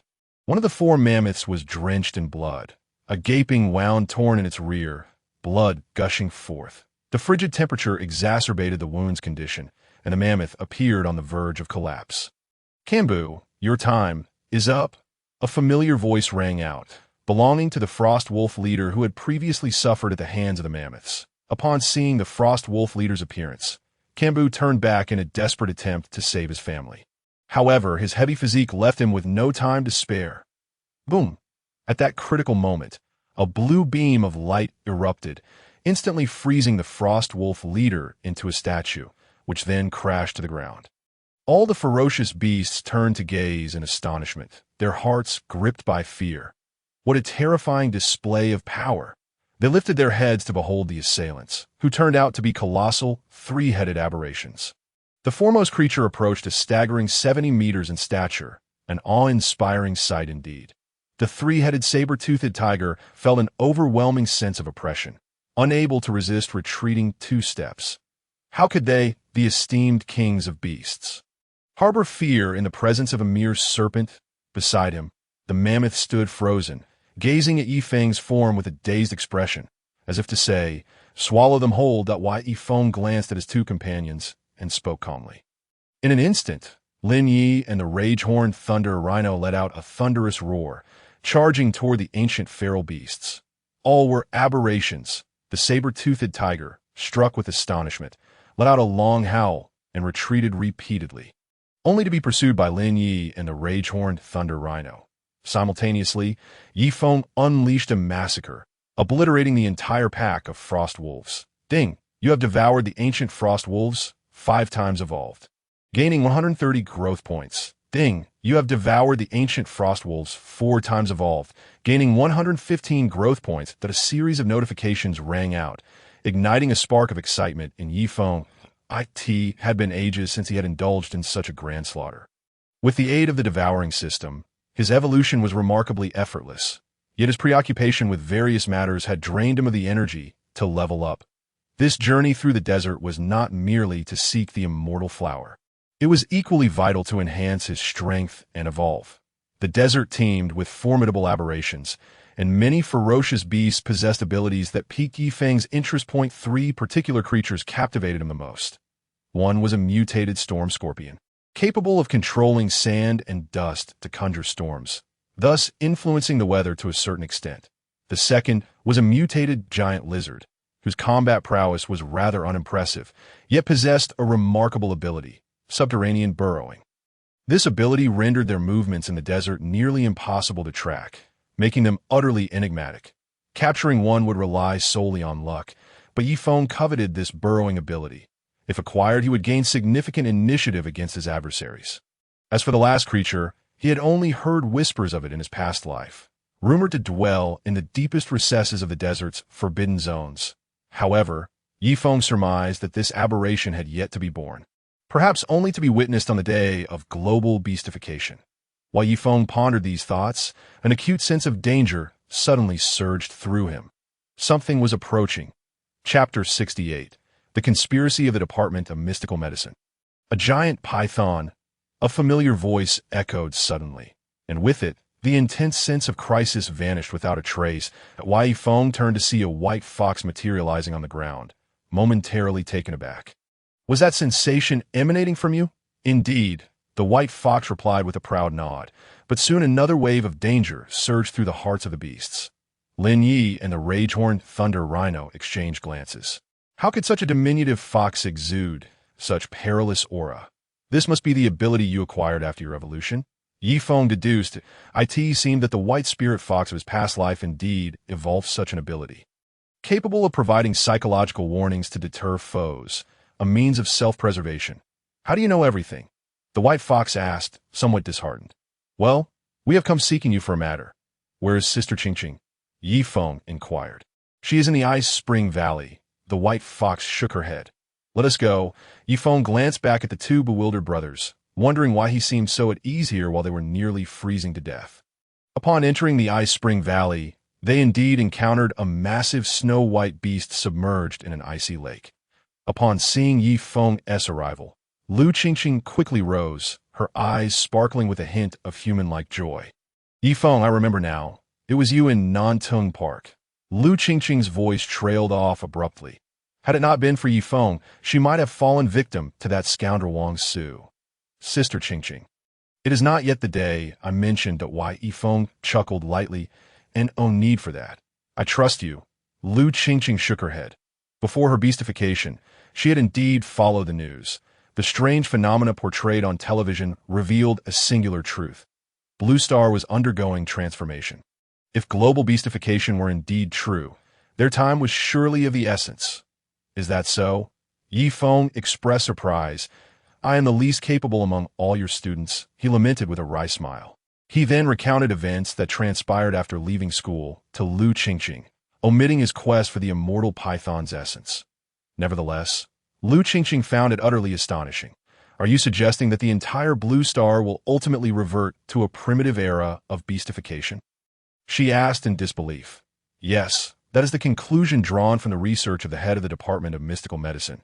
Yifeng replied nonchalantly, deflecting the blame. Lu Qingqing fell silent, then resolutely fixed her gaze on Yifeng. My ability allows me to foresee future dangers. I can accompany you into the desert. The desert is fraught with peril, tenfold more treacherous than the icy wilderness. Are you certain? Yifeng hesitated. In his past life, he had dared not venture into the desert. While both the icy wilderness and the desert harbored forbidden zones, the desert was home to even more bizarre creatures, and one could easily fall prey to quicksand. In truth, Yifeng was reluctant to let Lu Qingqing partake in such risks. However, remaining in the Ice Spring Valley might also expose them to other ferocious beasts. After careful consideration, Yifeng ultimately resolved to bring Lu Qingqing along, with the white fox being indispensable as well. For he was unaware of the precise location of the immortal flower and would rely on the white spirit fox's treasure-seeking ability. Foreseeing the future, Lin Yi, overhearing this, was struck dumb with astonishment. What sort of beast did Yifeng associate with, that one of them possessed the ability to predict the future? It was utterly terrifying. Lin Yi and the Ragehorn Thunder Rhino exchanged glances, as if suddenly comprehending who the true powerhouse was in the Department of Mystical Medicine. Several elderly gentlemen stood outside Research Room Number 1. The foremost among them was none other than Professor Bai Yuhan's mentor. Truly impressive, old Li, stealing your apprentice's research findings. Unable to act yourself, you let us old geezers play the villains. The three elder gentlemen, of similar age, jeered at the professor. Seated in his chair, the professor's expression remained indifferent. We merely obtained her research progress. To truly unearth the secrets within, further investigation is imperative. If we could decipher the mysteries, acquiring the formidable powers of those colossal beasts would render us no longer confined to this wretched place. The old professor remarked darkly. The other three exchanged glances, each recognizing the flicker of fervor in the other's eyes. Their age, they were nearing the end of their days, yet the prospect of becoming those gigantic beasts, gaining immense vitality and boundless power, was alluring. Report, Professor, we have discovered something. A researcher suddenly rushed over. Speak. The old professor rapped the table, speaking calmly. Through our studies, we have found a series of inexplicable gene sequences within the essence, seemingly the cause of human beastification. The researcher explained. Can you control the selection of beastification types? The old professor inquired with a furrowed brow. Deng's identity has been clarified. Evolving into a wild boar is not an outcome they desire. The researcher hesitated, a hint of discomfort evident. With our current capabilities, we cannot definitively identify the species within the essence. What shall we do then? The old professor exclaimed, anxiously tapping the table. Suddenly, a spark of insight lit up his eyes as he turned to the researcher. If we provide you with sufficient essence, could you conduct the research? It should be feasible, the researcher replied after a moment's hesitation, nodding firmly. Then instruct everyone to gather essence from every possible source, the old professor commanded coldly. Oldly, relying solely on our own strength may prove insufficient. One elderly gentleman frowned. Who said we would rely solely on our strength? The old professor scoffed. Notify the higher-ups. Inform them of our significant discovery, stating that we have unearthed a potential method to annihilate the colossal beasts. Additionally, solicit public assistance using the same rationale. This matter must be expedited. I sense that time is running short. The old professor gazed at the creatures imprisoned within Research Room Number 1. One of them a massive crocodile, entirely black and clad in armor reminiscent of a demon. In the desert, flowers wilted. Following the fall of the essence, the temperature across Blue Star shifted dramatically. The desert was now more scorching than ever, with temperatures soaring to nearly 50 degrees. The deeper one ventured, the higher the temperature soared. In such conditions, it was likely that the native fauna of Blue Star had vanished from the desert. Yifeng gazed at the swirling sandstorm, softly murmuring. This means that if any creatures are encountered in this desert, they are likely all the result of human beastification, that I am so thirsty. The little fox exclaimed from atop Yifeng's head, "Go drink from the Ragehorn Thunder Rhino." Yifeng sighed in exasperation. Upon entering the desert, they required hydration and sustenance. In the beastified world, food was readily available. Yet they were sorely lacking in water. Thus, the Ragehorn Thunder Rhino was laden with an abundance of pure water. After all, this creature was most suited for laborious tasks. After a prolonged period, the sun ascended into the sky, and the weather grew increasingly oppressive. The beasts could evidently sense their patience waning. Just as their tempers began to fray, the little fox suddenly arched its back as if to sound an alarm. Its snowy fur bristling as it bared its teeth in a particular direction, that Yifeng was taken aback and turned his gaze towards the distance, where a dark mass of creatures was charging towards them. Chapter 69. The Eerie Sand Fortress Giant Turtle, Yifeng, and the other beasts quickly turned their heads, only to find their vision engulfed by an overwhelming darkness, a deluge of stones hurtling towards them. What on earth is that? The beasts wore expressions of bewilderment, unsure of the identity of this approaching horde. Turtles?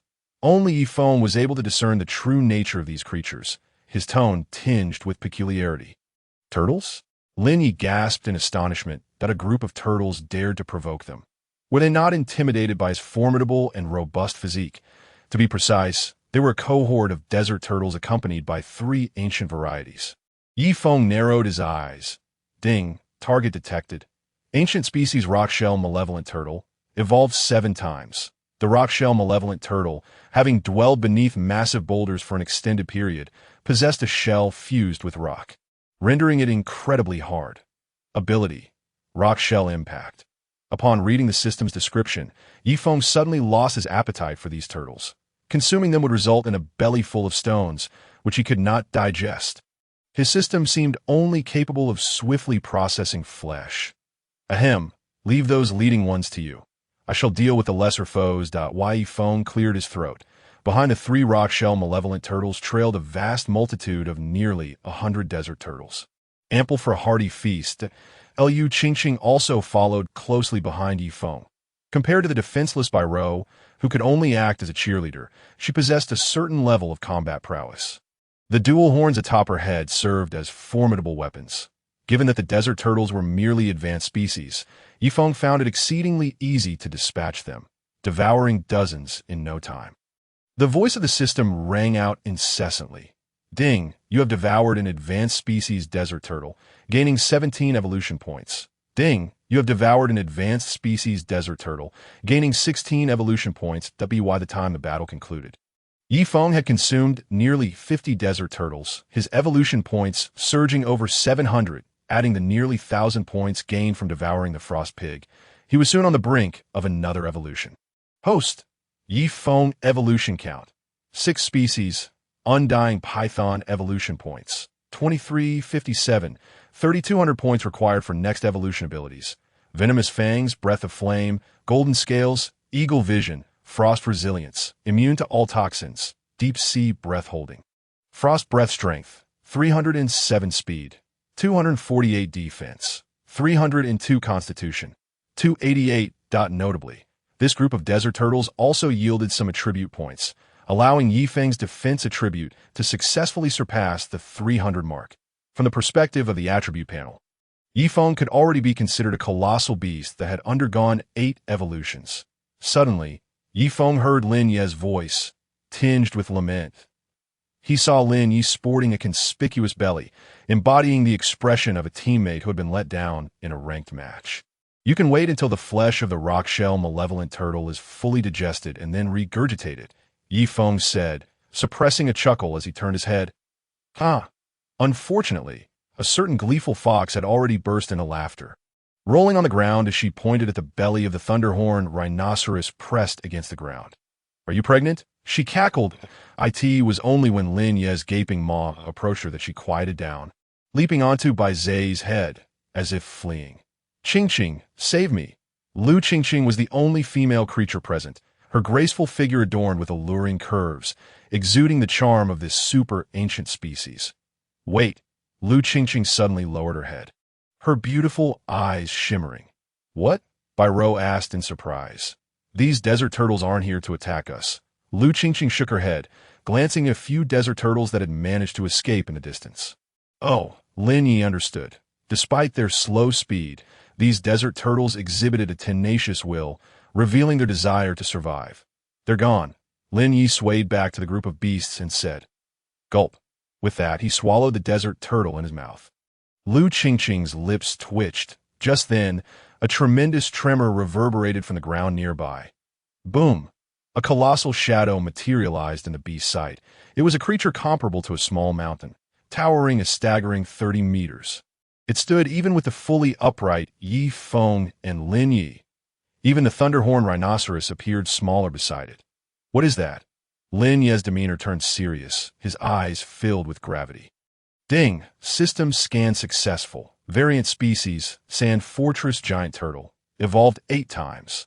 The Sand Fortress Giant Turtle, having burrowed in the desert for ages, had undergone a mutation. Its peculiar feature lay in its shell, capable of absorbing and immunizing against attacks.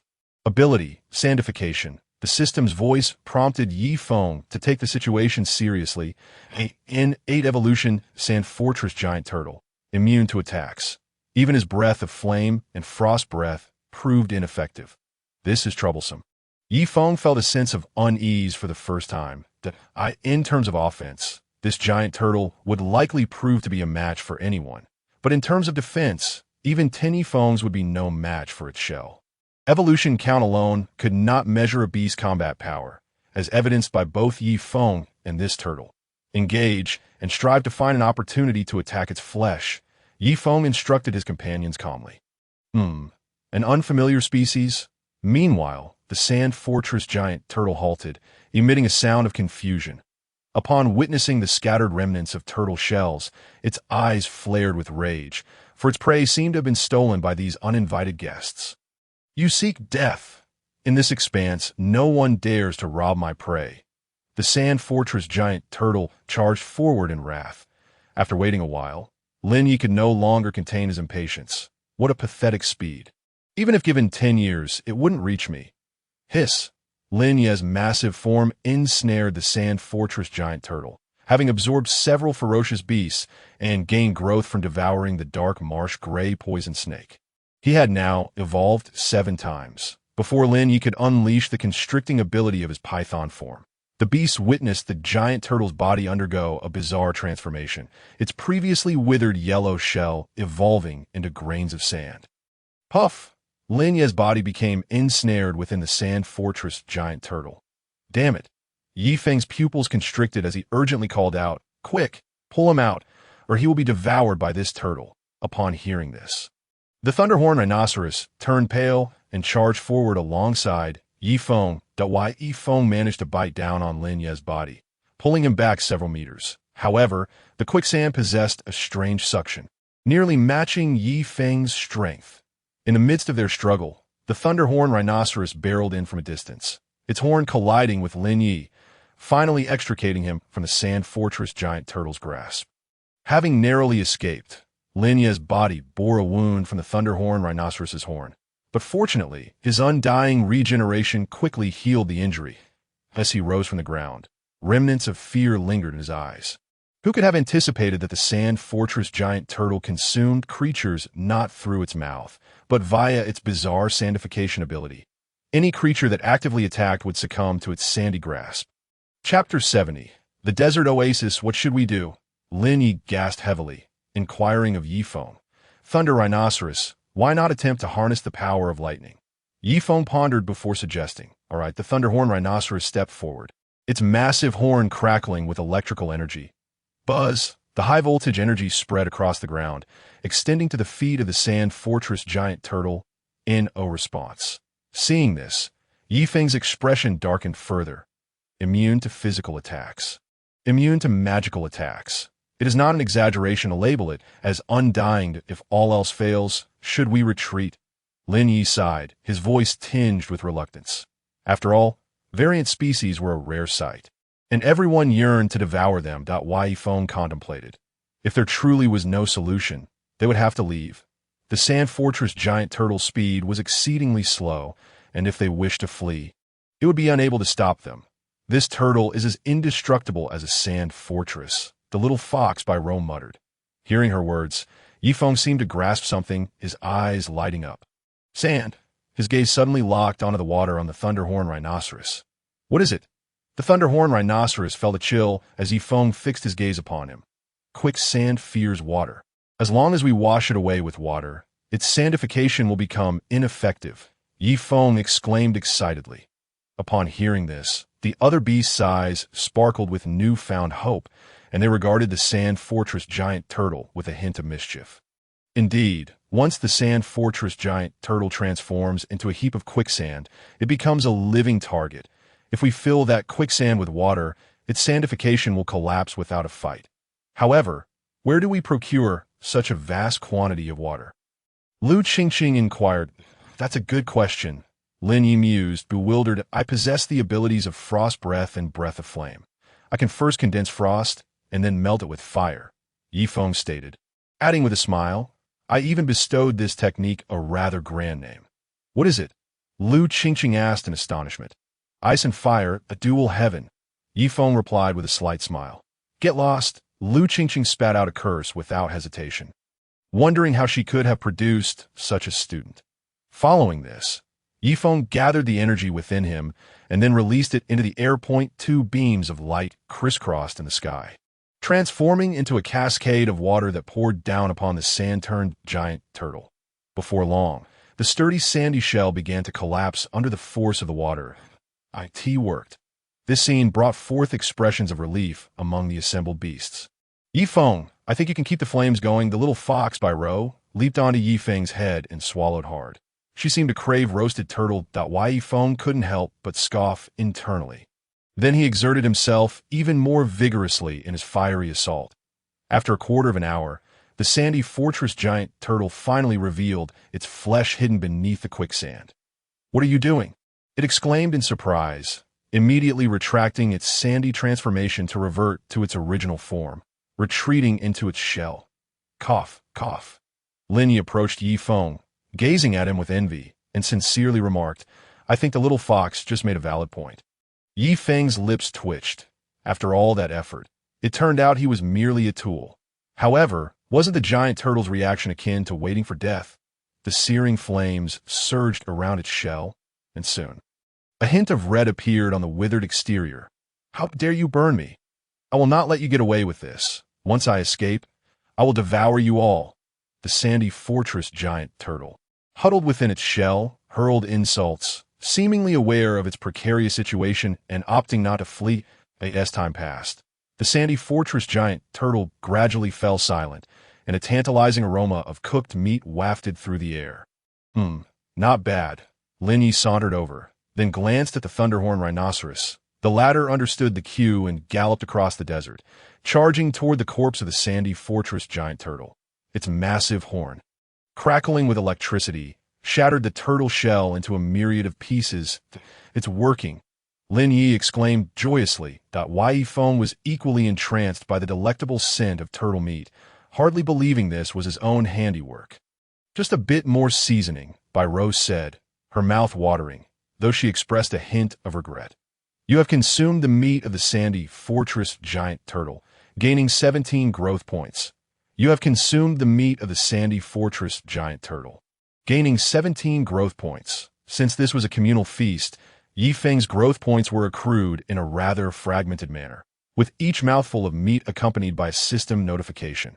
After completely devouring the sandy fortress giant turtle, the entire team replenished their stamina but were almost out of water. We should seek an oasis for more supplies, the Thunderhorn rhinoceros said, burdened with empty buckets. All right, Yifeng nodded, turning to Ro. You should be able to manage that. Right? I'll sense it. With that, Ro closed her eyes, a silvery glow enveloping her. Moments later, she excitedly pointed to the northwest and shouted, Over there, just a few dozen miles away.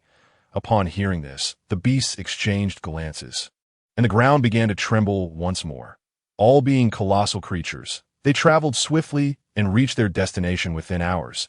a verdant expanse crowned with towering trees, substantial in size, capable of concealing even Yi Feng and his companions. However, the gnarled trunks made the passage slightly cramped.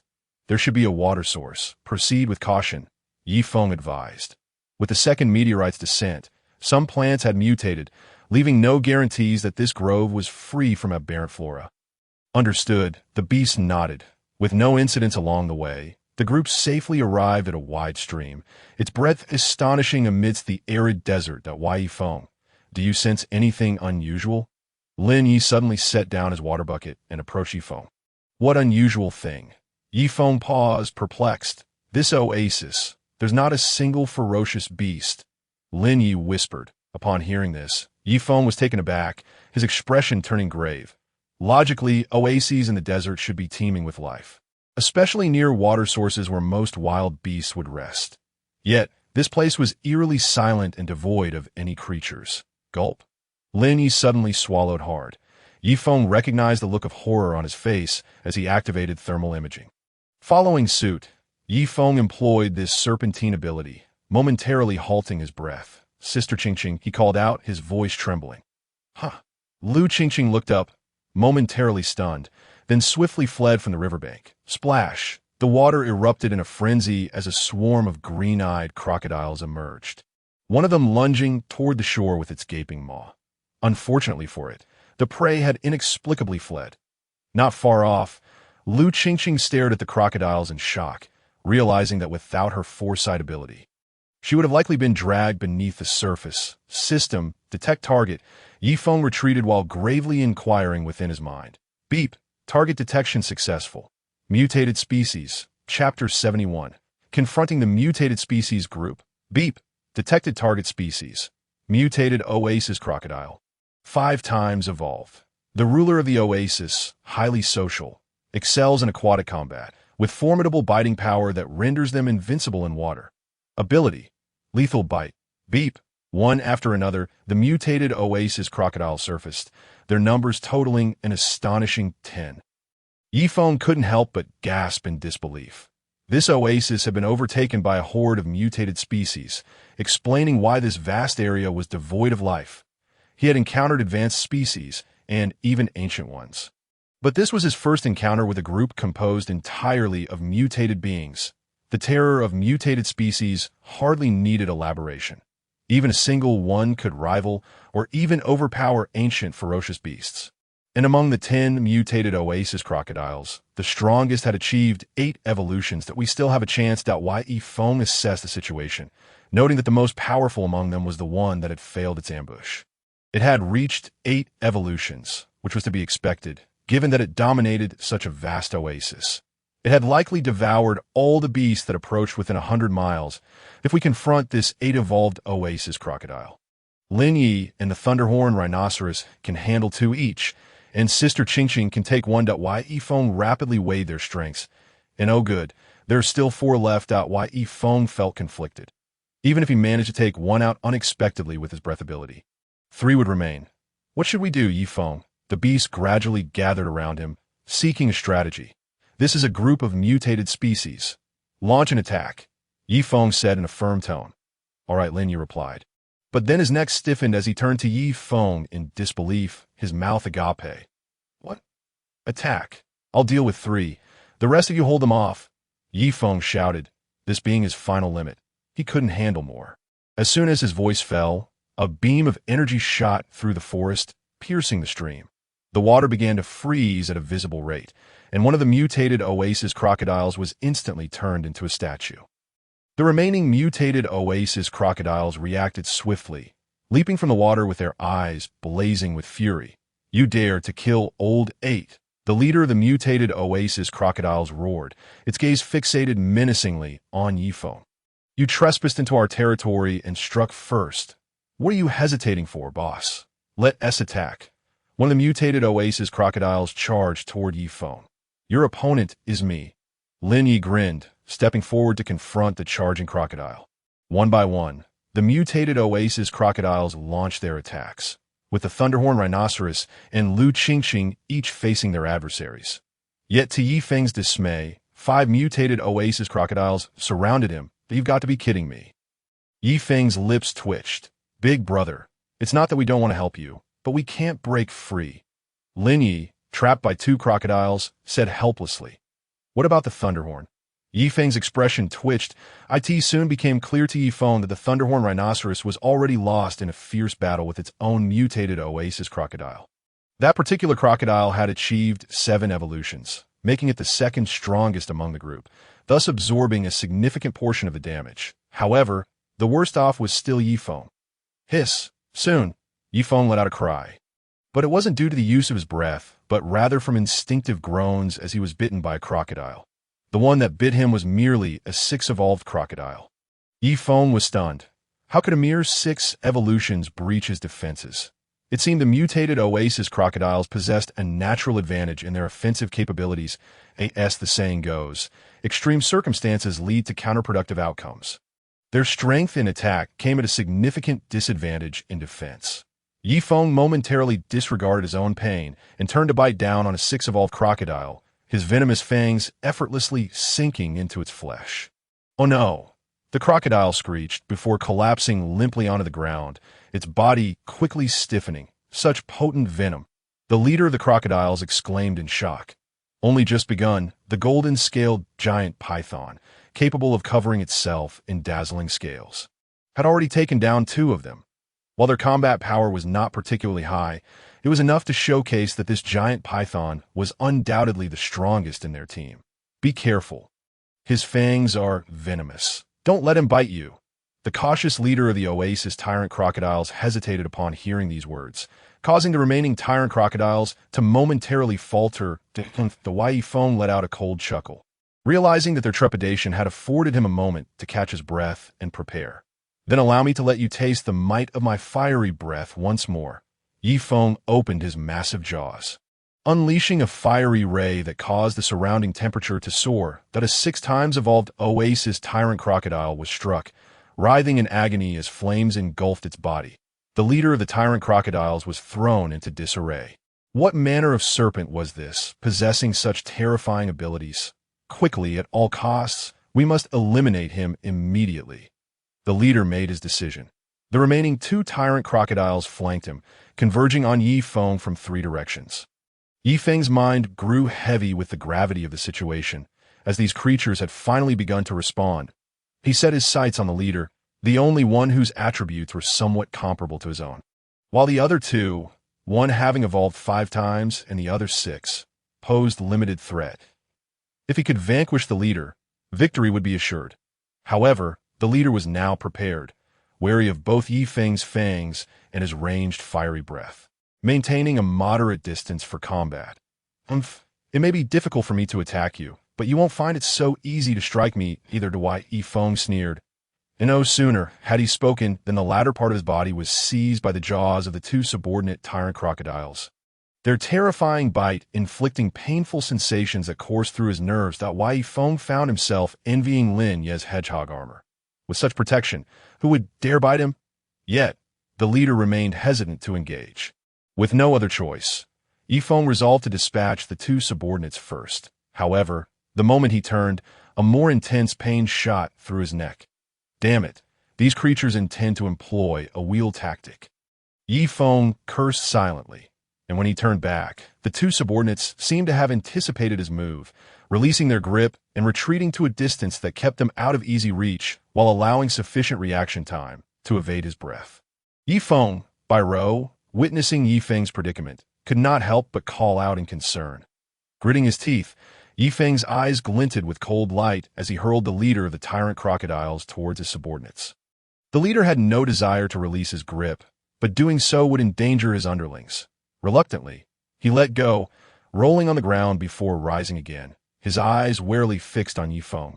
Suddenly, the leader's eyes widened in shock as he witnessed Yi Feng's grievous wound, which had been inflicted by their bites, begin to heal inexplicably, completely restored within less than a minute. The leader was taken aback. Such a rate of regeneration was truly terrifying. If they could not deal with this creature, they would likely face total annihilation today. Meanwhile, Yifeng had gained a moment of respite, but it was short-lived as the three tyrant crocodiles resorted to their previous tactics they truly believe I have no temper. Chapter 72, Darkening. How dare they besiege me? Yifeng's eyes narrowed dangerously, and he charged towards Lin Yi, with the two remaining tyrant crocodiles in tow. The tyrant crocodile leader was momentarily stunned, only to see Yifeng whip his massive body towards another colossal serpent. Is this infighting? But his expression quickly soured as he noticed that the other serpent was covered in spikes. Yifeng's tail struck with lethal force, impaling one of the tyrant crocodiles that had refused to relent. While the leader was still in shock, Yifeng swiftly turned and dispatched another subordinate. With these two bothersome underlings dealt with, Yifeng felt a surge of relief, and the minor injury inflicted by Lin Yi's spikes healed rapidly. Simultaneously, Lin Yi was momentarily stunned when Yifeng's tail slammed him to the ground. "What are you doing?" "I'm just looking for a bit of support." "Is there a problem?" Yifeng shot him a sidelong glance before charging towards the isolated leader of the tyrant crocodiles. Now devoid of allies, Lin Yi, feeling somewhat disgruntled, twitched at the corners of his mouth before fixing his gaze on the opponent once more, two tyrant crocodiles with mouths full of gaping wounds. Compared to the sand fortress tortoise, their defensive capabilities were even more repulsive, thanks to their physical retaliation. This moment, the other colossal beasts engaged in battle were nearing their conclusion, and without exception, the tyrant crocodile side faced utter defeat. Their greatest strength lay in the water, but Yifeng had frozen the surface with his frosty breath. While they retained formidable power on land, it paled in comparison to their aquatic prowess. Especially when confronted by a spiky serpent, a land-dominating giant rhinoceros capable of emitting electricity, and a mysterious snow-white behemoth. Yet, the most formidable threat remained Yifeng, whose abilities seemed inexhaustible. You can't possibly have only 6 evolutions. The tyrant crocodile leader trembled as he fixed his gaze on Yifeng. That we are all colossal beasts. Why does he possess so many bizarre abilities? This must be cheating. Yifeng sneered, affirming that he indeed had 6 evolutions, albeit not the ordinary kind. The Oasis tyrant crocodile clearly lacked the ability to consume its kin. Otherwise, it wouldn't only possess the lethal bite. Its abilities were far too singular. Had it been a one-on-one confrontation, the tyrant crocodile leader would have perished 300 times over by now. Yifeng involuntarily released a signal of aggression, his elongated body swiftly darting towards the Oasis tyrant crocodile. He quite appreciated the lethal biteability, and combined with his toxic fangs, his jaws could become a formidable weapon of battle. Seeing this, the Oasis tyrant crocodile opened its gaping maw, its menacing teeth gleaming ominously in the air. Fiery breath. Upon witnessing this, Yifeng's eyes lit up with excitement as he unleashed a torrent of flames. The Oasis tyrant crocodile, taken by surprise, attempted to evade but was ultimately scorched on its lower jaw. The severe burns elicited a wretched howl from the creature. How disgusting. This serpent is utterly revolting. I'm done fighting. The Oasis tyrant crocodile, too. You have witnessed the colossal python that Yifeng has transformed into. With these primordial stones, I too can possess such power. With an abundance of primordial stones at my disposal, I can forge a legion of monstrous beasts. And at that time, Yifeng will not stand a chance against me. I shall dominate this world. As Qin Xiaoming spoke with increasing excitement, a frenzied and twisted gleam surged in his eyes. Frightened by Qin Xiaoming's demeanor, Qin Yaru hurriedly fled the basement. Qin Xiaoming, with a detached gaze, did not deter his sister but instead clenched his fists, gazing at his primordial stones. One day, I shall prove my worth through my abilities that I can defeat Yifeng, and I can rule the world. I am the future of the Qin family. Chapter 73. Sand City. After 7 evolutions, upon awakening, Yifeng gazed at the enormous serpent skin beside him and could not help but reflect. His length had evolved to an unprecedented 70 meters. This gargantuan python, if revealed to the world, would undoubtedly terrify countless maidens. The completion of his evolution was not far off. Yifeng narrowed his eyes. The completed form represented an epic metamorphosis after beastification. At this stage, the sizes of the colossal beasts became largely fixed, and each subsequent evolution would significantly enhance their attributes. That it was at this juncture that the gap between the beasts would widen, and the efficacy of their abilities would become prominent, revealing the potential of those destined to reach the pinnacle. With my current capabilities, evolving to the completed form will allow me to effortlessly vanquish Yifeng. He whispered softly. What he anticipated most was the global beastification. The creatures he hunted now were merely an appetizer. In a world of complete beastification, the species would be bizarre and varied, and even those with powers far surpassing other ferocious beasts could easily meet their demise if they were not cautious. Why did Yifeng from my previous life undergo so many evolutions? Of course, it was merely to survive. However, after enduring for such a long time, he finally attained the position of a minor lord, only to be crushed by a colossal tiger that he no longer wished to experience the frustration of gathering resources for half a year only to have them squandered by others. Thus, in this life, he vowed to become the mightiest beast. Is Sister Qin not yet fully evolved? Yifeng glanced down at the cocoon of light beside him, faintly able to discern the exquisite form within. Bai Zhe, an existence surpassing ordinary ancient species, was even more peculiar in that there seemed to be only one of in his previous life. Yifeng had survived for so long, yet he had only encountered Lu Qin. He had never even heard of any others. Regrettably, Lu Qin had fallen prematurely, leaving no one to witness what this super ancient species would become in its later stages. Upon exiting the jungle, he found Lin Yi and the furious horned thunder rhinoceros sprawled on the ground, asleep. The one keeping watch was none other than the little fox. By Yifeng, you're out. Upon seeing Yifeng, Bai Rou quickly leaped off Lin Yi's head and joyfully scampered toward him. What is the matter with you? Yifeng sensed that this little creature was unusually excited and immediately inquired. I just sense that there are treasures in this oasis, Bai Rou said, narrowing her fox-like eyes and whispering. Treasures? Yifeng's eyes brightened. He was aware of the Bai Ling fox's ability to locate treasures. And given that this was an oasis in the desert, the treasures would surely be remarkable. Since Sister Qin had not yet completed her evolution, it was imperative to have someone guard her, and Lin Yi and the others were the most suitable. Such treasures can be fleeting, and it would be prudent to scout the area first. Bai Rou, what do you think? Yifeng elaborated. Bai Rou merely stared blankly at him. Astonished, it was the first time she had seen a serpent speak so grandiloquently about hoarding food. All right, the little fox nodded. The strongest member of this team was Yifeng, so she had complete faith that nothing would go awry. She promptly jumped onto Yifeng's head, guiding him toward the source of her sensing, that it's just ahead. The little fox chirped happily. Soon, the two halted in their tracks, confronted by a castle standing amidst the swirling sands. How can there be a sand city here? Yifeng's tone involuntarily grew serious. The emergence of a sand city in the desert was indeed peculiar. His instincts warned him that great peril lay hidden within the confines of this castle. I can sense that the treasures lie within, Bai Rou hesitantly remarked. Undoubtedly, she had also perceived the danger, and whether to enter was a conundrum. Perhaps the immortal flower is hidden within. A thought flashed through Yifeng's mind, igniting his excitement. Should we return and gather Sister Qin and the others? With her foresight ability, we would be safer with her around, Bai Rou chirped. She recognized Yifeng's ability to sense heat signatures. But not all creatures could detect them, particularly cold-blooded animals. No need. With my abilities, I can escape even if danger arises. Yifeng contemplated before discarding the idea of returning. Rest assured, I have left a signal for Lin Yi.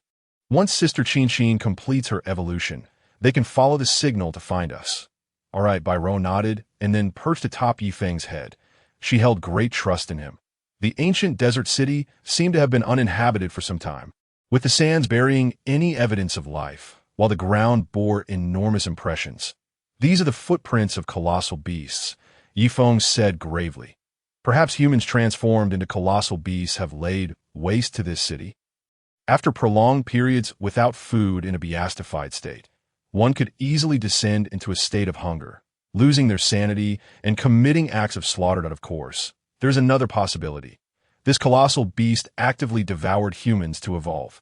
Yifeng, look over there! Suddenly, the little fox shook Yifeng's head. What is that? Yifeng focused intently. A chaotic trail marred the ground, smeared with a sticky substance that is a python. Yifeng pondered, but he quickly dismissed that notion. Although pythons leave behind traces of slime when they move, it would not resemble this disorderly mess. The diameter of this slime reached several meters. It was unfathomable to consider a python of such girth. Would its length then extend beyond 100 meters?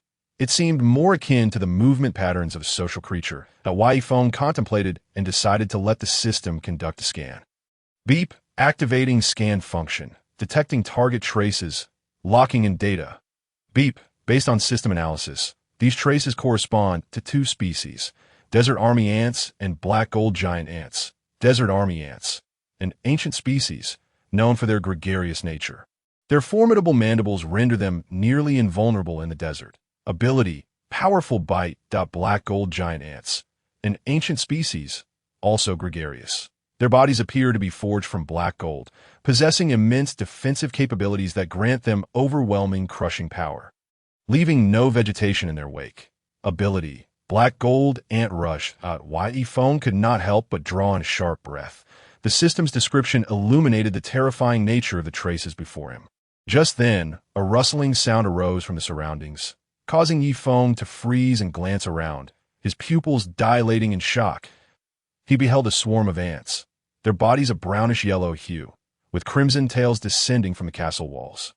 No, they could no longer be referred to as ants. They were giants. These giant ants stood an average of 2 meters tall, appearing menacing and fearsome as they surged forth like a tidal wave from the sands. Yifeng suddenly recalled the colossal beast footprints. Perhaps it was not the beast that ravaged this sand city, but rather the inhabitants of this city who had all transformed into desert army ants. That colossal beast, it was likely already consumed by this horde of desert army ants. Chapter 74. Thunderfire Explosion. What should we do, Yifeng? We must flee, Bai Ro wailed from atop his head, panic evident in her voice. How can we escape? Yifeng replied with resignation, as the desert army ants had completely surrounded them, leaving no avenue for retreat. Although his fiery breath could provide temporary reprieve, leaving was still a daunting challenge. Yifeng spoke gravely. The weakness of such an ant species must surely be fire, yet the problem lay in that his flames were not infinite. Each exhalation required a cool-down period before he could unleash another. The sheer number of desert army ants was overwhelming. It was likely that Yifeng would be submerged by them before he could gather enough energy for a second breath. Squeak. Intruder, you have trespassed upon our territory. A particularly large desert army ant emerged, speaking loudly. Upon hearing the ant speak, Yifeng's heart stirred. Perhaps negotiation was still an option? My apologies, I inadvertently entered your esteemed domain, Yifeng began, but before he could finish, the ant leader interrupted him. Attack. With a command from the ant leader, an endless tide of yellow surged forth to by the heavens. Yifeng could not suppress a curse. The ant leader had no intention of negotiating. Did they truly regard him with such disdain? After all, he was a mutated being that had undergone 7 evolutions. Fiery breath. In mere moments, the area around Yifeng was swarmed with desert army ants. These creatures bore malevolent and frenzied expressions, clearly perceiving Yifeng as their next meal. Roar. The fiery breath's energy rays enveloped the surrounding army ants, the intense heat incinerating the foremost soldiers into ashes in an instant. The terrifying power of the flames momentarily halted the relentless advance of the army ants, who emitted strange, restless calls as if awaiting their leader's command. Seizing this opportunity, Yifeng hastily donned his golden scales, and with a powerful sweep of his massive tail, he flattened a group of army ants. Most of these ants had only undergone a single evolution. In terms of individual strength, they ranked among the weakest of all ferocious beasts. Their terror stemmed from their proficiency in coordinated assaults. The sheer scale of the desert army ants before him was such that even fully evolved variants would need to retreat from their formidable presence. Despite Yifeng's immense capabilities, he had no intention of confronting these creatures head-on. He could not allow them to escape. A piercing shriek erupted from the sand ants as they surged towards Yifeng like a frenzied tide. Squeak! Squeak! Initially, Yifeng could fend off the giant ants with his formidable strength, but as their numbers swelled, his movements became restricted and increasingly sluggish. The army ants gradually crawled onto Yi Feng, their ferocious mandibles clashing against his form, producing the sound of steel colliding. How resilient the scales are! Not far away, the army ant leader observed the scene with slight astonishment, quickly followed by elation. The stronger Yi Feng grew, the more exhilarated it became. It had been a long time since they had encountered a suitable meal in the desert, and now that Yi Feng had delivered himself to them, how could they let him go? However, within the throng of sand ants, Yi Feng felt his composure sinking. His body was engulfed by an unending sea of army ants. Although his defenses would hold for a time, it was only a matter of time before they would be breached. The most formidable aspect of the desert army ants was their biting power. Given sufficient time, they could undoubtedly rend his scales apart, and when that happened, he would be met with the chilling specter of death. Just then, Yi Feng's fiery breath was recharged. Without hesitation, he unleashed a torrent of flames upon the surrounding horde, instantly clearing a space around him. This provided Yi Feng with a moment to breathe. And he shouted softly to Bai Rou, "Hold on tight." Bai Rou was already so frightened that she was at a loss for what to do. Several times, the army ants crawling up Yi Feng's body nearly reached her. But fortunately, Yi Feng noticed in time and swatted them away with his tail. In such critical moments, Bai Rou was of no help. Her only option was to obey, her small claws embedding themselves into the scales, refusing to let go. Seeing this, Yi Feng's elongated form shook violently, dislodging the ants clinging to him, and then he smashed his massive tail down, causing blood to splatter across the ground.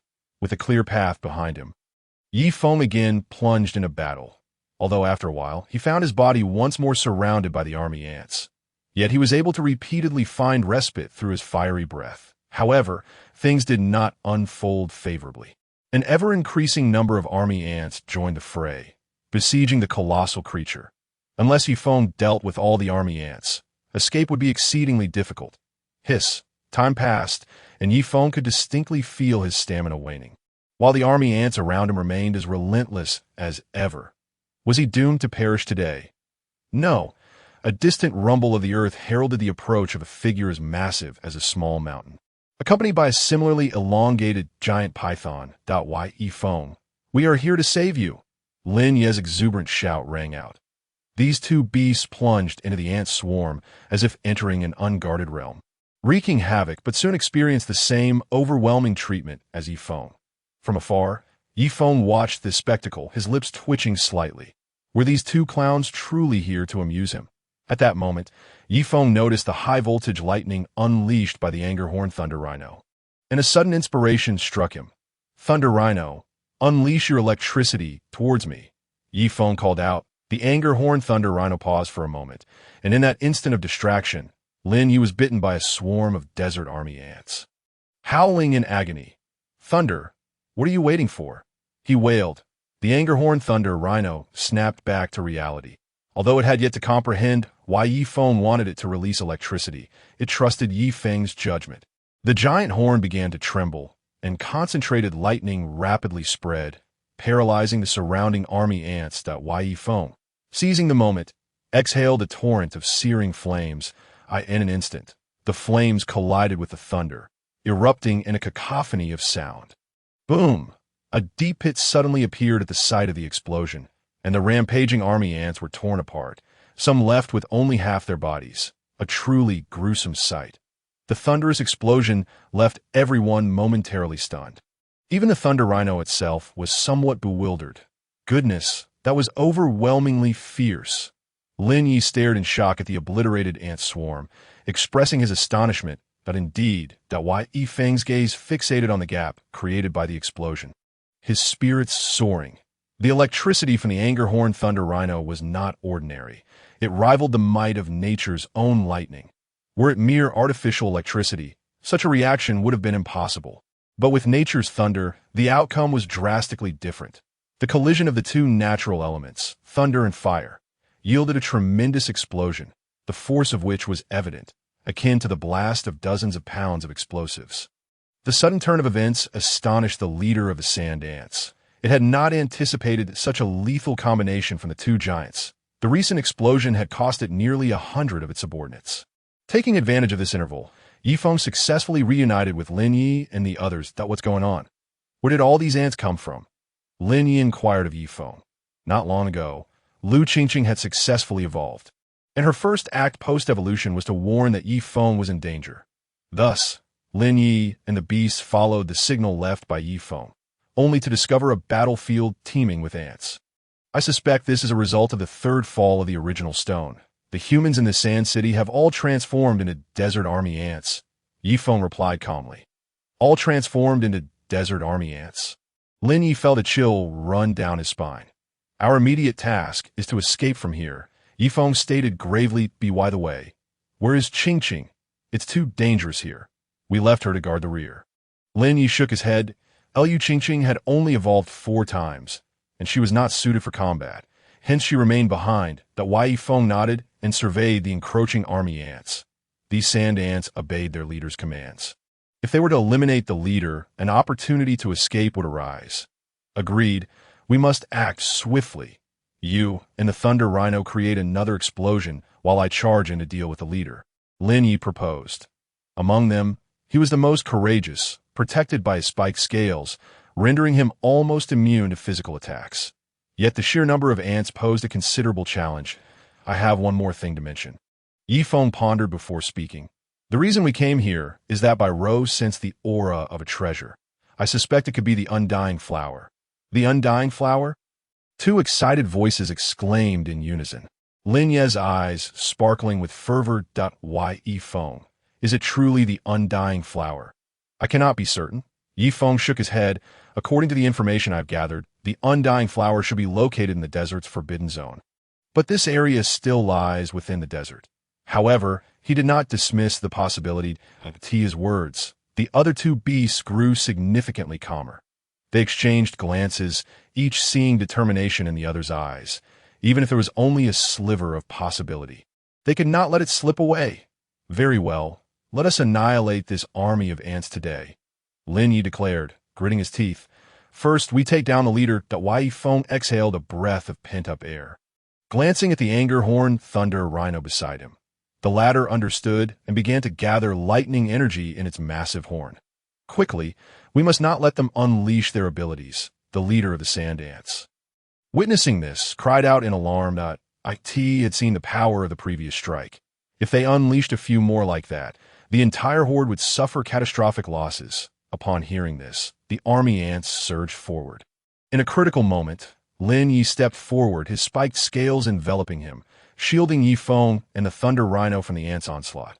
Big brother, hurry! I can't hold on much longer. Lin Ye's anguished cries soon echoed through the chaos. Several of the spikes on his body had been bitten off by the collective might of the army ants. All right, the Angerhorn Thunder Rhino emitted a deep rumble, then directed its massive horn toward a specific location, releasing a powerful surge of lightning. Roar! At the same instant, Yifeng unleashed flames from his mouth, the 2 forces colliding mid-air, resulting in an explosive blast. The brilliant flames, accompanied by the shockwave of the explosion, instantly engulfed over 100 desert army ants, some of their severed limbs flying into the horde, where they were promptly devoured by their companions. Now, this is our chance, Yifeng shouted as a massive gap opened between them and the army ant leader. The Angerhorn Thunder Rhino charged forward, trampling a group of disoriented sand ants, and then bolted alongside Yifeng towards the leader. Wait for me. Lin Yi, still encircled by the sand ants, panicked and began rolling on the ground. He rolled like a mace, quickly crushing the surrounding army ants, then caught up with Yifeng and the others. Squeak, the army ant leader, witnessing this, retreated in panic while sending signals for the horde to protect itself. Just as Yifeng and the beasts reached the leader, they found themselves entangled once more by the army ants. Yifeng, you pursue the sand ant leader. We will hold the rear, the Angerhorn Thunder Rhino growled, unleashing electricity around itself to paralyze the surrounding army ants. Understood. Yifeng cast a glance at them before pursuing the leader of the sand ants. The speed of ants could never rival that of a serpent. Even if it were a colossal ant towering 5 meters high. In no time, Yifeng utilized his tail to lift the sand ant leader into the air. No, please don't eat me. The sand ant leader panic-stricken, struggled in midair at the sight of Yi Feng's fearsome visage. "Why shouldn't I eat you?" Yi Feng scoffed, recalling how this creature had shown no hesitation when it intended to devour him. "We guard a precious treasure in Sand City, that if you spare my life, I can offer you that treasure," the Sand Ant leader pleaded, attempting to curry favor. "Treasure? Indeed, though we know not its purpose, it must be valuable."